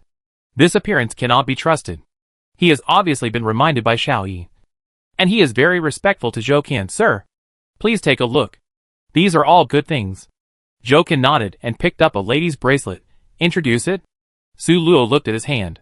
The bracelet was quite beautiful, with a ruby inlaid on the silver chain. The design is quite clever. Not the kind of style that is common on the street. Xiao Ba said flatteringly, "You have a good eye. You picked the most valuable thing here at once." This flattering expression seemed very inconsistent with his upright face. Zhou Qian was too lazy to listen to his official tone. "Speaking of the point, there is no need to sell it here. If it is really good, we naturally have no shortage of money." Xiao Ba smiled awkwardly. "Okay. I will introduce it to you right away. This is a storage bracelet, and the red gem inlaid on it is a rare storage crystal. You can store supplies in the dungeon, and this thing will not be blocked. You can use it as long as you bring it with you." He Weiwei widened her eyes. "This is too good. With it, many dungeon tasks can be easily completed." Su Luo was also very surprised, but suddenly saw the gleam in Xiao Ba's eyes. Turning around to look at Zhou Qian, the big guy was playing with the lady's bracelet in his hand, but he didn't say a word, and I don't know what he was thinking. She calmed down, thought for a few seconds and asked, "Then how do I bring this thing into the dungeon?" Xiao Ba's face suddenly turned ugly. "Ah, this?" Zhou Qian looked at Su Luo with appreciation, and then put the ring heavily on the table. "You dare to do this when I bring people with you? Do you want to get out of the black market?" Xiao Ba was frightened and trembled. His face turned pale, and he stammered, "No, no, no. Sir, don't be angry. I'm just used to it. Next, I will definitely be honest and don't do anything weird." After hearing what Su Luo said, He Weiwei and the others also understood. Indeed, it is not allowed to bring foreign objects into the dungeon. So how can this ring be brought in? If you can't bring it in, then it's useless to say anything. He Weiwei looked at Xiao Ba unhappily, and then asked Zhou Qian, "You can only bring it in if you have a system space, right?" Zhou Qian nodded and looked at Su Luo and the others. "You are all elite players. You should all have a system space, right? Is anyone interested in this thing?" Su Luo nodded and raised her hand and said, "I want it." Chu Qingqiu did not move, obviously not wanting to participate in the purchase of this thing. But Su Luo noticed that she gently shook her wrist, and there was a faint jade bracelet on it. Su Luo thought to herself, if nothing unexpected happened, this thing should also be a storage thing. He Weiwei also shook her head and looked at Zhou Qian intimately. "I don't need this." Su Luo nodded in understanding. It seems that Zhou Qian gave her a similar prop. No one on the scene had any objections. Su Luo asked, "How much is this thing?" Xiao Ba answered honestly, 50 rupees. Su Luo was stunned for a moment. "What is rupee?" Xiao Ba explained, "It is the common currency of the black market, which can be exchanged with points. But once the exchange is successful, it cannot be returned or exchanged." Su Luo was stunned for a moment. Didn't they say that except for partners, currency transactions cannot be carried out? Xiao Ba said proudly, "That is only for ordinary people. We can do it in the black market." Chu Qingqiu suddenly interrupted, "In this case, those parents who are players can give points to their children through the same way, right?" Xiao Ba shook his head and said, "No, as far as I know. This technology is only available in the black market, and the black market cannot exchange rubles for points. Just talking about this technology in the black market, it is not a simple point transaction." Chu Qingqiu asked, How do you mean? Xiaoba said. We are equivalent to exchanging rubles with points in the system. And then trading. Ro coins themselves are not precious materials. But after the unique processing of the system, 1 point is 1. Several people nodded suddenly. So that's the case. Then they really can't give points to others. They immediately felt relieved. After all, no one wants to see cheating in such a life and death situation. Su Luo said, Where can I exchange for rubles? Xiaoba pointed to a small object shaped like an ancient tower on the roadside. That can be exchanged. Su Luo nodded and walked over. Zhou Can instructed from the side, Put your index finger on it, and then enter your system space to see the corresponding interface. Just enter the amount you want to exchange and confirm it. Su Luo nodded and did as he was told. Zhou Can added, If you have enough points, I suggest you exchange 100 at a time. You will also receive a small bag and a ticket to the black market. Su Luo chose to exchange 100 coins. After the small black tower shook, the window on the top floor suddenly opened, and a small sack the size of Su Luo's 2 fists was sent out. There was a small coin under the sack, which looked exactly the same as the one Zhou Can gave to the waiter at the bar. So this is the entrance ticket to the black market. Su Luo looked at it curiously. Zhou Can said, If you want to enter the black market, you must first have an acquaintance to lead the way. Then you have to exchange 100 rubles in the black market to get an entrance ticket and enter and exit freely. As he said this, he opened the mineral water bottle in his hand, took off the bottle cap and turned it. And there was an entrance ticket inside. Looking at the surprised eyes of Su Luo and others, he smiled. This is recycling. A person can only get 1 black market entrance ticket in his life. If you lose it, you can only rely on others to come in the future. Su Luo heard this and immediately put the ticket into the system space. Then she opened the bag, took out 50 coins, and put them on Xiaoba's stall. Xiaoba picked them up and weighed them, then put them into the big sack next to him with satisfaction. Thank you for your patronage. Looking at Xiaoba's actions, He Weiwei suddenly asked, What if the amount of money spent is huge? You can't count them one by one. Right? Zhou Can said, If it is a large amount, then when exchanging, the option of whether to exchange large amounts of rubles will pop up. Chapter 249. He Weiwei asked again, How much is considered a large amount? Zhou Can touched her head with a smile. 500 and above. But you probably won't be able to exchange large amounts of rupees forever. He Weiwei slapped his hand away in dissatisfaction. But she couldn't refute it because it was indeed the truth. In the end, she could only stare at him in silence. Zhou Can half coaxed and half hugged her. Don't be angry. Don't be angry. If you want to see it, I can exchange it for you at any time.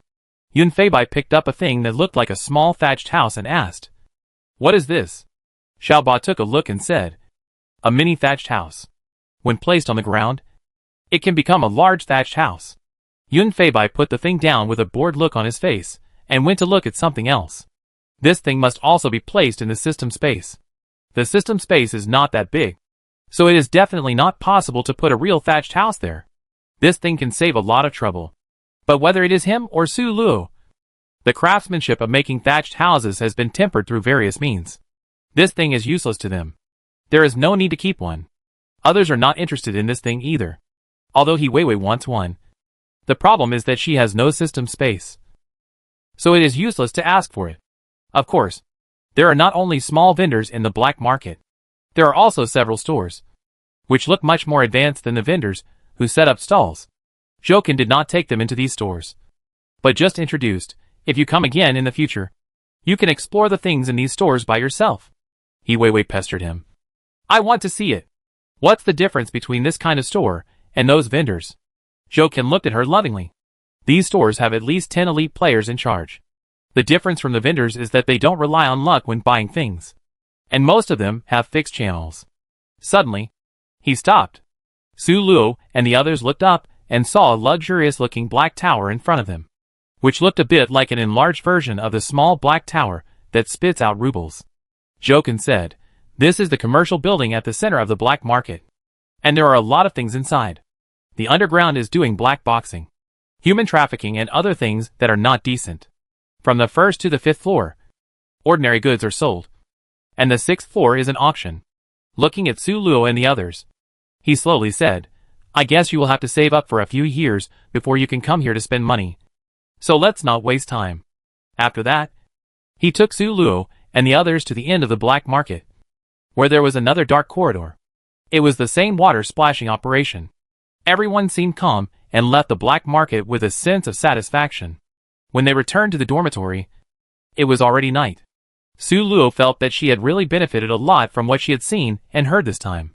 She carefully looked at the ruble in her hand, and then held it tightly. This was her passcode to become a rich woman. The next day, even though she felt a little lazy, Su Luo and Yunfei Bai still came to the old place as promised and clicked to enter the dungeon. After a dizzy spell, she found herself on a train, which was moving slowly. Su Luo looked around and quickly understood the structure of her compartment. There were 16 seats in this compartment, 8 on each side, with a narrow passage in the middle. The front and back of the compartment were closed, and the situation in other compartments could not be seen. There was an unpleasant smell in the compartment, which was produced by a mixture of various things, like a biological weapon, which made Su Luo frown. However, she did not cover her nose rashly, in case it aroused hostility from others. That would be bad. 16 people, including her, sat neatly in their seats, most of them resting with their eyes closed. Their clothes looked a little worn out, and their brows were full of fatigue, as if they had not rested for a long time. Su Luo frowned, and it took a while for her to think of an adjective. Refugees? Yes, these people were like refugees, ragged and homeless. Looking at them, Su Luo also understood where the unpleasant smell in the carriage came from. Looking at how dirty these people are, they probably haven't showered for 10 days or half a month. How can they not smell bad? Su Luo quickly glanced at herself, and then breathed a sigh of relief. Fortunately, although her clothes were a little torn, they were still clean. Turning her head to look outside the car, she was stunned again. The outside of the car was yellow in color, and all she could see was yellow sand, without any green, and it looked lifeless. From the yellow sand flying all over the sky, it can be seen that the wind outside should be quite strong. But the car was extremely hot and stuffy, making people irritable. It was a desert. Su Luo could understand. At the same time, Su Luo also roughly understood why she couldn't open the window. After all, there was so much wind and sand outside. Wouldn't it flood the car if she opened the window? Feeling heavy on her hand, Su Luo looked down and found that she was wearing a black watch. She raised her arm and took a look. There was only a number 100 on the watch. Seeing that most people were minding their own business, no one paid attention to her. Su Luo slowly closed her eyes and entered the system space to check the copy this time. Survival train. Copy background. This is a multifaceted planet, and each phase has different dangers. Only on the survival train is it absolutely safe. Once you leave the train, the harsh environment will make it impossible for you to survive. There are 6 trains in this world, and each train has 6 carriages. The higher the level of the train, the higher the level of the carriage, the better the treatment. The 6 trains are on the 6 faces of the planet, and there is a chance to intersect every 3 months. Dungeon rules. The rules of the survival train are the rules of this world. Don't be abandoned by the train. Dungeon mission. Enter the first train. Hiss. After reading the dungeon mission, Su Luo took a breath. This dungeon world is very interesting, but I don't know which car or train I'm in now.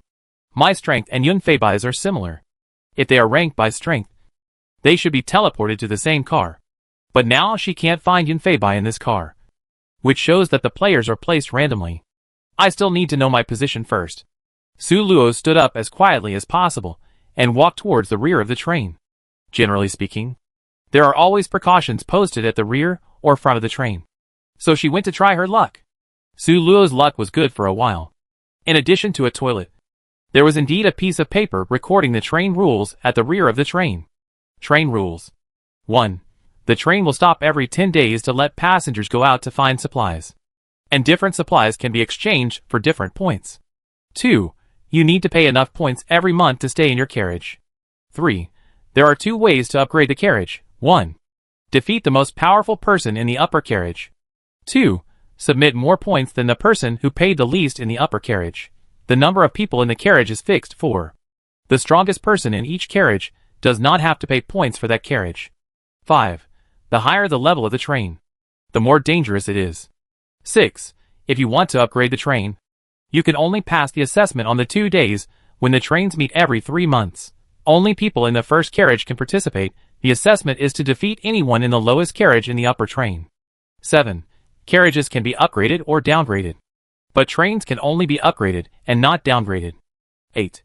Fighting is not allowed on the train, and violators will be expelled. After reading the rules, Su Luo went to the front of the train without stopping. After searching around, she found that there was a small serial number mark on the top of the front of the train. 6D.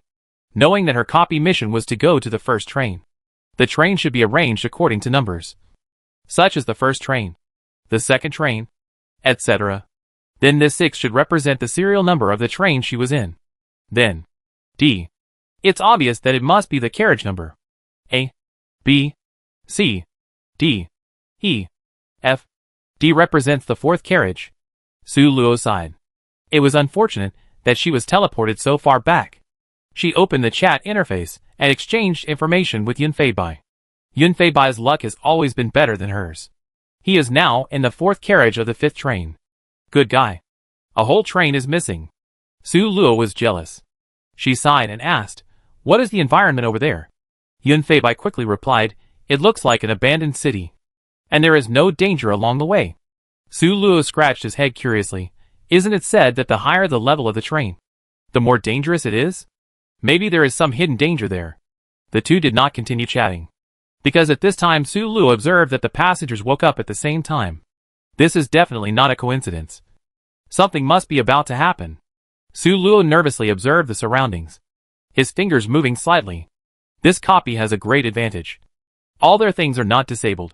This way her force value is greatly enhanced. However, Su Luo soon found that she was worrying too much. The reason why the passengers suddenly woke up was that the meal was about to be served. The way of serving meals on this train is very magical. Su Luo can be said to have learned something new. A hole suddenly appeared above her head, and then a mechanical arm holding a lunch box stopped in the air. Su Luo immediately reached out to catch it, and the mechanical arm slowly retracted. What is the lunch here? Su Luo looked down happily, and then her smile froze on her face. She was not self-aware. How could there be good food in such a bad carriage? In the lunch box in her hand, there was a steamed bun that looked small and dry. Next to the steamed bun was a piece of meat of unknown material. Judging from the color, the meat should not have been processed in any way. It was purely roasted. As we all know, roasted meat without cumin is soulless. Su Luo no longer had any hope for it. In addition to this, there was also a small bottle of water. It was a very small bottle, only the size of a person's fist. Su Luo had no doubt that, given the stinginess of this carriage, this should be a person's daily amount. The entire lunch box only had these. No vegetables. No fruits. Su Luo's expression was a little bad. What kind of broken thing was this? Eating this for a few days will cause constipation. Chapter 250. But the others were obviously used to it, and started eating immediately. Su Luo sighed and started eating, hoping to end this torture quickly. After a few seconds, she started to retch. Ugh! There is sand in this meat. She resisted the pain of vomiting and forced herself to swallow it. Her abnormal behavior attracted the attention of some people. They looked at Su Luo with sympathy, but soon they looked away. It is common to be choked by sand, but after being choked, you have to drink water, and are forced to waste precious water resources. You know, the daily water supply is only the size of a fist, and it is distributed at noon every day. If it is used up in advance, then you can only be thirsty for the whole day. After swallowing the meat, Su Luo did not pick up the water bottle, but closed her eyes and swallowed saliva with difficulty. She knew very well that water was precious in the desert, and she couldn't waste it at this time. After eating this painful lunch, Su Luo took a long time to relax. And then she had the energy to continue thinking about the hidden details in this copy. First of all, the 100 points. Yes, she had guessed that the number displayed on the black watch should be the points she had. The system could not have randomly assigned her an initial score, so this score must have a meaning. As for what the meaning was, Su Luo now had an idea. This score should be the points that her car needed to deliver every month. But as to whether it was, she had no intention of communicating with others at the moment. Looking at the numb look of the people in the car, it was estimated that even if she asked, there would be no result. But there is a problem at present. She does not know the current timeline. Su Luo just hopes that it is not the beginning of the month or something like that. Otherwise she will have to stay in this carriage for a whole month. And she thinks she may collapse. The train is moving slowly in the desert. And Su Luo is bored looking at the unchanging scene outside the car. She knows that if she stays here for a long time, even if she is not tortured to death by various diseases, she will suffer from mental problems. At night, the carriage suddenly becomes cold. The temperature difference between day and night in the desert is very large. The temperature during the day is often enough to cook eggs. But at night, water can freeze. Su Luo hugged herself and shivered. For the first time, she wished that she was not a light priest, but a fire mage. In this way, she would not be so cold now. However, she found that she did have some misunderstandings. They were not really ragged, but just did not wear cotton coats during the day. Su Luo also saw her own cotton coat under her seat. Although the cotton coat was a little worn, it also had an unpleasant smell. But it is good for keeping warm. Su Luo said she was very satisfied. Early the next morning, the piercing alarm sounded in the train, and everyone woke up quickly. Breakfast arrived as scheduled. But Su Luo was a little surprised that this breakfast was very luxurious.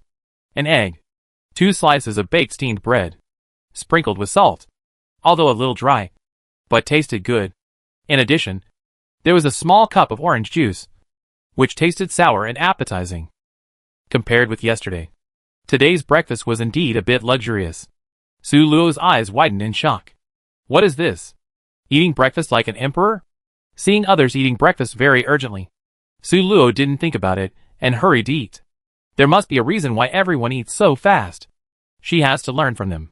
Sure enough, when Su Luo just finished the last sip of juice, the mechanical arm handed Su Luo a veil and a backpack, and then took it away. Su Luo followed the others, quickly covered her head tightly with the veil, and put on the backpack. She had guessed about the next trip. Sure enough, a mechanical reminder sounded, ding. The last material collection of this month will begin soon. Passengers are requested to leave quickly and orderly. The train will start at 10 o'clock tonight. Passengers who have not boarded by then, please deal with it yourself. After that, the red light in the carriage suddenly flashed. 3, 2, 1. The door opens. As the door was opened, a huge sandstorm rushed towards her. Su Luo couldn't help but sigh that it was a good thing that she wore a veil. Otherwise she would have a mouth full of sand now. Then, everyone left the train in the strong wind. Su Luo finally saw the people in other trains. The people in the first few trains looked no different from them, except that their faces were more ruddy. Only the people in the first train looked decent, and their clothes were not so shabby. No one greeted each other, and they walked forward as soon as they got off the train. Su Luo walked to the first train and took a look inside. Then, she unexpectedly found that there were a few people sleeping inside. Su Luo did not hide her footsteps, and her clothes rustled in the wind. A man in the carriage, who had closed his eyes, suddenly opened his eyes and looked at Su Luo. Su Luo nodded at him and prepared to leave. The man suddenly called Su Luo, "Are you new here?" Su Luo hesitated for a moment, then nodded again. The man smiled and said, "No wonder. Do you know why I don't go out?" Su Luo was also curious about this, so she asked openly, "Why?" The man probably hadn't seen such a cheerful person in the lower class carriage for a long time, and laughed even more happily, "Because I have enough points. I don't need to go out." Su Luo was not in a hurry.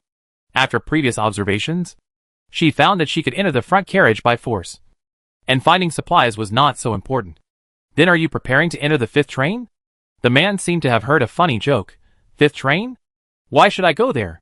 Su Luo said seriously, "Because the living conditions there are better." The man was silent for a moment, then shook his head and said, "When you come to carriage A, you may not think so. The treatment in carriage A of the 6th train is actually better than that in carriage F of the 5th train."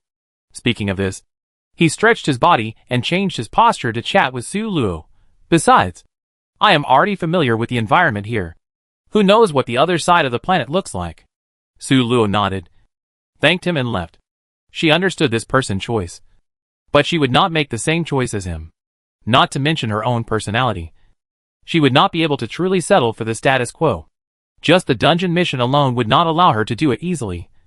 She still had to climb up. As a senior tasker, well, Su Luo was indeed not a senior, but she did do a lot of homework, and even knew more than many senior taskers. How could she not know about desert survival? Su Luo is not bragging. She is definitely a theoretical giant when it comes to surviving in the desert. Although this time she is putting theory into practice. Su Luo believes that she can do it. The first thing is to identify the location. Su Luo must remember the location of the train. Otherwise, if she really leaves the team, it will be terrible. Who knows when this train will be able to come back? In the desert, the sun is always the brightest indicator. Su Luo remembered the approximate location of the train based on the position of the sun. The train itself is not small, and it is easy to see once you are near it. After making basic preparations, Su Luo embarked on a journey to find supplies. Although the rules of this train were given, when it came to the actual operation, Su Luo found that it was really just a rough outline. For example, although she knew that collecting supplies could earn points, she did not know what kind of supplies could earn points. Nor did she know which kind of supplies earned more points. She could only take it one step at a time. And Su Luo sighed helplessly. This is a sago forest? Su Luo looked at the small forest in front of her in surprise. And she was delighted. At the same time, she also understood what the glass of juice she drank in the morning was. Under the scorching sun, Su Luo hurried over there. Oh my!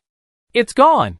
When they arrived at the destination, the sago forest, which was originally full of vitality, suddenly disappeared without leaving any trace. Su Luo sighed. Knowing that this was a mirage, she didn't hesitate too much and continued to move forward. After a while, she saw a few cacti placed there, growing against the wind. Su Luo hurried over to investigate. You know, some cacti are highly poisonous, and touching them can kill you. But some are even edible, and are treasures in the desert. After carefully identifying them, Su Luo happily confirmed that this is a treasure. Although this copy does not limit Su Luo's strength, it does limit the system space. This also makes it impossible for Su Luo to cheat. Su Luo took out the water bottle from her backpack. And then she took out her sword of light, carefully cut a hole in the cactus, and used the water bottle to catch it below. After a while, a thin mucus oozed out of the cactus, and slowly flowed into the water bottle. After the bottle was full, Su Luo changed to another bottle to continue collecting water. When this bottle was also full, she stopped. But this is not the end. Su Luo carefully cut the cactus in half with the sword of light, then dug out the flesh inside, and packed it in the lunch box in her backpack. This is why she said that this cactus is a treasure. Isn't it? Plants that can provide both water and food in the desert are treasures that everyone is looking forward to. This must be worth a lot of points. Su Luo guessed in her heart.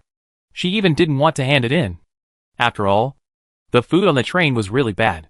It was rare to get well this morning. Probably because they had to go out to collect supplies and feed them. If I keep these, it will at least improve the food. Anyway, I can go to the advanced carriage based on my strength. So there is no need to have so many points. Wait, that's not right? Su Luo thought about it from another perspective. She has always been good at this. Although there is indeed a shortage of supplies in the desert, there are actually many good things that can be used. Chapter 251. Although their carriage was relatively poor, they could definitely get some useful things if they were lucky. But looking at the entire carriage, including the A carriage we just saw, no one left anything behind. There must be a reason for this. It can't be that everyone is stupid and no one brought any private goods. Right? After figuring this out, Su Luo put her mind to it and continued to move forward. By noon, she had only harvested a few pieces of wood. Nothing else. It seemed that all the good luck was used up when I met the cactus. The cacti that followed were useless, either poisonous if eaten or touched. At noon, when the sun was the hottest, Su Luo was already sweating profusely. She felt dizzy, and when she walked, her feet seemed to be stepping on cotton. Although she felt a little uncomfortable, Su Luo was still rational, and she judged that she was about to have heat stroke. She was not worried about this. After all, she was a pastor. After using the first skill, Su Luo immediately felt refreshed. This skill of hers is really effective in dealing with minor illnesses and disasters. This is also a business opportunity. Su Luo's eyes lit up, and she suddenly got a new way to earn points. I just don't know if the points can be exchanged. If not, it should be possible to exchange them with materials. Rustle. Hearing a slight noise, Su Luo's eyes condensed, and he jumped, and then quickly used the first skill in the direction of the sound. Looking at the corpse on the ground, Su Luo smiled. It turned out to be a snake. It was just in time. She was already very hungry at noon. So lunch came uninvited. Su Luo looked at her sword of light with a heartache. Although there would be no blood stains on it, she still felt that it was a bit tainted to use it to cut snake meat. Thinking of this, Su Luo mercilessly cut a small hole in the snake's abdomen, then drained the blood, dug out the internal organs, and cut off the snake's head. Then Su Luo dug a small hole in the sand and touched it with her hand. It was indeed incredibly hot. But this was exactly what she wanted. Su Luo buried the snake meat and the snake skin together. After waiting for 5 minutes, she dug the snake out. The snake meat sizzled and looked cooked to the extreme. The snake's skin was peeled off bit by bit, revealing the snow-white snake meat inside. Su Luo took a bite and nodded with a satisfied look. Except that it was not salty. It was still a delicacy. After eating this snake meat feast, Su Luo wiped her mouth with satisfaction and continued on the road. No. It should be said that it was the return trip. It was already noon, and it was time to go back. She had left the train at 7 a.m., and it had been 5 hours since then. If the return trip also took 5 hours, then if she walked back now, she would arrive at the train at 5 p.m. But let's not talk about whether there were other supplies waiting to be discovered on the road. Just talking about the accidents that might happen on the return trip. Su Luo had to be on guard.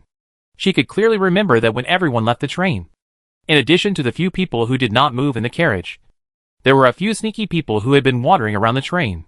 When Su Luo was chatting with the man in carriage A, she was actually watching these people out of the corner of her eye. They didn't go far, which made Su Luo think more. As a former member of an orphanage, although her orphanage was very conscientious, there were also some unscrupulous orphanages.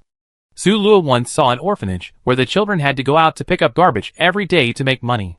They handed the garbage they picked up to the orphanage in exchange for a day's meal and daily necessities. And some children, relying on their strong bodies, blocked the door of the orphanage. When the children return with their loads, they will snatch a portion of it and hand it over as their own. Su Luo had to suspect that those who stayed near the train had such an intention. Of course, she was fearless. After all, her strength was there. She was confident enough that no one on this train could beat her.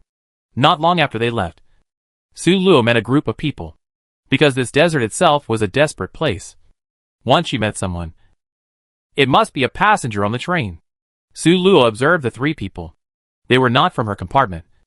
And judging from their clothes, they were not from compartment A.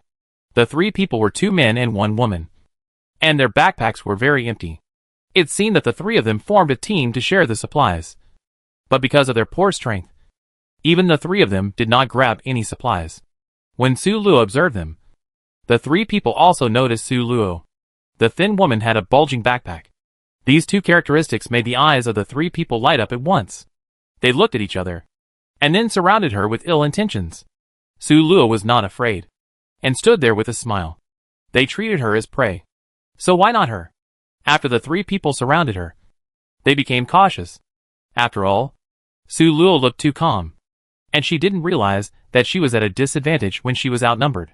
After a while of confrontation, a man with a scar on his face pretended to be kind and persuaded Su Luo, "Little girl, it's so dangerous for you to carry so many things by yourself." Su Luo sneered. This was a familiar phrase to her. Wasn't it what all the bad guys in the world said when they robbed someone else's things? Her smile made the 3 men even more fearful. They took out their homemade wooden sticks, the top of which was sharpened to look like a point, which was still qualified as a weapon. Looking at their cautious look, Su Luo suddenly asked, "You 3 are besieging me. Aren't you afraid of the punishment on the train?" When Scarface saw Su Luo asking this, he was much less panicked. In his opinion, Su Luo's question was to seek help from the train, and her previous calmness could be explained by naivety. He put away his fighting posture and put on that disgusting image of a good guy. Only in the train will you be under the jurisdiction of the train. Outside the train, it doesn't matter if we kill you. I advise you. Before he finished speaking, he fell to the ground with his eyes wide open. Su Luo blew on her fingers. Since the train didn't care, she was naturally unscrupulous. Her current skill can kill an ordinary person instantly. The other 2 were dumbfounded and stood there without daring to move. They were not fools. Su Luo could kill the scarred man so easily. So even if they escaped, they would still be killed. The girl was flexible and immediately knelt down and kowtowed to Su Luo. I was wrong. I was wrong. Please forgive me. Sir, I didn't recognize the great man. As long as you don't kill me, I am willing to work like a cow and a horse for you to repay your kindness. The man immediately knelt down and begged frantically, hoping that Su Luo would spare his life.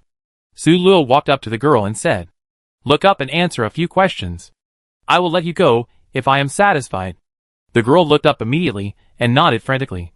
"You tell me what you want to say. I will tell you everything I know, and I guarantee that you will be satisfied." Su Luo asked, "How many points are needed to stay in each carriage?" The girl looked at Su Luo in surprise, obviously not expecting that Su Luo didn't even know about this attempt. The next second, she lowered her head tactfully to hide her surprise and answered respectfully, "Car F only needs 50 points. Car E needs 100 points. And Car D needs 200 points. And so on. Each car has twice as many points as the previous one." Su Luo nodded and asked again, "What can the points do?" The girl thought to herself, "It seems that this person is new on the bus. New passengers often have illusions about this cruel world. Maybe she can take advantage of it." Although she was calculating in her mind, she still answered meticulously on the surface. In addition to choosing a carriage, points can also be exchanged for next month's daily necessities at the end of the month. Su Luo asked puzzledly, "Why not save them?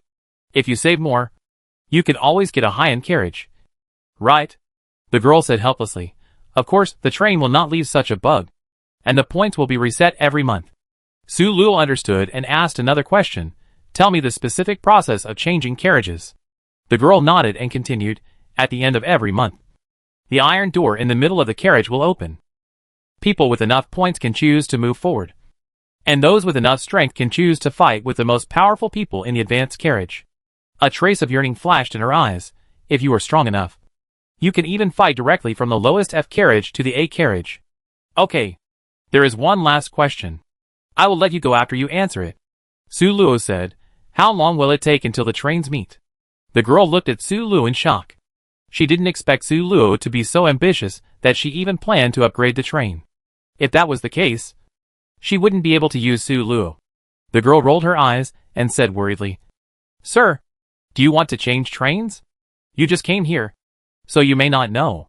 After the 5th train, the danger outside the train will increase exponentially, and the passengers in the train will be very powerful," she said half exaggeratedly and half sincerely. "Even if you can be invincible on this train, you may not survive for more than a few days in that environment." Su Luo could see her intention. She had seen countless people. How could she not see the trick in this person's eyes? But it was harmless. Anyway, the information she wanted was already out. Su Luo waved her hand. "This is my own business. You don't have to worry about it. After answering the questions, take your teammate and leave quickly. If I see you again later, I will kill people and rob goods." The girl struggled for a while, and finally told Su Luo wisely, "The train will meet at the end of next month. Then we will leave first, and you can slowly look for supplies." Chapter 252. After that, the boy ran away with her. Su Luo ignored them and opened the scarred man backpack to see what they had found. But she was disappointed when she saw it. There were only a few pieces of wood inside. It was the kind of dried wood that could only be used for burning. Su Luo looked at it with disdain for a few times, and finally took the backpack and set off. When she saw the shadow of the train in the distance, Su Luo was already carrying 5 backpacks. This is because she combined several backpacks with less stuff. Otherwise there would be more. When she arrived in front of the train, Su Luo observed that there were several people staring at her in the dark.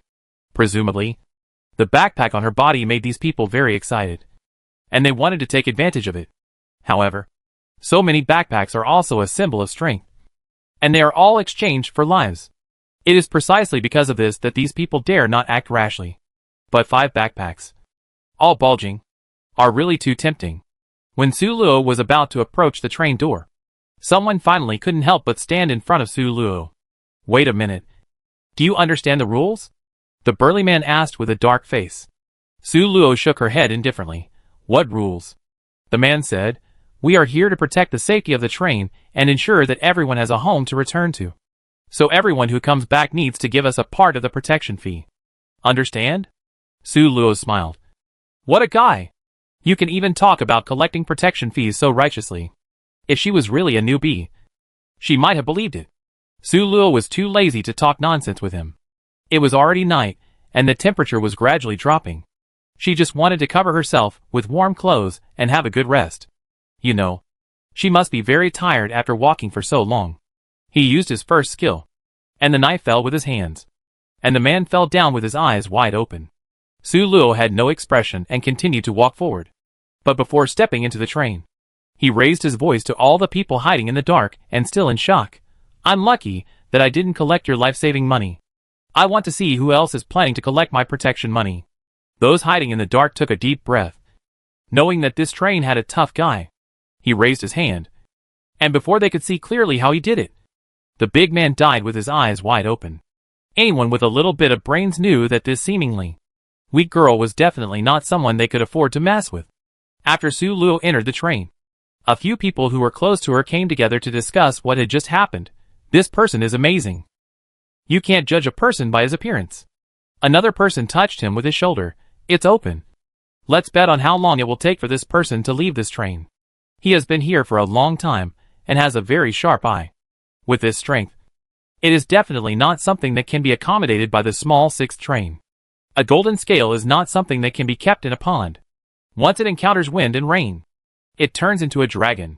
The person next to him smiled and said, I guess she still needs to think about whether to leave. I bet on it next time. Another person held the opposite view. I don't think so. This person is so strong. There is nothing to think about. I think she will leave this time. For a while, everyone started an inexplicably heated discussion on the topic of when Su Luo would leave. After Su Luo entered the train, she received the exchange information. The thing she brought in this time can be exchanged for a total of 800 points. This number is not small. Su Luo is still very satisfied. At 11 o'clock, everyone came back as scheduled. For Su Luo, who came back early, they all had some clues. Those who can come back so early are either fools or big shots. If she were a fool, she would have been eaten up by the people waiting outside the car. But she could still sit here peacefully, without a trace of anger between her eyebrows and eyes, which showed that she was not bullied. Everyone looked at Su Luo differently. She was definitely one of the best in terms of strength, as she could not let those people take advantage of her. But this had nothing to do with them. After a brief shock, everyone sat back in their seats numbly. This was the last time they went out to collect supplies this month. So it was soon time to change carriages at the end of the month. Boom boom. The welded train door slowly opened. Now is the time for a challenge. Su Luo walked to the D carriage and fought with the strongest man in this carriage, in order to prevent herself from killing him in one go.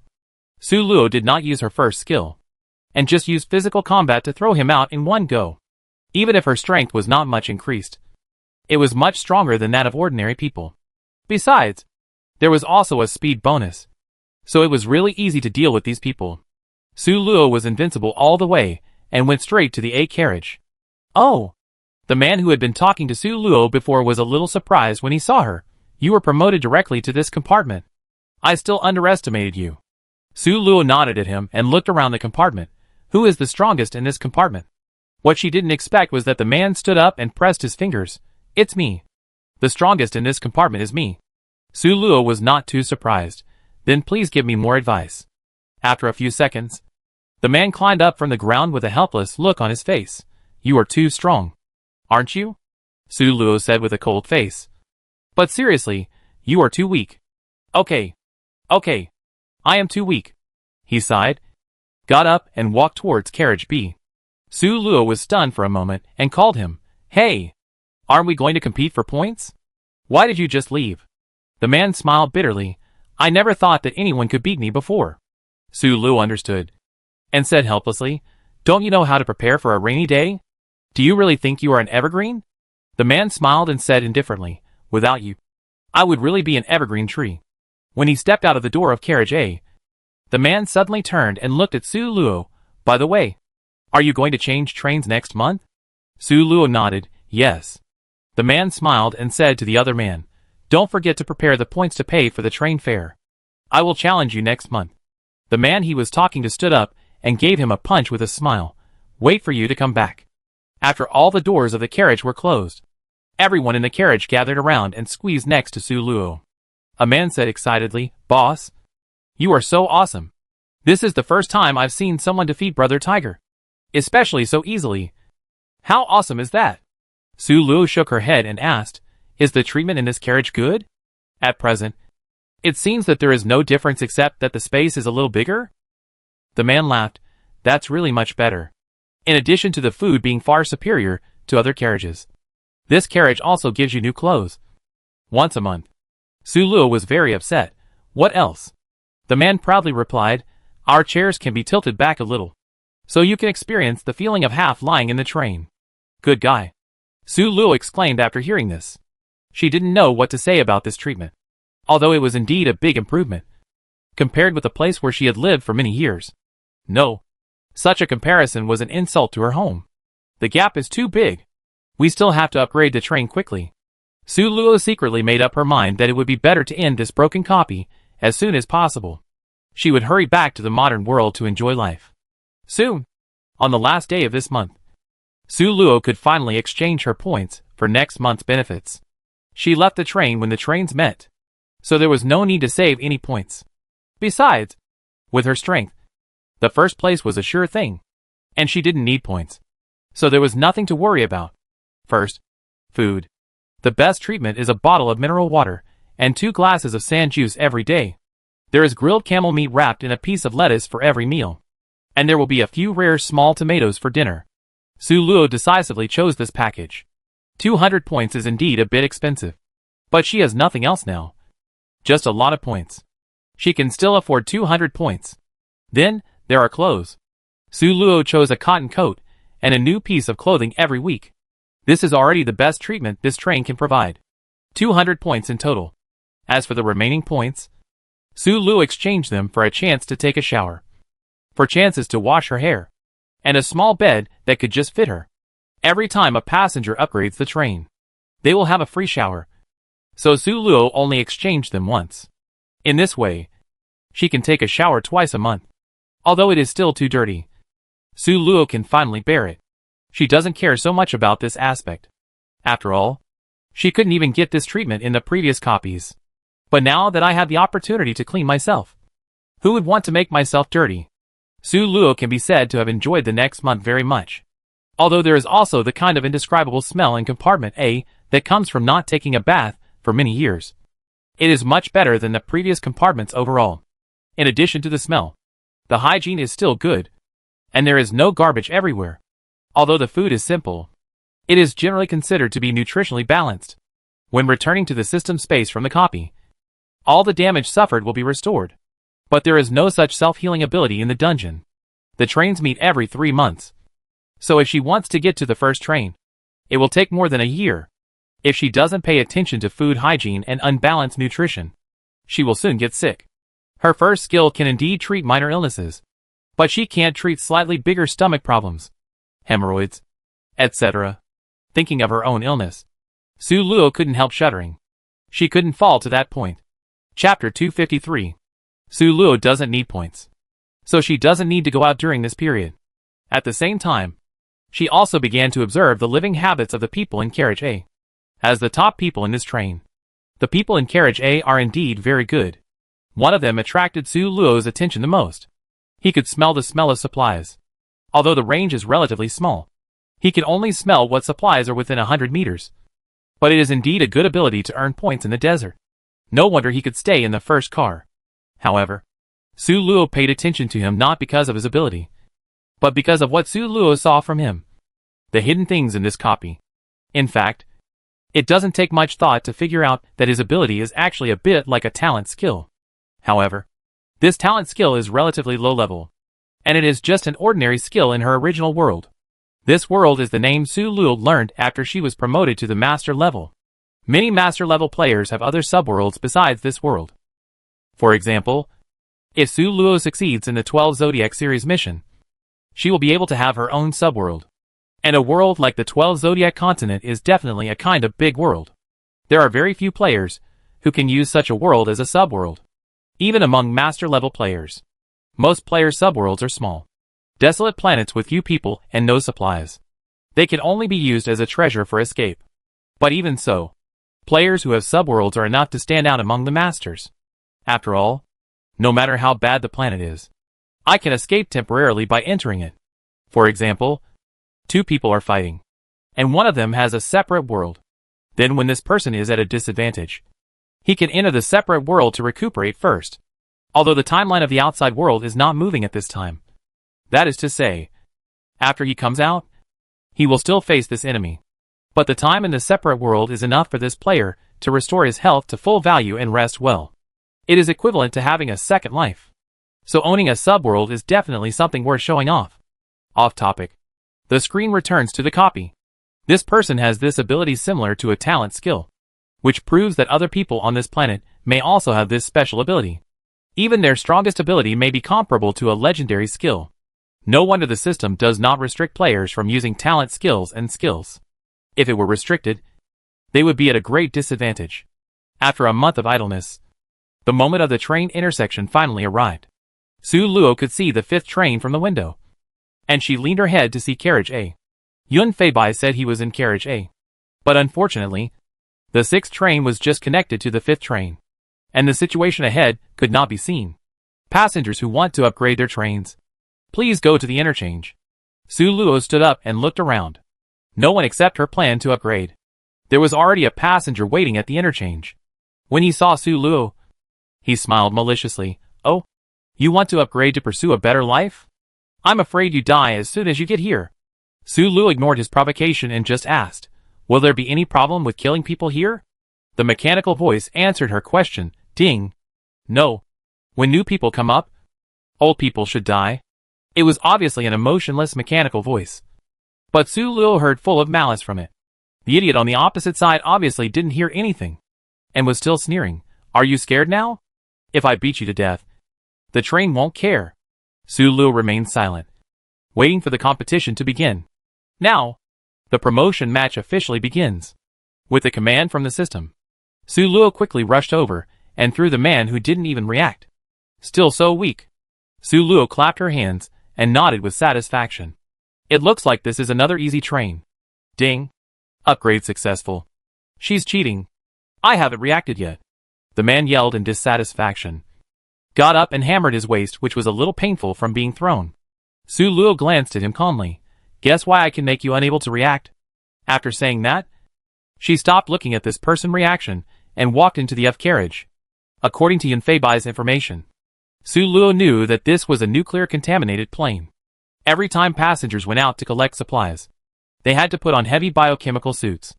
This was also the difficult point of this plane. The protective suits were really uncomfortable to wear.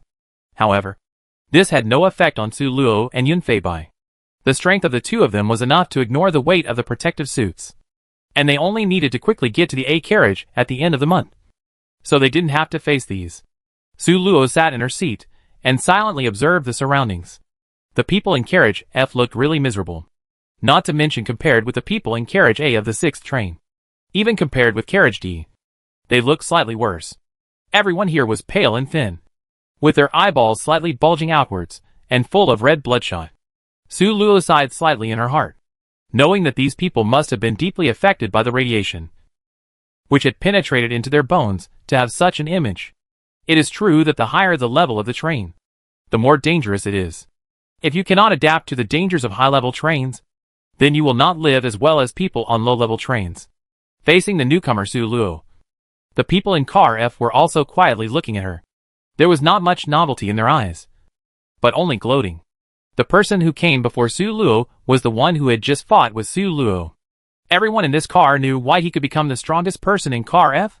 The reason was that he had just arrived not long ago. Thinking of this, some people smiled maliciously. This car was like this. Unless you get out immediately, the longer you stay, the weaker your body will be. And sooner or later you will be eliminated by the train. Some of them even whispered, how long do you think she can last? I guess she will be gone in less than a month. What a pity for this pretty face. It will soon become an old woman like Ajun. Su Luo could feel that in this carriage. A woman with white hair and scars and wrinkles on her face had the most malice towards her. She looked at her with the most vicious eyes, full of jealousy and disgust. This person was Ajun, an originally pure and lovely girl. It has been less than 2 months since she came to the train, And she has become this old and frail. She was deeply jealous of Su Luo's fresh and energetic appearance. Why? Why has she become like this when we are the same age? Ajin thought maliciously that as long as she stayed here for 2 months, the two of them would sympathize with each other. By that time, maybe she could still be friends with her. Although she didn't know what she was thinking. Su Luo felt very uncomfortable when she saw her. Looking at the only person who still looked like a normal person in the F carriage. Su Luo walked over and stood beside him despite being a little reluctant. This only normal person was the one who had just fought with Su Luo. Because he had just arrived not long ago. He was the most normal in both body and mind.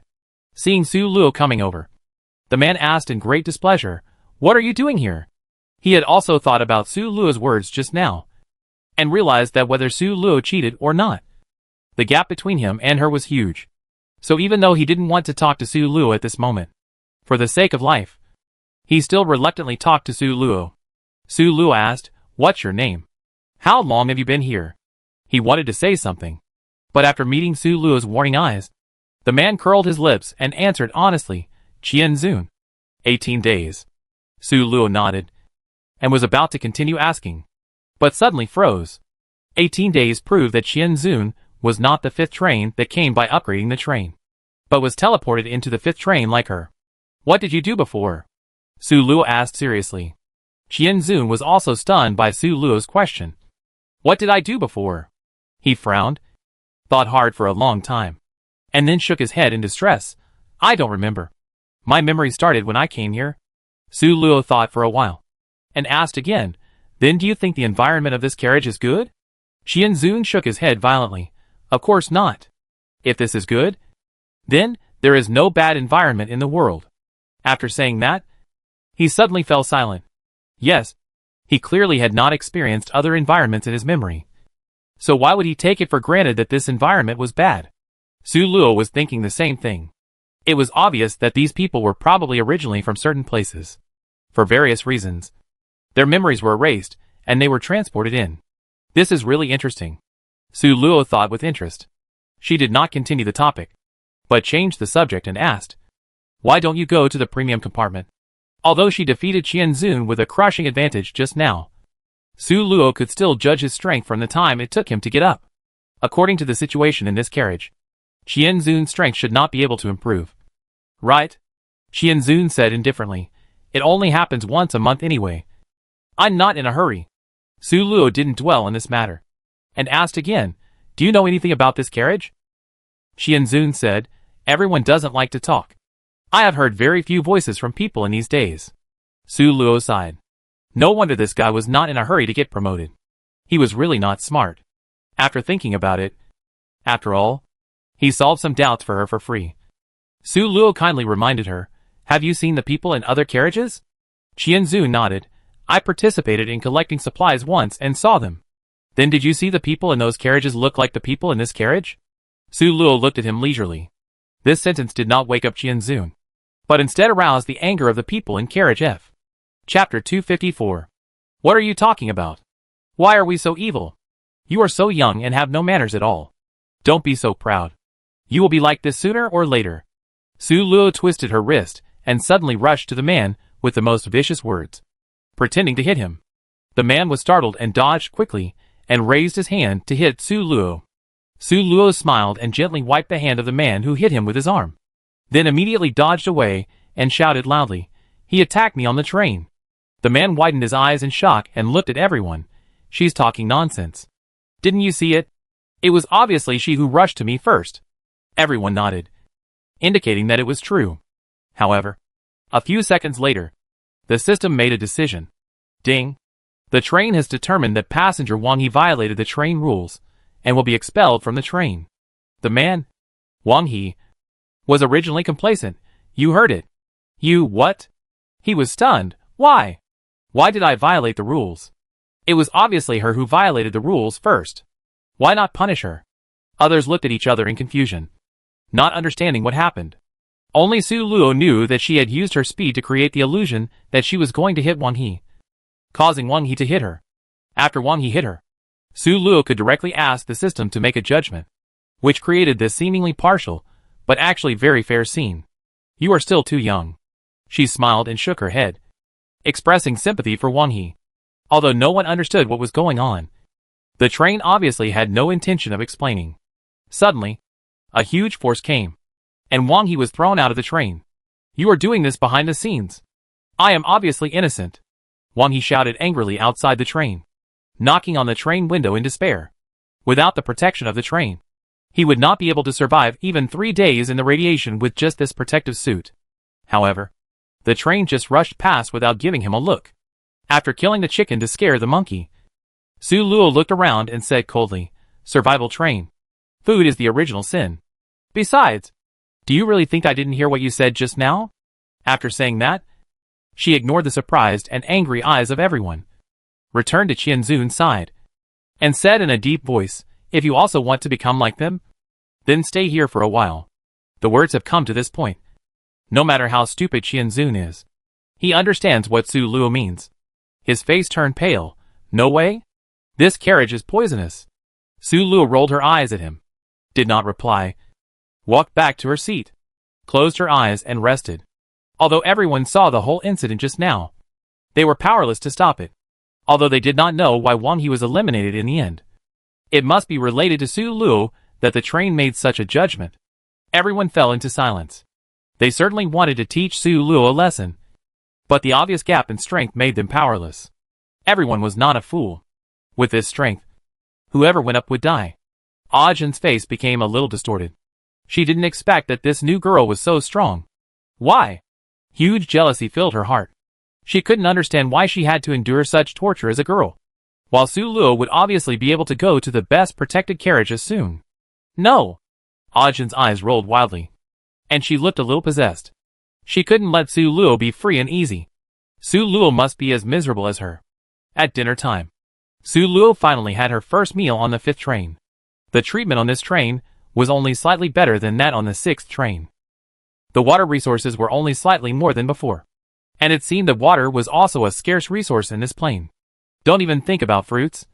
But the meat was pork, which was quite surprising. There were vegetables, too. Simple green leafy vegetables. However, although they were green leafy vegetables, they were covered with yellow spots, and looked unhealthy and lacked vitality. Su Luo guessed that it must have been polluted or sick. Otherwise it wouldn't be like this. "It's better than nothing," sighed Su Luo, and began to eat. After a few days of peace and quiet, Su Luo's first exploration of supplies on this train officially began. Unlike the 6th train, she got her own set of protective clothing before going out to explore on this train. The treatment in carriage F was very poor, and the protective clothing looked not only dirty, but also very worn out. Su Luo even saw holes in the protective clothing of the girl. Ajin, can protective clothing with holes still provide protection? Obviously not. This may be the reason why Ajin looks so old. Su Luo sighed, put down the protective suit in her hand, and prepared to sit back and put it on. She actually doesn't need to accumulate points. She is the strongest in this compartment now, so she doesn't need points. After a month, she will be promoted to the 1st compartment. According to Yunfeibai's introduction, the strength of that compartment is also quite weak. She doesn't have to worry about not being strong enough, and the 1st place is very stable.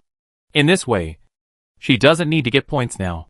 When she goes to compartment A and changes to good equipment, she can go out to get points to improve her life. However, before she sat down, Ajin suddenly rushed over, holding a pair of scissors that she got from nowhere, and wanted to cut Su Luo's protective suit into pieces. She knew that fighting was not allowed on the train, so her target was not Su Luo, but the protective suit in her hand. The protective suits in the F compartment were only issued once a year. If Su Luo's was broken, she would not be able to get a new one in a short time. Ajin's idea was very simple. As long as Su Luo didn't have a protective suit, she would be unable to leave the train and would not be able to earn points. Although Su Luo can upgrade the carriage by her strength, the F carriage is the worst after all, and there is even some radiation pollution in the carriage. Su Luo will naturally be damaged if she is not protected for a long time. She thought, well, but Su Luo's eyesight and speed are not comparable to Ajin. Before, when she dealt with Wang He, she just deliberately let him see the flaws. As early as when Ajin took out the scissors, Su Luo had already noticed her. As for the speed at which she rushed over with all her strength, in Su Luo's view, it was like slow motion. not to be feared. She lightly shrank back and dodged Ajin's attack. At the same time, Su Luo deliberately put her arm under the scissors. Ajin couldn't react and cut with the scissors. When she merged the scissors, Su Luo used the same trick again, moving her arm away at a very fast speed, and shouted. She attacked passengers in the train. Ajin was a little confused by this series of changes, but she still subconsciously defended. No. No. No. I didn't. I just wanted to damage her protective suit. She denied it frantically, trying to cover Su Luo's mouth, as if this would prevent the train from making a judgment. However, Su Luo would not give her this opportunity. She turned around nimbly and waited for the system to judge. In a few seconds, under Ajin's desperate gaze, the system made a judgment. Ding! The train has judged that passenger Ajin attacked passengers in the train and violated the rules. He was expelled from the train. No! Hearing the result, although she had expected it in her heart, Ajin still cried desperately, hoping to arouse the train's sympathy. No! I will die soon after I leave the train. She was indeed half human, half ghost, but her desire to survive had not diminished at all. Who would want to die if they could live? Ajin regretted it. If she had known that Su Luo was so powerful, she would not have been so crazy as to want to cause trouble for Su Luo, even if she was jealous. Now she failed to hurt others and hurt herself instead. Ajin regretted it. If she could do it again. Unfortunately, there is no regret medicine in the world, and the train has no compassion. An invisible force threw Ajin off the train. Ajin wanted to come back, but was blocked outside the car by this force. She kept slapping the air in front of the door, gradually losing strength, and realized that she really had no other choice. I curse you! She looked at Su Luo with resentment and said with her mouth, Good fellow. Su Luo sneered. Dare to provoke? Ajin probably saw that Su Luo hadn't even put on the protective suit, so she was so unscrupulous, madly provoking outside the door, making all kinds of insulting gestures. She thought very clearly that Su Luo would definitely not dare to expose herself to the radiation. The protective suit is hard to put on, and it takes at least 5 minutes to put it on. If Su Luo wants to put on the suit and chase her, then she should leave in advance.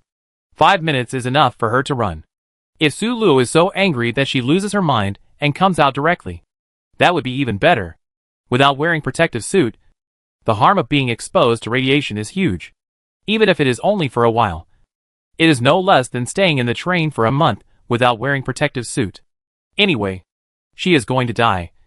As long as she achieves her goal, she will be happy no matter what. Su Luo smiled, and Jin left the train without wearing protective clothing. Ajin's eyes lit up, and he stepped back a few steps, still provoking. Come on! What are you so proud of? You will be like me sooner or later. Su Luo approached her step by step, not in a hurry, and said slowly, Do you think I fell into your trap and exposed myself to radiation? Ajin was stunned. She thought Su Luo came out because she was blinded by anger. But after hearing this, Su Luo knew what she was doing. She had a bad feeling in her heart. Su Luo smiled, But you don't know. I have an ability that can exempt any negative effects. These radiations can't harm me at all. What?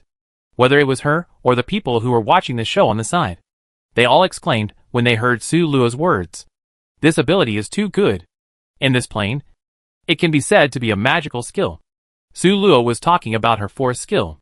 Although this skill only has the function of avoiding control in a fight in a dungeon, it is very useful. Chapter 255. Especially for this kind of pollution, virus and the like. It can be said that it is immune to all poisons. This is what she relies on to dare to come out casually. However, because this skill needs to rely on her mental strength, she can't hold it for several hours. Otherwise, Su Luo would go out to find supplies directly. She added with a smile, Not only that, I can also exempt others from this side effect. This sentence is like a heavy bomb, which made Ajin dizzy. If Su Luo had such ability, then what did she do before? As long as she had a good relationship with Su Luo, she could have lived well. But because of her jealousy, she ended up like this. Ajin was about to collapse, looking at the shock and regret in Ajin's eyes. Su Luo knew that her goal had been achieved. Without hesitation, she whispered, Bye. Then a skill ended her life. Wait, is what you just said true? As soon as Su Luo turned around, Someone behind her asked urgently. Others immediately followed up and asked, Yes. Yes. Is what you just said true?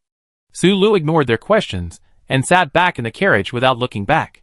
A real woman never looks back at the explosion. She was safe. But the outside world was in an uproar. Everyone was discussing whether what Su Luo said was true, which was too important to them. Even in carriages A, B, and C, which were pollution-free and well-equipped, most of the passengers in them were promoted from the lower level. Besides, even if the equipment is sophisticated, it is impossible to completely isolate radiation.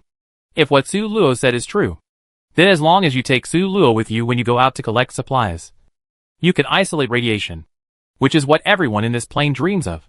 It must be fake. How could she have such ability? One person said sourly. What if it's true? How dare you miss such a human-shaped plug-in? Another person immediately refuted him. This skill is too good. A magical skill. Anyway, just ask her teammates in the car, and you will know. Let's go. Let's catch someone. Several people who are efficient immediately walk behind. The people in car F are easy to identify, and no one can resist their looks. Soon, the man in car B found someone in car F. Do you know the white and clean girl in your car? He asked coldly while holding Huyu's collar. Huyu was a little breathless, and said with difficulty, No. No. The man threw him to the ground and asked seriously, Does she have any special abilities? Answer me honestly. If you dare to tell a lie, I promise that you will disappear from this train soon. Huyu's face turned pale. He didn't know when this new woman in the carriage had provoked such a strong enemy. Just by looking at the clean protective suit of the person in front of him, he knew that this must be someone from the upper carriage. Anyway, that woman was not a good person. So he took the opportunity to take revenge on her. Huyu thought insidiously, she is just a very good fighter, and a very rude woman. Good fighter. The man thought carefully, anything else? Huyu shook his head, I don't know about the rest. We haven't been in contact for long. She just got promoted from the 6th train. The man nodded, clapped his hands, and stepped over Huyu. Thank you for the information. For him, it was a great blessing for him not to kill someone like Huyu in the F car. Being able to be his footpad is also a blessing for Huyu. He walked, thinking in his heart. This person said that Su Luo was very good at fighting.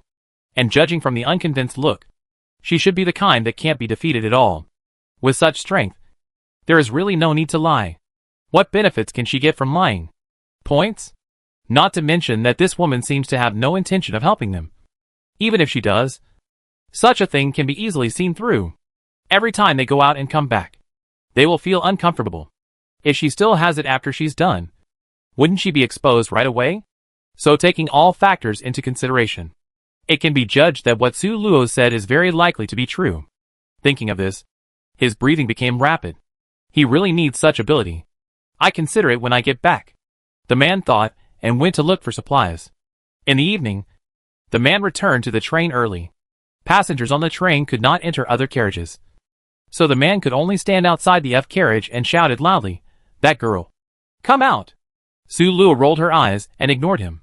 The man insisted, Come out. I believe in your ability. If it wasn't for the waste of energy to make an expression, Su Luo would probably have an expression of extreme disgust. This is what men usually have. You are so ordinary, but so confident, and I believe in your ability. And said it so mercifully, as if she needed it. Perhaps he also felt that there was something wrong with what he said. The man began to tempt, I will use points in exchange for your treatment next time when I collect supplies. I am in carriage A, and I have plenty of points. It's so noisy. Su Luo thought impatiently. She was not moved by the points the other party mentioned. She had said before that she didn't need any points. Besides, if she needed it, she could earn it herself. So there was no need for help. I know you heard it. I didn't lie to you. Come out. We can discuss any conditions you want. The man shouted outside again. His voice attracted many people who returned. And they also gathered at the door of carriage F. After a day of fermentation, the news that there were people in carriage F who could be exempted from radiation had spread throughout the 5th train. The plane where the 5th train is located is not as big as the 6th plane. It is only the size of a province or city, and there are not many resource points. It is easy for everyone to encounter it, and the news spreads quickly. Originally, they were still unsure. But after seeing the man's behavior, they all believed it. This is Liu in carriage A. Even he believes that girl. This is 100% true. Come out quickly. We can really give you a lot of points. Enough for you to go to carriage A and have fun.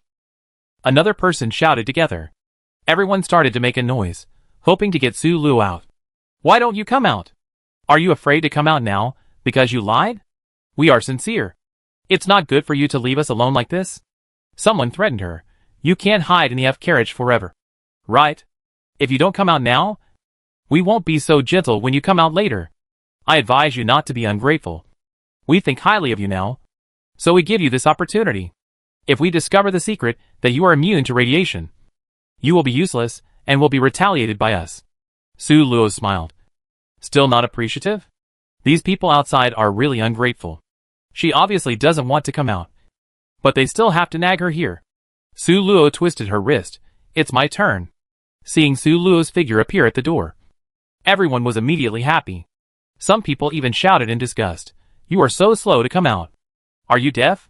Su Luo curled her lips at him, and suddenly turned into a shadow, coming to the middle of the crowd and releasing her second skill. With the blessing of the second skill, the people, who were already very slow, moved even slower.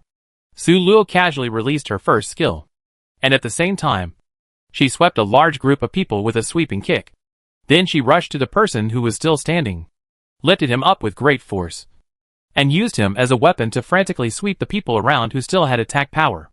3 minutes later, more than 30 people fell on the ground. Su Luo didn't even break a sweat, and walked back to the carriage without taking a breath. Facing elite players, she could fight 20 people alone with Yunfei Bai. To deal with these ordinary people, she didn't even need to be too tired, and could easily kill them. The people in carriage F were shocked by the number of people lying at the door of their carriage. After carefully testing for a long time, they believed that this was not a new type of prank, and returned to the carriage trembling with fear. When they saw Su Luo, the only one sitting in the carriage, they suddenly understood what was going on with the people outside. But this shocked them even more. Although they had known that Su Luo was very strong, it was too outrageous to be able to fight 30 people, including people in carriage A. This force value was beyond their imagination. After a while, Xianzun also came back. As soon as he came back, he looked at Su Luo carelessly. Did you do that to make those people outside become like that? Everyone pricked up their ears and listened to Su Luo's answer calmly. Su Luo nodded. I did it. Xianzun's eyes widened. It's really you. How come you are so powerful? Su Luo sighed. I've already said it. You are too weak. This time no one refuted her, because they realized that what Su Luo said was true, and no one in their train was Su Luo's opponent. After such a deterrent, no one in the carriage played tricks for the next month, and Su Luo easily survived until the end of the month. At the same time, she was also thinking, what is the meaning of this copy? Although the environment is a bit harsh, as long as you upgrade to car A, it's actually not bad. The people in the dungeon are too weak, not to mention the masters like them. Even the elites should be able to thrive here. The dungeon can't let them have such an easy time, which proves that the real danger is still behind. Su Luo sighed, and soon felt relieved. Anyway, Yunfei Bai is in the train in front, and he will support her if the sky falls. Thinking of this, she suddenly felt happy. Her luck is not too bad. Although she landed in the car behind, she doesn't need to face danger in advance, which is very nice. Chapter 256. At the end of the month, Su Luo entered carriage A with her absolute strength. Everyone in carriage A learned from Li Yu's lesson, and no one came up to provoke. The treatment in carriage A is much better than that in carriage F. Although Su Luo has no extra points, she can only eat the most ordinary carriage A meal. But even so, it is very good. The 3 meals a day are different. Breakfast is a piece of bacon and an egg. The juice is a cola with a strange taste, although it is not iced. The fat otaku happy water is still enough to make people happy.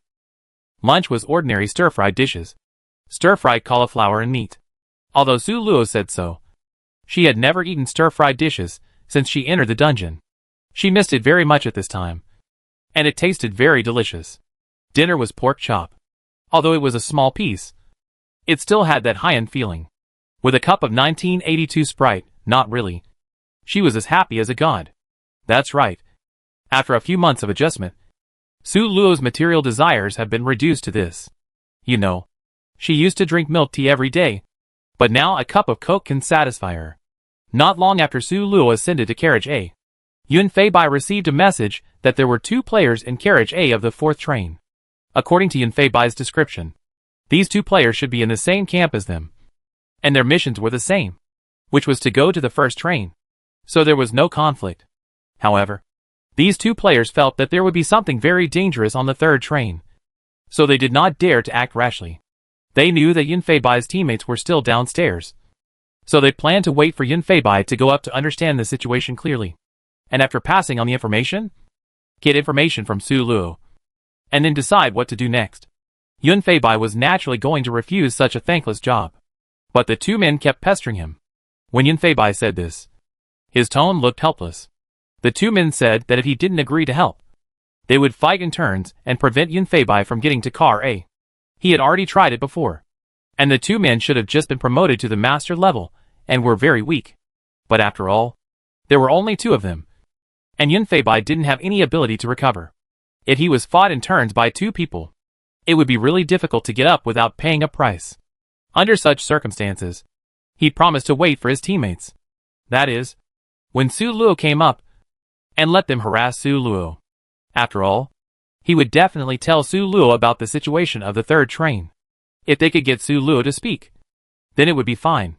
Of course, Yun Fei Bai was not selling out his teammates. He had thought it through. Su Luo was a priest, and could quickly replenish her blood. The round-robin battle was useless to her, and those 2 people were very weak, and Su Luo could easily beat them. In this case, the 2 people's plan will not succeed.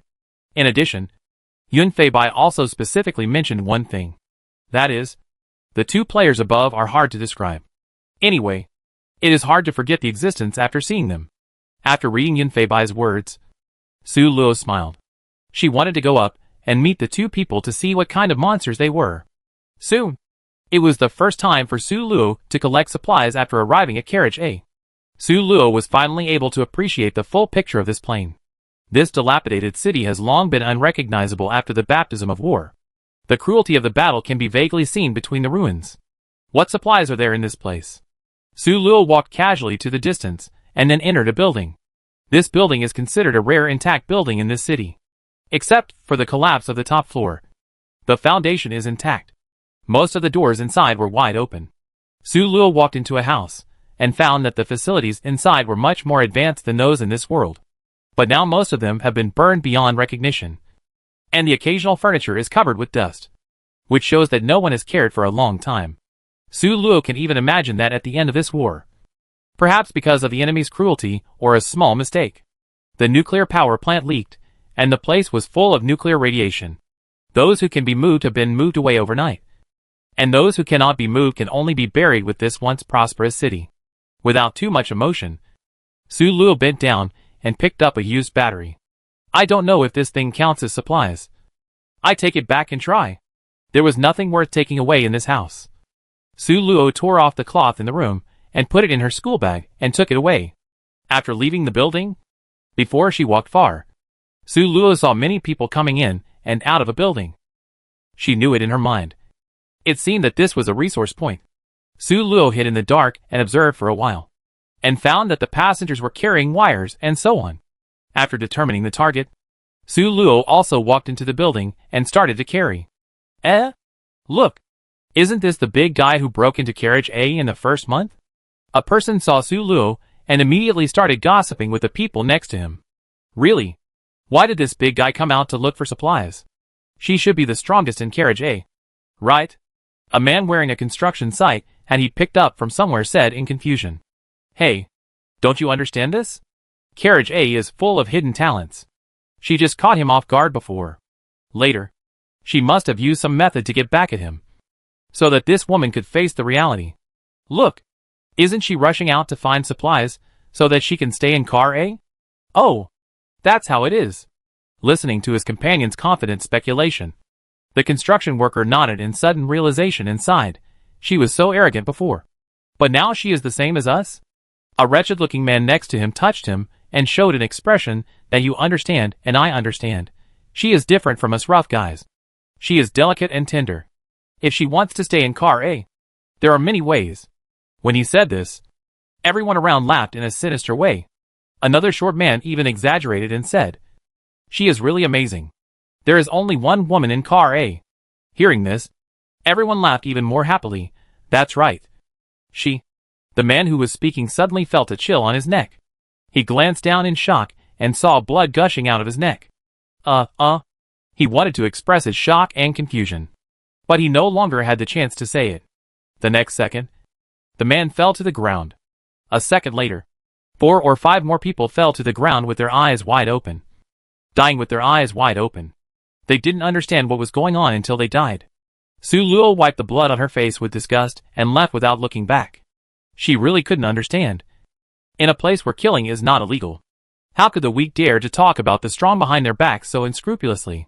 Since these people wanted to die so much, it was no wonder that she was the only one. After all, dirty words flowing through her ears would cost her money. The cost is the life of these people. This building looks a bit like a radio station in this world, and it is filled with high-tech display computers. The term display computer was also learned by Su Luo from the Tiger Tribe dungeon. The computer they often encounter in the dungeon world, which has no entity and is made entirely by an aerial projection, is called a display computer. Every time he uses this kind of computer, Su Luo can't help but sigh at its convenience and flexibility. However, the computers in this building have been damaged and have been in disrepair for a long time, and can no longer be used. Su Luo hesitated for a moment and looked around for wires. Soon, she found several wires buried deep underground. Several very long wires. She had discovered before that the people coming in and out were holding very short wires, most of which were not even more than 5 centimeters. Many of the wires here were broken, and seeing how they were discarded like old shoes, these broken wires should have no value. So this is why these people can only take small pieces of wires to go, because only the intact parts are valuable. Of course they can only be cut off. But Su Luo couldn't understand why they had to go all the way back to the train to exchange for such a small amount of wires. Wouldn't it be better to take more before leaving? It's not that they can't carry it. But soon Su Luo understood what was going on. When she walked out of the building carrying these 3 long wires, a bunch of people surrounded her. Hey, isn't this against the rules? One person took so much? A tall man stood in front of Su Luo, his eyes full of greed. So that's it. Su Luo understood. If you take too much, you will be targeted by such people.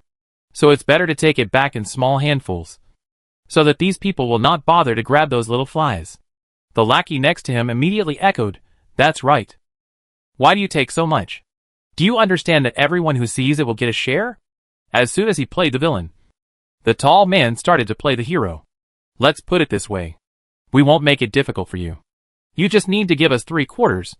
After all, so many of our brothers are watching us. I can't let you off too much. Su Luo was almost amused. One of them was black-faced, and the other was white-faced. Are they trying to tease a fool? Anyone with a little bit of brains knows that these people are obviously trying to take advantage of their numbers to rob. She smiled slightly. What if I don't give it to you? The tall man's face immediately turned pale. He clenched his fist fiercely. I think you are giving me face. Suddenly, a younger brother came up and whispered in his ear, Brother, this woman is from Carriage A. She was promoted just 1 month after arriving. Carriage A? The man's face changed again and again after hearing this news. The people in Carriage A are not easy to mess with. They are very powerful. 2 or 3 of them should not be able to beat them. Chapter 257. But he also had his own concerns. After all, the woman in front of him was a woman. He had already said harsh words. If another woman bent down, how would he save face from now on? How could he control these little brothers? Thinking of this, the tall man's eyes became more fierce. And with a bit of desperate, he shouted to the 7 people behind him, Brothers, get on together. She is just a woman, not worthy of being in a refined place. Su Luo was almost speechless. What was wrong with the people on this train? Do they all have to come here to die? God knows she just wants to come out today to improve her life. But now, even if she doesn't want to kill people, she has to teach these people a lesson. Especially the leader, who keeps calling them women, and is not presentable. Today, she wants to let him know who is the one who is not presentable. Seeing 8 people rushing over, Su Luo used her second skill to slow down the group, then turned over and jumped to distance herself. and instantly used her first skill. Then, she lifted up a big man in each hand and threw him to the side, knocking out 2 people. The remaining few people were even more insignificant, and were easily knocked to the ground by Su Luo. How boring. Su Luo rolled her eyes. Although crushing is indeed quite interesting, it is boring to crush all the time. So far, she has not met an opponent in this dungeon that can let her have a good fight. I hope the 2 players on the next train can help. Su Luo pressed her tongue against her upper jaw and returned to the train with an unhappy face. After returning to the train, as she expected, these wires were worth a lot of money, which could allow her to enjoy her old age. Not really. With this harvest, Su Luo did not plan to go out to collect supplies. It was another dull and boring retirement life. Su Luo stretched and thought a little bored. She wanted to live a retirement life, but there were always people who did not let her do so. A month after the collection of supplies, some people in Carriage A returned to their old ways and could not control their restless and suicidal desires. Some people, you see, they really think they are masters. Oh, no. I insulted the master. She thinks she is a pig. Eat. Sleep. Sleep. Eat. Ha ha. Su Luo was resting her eyes, and suddenly heard these harsh words. She knew who was talking about without thinking. Why didn't she learn her lesson? Su Luo opened her eyes impatiently. Su Luo's leisurely life had obviously made some people in Kara very dissatisfied. Seeing someone start, everyone immediately got angry. A man pretended to disagree and said, "Don't say that. Pigs can't be eaten by her." Ha ha ha. At the end, everyone laughed together. Su Luo turned to look at them, without any emotion in her eyes, as if she was looking at a few dead people. The man who spoke first was shocked by Su Luo's eyes, and then realized that he was obviously fearless and shouldn't have reacted like this. He immediately tried to find a place to smugly say, "Anyway, we have enough points, so we don't have to leave the train this month. Didn't she aspire to upgrade when the trains meet? I want to see if she wants to give up this opportunity and wait for another 3 months just to beat us." I have to say that theoretically, his analysis is very accurate. Su Luo was eager to catch up and clear this dungeon, so she naturally couldn't wait another 3 months just because of his words. The time was too long, and she didn't want to wait for a moment. But this was only in theory. These people obviously underestimated her strength. They didn't know that a strong enough person would have many ways to kill them. Su Luo stretched out of boredom, stood up, and then used the same method she used to deal with Aujin and the others to drive them off the train one by one. You suffer for your own sins. She clapped her hands inside. The next moment, she put away her expression and looked at the few people left on the train indifferently. Don't do anything to make me angry. Understand? After the incident just now, the rest of the people were stunned, knowing that Su Luo really couldn't be provoked. Lian nodded. I understand. I understand. I will never bother you. You sleep well. Su Luo then walked back and closed her eyes again. There was silence in Carriage A for a while. After this lesson, for the next month, the few people in the carriage did not dare to do anything stupid. They huddled in their seats and even spoke in a low voice, for fear of attracting Su Luo's attention. In such a harmonious and loving atmosphere, Su Luo finally welcomed the day when the trains met. The goalkeeper of the 4th train was indeed much better than that of the 5th train, but it was still not good enough for Su Luo. Soon, Su Luo defeated him and ascended. The 4th train started slowly and arrived at its own plane. Because of Yunfei Bai's previous experience, Su Luo knew that this plane was an underwater world. The train drove directly into the sea, and looking out from the glass, one could see the beautiful ocean scene. Of course, that was when the train turned on the exterior lights. When the train did not turn on the exterior lights, it was just pitch black outside. This was normal. The sunlight could not reach the deep sea, and it was dark all year round. The train only turns on the exterior lights at 3 fixed time periods every day, namely, breakfast, lunch, and dinner. Su Luo had to say that this design was very user-friendly. While eating, she could see the beautiful scenery beside her. It was really delicious. Of course, only people like Su Luo who had just arrived would be so happy. Everyone else in the F carriage looked numb. Everyone in the F carriage had a common feature. Their eyeballs bulged outwards. Su Luo knew that it was the sequelae of long-term high-pressure underwater activities. Moreover, The sequelae of long-term activities in the deep sea are far more than this. And it can also cause bleeding of the eardrum and rupture of internal organs. Anyway, even if it seems fine on the surface, it will be fatal when you are older. Of course, the so-called old age refers to those in their 30s. It is difficult for people who have been active in the deep sea for a long time to live long. After all, their foundation is poor. They look much friendlier than the people on the previous train. And they expressed their kindness to Su Luo, the newcomer, and told Su Luo some knowledge. For example, every time they collect supplies, they have to wear special deep-sea suits first. When the door is opened, seawater will not pour in, because a waterproof membrane is specially made on the door to prevent seawater from coming in. What an advanced technology. Su Luo couldn't help but sigh. In her spare time, she thought about why these people have such different personalities. Everyone is surviving on a dangerous train. Why are the people on the 5th train evil, while the people on the 4th train are very friendly? Later she figured it out. It's a problem of the living environment. Yes, the living environment of the 5th train is an abandoned city, where there are few resources, and they need to rob each other. In addition, the hostility brought by the war will naturally affect people's personalities, making it impossible for everyone to trust each other and live in harmony. The 4th train is different. This train travels in the deep sea. As we all know, the deep sea is vast and rich, and there is no danger of material robbery. In addition, the deep sea is lonely and unbearable, and it is dark outside all year round without sunlight. So everyone is very lonely. It's rare to have a new person. So wouldn't that ignite everyone's enthusiasm? After thinking this through, Su Luo responded to them enthusiastically. After all, I won't offend others if they don't offend me. We are all pitiful people, and harmonious coexistence is the kingly way. When she gets promoted, even to the 3rd train, these people will probably return to their original state.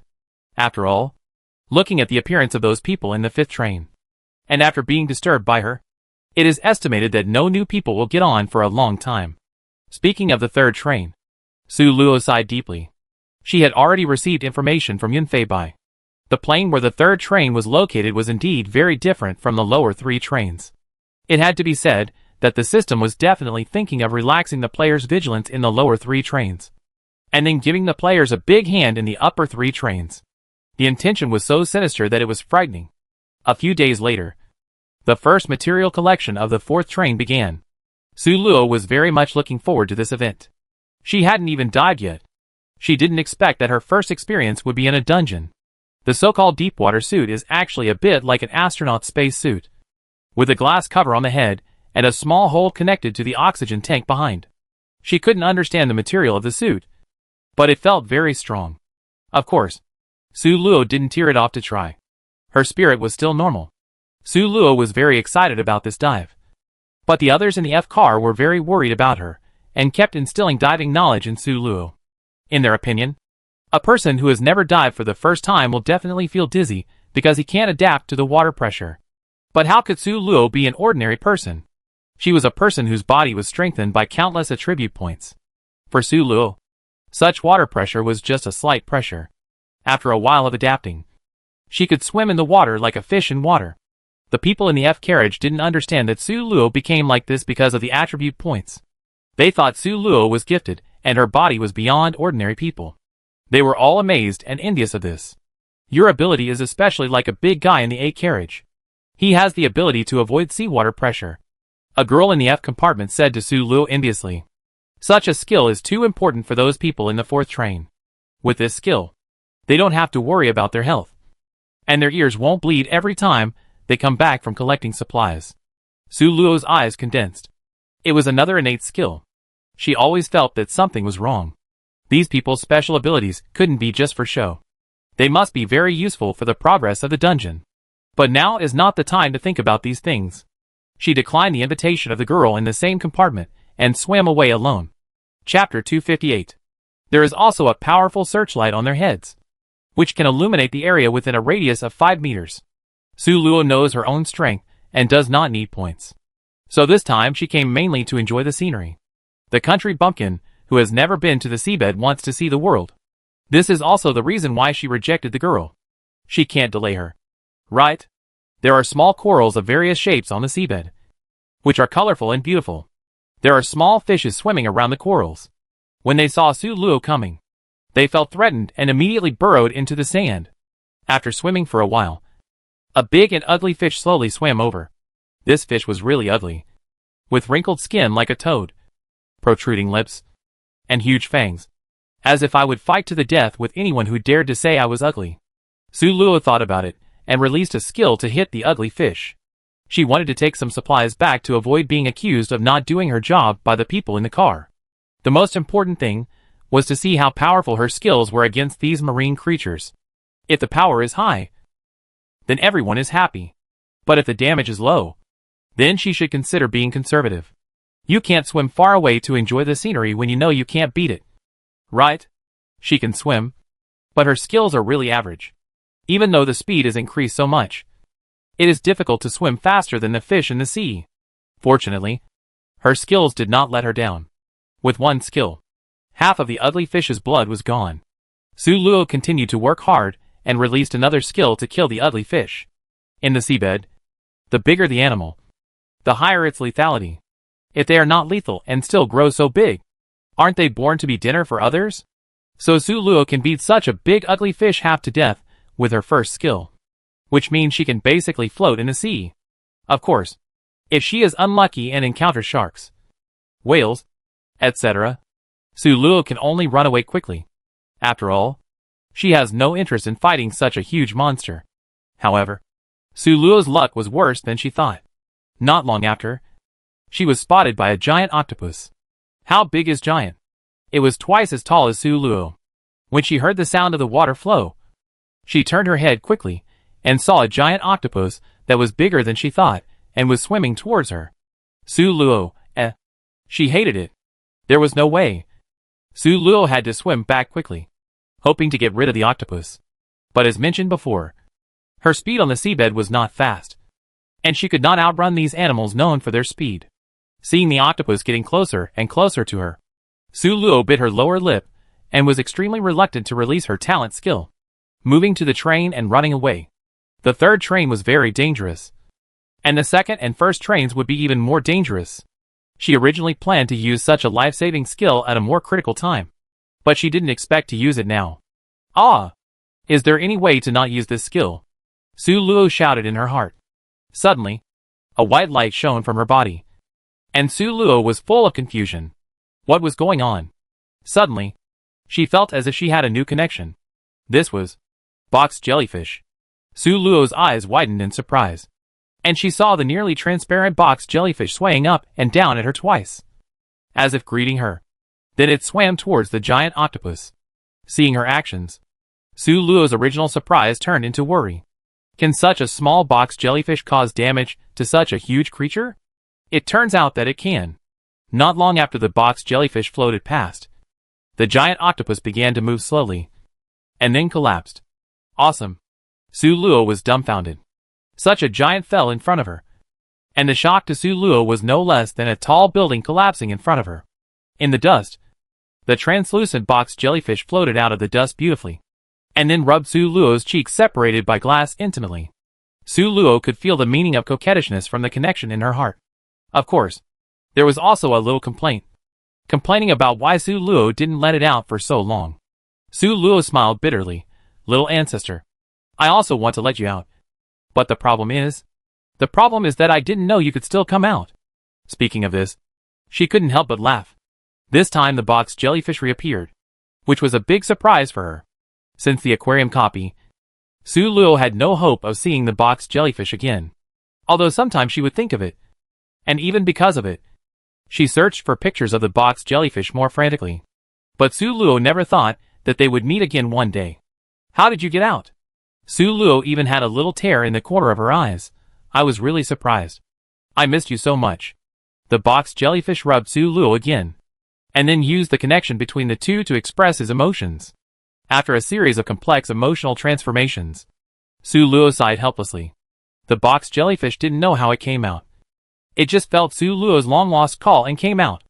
Seeing that the matter had been resolved, Su Luo used all his strength to carry the octopus, carried the ugly fish, and returned to the train with the box jellyfish. Such a large marine creature. The points exchanged are also huge. Su Luo got a total of 2,000 points. And she would have no worries about food and clothing. After everything was packed up, Su Luo began to rethink about the box jellyfish.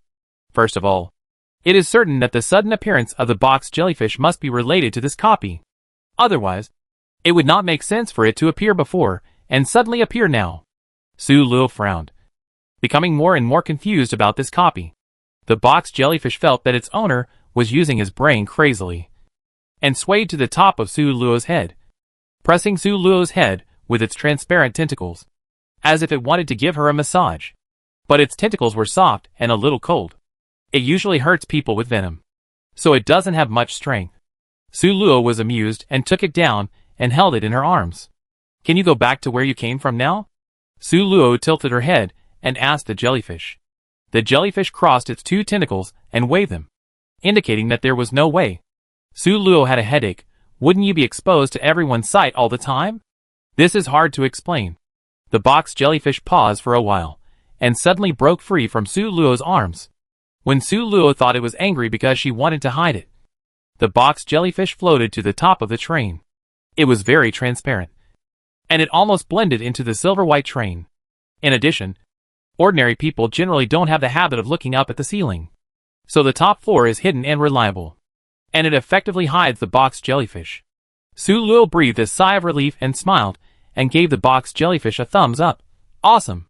In the evening, the people in the F carriage came back one after another. Unlike the numbness before, they looked very excited. The girl who was close to Su Luo came over and said excitedly, "You didn't go with me today. You really missed something big." Su Luo asked curiously, "What happened?" The girl looked very excited. "We were lucky enough to witness someone awakening superpowers today." Knowing that this superpower was probably a natural skill, Su Luo immediately became excited. "What happened? Can you tell me more about it?" The girl said, "Today we were collecting supplies in the sea and accidentally encountered a small shark wandering around. Don't underestimate it.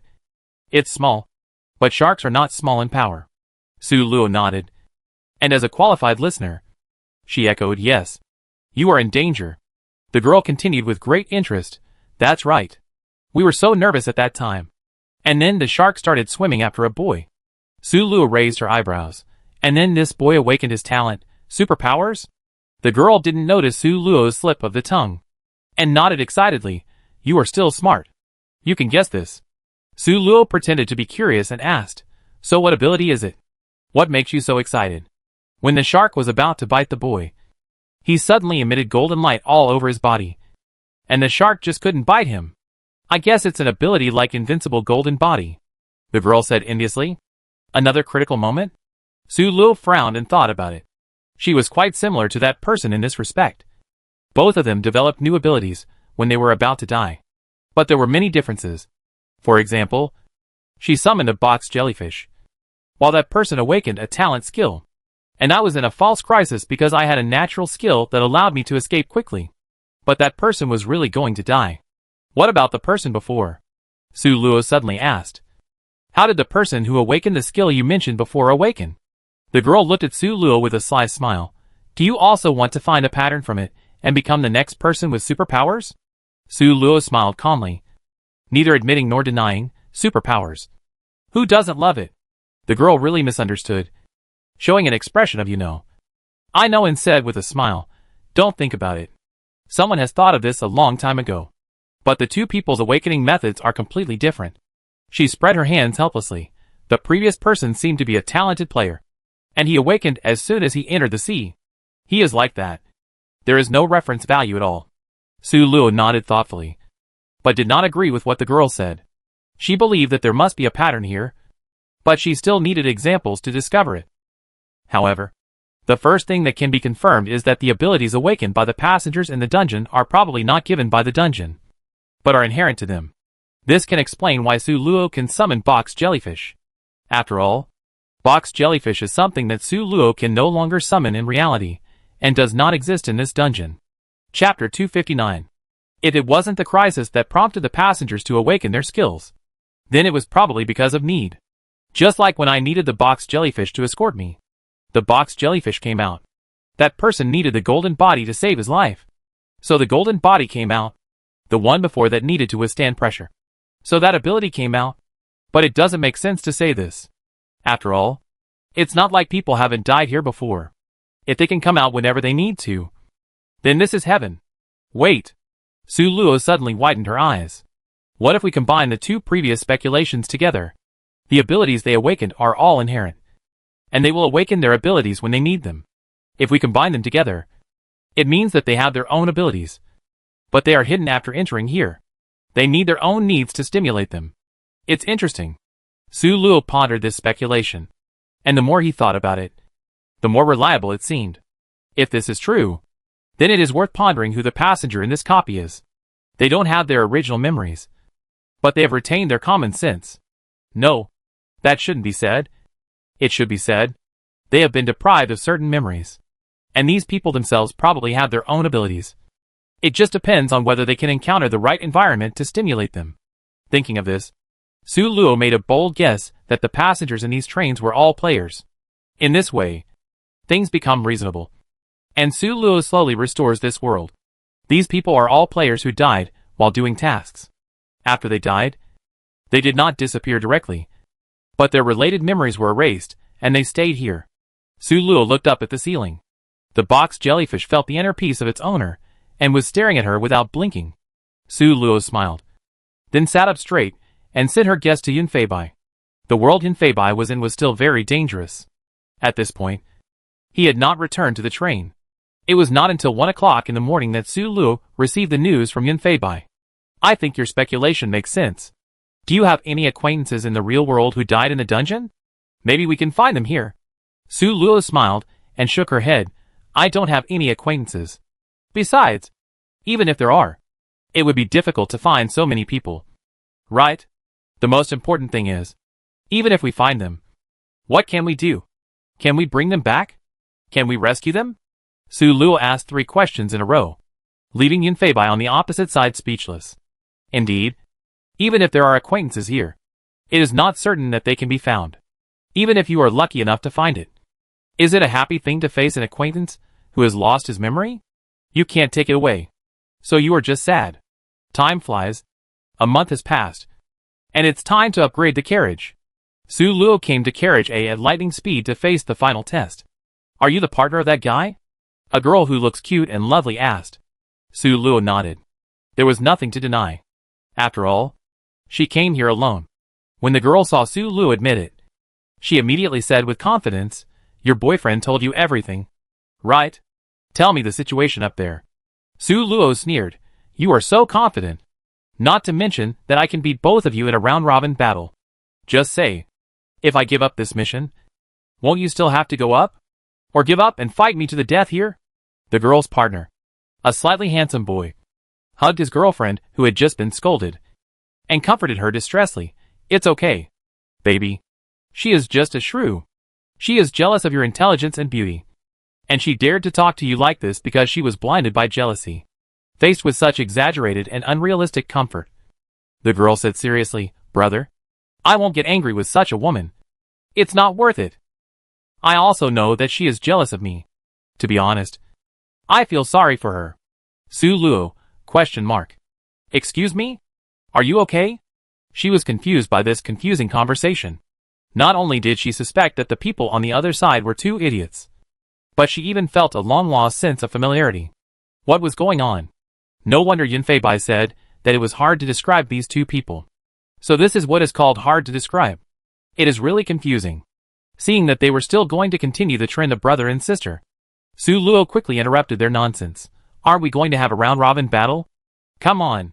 The girl hated Su Luo's attitude the most. She said to the man next to her in a coquettish way, brother, let's not feed the single dog food. Look at her face. It is almost twisted by jealousy. The man was very impressed by this, and said to Su Luo, fight? Huh? What can we do even if we fight you to death? Besides, how can you possibly beat the 2 of us? Su Luo said calmly, I heard that you 2 have just advanced to the master-level dungeon. I'm afraid it won't be long before the end of the half-year. Can you give up this opportunity to gain attribute points? The boy was choked by Su Luo's words. She was right. This was the last dungeon for the 2 of them to gain attribute points. They really couldn't bear to give it up. So what? You can't beat us anyway. We can hold you back and make you uncomfortable, the boy said with his neck stiff. Unconvinced, Su Luo smiled. Oh, really? Then let's give it a try. She started fighting with the boy. The man was a warrior, and his skills were not fancy, but hard-hitting. Originally, he should have had an advantage against a priest like Su Luo, but the difference in attribute points was too big, so even if he used a skill on Su Luo, it wouldn't cause any big sparks. But Su Luo used a skill to hit him, and half of his health was gone. The gap between master levels is often much larger than that between elite and ordinary levels. It depends on when you upgrade. If you are like Su Luo and the others, you can upgrade to master level early. Then you have enough time to enjoy the benefits of master level dungeons, especially the assessment dungeons, which are even more joyful and a good place to increase your health. But if you upgrade very late, then it is basically just the benefit time of a dungeon. The system actually gives the master level a preferential treatment. That is, no matter when you come up, as long as you come up, you will have a chance to test the dungeon. This will ensure that most master level players have a lot of health points, which can be distinguished from low level players. However, such benefits will only take effect when the next test dungeon begins. These two people are obviously in the first dungeon after being promoted to the master level, and their health points have not been strengthened at all. For Su Luo, except for a higher attack, there is not much difference between them and playing against elite level kids. Soon, the man was defeated. The girl didn't know if she had watched too many Mary Sue dramas. When she saw the man being knocked to the ground, she threw herself on him and kept crying. Brother Xingxing. Brother Xingxing. Don't be in trouble. Whoa! She cried and shook the man's shoulders, trying to wake him up. Su Luo didn't kill him in the first place. After all, everyone was from the same world. Master players were a scarce resource. There was no need to kill each other. Soon, the man woke up. Ahem. Fairy sister. Stop. Stop shaking me. I'm awake. Obviously, he was shaken unconscious by the girl's strong shaking. When the girl saw the boy wake up, she immediately hugged him tightly and burst into tears. Woo woo woo. Brother Xingxing, you are finally awake. Su Luo was watching the show at ease and quietly replenishing her blood. In just 2 minutes, she was almost fully restored to half of her remaining blood. But as she listened, she felt something was wrong. Brother Xingxing? Sister Little Fairy? Why do these two names sound so familiar? Mary Sue Duo. Suddenly, Su Luo looked at the two in shock and blurted out. Aren't the names and behaviors of these two people the same as the two Mary Sues that Su Luo met in the second assessment dungeon? What Mary Sue Duo? It's the Little Fairy? She asked angrily, but a sense of doubt arose in her heart. Su Luo didn't expect that they would meet again after such a long time. And these two people actually reached the master level, which was really a coincidence. To be honest, if it weren't for the confusing behavior of these two people, she really wouldn't have recognized them. Su Luo smiled and said, if I remember correctly, we met in the assessment copy. At that time, there was an accident in the copy, and your boyfriend died. We voted him back. This incident obviously left a deep impression in the minds of both of them. It's the Little Fairy. The frown on her face immediately relaxed. Oh, you are also in that copy. She happily got up from the ground and held Su Luo's hand. Thank you so much at that time. If you hadn't voted, my brother Xingxing would probably leave me forever. When she said this, her eyes were red, and she looked like she was about to cry. Su Luo said, let's go in first and talk about it. It's the Little Fairy. He nodded quickly, and no longer challenged, and stepped aside to let Su Luo pass. After entering the first carriage, the three of them started chatting. Su Luo obviously also left a deep impression on them. After she said a few key words, they remembered it. Oh, are you the particularly powerful priest at that time? The stars are not empty. The tone suddenly paused, and then asked in confusion, I remember you were not a priest at that time? How come you have become a mage now? After Su Luo was promoted to the master level, she did not intend to hide this matter. She smiled and said, a special skill. You can regard it as my innate skill. Xingxing Bukong nodded, although there were still doubts in his heart. He was tactful and did not ask again. This short conversation was very normal. So Su Luo suddenly felt a little confused. These two people were obviously Mary Sue representatives just now. How did they become normal in the blink of an eye? Chapter 260. She asked the question, and the two people opposite immediately looked at each other. Just when Su Luo wanted to find something to change the topic. It's the little fairy. Spoke. We have been together since we were young. Maybe because we have a good relationship. Our talents and skills just form a combined atmosphere. Mary Su aura. Su Luo nodded. This is indeed magical. But what does this have to do with her question? It's the little fairy. Seeing her confusion, he continued, this combination skill has two modes. Interesting. Su Luo became alert and listened to her continue. One mode will strengthen this range skill twice. But the price is that both of our minds will be affected by Mary Su and become very.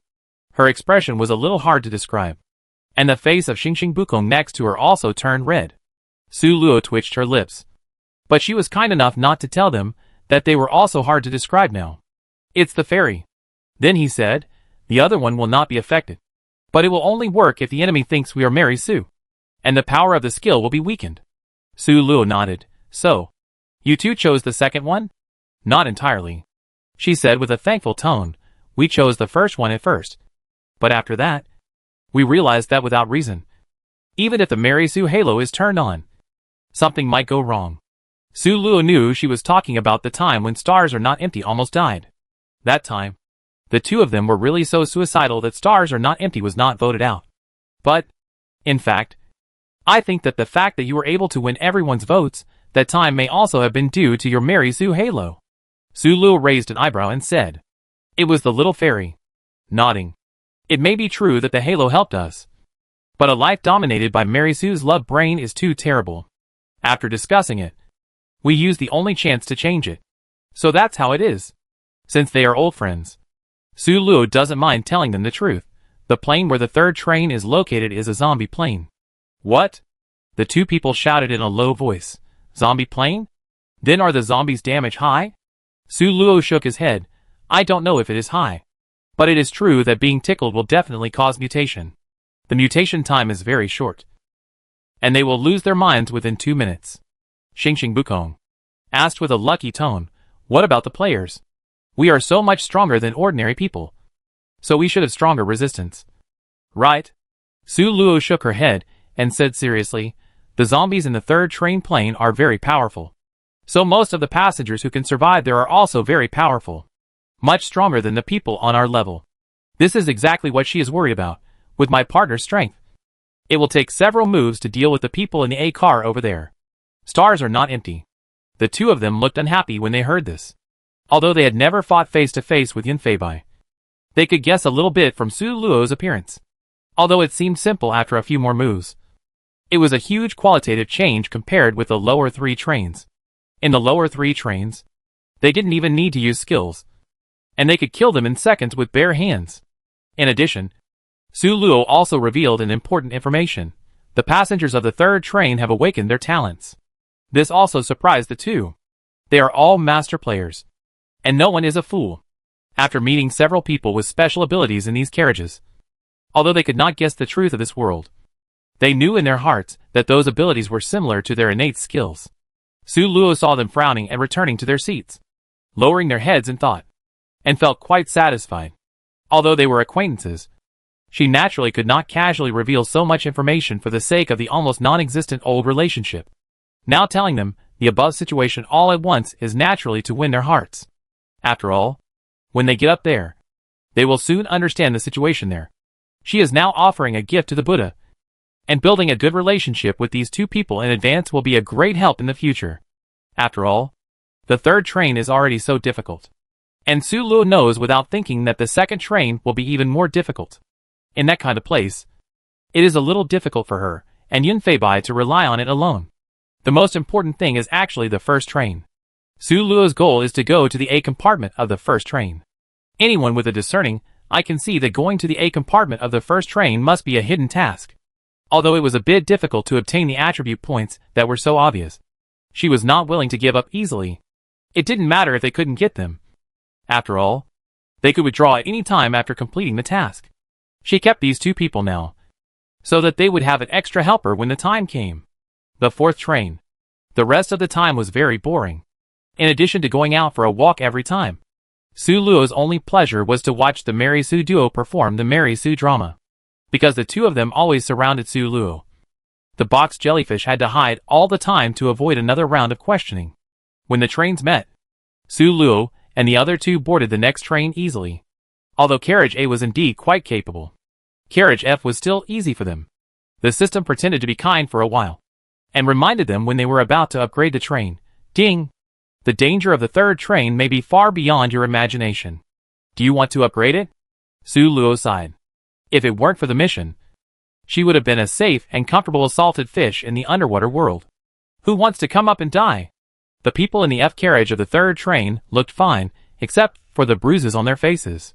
Seeing Su Luo and the other two upgrading the train together, they were a little surprised. But they were all cold and silent. As the train slowly started, Su Luo and the other two also saw the true appearance of this plane. Zombies. Full of zombies. They were densely packed, surrounding the train and running with it. Luo was a little worried that they would force the train to stop and then rush up. But the train was still a train, and it didn't care about the zombies at all. It drove as it should.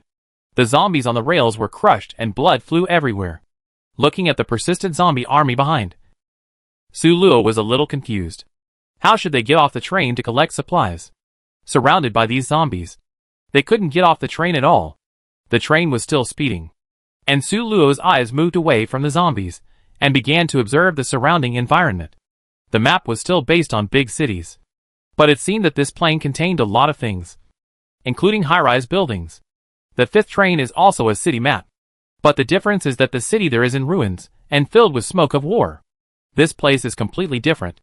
If the zombies on the whole floor are regarded as normal people, then this place looks very prosperous. The buildings are basically not damaged, and the greenery is a bit messy. But there is not much greenery in the metropolis, so it does not affect the overall appearance. Moreover, this city is much larger than the city where the fifth train is located, and it looks vast. Of course, in this case, there is no need to say how many zombies can still appear densely packed. Su Luo retracted her gaze and looked back into the car. The goalkeeper they defeated was a fire attribute superpower. In this plane, people who have awakened their innate skills are collectively called superpowers. The so-called fire attribute superpower is a very simple fireball. The fireball flies very slowly and is very small. Unless it is motionless and covered with straw, it is really difficult to cause great damage. It was dinner time. The dinner in carriage F was the most ordinary steak, which was a bit similar to the previous train, but it was much more luxurious than there. If Su Luo didn't know what carriage A offered, she would be very satisfied. But with Yun Feibai in front, she had already figured out this train. The things in carriage A were something that no player could refuse. The crystal core.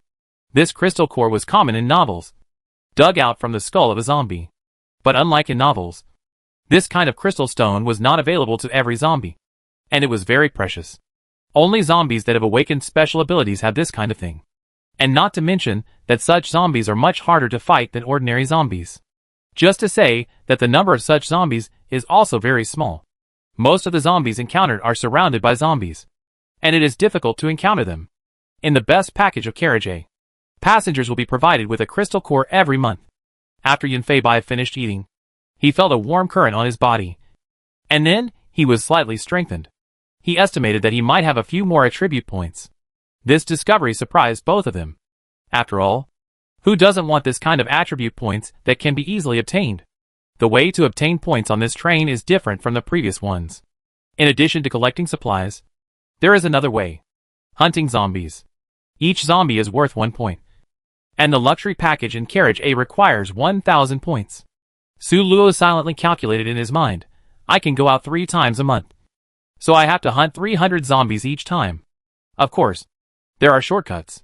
One mutant zombie, that is, one with a crystal nucleus in its brain, is worth 100 points.